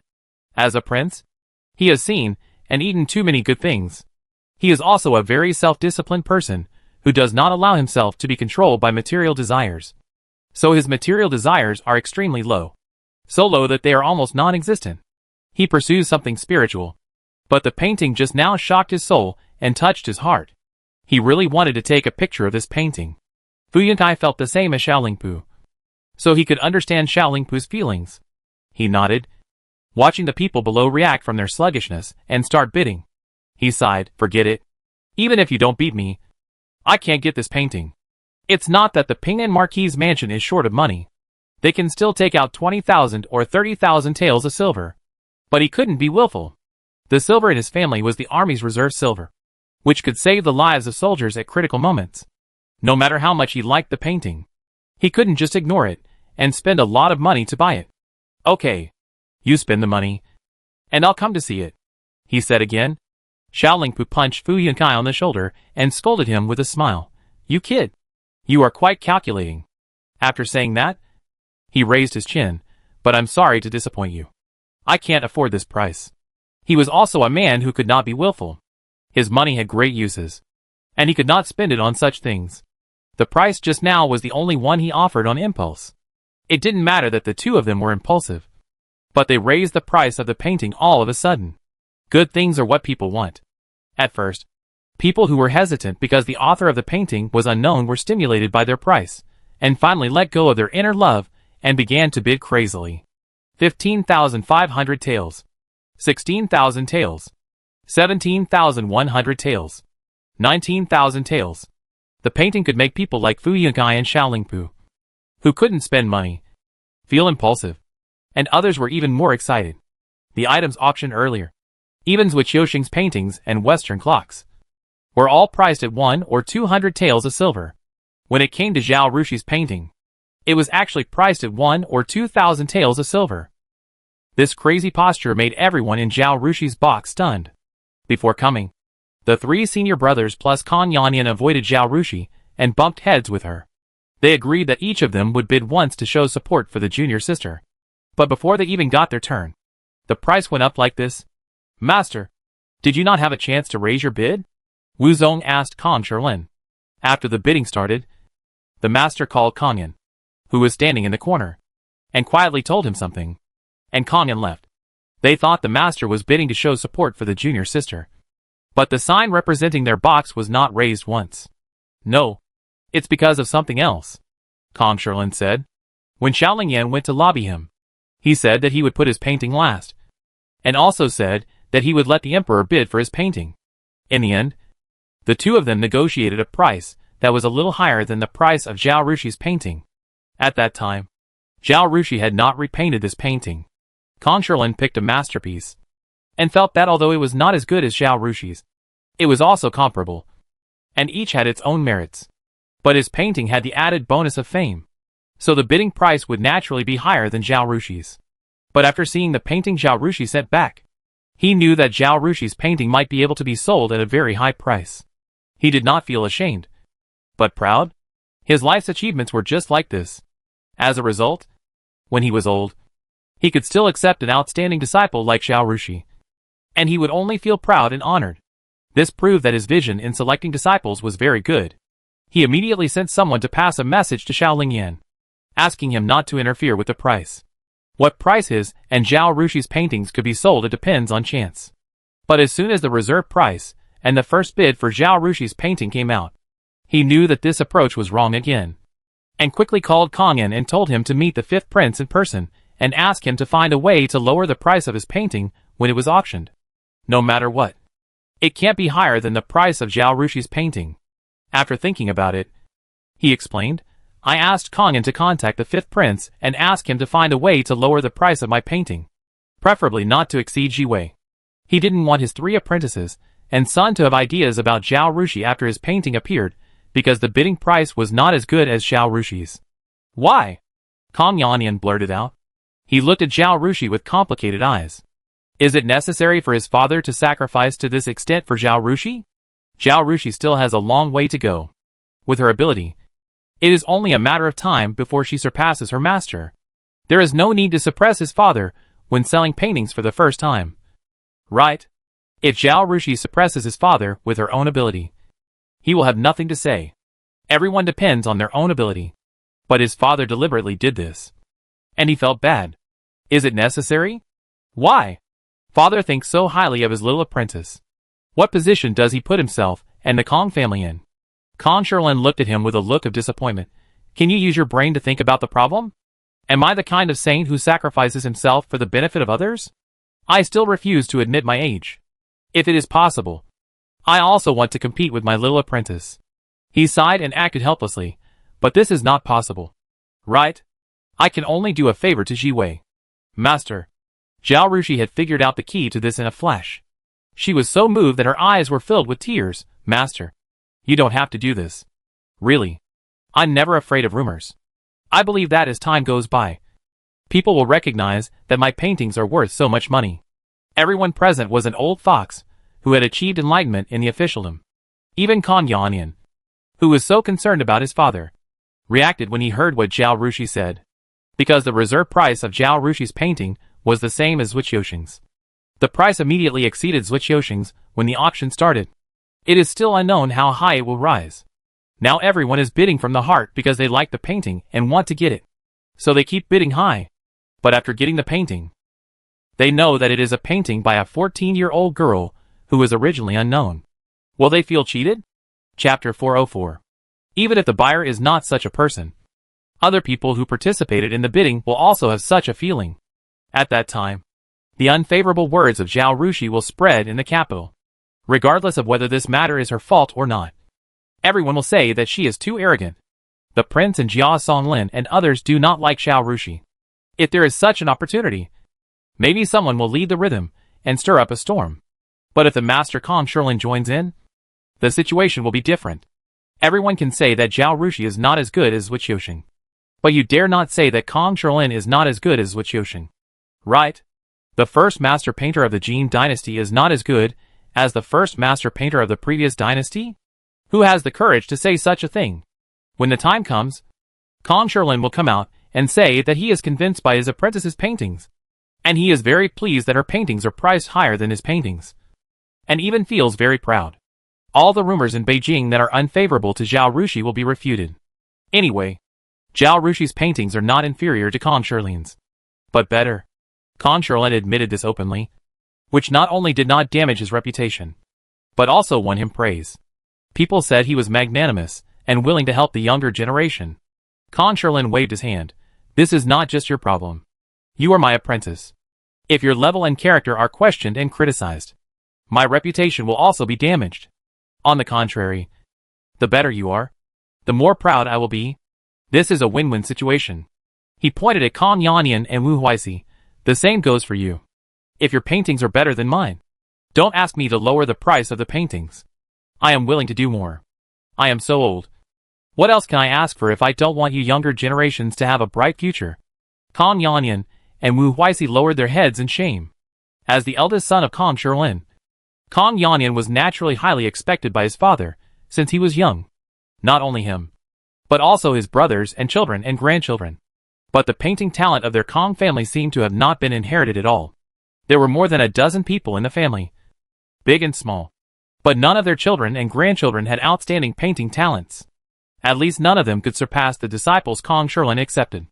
Wu Huixi is talented, but he has less and less time to paint in recent years. First, he is busy with official duties and has no time. Second, he thinks about the intrigues in the officialdom all day long, and his paintings have lost their spirituality. And he can no longer paint satisfactory paintings. Kong Sherlin looked at Zhao Rushui again. Jiwei, don't feel guilty. Master did this to save his old face. If I don't pass on the message to the fifth prince, and the price of the painting is really not as good as yours at the auction, where will I put my old face? It's good now. At least I can comfort myself that I surrendered on my own initiative. Not because I'm really inferior to you. Master, what are you talking about? Zhao Rushui said angrily. The truth. Kong Sherlin stroked his beard and laughed. Wu Zong couldn't interrupt this matter. He pointed downstairs and changed the subject. It's already 21,500 taels of silver. Master, do you think it will exceed 25,000 taels? Before he finished speaking, a servant raised a sign, 25,000 taels. 25,000 taels. 25,000 taels. Is there anyone bidding any more? Hurry up. 25,000 taels. 25,000 taels. Guan Wentao's highly inspiring words sounded as if urging everyone to bid more. The atmosphere of auctioning, which was like taking a shot of chicken blood, could easily make people lose their minds. In addition, Guan Wentao's words seemed to have a kind of magic. When he shouted, the servants started running. 3 items had been auctioned before. Everyone knew that in a situation like this, Guan Wentao would not hammer, and he would have to wait until no one was running before he would knock the final hammer. But I don't know who gave him the hint. Seeing that some people were still running, he suddenly spoke faster, since no one is bidding 25,000 taels of silver. Then 25,000 taels once. 25,000 taels twice. 25,000 taels 3 times. Deal. As he spoke, he hammered down. And with a dong, the drum sounded. Zhao Rushuy's painting was sold at a high price of 25,000 taels of silver. The running servants all stopped and turned to look in the direction of the box inquiringly. The scene was quiet for a moment. Everyone seemed confused by Guan Wentao's performance. What's going on? Why can't you raise the price? Someone asked in a low voice. Look at the sign you just raised. The person sitting next to him winked at him. The person asking the question immediately turned to look at the boy who just raised the sign. The boy's hand was still raised, and the number on the sign was number 9. The person asking the question suddenly realized, oh, that's it. The emperor is the supreme ruler. The person who can use the number 9 sign must be Xie Gong, who represents the emperor. Since it was eunuch Xie who bid, it was reasonable for the 5th prince to signal the auctioneer to drop the hammer directly, and not allow other people to bid.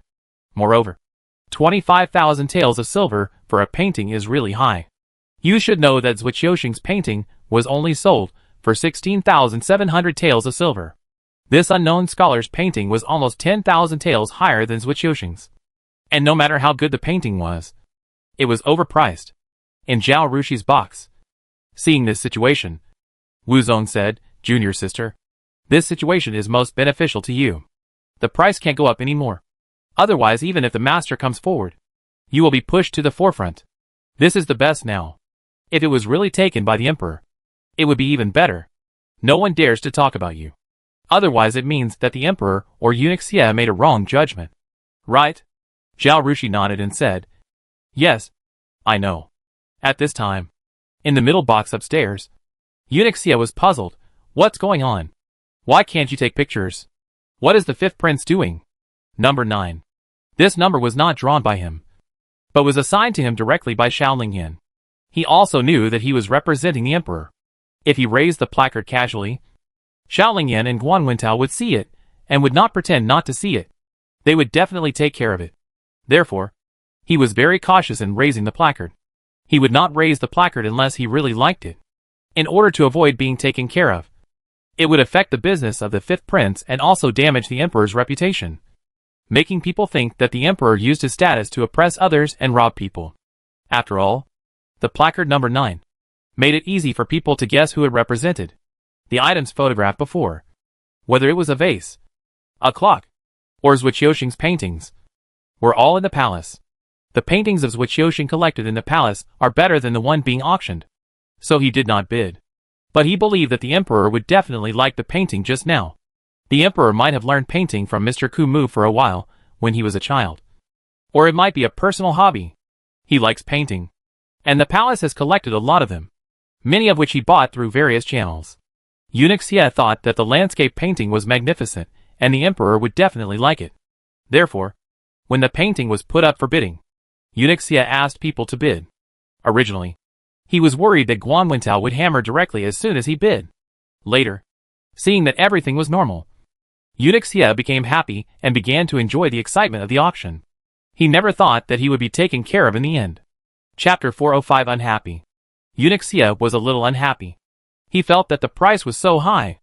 Didn't you see that the situation stagnated for a while after he made this price? If Guan Wentao hadn't instigated everyone, maybe he would have directly sold it at 25,000 taels. Where else does he need to take care of? Even if he continued to compete, there would be fewer and fewer bidders. Eunuch Xie believed that he could win it with a maximum of 27,000 taels of silver. Although the emperor complained about being poor every day, As the emperor, he definitely didn't lack these 2,000 taels of silver. Now, the high price was offered, and the whole court felt that the emperor was using his status to pressure others, which made eunuch Xie very unhappy.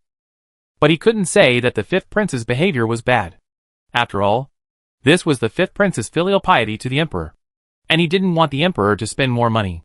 The fifth prince didn't let Guan Wentao settle on the 18,000 taels he offered in the first time, but settled on 25,000 taels, which was also considered to be considering the emperor's reputation. So he really couldn't find fault with the fifth prince. Eunuch, this should be Mr. Kumu's painting. The eunuch who came with eunuch Xie pointed at the stage and spoke. Guan Wentao on the stage had already invited the fifth item to be auctioned, which was also a painting. Eunuch Xie immediately put aside his previous little emotion and cheered up. He came here today with a mission, which was to take a picture of Kong Shirlin's painting. He came on behalf of the emperor, and the first item to be auctioned was his box. After a while, eunuch Qin came with a servant, holding a scroll in his hand. The scroll was opened, and eunuch Xie took a look and nodded. The fairy style in Kong Shirlin's painting is extremely unique, and no one else can paint it. Eunuch Xie has served Shao He for many years, and has seen Kong Shirlin's paintings more than once, so he can recognize them at a glance. Eunuch Qin should have left at this time, but he signaled the servant to go out first, and then leaned close to eunuch Xie's ear and whispered, Mr. Kumu just sent a message saying that the price of his painting should not be higher than the previous one. Eunuch Xie was stunned, but before he could react and ask why, eunuch Qin had already quickly retreated. What does he mean? He pointed at eunuch Qin's back and asked the young eunuch. The young eunuch knew that eunuch Xie was a little unhappy just now, so he smiled and said, That's right. Eunuch Qin, isn't this embarrassing? You came with the emperor's order. You are not the only one who is bidding against us. If there is a young man who insists on bidding against you, how can we control whether the price is high or low? When the young eunuch said this, eunuch Xie shook his head and stopped talking. The price of the painting just now was raised suddenly, and everyone with a discerning eye knew who the number 9 represented. And it was no secret that the emperor liked Mr. Kumu's paintings. If he didn't bid for it later, it would be fine. Once he did, no one would dare to compete with him. So the price really had to be decided by him. Alas, he was afraid that he would not be able to enjoy the fun of the auction. After a while, everyone had seen the painting, and Guan Wentao said on the stage, This painting is the last item in our auction today. Guests who have not participated yet, please seize the opportunity to participate. He beat the drum. The starting price of the landscape painting Fairyland is 10,000 taels of silver. Starting now. Kong Shirlin's paintings have a distinctive style, and anyone who has seen his paintings can recognize it at a glance. Therefore, as soon as Guan Wentao finished speaking, someone started to bid. In Kong Shirlin's box, everyone was relieved to hear that the starting price of his painting was 10,000 taels of silver, and secretly praised the fifth prince for his reliability. The final transaction price will be determined by the market, but the auction house knows who the author of the painting is from the beginning, so it has to be based on identity. No matter how good Zhao Rushi's painting is, she is not famous now, and she is Kong Shirlin's apprentice, so her reserve price must be lower than Kong Shirlin's. Otherwise it would be unreasonable. Master, can I bid? Zhao Rushi asked eagerly. Everyone knows that this painting belongs to Kong Shirlin, and they are sitting in this box, although no one knows their auction number. If someone happens to know and spread it, they will raise the price of Kong Shirlin's painting, which will easily attract criticism. Kong Shirlin's situation is different from Zhao Rushi's. Zhao Rushi is a junior, and the master and senior brothers raising the price for her is a sign of their care for the junior. Kong Shirlin is a famous scholar, highly respected, and has his own pride, and his paintings are also very popular. If the junior still raised the price for him, it would be easy for people to doubt whether the price of his paintings was also raised by his family. But as an apprentice, Zhao Rushi felt it was not good if the apprentice did not show support for the master's paintings. So she asked this question. Yes, master. Can we bid? Wu Zong also asked in a playful way. Kong Shirlin glared at them. Stop fooling around. You too. And stay still. Zhao Rushi made a face at Wu Zong and sat back down. But there was no need for them to bid, as the bidding outside was very intense. The reserve price was already high, and with a few people who really liked Kong Shirlin's paintings raising the price of the painting soared to 20,000 taels of silver in a short while. This was also influenced by Zhao Rushuy's painting. Kong Shirling's paintings used to sell for 8 or 9,000 taels of silver. In this auction situation, a premium of several thousand taels is possible. If the price of Zhao Rushuy's painting had not been raised before, everyone would have intentionally bid below 15,000 taels for his painting, and the price increase would not have been so large. But after the experience of not being able to get a painting with 25,000 taels of silver, everyone's bidding was somewhat restrained. In the middle box, when eunuch Xie heard that 20,000 taels of silver had been called, he breathed a sigh of relief, called the messenger, and ordered, "Go down and tell the person holding the placard number 9 that when the price reaches more than 23,000 taels, or almost 24,000 taels, he should bid 25,000 taels." After the messenger boy went out, the young eunuch asked, "Eunuch, is it bad if you do this?" "Humph. It would be bad if I reported too low." Eunuch Qin's words were a trap. Eunuch Xie snorted. The young eunuch's eyes widened. Impossible? Eunuch Qin was just a eunuch around the prince.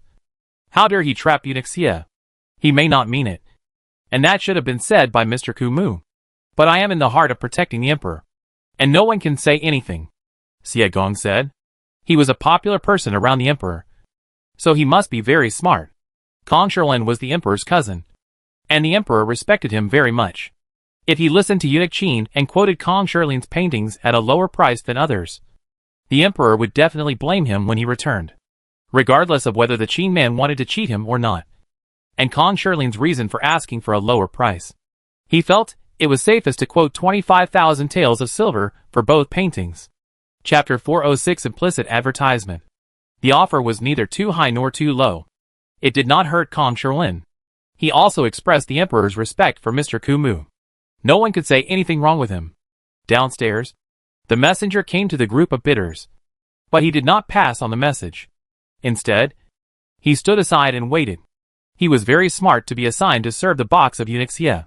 He knew that after the last offer, the identity of the number 9 card was exposed, and many people were watching the actions of the card-holding servant. If he were to talk to the number 9 sign holder now, everyone would probably stop bidding. In this way, the task that Mr. Xie had assigned him would not be completed. So he stayed put, staring with wide eyes and ears, nervously watching the bids on the field. Fortunately, Kong Shirlin's paintings had never been priced above 10,000 taels of silver before. At this time, the bid price was 20,000, and there were fewer people bidding, and the bidding speed slowed down. There were only 3 people bidding back and forth, and 1 person occasionally interrupted, so there was no need for the servant to be too nervous. Finally, seeing that the price had risen to 23,800 taels of silver, the servant hurried forward and quoted a price to the sign holder. The sign holder immediately raised the number 9 and shouted, 25,000 taels of silver. Seeing that it was number 9, the whole audience fell silent. Everyone's eyes were on Guan Wentao. Guan Wentao wanted to pretend, but now that he saw everyone's eyes were waiting for him to beat the drum, he felt a sudden increase in pressure and dared not say anything nonsense. He picked up the hammer and tapped it lightly, and asked quickly, "Is there anyone else bidding for 25,000 taels of silver? If not, 25,000 taels of silver once, 25,000 taels of silver twice, 25,000 taels of silver 3 times. Deal." Dong. His hammer fell on the drum. Hearing this sound, Kong Shirlin reacted and frowned. What's wrong with this eunuch Xie? I asked him to quote a lower price. Why did he quote the same price as Ji Wei? Master, this is good? Really? Zhao Rushui said. If the price of my paintings is higher than yours, I will also be criticized. This is perfect. Our paintings, both master and disciple, have the highest price in the auction tonight. This is a good story. Haha. I also think the same price is perfect. Eunuch Xie has done a good thing. Wu Zong laughed. Yes, that's good. Wu Huixi said. Master, you love your disciple, but you have to consider the emperor's feelings. If Eunuch Xie dares to give you a price lower than that of junior sister, he will definitely be punished by the emperor when he returns. When Kong Shirlin said this just now, he thought of this. But Kong Shirlin did this for his junior sister, and since his junior sister was present, he couldn't say anything. Anyway, the result was good, so he didn't need to say more. Eunuch Xie's approach was just as he expected. Kong Shirlin also thought it was good. He waved his hand. Okay. It's already like this. Even if it was a wrong move. Guan Wintao had left the stage and was replaced by Su Zhou. Su Zhou said some closing remarks and said, "Thank you all for coming. The auction tonight was a success. We will use 80% of the profits from the auction tonight to build a Salesian home. Thank you for bidding for our items. The Salesian home to be established also has your love. Thank you. Well, tonight's auction is over. Everyone, take care. When you leave, you will receive a small gift from our auction house." After Su Zhou finished speaking, the people in the seats downstairs did not leave, but sat in their seats without moving. They had to wait for the nobles and adults upstairs to leave first. Although the entrance and exit of the upstairs box is another door. It is a courtesy and respect. Kong Sherlin and the others sat in the box and did not move until the servant at the door came in and reminded, "You masters can go downstairs." Then everyone got up and went downstairs and left the auction house. When leaving, there were maids handing out gifts at the door. But they did not take the initiative to hand them to the masters, but called the servants to receive them. It was late at this time, and after leaving the door, everyone said goodbye and went home. Sitting in the carriage, Zhao Rushui asked Qi Feng, what gifts did they give? The gift was in a small wooden box. To be on the safe side, the maid opened the box before giving it to them, showed them what was inside, and then packed it up and handed it to them. Qi Feng said, "It looks like a piece of silk." Zhao Rushui looked at the box curiously. The clothes of the ancients were wide and long, and they used a lot of cloth. So the ancients gave or bought cloth by the piece. The box in Qi Feng's hand was not big, and the silk inside should only be used to make handkerchiefs. Right? Is Xiaolingyan really that stingy? The carriage was dark, with only the light from the lantern hanging in front of the carriage. Even if you want to see it, you can't see it clearly. Zhao Rushui didn't ask Qi Feng to take it out, until he returned to the mansion, and sent someone to report to the old lady and Zhu's servants in the courtyard that he was safe. Zhao Rushui returned to Xiuzhu courtyard, and then curiously opened the box. There was indeed a piece of silk inside, but the silk was very thin and soft. So although it was big enough to make a skirt, it could be folded and put into the small box. "Oh, it's really beautiful," Qi Feng sighed. In ancient times, printing and dyeing technology was not well developed. So whether it was cloth or silk, it was basically plain. If you want flowers, you have to embroider them. But this piece of silk is printed. The flowers on it are bright and beautiful. Qi Feng touched the flowers on it and wondered, this forge printed the flowers on it, and the colors will be mixed after washing, won't it? Zhao Rushui said, "Why don't you get a basin of water and wash it, and you will know." Qi Feng hesitated. "If it fades, this piece of material will be ruined." "Don't worry about it. Just follow my instructions."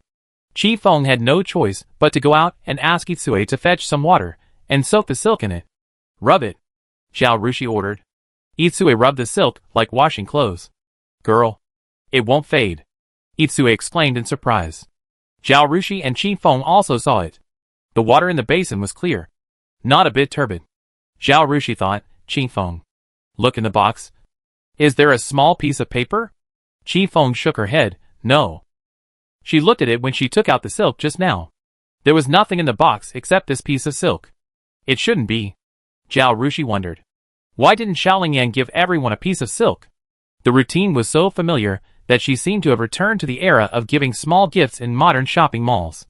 Giving gifts was fake, but advertising was real. But there was no small advertisement with the silk, which was very unreasonable. "Oh, there are words engraved on the box." Qi Feng checked the box again, and finally found words engraved on the lid of the box. "Take it under the light, and take a closer look. There are 3 big characters on it, Jinyanfang." Yes, the advertising is more subtle. Chapter 407 Academy Annual Exam. After the answer was revealed, Zhao Rushui lost interest in it and yawned. "Prepare water. I'm going to take a bath and go to bed." After traveling through time for a few months, she changed from a night owl to a person who works from sunrise to sunset. Terrible. Although there was no internet in ancient times, the speed of gossip transmission was not slow at all. The next day, Zhao Rushui went to Binding Women's Academy to take the exam, and heard her classmates, who usually worked hard, talking about the auction last night. "Shi Wei, did you go to the auction with Mr. Kumu last night? I heard that one of Mr. Kumu's paintings was sold for 25,000 taels of silver. Is that true?" Someone asked immediately, when they saw Zhao Rushui coming in. Yes. Zhao Rushui smiled and nodded. It was very lively. Everyone looked at her with envy and asked her for details. Zhao Rushui briefly explained. It's a pity that we can't go to see the excitement. The classmate was very regretful and asked again. I also heard that at the end of the auction house gave each guest a piece of silk. The silk is very beautiful. The flowers are printed on it. The colors are bright. And it won't fade. Did you receive it? Is it really not going to fade? The effect of this advertisement is really amazing. Zhao Rushui said, I saw the silk when I got home last night. So I asked the maid to wash it in the basin. It really doesn't fade. And the flowers are very beautiful. It's really the best for making skirts.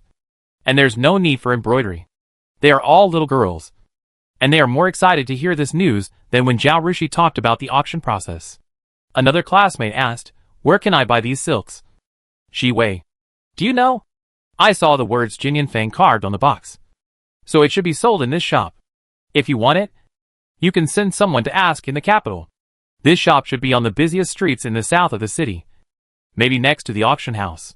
It was dark last night, so I didn't pay attention. Shaolingyan couldn't put a shop like this that sold high-end silks in the west or north of the city. The shop couldn't be located in a remote corner. Others can't buy shops in good locations in the capital. It shouldn't be difficult for him and Xiaolingpu, two princes, to buy or rent such shops. If they don't have one, the Tsin family must have one. No need to send servants. I'll go there myself tomorrow. I haven't been shopping for a long time, since I was studying in the academy. Today is a holiday after the annual exam. I have to go shopping. I'll go too. Hearing these little girls chattering about where to go shopping tomorrow, and where to find good rouge and powder, Zhao Rushui felt like she was back in a modern classroom. There were also those who were not interested in these topics. They thought that the noise of their classmates disturbed their reading and shouted to everyone, it's getting late. The exam is coming soon. Don't you need to review your lessons? When they heard the word exam, everyone immediately scattered, returned to their seats, and picked up their books to read. At the beginning of the morning, Mrs. Cui came in, and with her came two middle-aged women with serious expressions. This is Mrs. Zhang, and this is Mrs. Tao. They are both managers of the Beijing Women's Academy.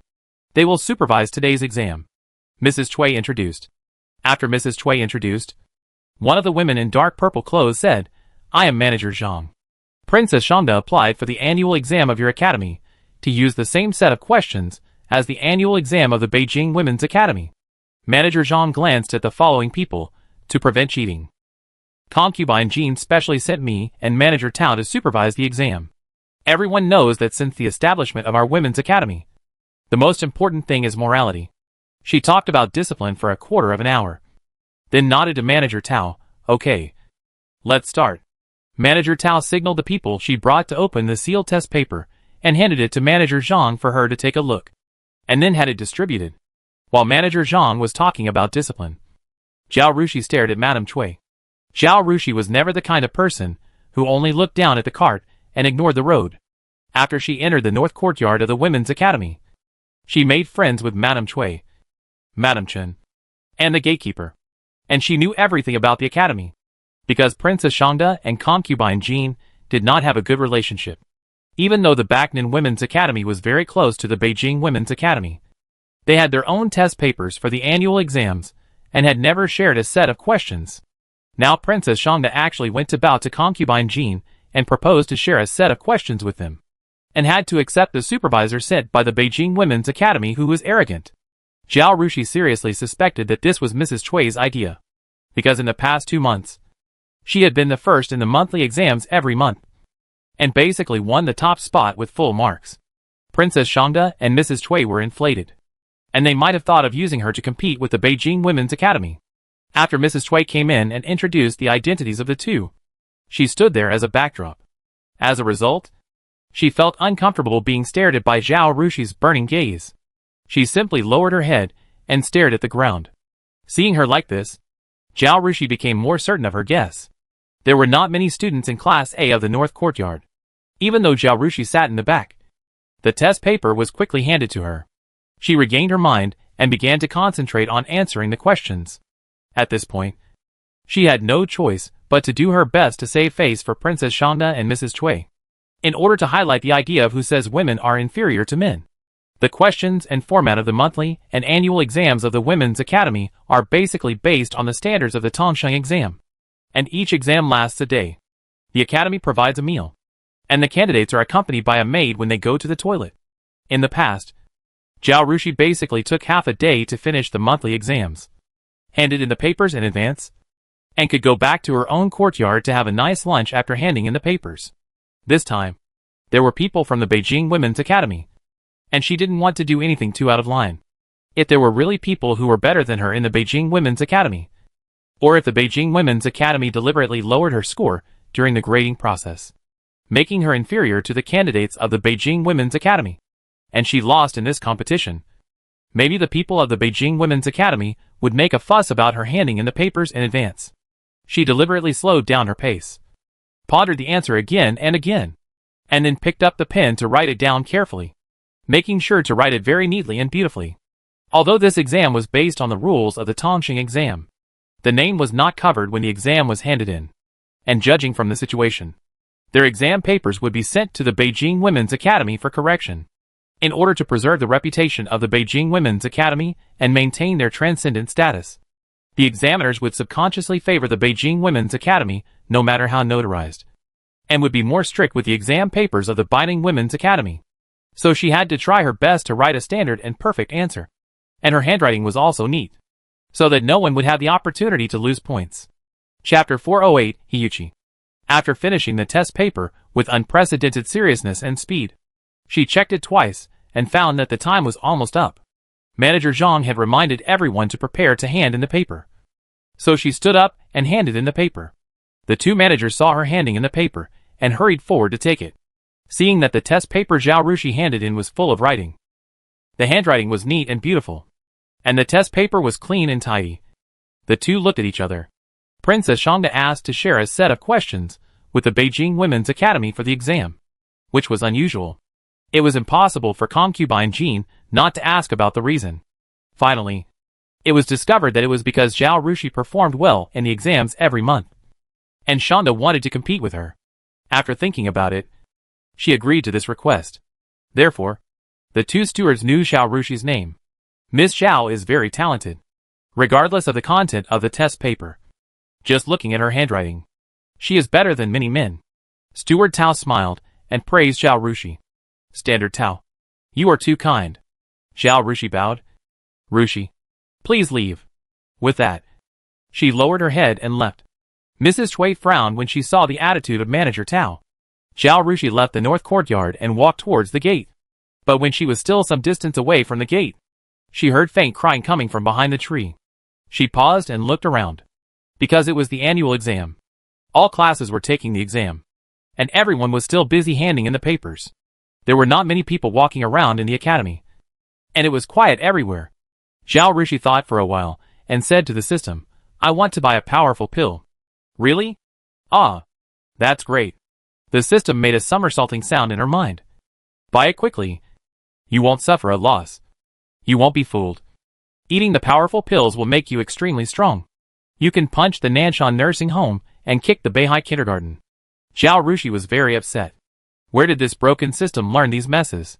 But she could understand the excitement of the system. Last time she bought the agility pills, although the system reported some product names and prices to her, she thought they were not practical. So she didn't buy them, and planned to save the points to buy the powerful pills and news. The system was extremely frustrated at the time, but she was so cold that it didn't dare to say anything, just eagerly hoping that she would buy news. As a result, there was nothing important during this period, and she didn't need to buy news. The system watched her points soar, but didn't want to spend a single point. A few days ago, she finally saved up 20,000 points and could buy a powerful pill. But with the experience of buying agile pills, she didn't buy it immediately, and decided to keep the points first, so as not to buy the powerful pills, and then the points would be reset to 0.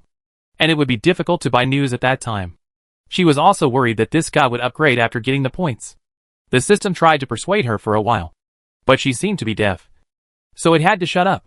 However, from the various noises it made every day, it was clear that this guy was very unhappy. Now that she finally took action, how could the system not be excited? She was too lazy to pay attention to this funny guy. So she opened the light curtain and bought and ate the powerful pill. After feeling it for a while, she found that there was nothing wrong with her body. So she walked towards the crying. After taking the agility pill, she now moved like a martial arts master with light skills. She turned behind the tree and stood in front of the man, who didn't notice. Hiyuchi, why are you here? Seeing the man clearly, Zhao Rushui asked softly. In order not to scare people, she tried to make her voice as soft and gentle as possible. But Hiyuchi was still startled. She stopped crying suddenly and kept snoring. Zhao Rushui wanted to go up and pat her on the back, but she thought about the powerful pill she had just taken, and she didn't know if she could knock people away with one move. So she didn't dare to move. So she had to stand there and said, I'm sorry. I didn't mean to scare you. Hiyuchi waved her hands, and after a while she calmed down, saying, I'm fine. Did something happen to your family? It doesn't matter. It's okay even if you miss this year's exam. Your usual grades are seen by the teachers, and they know it well. Although Zhao Rushui rarely came to the academy, she still knew a little about the situation of the academy with Su Shui's gossip and the information Qi Feng got from chatting with the gatekeeper. The fact that Hiyuchi was able to jump from the ordinary D class to the North Courtyard D class with her was related to her previous foundation, and she was also very smart.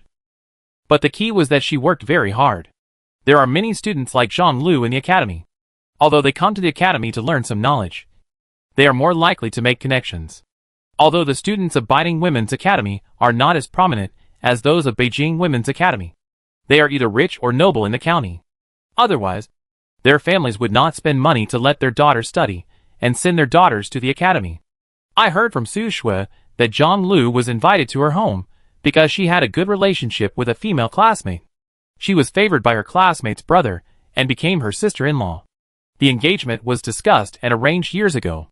But besides Zhang Lu, there are also people like Hiyuchi, who have been working very hard since entering the academy, wanting to take the imperial examination and fight for a way out for themselves. Hiyuchi wiped the tears from her face and gave Zhao Rushui a stiff smile. I'm fine. She shook her head, but I'm afraid I can't study anymore. Why? Zhao Rushui thought of Mu Qingqiang. You are not going to arrange a marriage and are going to go back to get married, right? Zhang Lu has not come to the academy since she got engaged. Mu Qingqiang is even worse. Her family only planned to arrange a marriage for her, and did not allow her to come to the academy. Yes and no. Hiyuchi nodded and shook her head. I didn't agree. I will never go back to that house again. She seemed to suddenly think of something and looked up at Zhao Rushui. Can I talk to you? I want you to give me some advice. Zhao Rushui looked around. This is not a place to talk. If it's convenient for you, let's go out of the academy and sit in my small courtyard. It's not far from the academy. Okay. Hiyuchi nodded. So the two of them left the academy, met up with their respective maids, got on Zhao Rushi's carriage, and went to the green banana courtyard. After entering the courtyard and sitting down with tea, Hiyuchi said, I think you know that my home is in the east of the city. The reason why I don't live at home, but live in the academy is because my father is particularly patriarchal. He thinks girls don't need to study. Just stay at home and wait until they are old enough to get married. My mother used her private money to support me to study in the academy. I want to prove that I am no worse than my brother and younger brother. So I usually work very hard. I moved to the academy thinking that I could study without being disturbed by trivial matters at home. Zhao Rushui nodded. I know you work hard. I also heard Cui Fuzi praise you, saying that you are smart and hardworking. If you do well in the annual exam, you may be promoted to Class C. Chapter 409 Want to find something to do. Hiyuchi smiled bitterly, but my father told me not to come to study after the new year. I will be a 15-year-old in half a year. I should stay at home and wait for my family to arrange a marriage for me. She raised her head and looked at Zhao Rushui. Jiwei, you are the smartest and most capable in our academy. You have a wide range of knowledge and can work for the court. Can you help me think about how I can be independent? I don't want to get married like this. My sister got married and served her parents-in-law and husband all day long. She had a hard life because she had to read people's faces and endure their anger. I don't want to live like her. I want to be like you and Mrs. Cui, with a certain status and make money to support myself. Even if I get married in the future, his family won't dare to treat me coldly. I won't dare to leave even if they tell me to leave. I will have to stay in their house with a shameless face. Although I don't know what stimulated this girl. It is true that her sister has a bad life in her husband's family. In fact, Zhao Rushui is a little curious about her sister's experience. After all, women in this era did not have a high social status. But they were not without any protection. Looking at Hiyuchi's dress. Although she is not as good as Mu Qingqiang and other girls from aristocratic families, she is not bad. At least she dresses better than Su Shui. In addition, her family can send her to the academy to study, which shows that her family is still good. Since her family is good, her sister will definitely have a dowry when she gets married. With a dowry, she has confidence. At least she is not eating and wearing other people's clothes. In addition, her parents are still alive. She has brothers in the family, and her father is a Jiren. With such a family support, the in-laws dare not harass their daughter-in-law too much. At least they dare not tell her to get out casually. So Zhao Rushui didn't understand how Hiyuchi's sister was living a bad life that made Hiyuchi so upset. But this was the privacy of the family. If Hiyuchi didn't say anything, she couldn't ask. Seeing Zhao Rushui frowning and not speaking, Hiyuchi bit her lip and said, "If I don't listen to my father after the Chinese New Year and still insist on coming to the academy to study, my father might cut off my source of income and stop giving me money. I heard from Su Shui that it was you who encouraged her to write a storybook. At the beginning, you wrote a story outline for her and helped her revise it several times. Only then did her first storybook sell for money. Now her second copy has been sold, and she makes money every month. So I would like to ask you if you can give me some advice so that I can be self-reliant and support myself with my own ability." Zhao Rushui thought for a while and asked, "Can you tell me what your specialties are?" Hiyuchi smiled bitterly. "I just don't know what my specialties are." After hearing about Su Shui's story, she thought about her specialties. And she was sad to find that although she seemed to be good at everything, there was really nothing that stood out. "But you seem to be good in all aspects. Why don't you talk to Mrs. Cui? Maybe the academy needs someone to take care of it," Zhao Rushui suggested. She has a big business now, which can provide a job for Hiyuchi. But her workshop and shop are hidden in the dark, and they are very involved. It is not convenient for Hiyuchi, an outsider, to join. The only things in the open are the farm and several rice noodle shops. Hiyuchi has neither managed the farm nor the experience of doing business. As for the account office, Zhao Rushi's subordinates are doing a good job. If they are forced to give the job to Hiyuchi, Hiyuchi may not be able to do a good job. Zhao Rushui will have to clean up the mess at that time. If Hiyuchi is desperate, Zhao Rushui will naturally lend a hand. But the jewelry on Hiyuchi's head and hands can be worth 200 or 300 taels of silver. Zhao Rushui herself has a knife hanging over her head. She can only help Hiyuchi without causing trouble for herself. Hiyuchi's ability is limited, and she can only help in a limited way. Hiyuchi heard Zhao Rushi's suggestion, smiled bitterly again, shook her head and said, "I asked Madame Cui. She said that the academy doesn't need too many people to take care of it. Even if there is a need, it will be given to the students in Class A of the North Courtyard. This is a reward for outstanding students." Zhao Rushui nodded. The academy was originally funded by Empress Xingyao and the royal family and noble ladies, and the income and expenditure are usually balanced. If there is a slight surplus at the end of the year, the surplus will be donated to the charity. If there is a slight deficit, these deficits will be funded by the royal family and noble ladies. Therefore, in the management of the academy, Madame Cui would be thrifty and try to save as much as possible. Otherwise, if she asked for money from the royal family and noble ladies every year, they would definitely replace her. Now the management of the academy is basically done by Madame Cui, Madame Chen and other ladies from noble families. They not only manage but also teach, and they have multiple positions. And the miscellaneous tasks are done by their servants, which saves a lot of expenses for the academy. Therefore, there are no management positions for students. Seeing Zhao Rushui in deep thought, Hiyuchi said embarrassedly, "I'm sorry. I also know that asking you is to give you a problem. There are so many sons of noble families in the capital, and many scholars in the county can't find a job. I don't have any ability myself. So isn't it difficult for you to ask me?" She stood up, "But Ji Wei, you are someone I admire very much. Really. No matter where I am in the future, I will take you as an example." She bowed, "Goodbye." "Wait." Zhao Rushui stopped her. "I will go back to the academy with you. I have something to ask Mrs. Cui." The exam was over when the two handed in their papers. After all the delays just now, The exams in the academy have not only ended, but the students who were eager to go back to enjoy their vacation have all left the school. And some of the students who were living in the academy have also left. And some are waiting for their families to pick them up. Zhao Rushui went to Mrs. Chui's office and saw her watching the teachers collect the test papers. Except for Class A in the North Courtyard. The test papers of other classes were drawn by themselves. Mrs. Chui saw Zhao Rushui and said, "You collect them yourself." She came out and said to Zhao Rushui, "If you don't come, I will go find you." She led Zhao Rushui to the small courtyard where she lived. Seeing that Mrs. Chui had something to say to her, Zhao Rushui put her own things aside and planned to wait for Mrs. Chui to finish. But Mrs. Chui hesitated and did not speak for a long time. "Master, what's wrong? What can't be said?" she asked curiously. "Alas," Mrs. Chui sighed, "we didn't think it through. Originally, the reason why Princess Zhang Luo and I took the exam at the Beijing Women's Academy this time was because you were so outstanding. And we couldn't help but show off. But looking at the situation today, maybe concubine Jean wants to snatch us away." She looked at Zhao Rushui and said, "But you don't have to be embarrassed.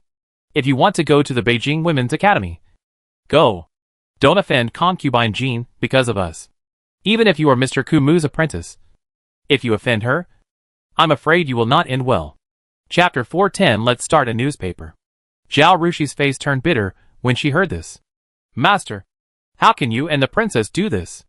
I don't want to go to the Beijing Women's Academy. You are good to me here. And the masters are also good to me.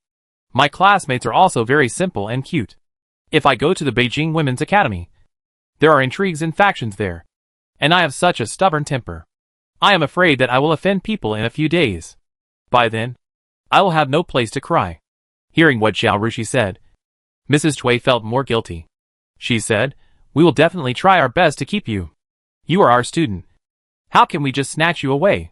Isn't what I just said a last resort? If it is a last resort, don't insist. Anyway, you will take the county exam after the new year and the beginning of spring.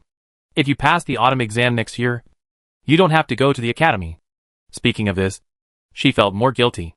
Although Zhao Rushui is very good, she basically gets full marks in the exams. But how could the imperial examination be so easy?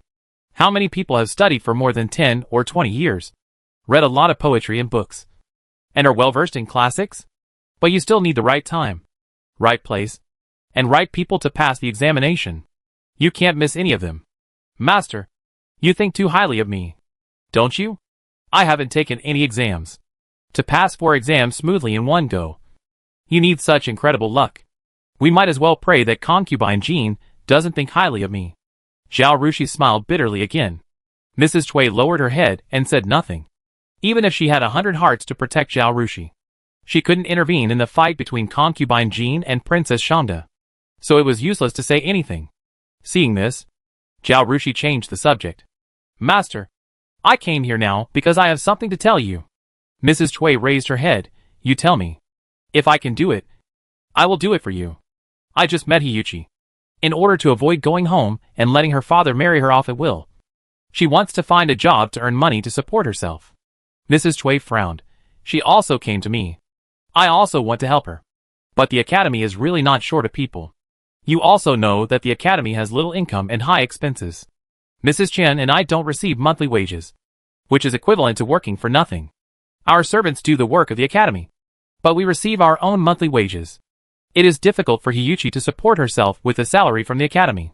Every year, there are students graduating from the academy, and many of them are very excellent. They want to stay and work, and we also want to keep them. But considering the situation of the academy, we still refused. Once Hiyuchi opens this door, it will be difficult for us to talk to other students when they ask for help in the future." She looked at Zhao Rushui apologetically. "I'm sorry. I said something wrong just now." Zhao Rushui waved her hand. "Master, that's not what I meant." Mrs. Chui looked at her in confusion. "The annual expenditure of the academy is extremely limited, and it is difficult to do anything. I think you are also struggling to support it. Have you ever thought about opening up your source of income?" "Open source? How to open source?" Mrs. Chui asked. It's not like she hadn't thought about this before. But how easy is it? Not to mention that she is not good at business, even if she is good at it. Using the money of the academy to do business. If she makes money, it's fine. But what if she loses money? It would be better for her to donate some money to the academy every year. And she wouldn't have to worry about it. I have read the court newspaper. Master, have you ever thought about publishing a newspaper for us women? Mrs. Cui was stunned for a moment. Women's newspaper? Yes, Zhao Rushui said. Think about it. People like Yuchi and Mu Qingqiang like to study, work hard, and are willing to take a different path from ordinary women. They support themselves with their own abilities and stand up straight. But their families often hold them back. Not to mention that there are women like Zhang Lu in the academy. The purpose of entering the academy is to gild themselves so that they can marry into a good family. After hearing this, Mrs. Cui sighed. Yes. It was very hard to run the academy. What kept her going for so many years was not only because she was bored as a widow, but more because she hoped to change the ideas and fate of these women through her education. But the effect was very small, and she often felt powerless.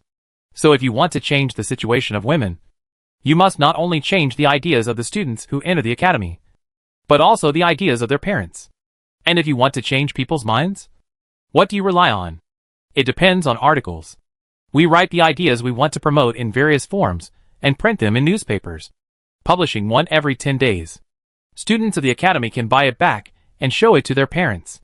Over time, the thoughts of the elders in the family may be shaken and changed.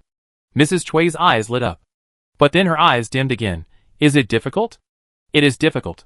But it can not only change people's thoughts, but also provide financial resources for women like Hiyuchi who want to be independent, and help more people who want to be self-reliant. I think it is totally worth doing. Mrs. Cui was puzzled. What do you mean? Newspapers are printed to be sold and make money. The articles on them can be submitted to encourage many women to write articles and stories. Once their articles are accepted, the newspaper will pay them a certain amount of remuneration. They don't need to show up in public. They can just sit at home and write. Even if the remuneration is meager, it will definitely help women in difficult situations so that they can survive. For example, Hiyuchi, although she doesn't have the talent to write storybooks, she writes well and can submit articles to newspapers.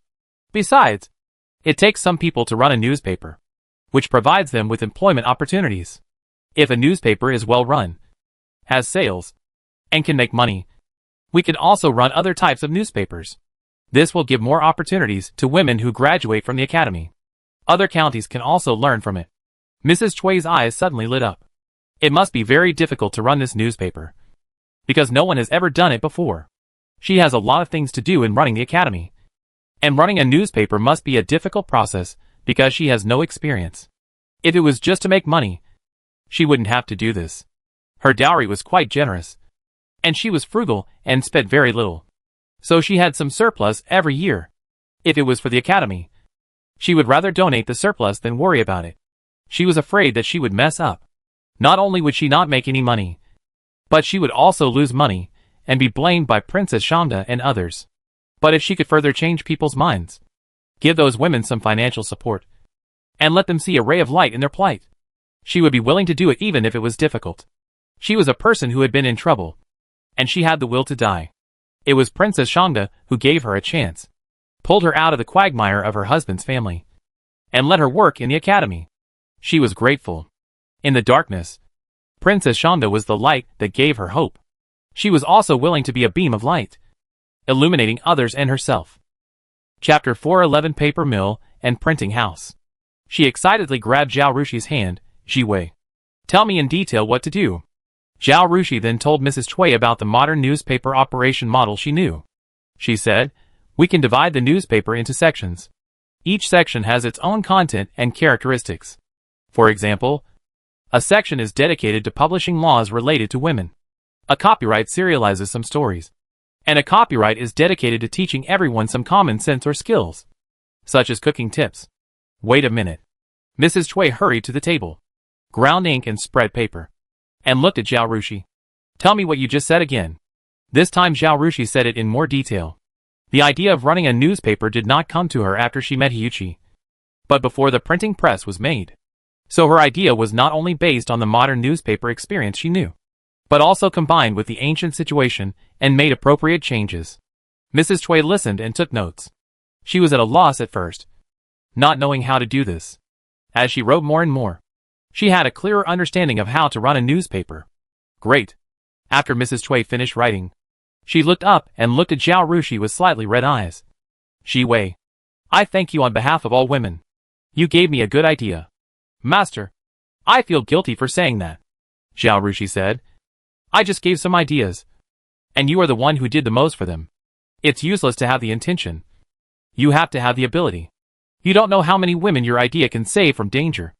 Mrs. Cui said with emotion. Zhao Rushuy's intelligence is the only one she has ever seen in her life. Shi Wei. You are smart and willing to work hard. I don't know how high you will reach in this life. I just hope you don't end up like Zhang Lu and others, marrying and confined to the harem.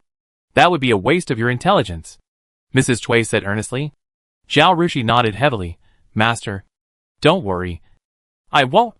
She didn't do it in her last life. And she certainly won't do it in this life. She has been able to live well with her own abilities in her past and present lives. So why would she be so depressed and locked up in the backyard? She is not that kind of person. After the matter was said, Zhao Rushui said goodbye. Let's go out together. I will go to find Princess Shanda and tell her about this. Mrs. Cui also stood up. After seeing Mrs. Cui off to the carriage at the entrance of the academy, Zhao Rushui returned to her own courtyard and said to Qi Feng, let Xiaoming call housekeeper Zhou over. When Zhou Chun came, she asked, how is the preparation for the printing house going? Basically, the preparations are complete, Zhou Chun said. Fortunately, the girl found the right paper. Otherwise she would have to spend time looking for paper to try.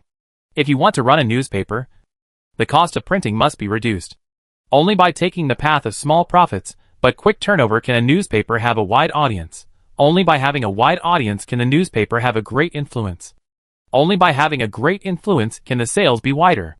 This is a virtuous circle.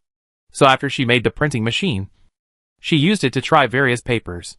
After all, the printing machine also has requirements for the hardness and thickness of the paper. Because of the ancient habit of writing with soft brushes, the paper was soft, absorbent, and not waterproof, which was completely different from the paper used for printing machines. They not only wanted to test the applicability of the paper, but also wanted to find low-cost paper as much as possible, so as to reduce the cost of the newspaper. For this reason, Zhao Rushui wrote a letter to Xiaoling Yan, asking him to find suitable paper in the Ministry of Industry. The reason why he found Xiaoling Yan instead of Gong Cheng was because Xiaoling Yan knew what kind of paper was suitable for the printing machine. Even if there was no ready-made paper, he could ask the craftsmen of the Ministry of Industry to test and improve it. Not only would it be a waste of words to talk to Gong Cheng, it would also be difficult to explain the origin of the printing machine. When she opened a printing house, she also planned to hide her identity first and let a shopkeeper come out to block it in front, so as to avoid a lot of trouble. Xiaoling Yan did not live up to her trust. After looking at the paper-making technology of the paper mill, he figured out the paper-making machine, which made the paper-making process much simpler, greatly improved the work efficiency, and reduced the cost of paper-making.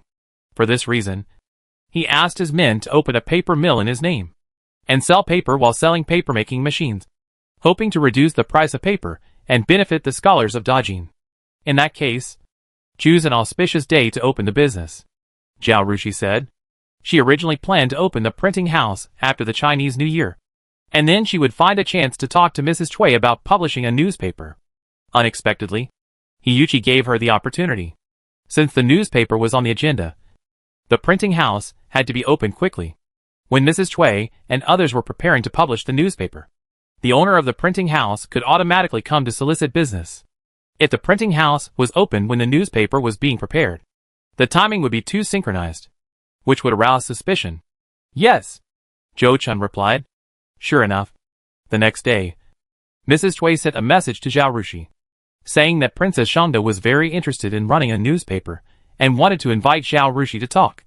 Zhao Rushui, accompanied by Mrs. Cui, visited Princess Shanda once and told her about her experience in running a newspaper. However, when Princess Shanda invited her to invest, she refused. After saying goodbye, Mrs. Cui asked Zhao Rushui in confusion, "Why did you refuse?" It was she who proposed to invite Zhao Rushui to invest. How many people want to be associated with Princess Shanda but cannot? Although Zhao Rushui is Mr. Kumu's apprentice, Mr. Kumu has no real power. Moreover, he is old. Zhao Rushui can have another backer, so she won't be bullied casually. As for the money for the investment, she is not worried that Zhao Rushui can't come up with it. Kong Sherlin likes to show off his apprentice's skills in the academy. Mrs. Cui has seen Zhao Rushi's paintings using the new painting method.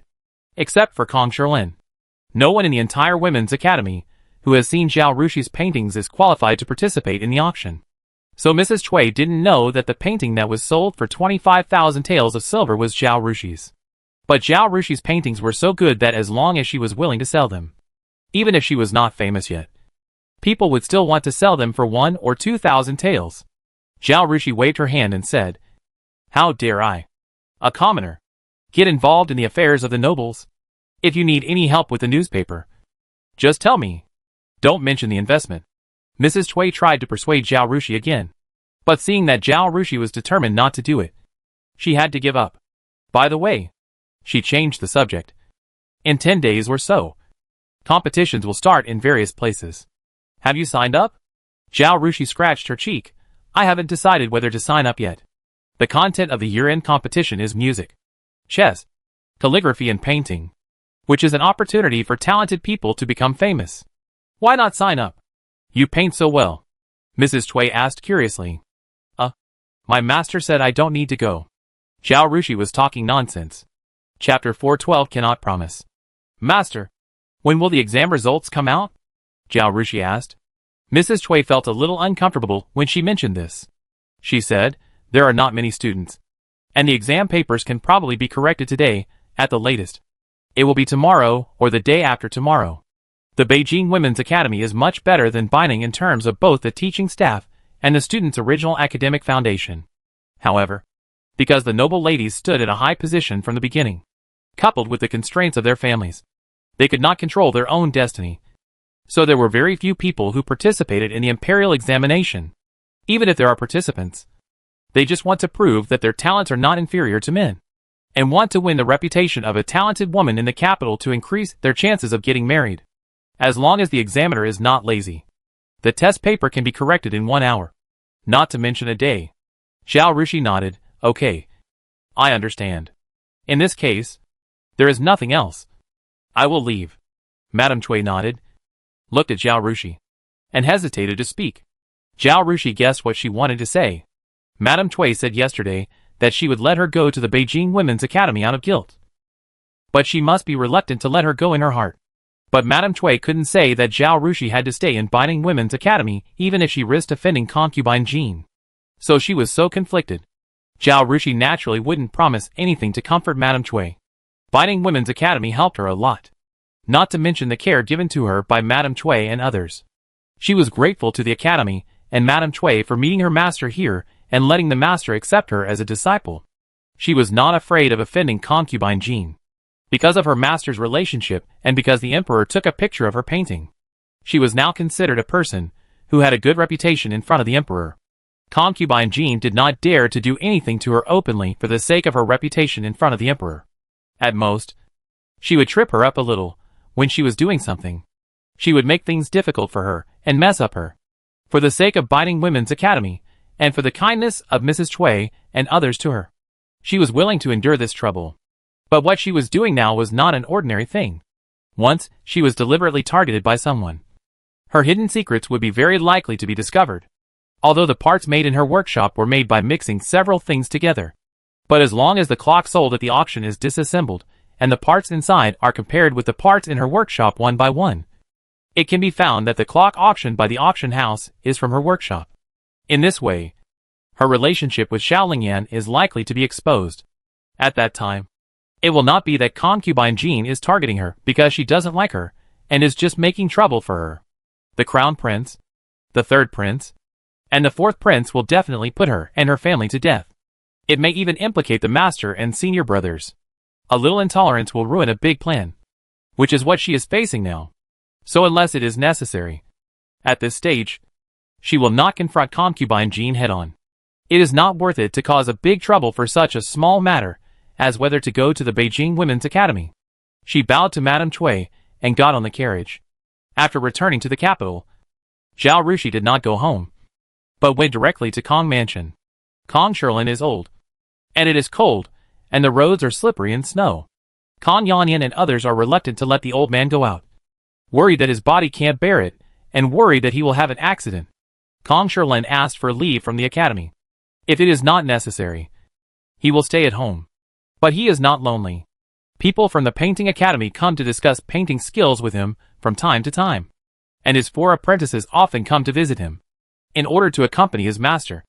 Zhao Rushui moved his painting practice place to his master's studio, painting here for half an hour every day before going home. When he arrived at Kang's house, there was no need to report, and the gatekeeper let him in directly. Kang Shilin's studio was in the outer courtyard, not far from the gate. Zhao Rushui went there familiarly, and saw Wu Zong was there, standing behind Kang Shilin and watching him paint. Zhao Rushui said hush to the servants in the room, walked to Wu Zong and waved his hand gently at him, then stood there and watched Kang Shilin paint. Kang Shilin's painting was also finished, and he stopped not long after Zhao Rushui came. Master, you painted this painting very well. Zhao Rushui praised sincerely. Kang Shilin's previous paintings were full of fairy spirit, but this painting broke through his original style. If it is said that the landscapes in his previous paintings only existed in dreams, making people unable to grasp and touch them, and ethereal, now the landscapes in his paintings, although there is also fairy spirit, have the weight and vicissitudes of reality, and have a foundation, which makes people want to explore, and can move people's hearts. Wu Zong nodded. He preferred his master's current style. Kang Shilin patted Zhao Rushi's head, influenced by you. During this period, Zhao Rushui came to Kang's house to paint, but did not continue to paint the whole painting, but continued to practice various painting techniques. Kang Shilin watched from the side, deeply inspired, and also tried to change his style. Unexpectedly, there was a new breakthrough. Kang Shilin looked at his paintings and was satisfied. He determined his own painting style when he was 40 years old. More than 20 years have passed. Although he has mastered this style of painting, he will get tired of it after a long time. He wanted to change his style, but it was not that easy. He did not expect that after accepting a little apprentice, his painting would suddenly have a breakthrough. Kang Shilin felt that he did not have much to teach his apprentice, but he benefited a lot from his little apprentice. He stroked his beard and said, Shi Wei, pick any one of my paintings, and think of it as a thank you from your master. If it was given to someone else, Zhao Rushui would definitely not accept it. Master, the senior brother treated her very well, which could not be measured by benefits. But she really likes master's paintings. Now that master finally agreed, she doesn't want to miss it, as if she was afraid that Kang Shilin would regret it. She bowed quickly, thank you, master. This reaction and speed made Kang Shilin and Wu Zong laugh. Zhao Rushui didn't care, and looked at Kang Shilin with sparkling eyes. Master, can I choose now? Go ahead. Kang Shilin waved his hand, and said cheerfully. Zhao Rushui happily followed Kang Shilin into the painting collection room, and unceremoniously stretched out her claws to the painting that Kang Shilin was most proud of. Little junior sister. You? Wu Zong's eyes turned red with jealousy. He wanted it too. He also liked this painting very much. He especially wanted to win the master's favor one day, and asked the master for this painting. But he didn't expect that the little junior sister would get there first. He felt so sad. Although the little junior sister was very cute, compared with the master's painting, this brother-sister relationship was nothing. He turned his head and looked at Kang Shilin. The emperor asked for this painting, but the master didn't give it to him. He didn't believe that the master would be willing to give it to his junior sister. Okay, you can take it. Although Kang Shilin was a little reluctant, he still said generously, Ah, master, you are so kind.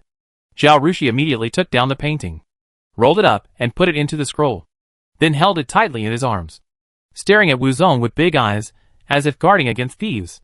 Chapter 413. Participating in the competition. Wu Zong's heart was bleeding, but he couldn't show it. He glared back at Zhao Rushui. What's that look in your eyes? I also have master's paintings. Okay. As he said that, he couldn't help but cover his heart. Although master also gave him and his fellow apprentices paintings, they were all master's early works. Later, master's paintings improved, and he disliked those paintings. So he recycled them, and gave them to his apprentices as gifts to reward them. One is a work of disdain. The other is a work of pride. Wow! How can there be such a big difference between people? Zhao Rushui couldn't care about him. She was satisfied with her master's masterpiece. But she still didn't forget the business. "Master, I have something to discuss with you," she said. "Let's go to the hall." Kong Sherlin left the painting room and entered the hall. He called the servants to bring snacks and tea, and then asked, "Tell me, what's the matter?" Zhao Rushui then told him that Beijing and Beijing Women's Academy shared a set of test papers, and said, "Mrs. Cui is very worried now, fearing that I will do well in the exam and be favored by Beijing Women's Academy. If I refuse, I will offend concubine Jean." Kong Sherlin frowned, then waved his hand. "Don't be afraid. I will talk to the emperor when the time comes. You are my apprentice, so you must serve me wherever I am." Zhao Rushui shook her head. "Master, I am not here to tell you this to ask you to plead with the emperor.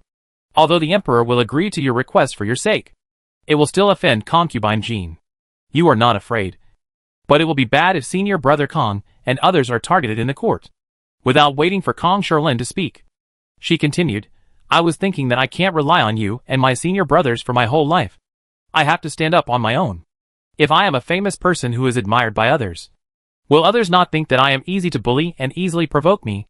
So I want to ask Master, should I participate in the competition in Beijing at the end of the year? Which event is better to participate in?" Zhao Rushi's words were vague, but Kong Sherlin and Wu Zong still understood her implication. "Do you want to publicize that you are the author of that painting?" Kong Sherlin asked. Zhao Rushi nodded and asked the two, "Master, senior brother, what do you think?" Wu Zong frowned, as if thinking about the pros and cons of disclosure. Kong Sherlin patted the armrest. "Disclose it. Of course it should be disclosed.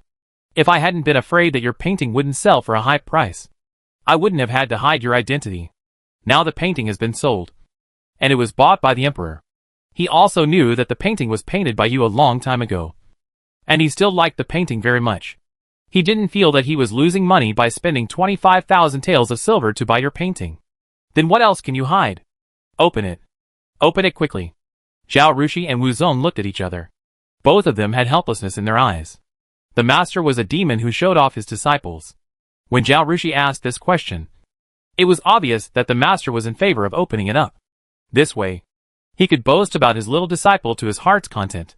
You know, after Zhao Rushi's painting was auctioned, everyone praised it. Kong Sherlin would feel hurt every time he heard it. Zhao Rushui simply asked Wu Zong, "Brother, what do you think?" Wu Zong thought for a moment and said, "It's okay to make it public. With the emperor's painting here, no matter how much people like your paintings, they can't force you to sell them at a low price." Zhao Rushui nodded. Speaking of this, the three of them were very glad that Zhao Rushi's painting was bought by eunuch Xie at a high price for the emperor. Otherwise, Zhao Rushui would encounter many troubles if she wanted to make it public, with the emperor in front of her. Those who want to force her to sell the painting or want her to sell it at a low price have to give up their thoughts. Otherwise, where will the emperor be? Then it's settled.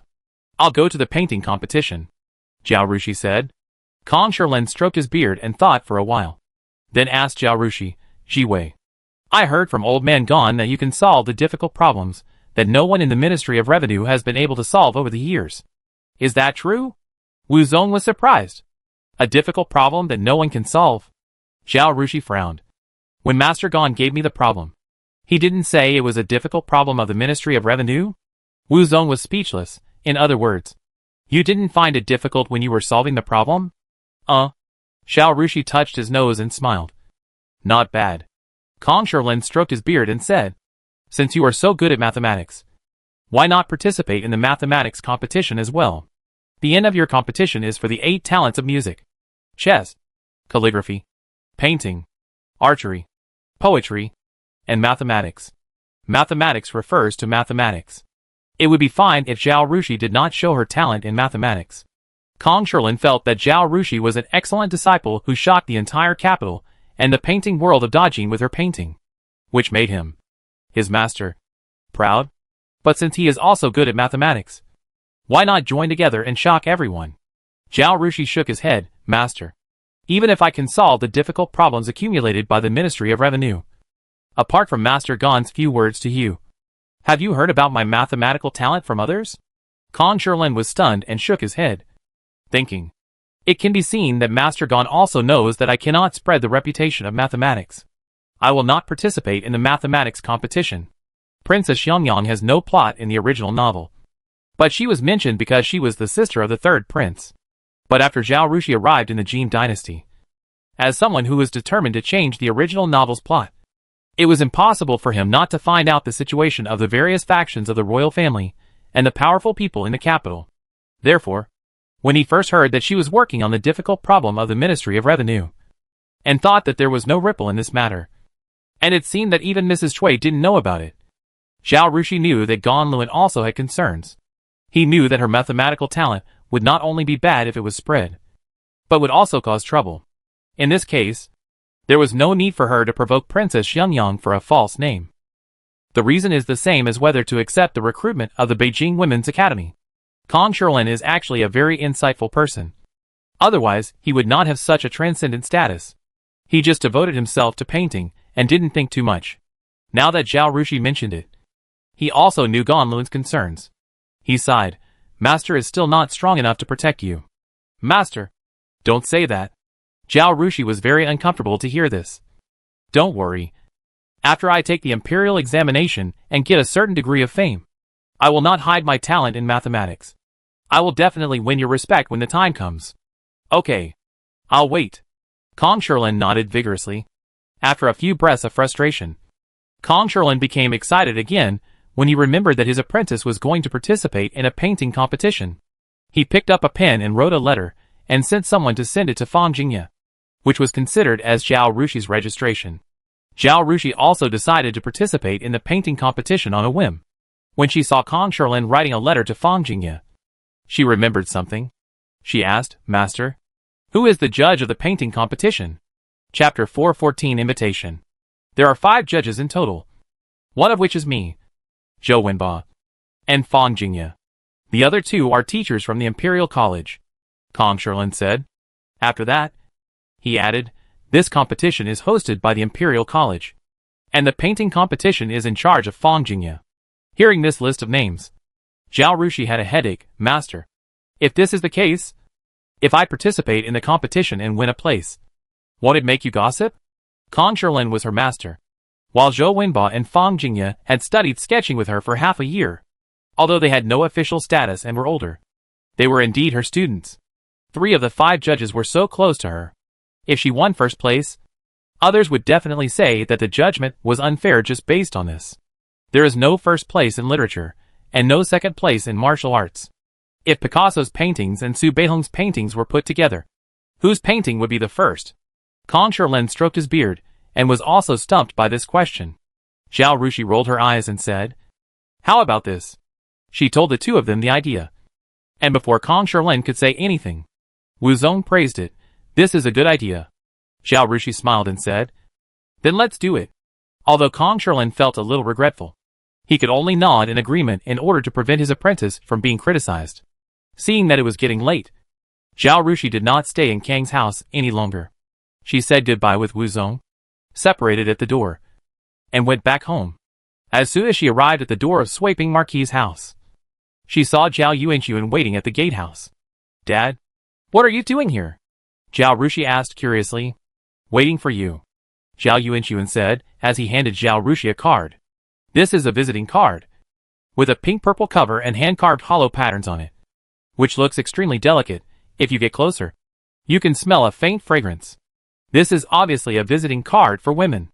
Zhao Rushui looked at his father suspiciously and opened the visiting card. There were 2 lines of words written in beautiful handwriting on it, and the signature was Xiao Yue. This? Zhao Rushui frowned at the sight of the name. She looked up at Zhao Yuankun. Princess Pingyang? Where is she? Zhao Yuankun nodded. In the hall. Your grandmother and your mother are talking to her. He looked at his daughter deeply and said nothing more. Ever since he heard that his daughter analyzed the political situation thoroughly, looked at the people around her, and learned that her paintings were sold at sky-high prices, Zhao Yuankun knew that his daughter had already stood at a height that he would never be able to reach in his lifetime. He realized that his vision and ability were limited, and he could not help his daughter. So he had stopped interfering with her affairs. Although he did not know why Princess Pingyang came here, he believed that his daughter would handle these things without him saying anything more. I know. Dad, you should go back quickly. It's cold, and your cough is just right. Don't catch a cold again. Zhao Yuankun waved his hand, Don't worry about me. Go and deal with your business quickly. Zhao Rushui nodded and led Qifeng into the Bo mansion. You go first and say I'm back. Go back to the backyard to change clothes, and then come to the hall. Please wait for a moment. Princess, she ordered. Qifeng responded, separated from Zhao Rushui, and went to the hall. Zhao Rushui returned to the backyard, thinking about how to deal with it later. Princess Pingyang is the cousin of Emperor Shaohe, who is in her 30s. Because her father, King Kong, died early, she had no power. And the county horse she married was also ordinary. Zhao Yuyu was a person who had the title of princess, but was not taken seriously. Although the Beijing Women's Academy was registered under the name of Concubine Jean. Concubine Jean, who was confined to the Deep Palace, naturally could not come out to manage the academy. Like Princess Shangda, she is just a figurehead, and only makes decisions when the academy encounters major events. For the sake of her son's future, Zhao Yuyu has been currying favor with Concubine Jean all these years. After Concubine Jean got the management rights of the Beijing Women's Academy, Zhao Yuyu won out among a group of competitors and took on the responsibility of managing the Beijing Women's Academy for Concubine Jean. Her status in the academy is similar to that of Mrs. Cui. Now she suddenly came in person and did not hand in a visiting card in advance, but waited here. Needless to say, it must be because Zhao Rushi's annual exam results were excellent, and she pretended to be courteous and humble to invite Zhao Rushi to study at the Beijing Women's Academy. Zhao Rushi changed her clothes and went to the front hall. Princess Pingyang, I'm sorry to have kept you waiting for so long. As soon as Zhao Rushi entered, she squatted down and bowed respectfully, with a very sincere attitude. Quick! Don't be so polite. Zhao Yuyu stood up and helped Zhao Rushi up personally, smiling very kindly and cordially. I was rude and came here recklessly. It was also because I suddenly saw that your results in the annual exam were very dazzling, and I couldn't contain my excitement, so I made this impolite behavior. I hope you can forgive me. Princess, please don't say that, the old lady hurriedly said. It is our honor that you come to our house in person. How can we say that it is rude? That's right, Zhao Rushi said. It is an honor for Rushi to be favored by the princess. I am extremely humbled. In the etiquette of the ancients, people used to be humble and called themselves servants. The other party is a member of the royal family after all. With the current status of the sweeping marquis mansion, they can only lower their posture a little to avoid being rude. Seeing Zhao Rushi's attitude, Zhao Yuyu's smile became brighter. Sit down. Let's sit down and talk. She pointed to the seat below her on the other side and said to Zhao Rushi. After Zhao Rushi sat down, the few of them exchanged a few more pleasantries. And Zhao Yuyu said, It's getting late, so I'll just tell you why I'm here. I saw your annual test paper. The handwriting is beautiful and neat, without any mistakes, and the examiner gave it an excellent. This shows that you are outstanding in talent and have a solid foundation. You also know that every year the academy below has 1 or 2 places that can be directly promoted to the Beijing Women's Academy. With your grades, I think I will definitely see you in Beijing Women's College next year. She looked at Zhao Rushi. Normally, I don't need to make this trip. I just need to wait for you to enroll after the new year. After all, according to reason, your household registration is in Beijing, and you should be a student of Beijing Women's College. You entered Baining because of your background. Now you can enter Beijing Women's College with your annual exam results. You will definitely not miss this opportunity. I also came to your door rashly because I saw the test paper and was eager to see your talent. Shi Wei, you can't offend me and let people laugh at me. As she said this, she covered her mouth with a handkerchief and laughed as if she had told a joke. After laughing twice, she said seriously, Now, I officially inform you that you have been admitted to the Beijing Women's Academy. After the new year, you can study at the Beijing Women's Academy. Congratulations. Hearing this, Zhao Rushi knew that it was not unreasonable for Concubine Jean to hand over the Beijing Women's Academy to Zhao Yuyu. This woman is a powerful character. The words just now, with both kindness and force, showed the art of speaking to the extreme. If she refused to enter the Beijing Women's Academy, it would be neither in accordance with the rules nor rude. This is completely leaving only one way for her to go. Chapter 415 Rejection. She stood up and acted very timid. I don't know how to thank the princess for her favor. The Beijing Women's Academy is also a place I have always longed for.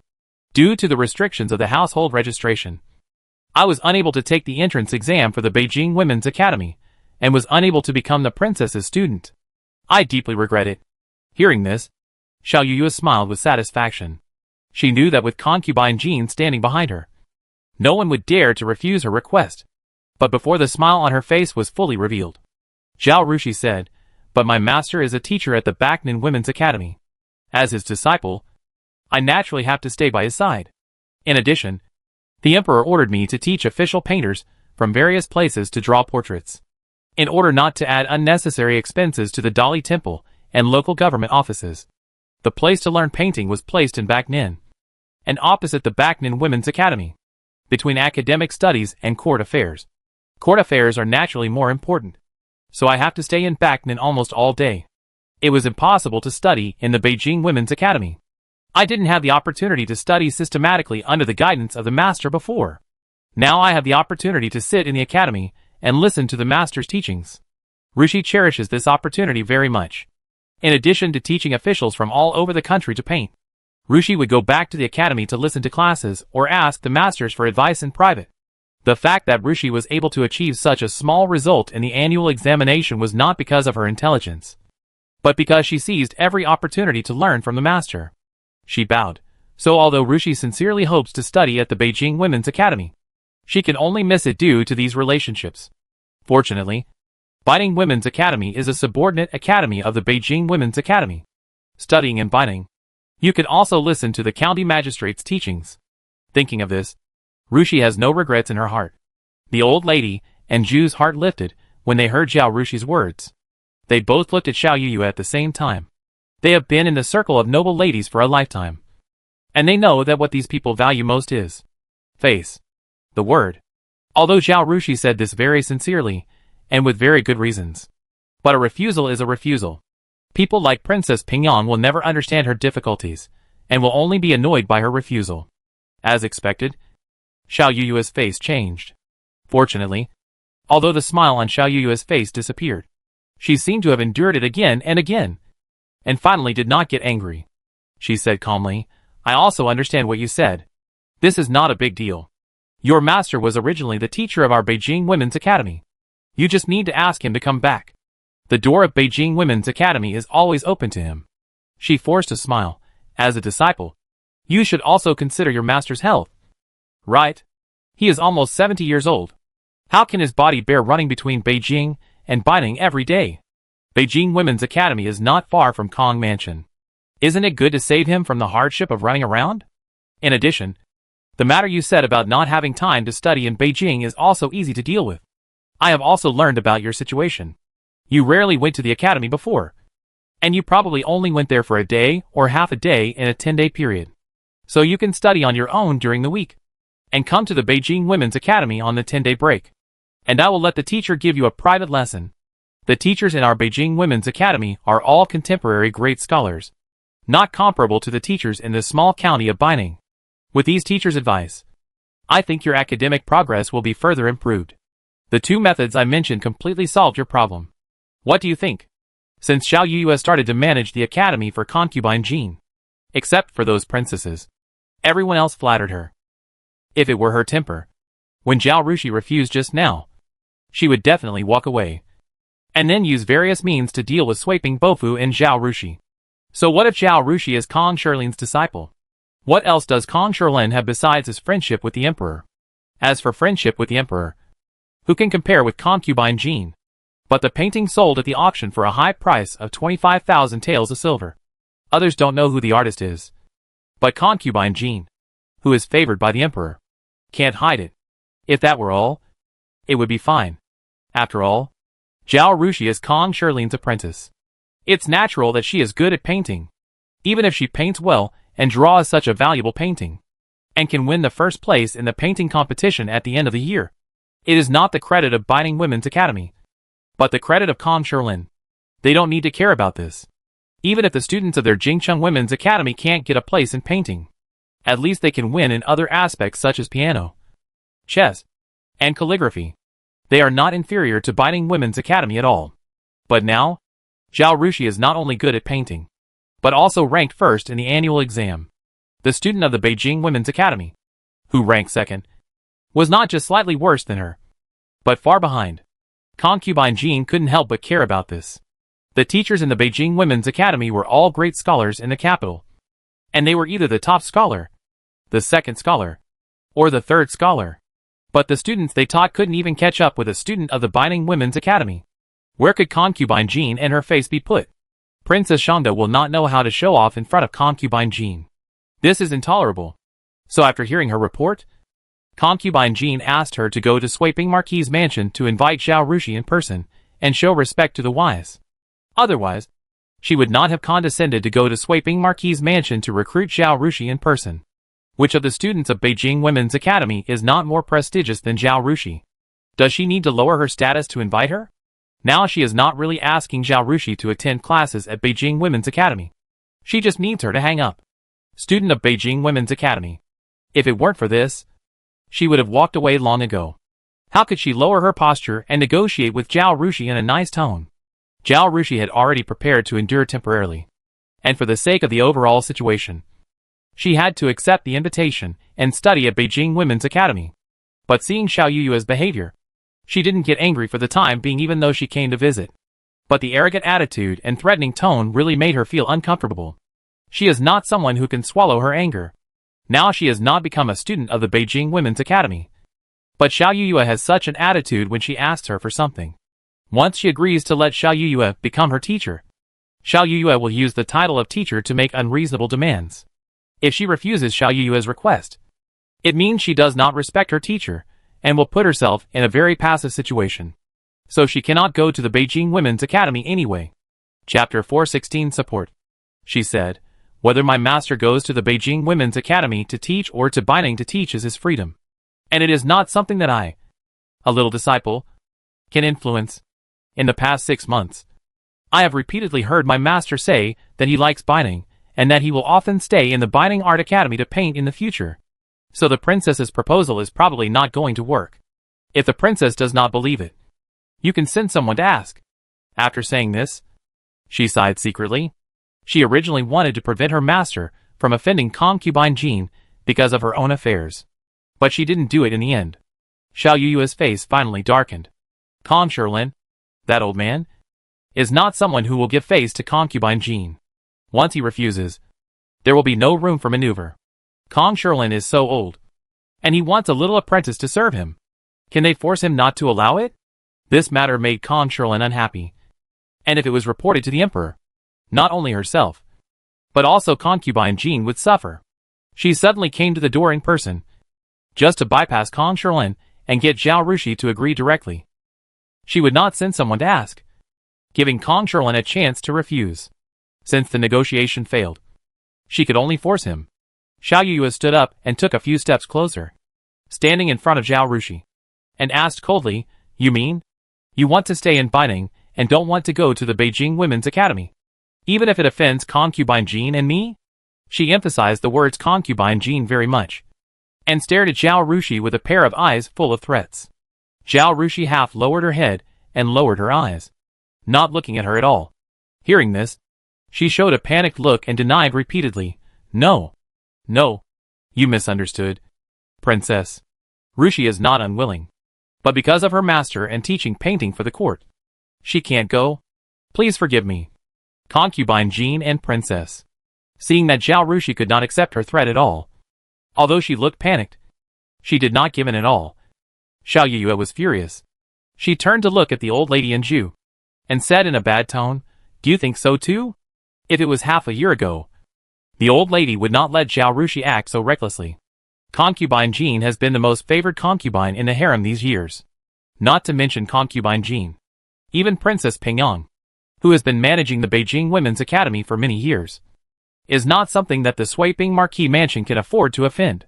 In addition, being able to study in the Beijing Women's Academy is something that noble ladies can only dream of.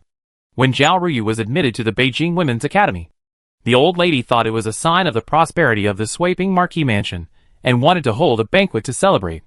Later, she was disturbed by the mystery of her life experience and gave up.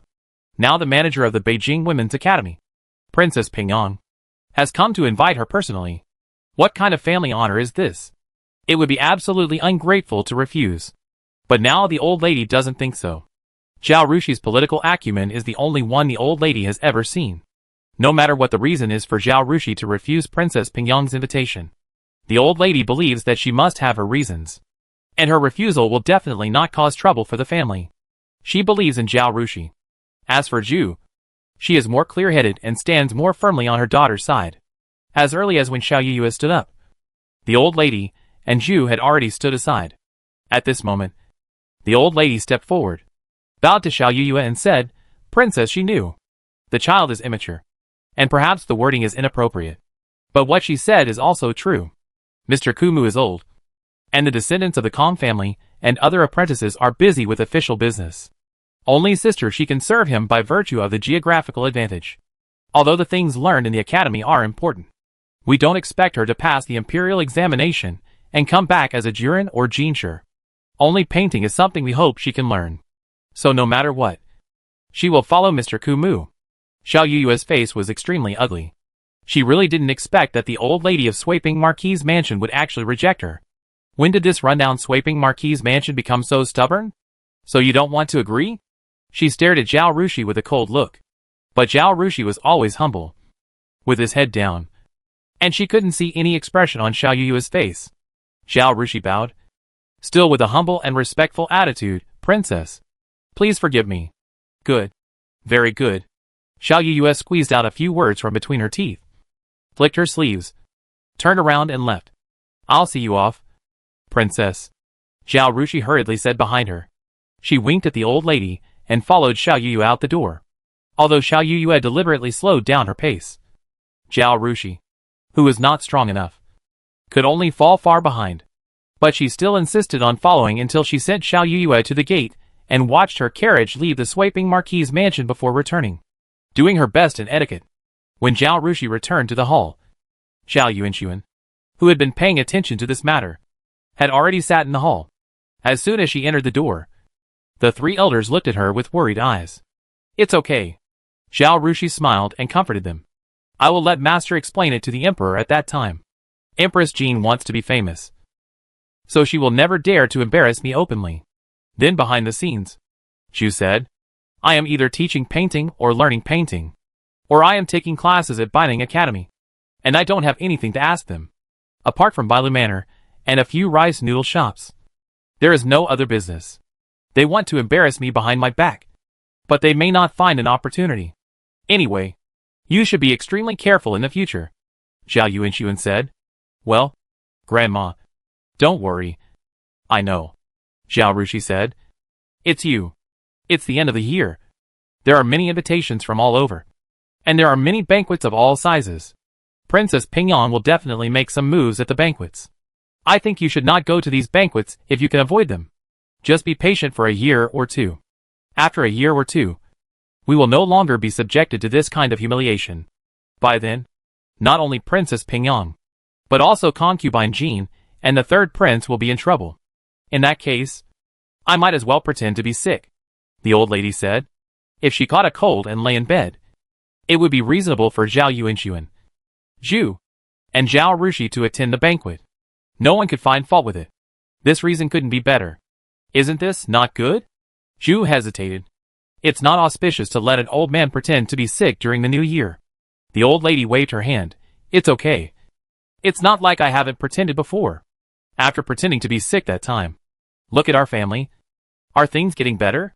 I'm also stronger than before. Before the family was divided, there were many troubles, and the old lady never felt relieved. Now the family is simple, and everything goes smoothly." Zhao Rushi also taught the old lady and Zhao Yuankun to practice Tai Chi, not to mention the old lady's health. Even Zhao Yuankun's health is much better than before.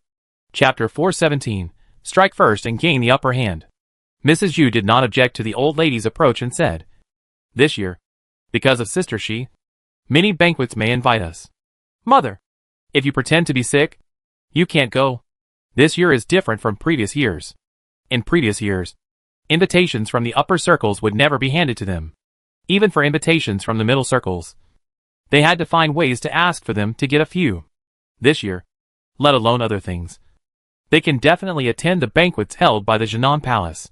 I went to the banquet before for the marriage of the children in the mansion. We don't need to worry about Shijia's marriage now. Tasia is still young, so there is no need to rush. The old lady waved her hand indifferently. Seeing that her family was calm and had a plan, Zhao Rushui was relieved. She said, "This matter is actually a dispute between Baiting Women's Academy and Beijing Women's Academy. I am just an innocent person. I will go back and write a letter to Princess Shangde and Madame Cui to tell them about this matter." "Go. Go. Go quickly," said the old lady. Zhao Rushui did not return to her own courtyard. She entered the side hall and first ordered the servant to call Ma Shun over. She then wrote a letter and described the situation just now. Of course, she embellished herself in the wording.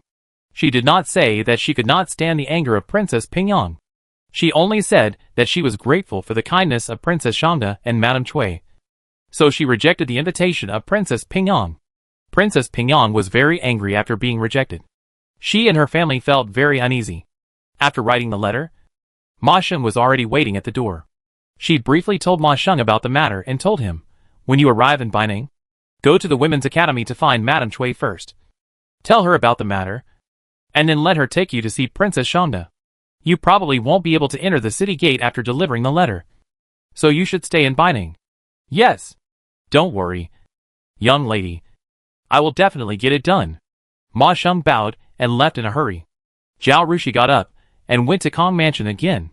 Kong Shilin saw that his little apprentice came back not long after returning home, and asked in surprise, "What happened? Did concubine Jean send someone to look for you?" Zhao Rushui nodded, "Yes. It was Princess Pingyang who looked for me." She told the story again. "I didn't want to offend anyone, so I agreed to go to the Beijing Women's Academy. But her attitude was too bad. I was worried that once I went there, she would order me to do something without limits in the name of the teacher, and we would be too passive. So I rejected her." Kong Shilin didn't think of this at first.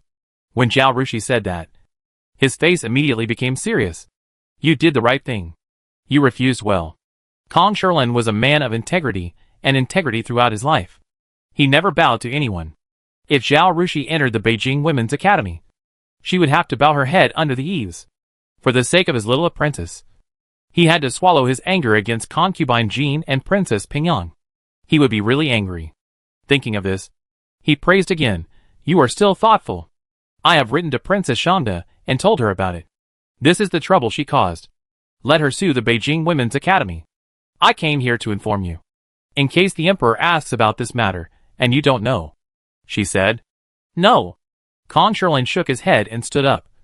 "I will go to the palace now and tell the emperor about it." "No need, master," Zhao Rushui said hurriedly. "I have discussed it with my family. My grandmother said to pretend to be sick. My family and I will not attend the banquet.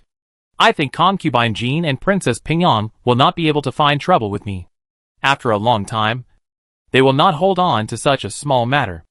After I take the Tongxing exam again, this matter should be over. Come on." Kong Shilin glared at her. "Do you know the principle of the first to strike is the strongest? The last to strike is the worst? You have to be the first to file a complaint. Wait for concubine Jean to blow the pillow wind first.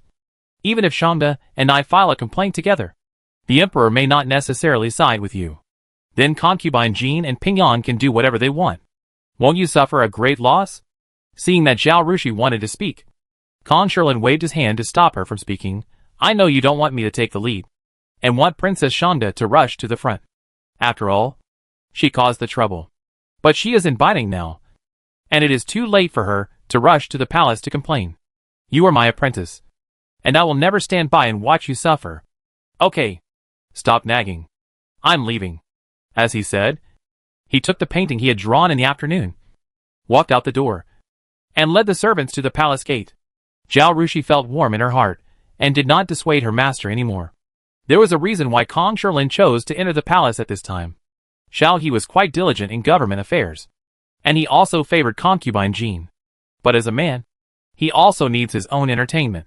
He often invites close ministers to have dinner together at this time, and recites poems, paints and plays chess after dinner, and will not let them leave until the palace gates are closed. When he is depressed, he often finds Kong Shilin to vent his grievances and chat. So it is perfect for Kong Shilin to go to the palace to find Zhao He at this time. In the palace, as Kong Shilin expected, Zhao He invited several ministers to have dinner, and asked the eunuch to take out his collection of paintings for these ministers to appreciate together. When he heard the eunuch report that Kong Shirlin wanted to see him, he turned to Wu Huizi in surprise and said, "Why did he want to come to the palace today?" He ordered the eunuch, "Send it quickly." After thinking for a while, he said to several ministers, "Let's stop here today. If you want to see the paintings, come tomorrow." Kong Shirlin didn't like to be a tree hole between him and his father, so if they didn't summon him, he wouldn't take the initiative to come to the palace to see them, unless there was something.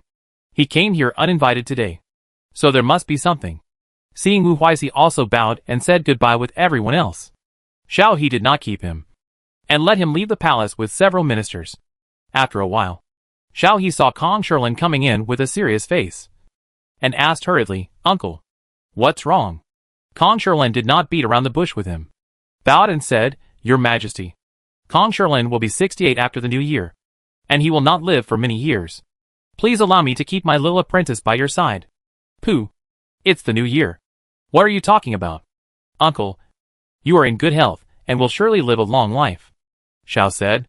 After saying this, he asked again, "What's the matter? What do you mean by allowing you to keep the little apprentice by your side? Who snatched the apprentice from you?" Kong Shirlin sighed and told the story. He said, "You also know that I like quietness and don't like trouble. So I went to Bining. There, I drank, chatted, and exchanged painting skills with people from the Northern Painting School. I don't know how happy I was. Although Ji Wei was busy teaching painting and studying, she would visit me whenever she was free, and occasionally eat a meal or something. My children and grandchildren are not very good, but I like this child. Seeing her energetic appearance, I can also eat 2 more bowls of rice." Chapter 418, the last one to strike will suffer. But this child got the first place in the annual exam. So Pingyang ran to Sweeping Marquis's mansion and made a lot of harsh words, forcing Ji Wei to go to the Beijing Women's Academy. "Your Majesty, in this life, I have never asked for anything from the late emperor and you. Now that I am old, I only like this child. Can you ask Pingyang to let her go and not force her to come to the Beijing Women's Academy?" "Nonsense." Zhao He was really angry, and immediately promised Kong Shirlin, "Don't worry. I will tell them. I will never let them cause trouble to you and Ji Wei," he said instead of her, which shows that he knew that Princess Pingyang's actions must have been instructed by concubine Jean. He lived with concubine Jean like an ordinary couple. He almost always went to concubine Jin's place when he was free at night. Naturally, he knew concubine Jin's situation very well, and by extension, he knew Princess Pingyang's situation very well. To put it bluntly, Princess Pingyang was a dog raised by concubine Jean. She dared not go west when she was told to go east, and dared not go north when she was told to go south. She was very obedient. Ji Wei is Kong Shirlin's apprentice, and everyone in the capital knows about it. Without concubine Jin's permission, Princess Pingyang would never dare to go to Sweeping Marquis's mansion to force Zhao Ji Wei. Thinking of this, he asked again, "You just said that Ji Wei got the first place in the annual exam? Is she very good at studying?" Kong Shirlin nodded. "That's right. The child plans to take the Tongxing exam in the spring after the new year. This is why I came to ask you for help. The child is not easy. The foundation is not solid, and he is usually so busy. Fortunately, this child is smart and very diligent, and he got the first place in the annual exam. She has worked so hard. If Pingyang trips her up when she takes the Tongxing exam, it will really ruin the child." Zhao He nodded, and he understood the reason why concubine Jean and Princess Pingyang did this. Concubine Jean and Princess Shangda have always been at odds, and snatching an excellent student from Shangda is a routine operation for concubine Jean. Shangda is the same. If there is a chance to make concubine Jean lose face or snatch a student, she will definitely do it. Zhao He usually doesn't care about this kind of thing. He had so many government affairs to attend to. How could he care about the jealousy between women? As long as there was no trouble, he would let them do whatever they wanted. This time, the one who was offended was Zhao Ji Wei, Kong Shirlin's apprentice, who was also going to take the imperial examination. He couldn't ignore it. Kong Shirlin opened the scroll in his hand, revealing the painting he had painted in the afternoon. Zhao He's favorite thing in his life was painting, and he grew up watching Kong Shirlin's paintings, so he was very familiar with Kong Shirlin's painting style. As soon as the scroll was opened, he was surprised and asked, "Uncle, Have you made a breakthrough in your painting? He knew Kong Shirlin's frustration of not being able to make a breakthrough in painting. I painted it this afternoon. Inspired by Jiwei's painting skills, Kong Shirlin said. Zhao He hurriedly took a closer look and indeed found some traces of Zhao Jiwei's painting techniques in this painting. He always liked Kong Shirlin's paintings the most. But since Zhao Jiwei's painting was bought back by Eunuch Xie, he changed his mind and gave the banner of first favorite to Zhao Jiwei, and observed her painting day and night. Zhao Rushi's paintings are magnificent and majestic, and standing in front of them can make people feel lofty and heroic. As an emperor, Zhao He naturally prefers this style of painting, because he likes it so much. He is still thinking about when to ask Kong Shirlin to send another painting of Zhao Jiwei to the palace. And the price is negotiable. Seeing the painting, Zhao He understands why concubine Jean wants to snatch the student. This child is too outstanding. How could concubine Jean let her stay in Shanda's hands? He thought about it and asked Kong Shirlin, what does Jiwei think? She also hopes to stay in Binding instead of entering the Beijing Women's Academy? You have also stayed at the Beijing Women's Academy, and the teachers there are indeed better than those in Binding. If Jiwei is determined to study, it is not bad for her to come to the capital. Anyway, it is cold now, and you often live in the capital. It is more convenient for her to come to the Beijing Women's Academy to study. The places where officials from all over the country learn painting can also be moved to the capital. And they can find 2 courtyards in the Imperial College, between the favorite concubine and his sister. He still prefers his favorite concubine, so he wants to help concubine Jean snatch Zhao Rushui away. Moreover, if Zhao Rushui enters the Beijing Women's Academy, he only needs to hint, and concubine Jean will ask Princess Pingyang to find Zhao Rushui and ask her to present 1 or 2 more paintings to the palace. Isn't it wonderful? He would not let Zhao Jiwei suffer any loss, and the reward would not be less. But if Zhao Jiwei continued to stay in Binding, Kong Shirlin would protect her. Given how stingy Kong Shirlin was with paintings, he would not let his apprentice give paintings away casually. It would be difficult for him to get paintings. Although Kong Shirlin was impatient and irritable, he was a very insightful person. He watched Zhao He grow up, so he knew what Zhao He was thinking at this moment. He said, I think the emperor also knows the situation of the Beijing Women's Academy. Jiwei's family is humble, and she will inevitably be bullied when she enters the Beijing Women's Academy. She can't concentrate on painting and studying, and then a good child will be ruined. The emperor is willing to bid 25,000 taels of silver for Jiwei's paintings, and he has no complaints at all. It can be seen that he recognizes the level of this child.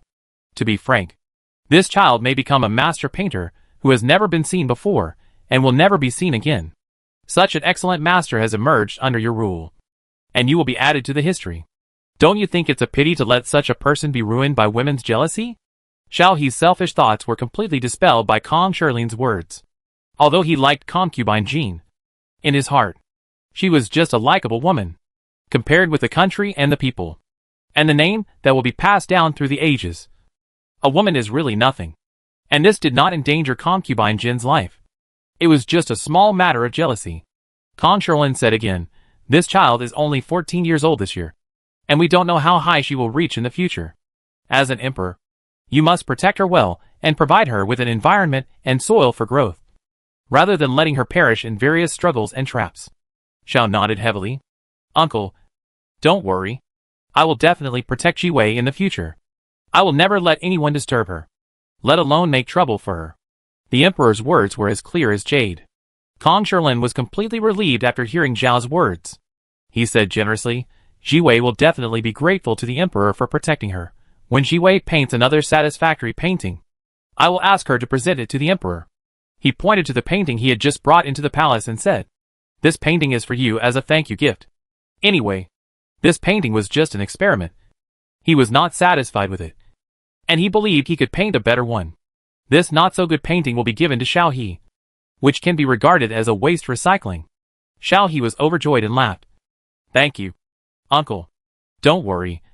I will never let Jiwei suffer any grievances again. Chapter 419 The Other Side. Your Majesty, I plan to let Jiwei participate in the painting competition at the end of the year. What do you think? Kong Shirlin asked. Even if there was no Pingyang incident, he planned to go to the palace in the next 2 days to ask Zhao's opinion for the competition. Now 2 things are done at the same time. Zhao nodded. You should participate. With such talent, why hide it? Let people know, so that I can show a protective attitude to prevent those blind people from doing stupid things. I would like to thank the emperor for his grace on behalf of Jiwei. Kong Shilin bowed. Then the two of them admired and discussed the painting for a while. And then Kong Shilin said goodbye and left. When he returned to Kang's house, he found that not only Zhao Rushui did not leave, but Wu Huixi was also present. Seeing him come in, both the brother and sister stood up. Zhao Rushui asked, "Master, how is it?" "It's all right." Kong Shilin walked to the chair and sat down. "The emperor promised to protect you, but you have to paint a painting like the one at the auction and present it to the emperor." "No problem," Zhao Rushui said. She had a solid foundation and was good at stimulating her creative state. It was not difficult to draw another satisfactory painting like that. She bowed deeply to Kong Shilin. "Thank you, Master, for solving my problem. Jiwei has caused trouble for Master." Kong Shilin signaled the maid to help her up, staring at her and said, "It's not your fault. Why are you causing trouble? If you don't attract jealousy, you are a mediocre person. Your senior brothers caused a lot of trouble in the past. Your eldest senior brother," he pointed at Wu Huixi, "you were still fighting at the age of 20, and almost broke someone's leg. I had to ask the late emperor to be a peacemaker in the palace, and the matter was settled. Compared with him, you are much less troublesome. Wu Huixi, just talk about the junior sister. Why bother with him? He is also a grandfather. Can you give him some face?" Wu Huixi came here because he was worried that the master would be in trouble. He also knew that the master would not take the initiative to enter the palace if there was nothing wrong. At this moment, he didn't want to stay here any longer. So he stood up and said, "Master, if you have nothing else to do, I'll take my leave first." Kong Shilin had heard about Zhao Rushi's matter before he came back. This was all a small matter in his eyes. As long as the master went to the palace and begged the emperor, neither concubine Jean nor Princess Pingyang would dare to do anything else. Although the emperor doted on concubine Jean, he was not so principled. "Okay. It's okay. You go back." Kong Shilin drove people out mercilessly. "Jiwei, you go back too." Zhao Yuyu also entered the palace and told concubine Jean about the incident. "Who in the whole court doesn't give you some face? I didn't expect she would dare to refuse. She is really bold. Who does she think she is? I heard people say that the Jia family was hurt by her. I thought it was an exaggeration. How could a poor family dare to be so arrogant? I didn't expect she would even dare to offend you. It seems that ignorance is fearless. People who grew up in the countryside have no idea of the depth of the world. There is a reason why the sweeping marquis's mansion has fallen into decline." Zhao Yuyu spoke angrily, then drank the tea poured by the maid. Concubine Jean was holding a Persian cat, sitting there quietly, with a lazy posture and no expression on her beautiful face. It was not until Zhao Yuyu drank tea and ate snacks that she stroked the cat and patted its back. The cat stretched, jumped off her, and walked out the door at a leisurely pace. A maid came out from the crowd and followed the cat. Concubine Jean took the hot cloth handed by the maid and wiped her hands. Then she said, "I just cherish her talent. If she doesn't want it, then forget it. It's getting late. You should go back." "I know about this." Zhao Yuyu breathed a sigh of relief, stood up and replied respectfully, "Yes." She bowed and walked out briskly. Jean Fei's character is just like her title. She is very cautious. It is impossible to hear anything bad from her. There are spies everywhere in the palace, and she never leaves a handle for others with her words. But Zhao Yuyu, who knows her well, knows that as long as Jean Fei does not repeatedly remind her not to harm Zhao Rushui, it means that she tacitly allows her to deal with sweeping Bofu and Zhao Rushui. If something goes wrong in the future, or if Kong Shilin complains to the emperor, concubine Jean will definitely protect her. The new year is coming, and banquets are being held everywhere. As long as someone from the sweeping marquis's mansion attends, she will definitely make Zhao Rushui look bad. There is no need to do anything else. Just ask a few playboys to tease Zhao Rushui and ruin her reputation. This is the best revenge for a girl who has not yet reached the age of marriage. I think with Zhao Rushi's ability to make money by teaching painting and her reputation as a disciple of Mr. Kumu, the playboys from the aristocratic families, who were born as illegitimate children, would be happy to get close to her. Sweeping Marquis's mansion was originally a poor family with few capable people. Once Zhao Rushi's reputation was ruined, Zhao Yuyu expressed his disgust for this family in public again. Swiping Marquis' mansion might not even receive invitations to banquets in the lowest aristocratic circles. By then, there would be no chance for recovery. After Zhao Yuyu left, concubine Jean had been waiting for Zhao He to return to the harem. But when the lights came on, the emperor would have returned by this time in the past. But there was no sign of him now. It was a taboo to inquire about the emperor's whereabouts and try to guess his intentions. And concubine Jean would never do that. But now she couldn't help it and ordered the palace servants, "Go and see what the emperor is doing in front." After thinking for a while, she said, "By the way, ask if Mr. Kumu has come to see the emperor just now."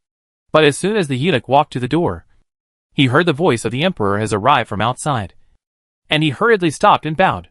Concubine Jean also hurriedly got up and went outside the palace gate to greet the emperor. Zhao He had been fighting wits and courage with the ministers in the court. And he didn't want to fight anymore when he returned to the harem. And he didn't even bother to beat around the bush when he spoke. He and concubine Jean entered the palace, sat down and said directly, "I just went to appreciate paintings with my cousin in front, and stayed for a while longer. So I came back late." Concubine Jean's heart sank. However, she did not show it on her face, and personally served tea to Zhao He. Smiling, "Mr. Kumu, are you in good health?" "Not bad. It's just..." Zhao He did not drink the tea, but handed the teacup to the eunuch, looked at concubine Jean and said, "Did you send Pingyang to persuade his little apprentice to study at the Beijing Women's Academy?" The old man came in to complain. Concubine Jean showed a surprised look on her face and asked, "My concubine?" She laughed immediately. "I didn't send her there. She went there on her own." "Your Majesty, you also know that every year 1 or 2 outstanding students from the Women's Academy below can be promoted to the Beijing Women's Academy. This year, Shangda said that Baining is close to the capital and wants to use the same set of questions with the Beijing Women's Academy in the annual exam. So Pingyang sent someone to deliver the test paper and supervise the exam. I didn't expect Zhao Jiwei to get the first place." Chapter 420 on the art of speaking. At this point, she also sincerely praised, "That child is really amazing." After the praise, she went on to explain, originally, the quota could have been transferred. But Pingyang was eager to love talents, and felt that the children of Swiping Marquis' mansion were originally registered in the capital. So the original special situation was ignored. After a while, at the beginning of the new year, Jiwei should go back to the capital to go to school. So she went to Swiping Marquis' mansion in person. Ku Jiwei said that her master was teaching in Backnin, and the painting class run by the court was also in Backnin. So it was inconvenient for her to go back to the capital to study, even when Pingyang suggested that she only need to come to study on her days off. And the academy specially sent a teacher to teach her, and she was allowed to stay in Backnin the rest of the time. She did not agree and directly rejected Pingyang. She said these words very skillfully, pointing out that it was Princess Shangda who first started the matter. Besides, Zhao Rushui should have come to the capital to study, and it was not in accordance with the rules to stay in Backnin now. The fault lies with both of them. Princess Pingyang did nothing wrong in inviting him, and she was sincere in helping Zhao Rushui solve the problem. But Zhao Rushui still refused without mercy. Princess Pingyang represented concubine Jean, and she was the emperor's favorite concubine. If Zhao Rushui didn't give face to Princess Pingyang, it would be the same as not giving face to the emperor. Such a person is not worthy of the emperor's protection. Concubine Jean smiled gently and spoke softly at this time. She seemed to be stating the facts to Zhao He and explaining the reasons for the matter. But she was unambiguous when she put on the eye drops. As she spoke, she showed an unhappy look and said to Zhao He in a coquettish manner, "Your Majesty, when the Women's Academy was first built, it was said that school should be strictly based on regional household registration. In theory, Jiwei's background is clear, and after her household registration is moved back to the capital, she should not stay in Baining Women's Academy, but should apply for the Beijing Women's Academy. It's just that she worshipped Mr. Kumu as her teacher, and I also know that you respect Mr. Kumu very much. So I didn't say this for the past few months. Now half a year has passed, and she got the first place in the annual exam again. Whether in terms of grades or household registration, she should enter the Beijing Women's Academy after the new year. She refused the offer from the Beijing Women's Academy, and it can be said that she relied on Mr. Kumu's power and did not take me seriously." As she said this, she turned her face to the side, and her eyes began to turn red. She knew that Zhao He liked smart but honest women.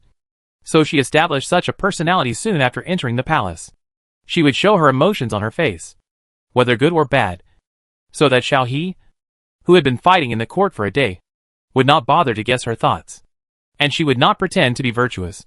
She intentionally showed her harmless little shortcomings, and occasionally showed her temper and acted coquettishly, which was much more lively than those concubines who were like wooden people. The matter of Zhao Rushui is just a small matter. The emperor also knows about the conflict between her and Shonda. Since Kong Shirlin took the initiative to complain, she might as well put her unhappiness on the table. In this way, even if the emperor agrees to Kong Shirlin, he will definitely feel guilty about her, and will find a way to compensate her. Pingyang's going to Zhao Rushi's house to force her will not be pursued. Sure enough, when she said that, Zhao He felt guilty. The reason is indeed on concubine Jin's side. Since the Beijing Women's Academy was handed over to concubine Jin, he let her students go without consulting concubine Jin, which was indeed not authentic. He sighed and said, "You also know that I have always treated Kumu as my uncle. He came to me for a favor, and it was such a small matter. I didn't think much at the time and agreed to it directly. It's too late to change it now. Why don't you make a request, and I will apologize to you?" Jean Fei rolled her eyes and showed a sly smile. "You don't need to do anything. You just need to call Shonda and scold her." Zhao He laughed haha and nodded Jean Fei's nose, saying lovingly, "You," with a wave of his hand. "Okay. I promise you." The concubine Jean was happy. However, you also know that Jiwei's talent for painting is stronger than her uncle's. She can draw such a picture at such a young age. I don't know what kind of achievements she will make in the future. Maybe she can become a famous painting master. This is the glory of our Jin dynasty. Tell Pingyang not to embarrass the child again. If you can help this child in the future, please help him. The emergence of such talents in Jin dynasty is a sign of prosperity and my glory. I must protect her and not let anyone destroy her. Remember to tell Pingyang this." After hearing this, concubine Jin felt as uncomfortable as if she had eaten shit. But she still happily agreed to Zhao's words and praised Zhao Rushui. On the morning of the second day, she asked someone to pass this message to Zhao Yuyu. Zhao Yuyu felt even more uncomfortable than concubine Jin. But Zhao Rushui had the emperor as a big backer, so she didn't dare to act rashly no matter how dissatisfied she was. She had to praise Zhao Rushui at the banquet to prevent those who wanted to flatter her from doing something wrong. And then the emperor would blame concubine Jin for it. As compensation, Zhao He summoned Princess Shonda to the palace the next evening and gave her a good scolding. Of course, facing his only sister, he did not scold her mindlessly, but scolded her for not knowing how to hide the excellent student Zhao Rushui, and even came up with a unified test to show off. The reason was not on her side. So many things arose, causing Kong Shirlin and Zhao Rushui to get into trouble for no reason. He warned Princess Shonda to use her brain when doing things, and not to think about one thing at a time.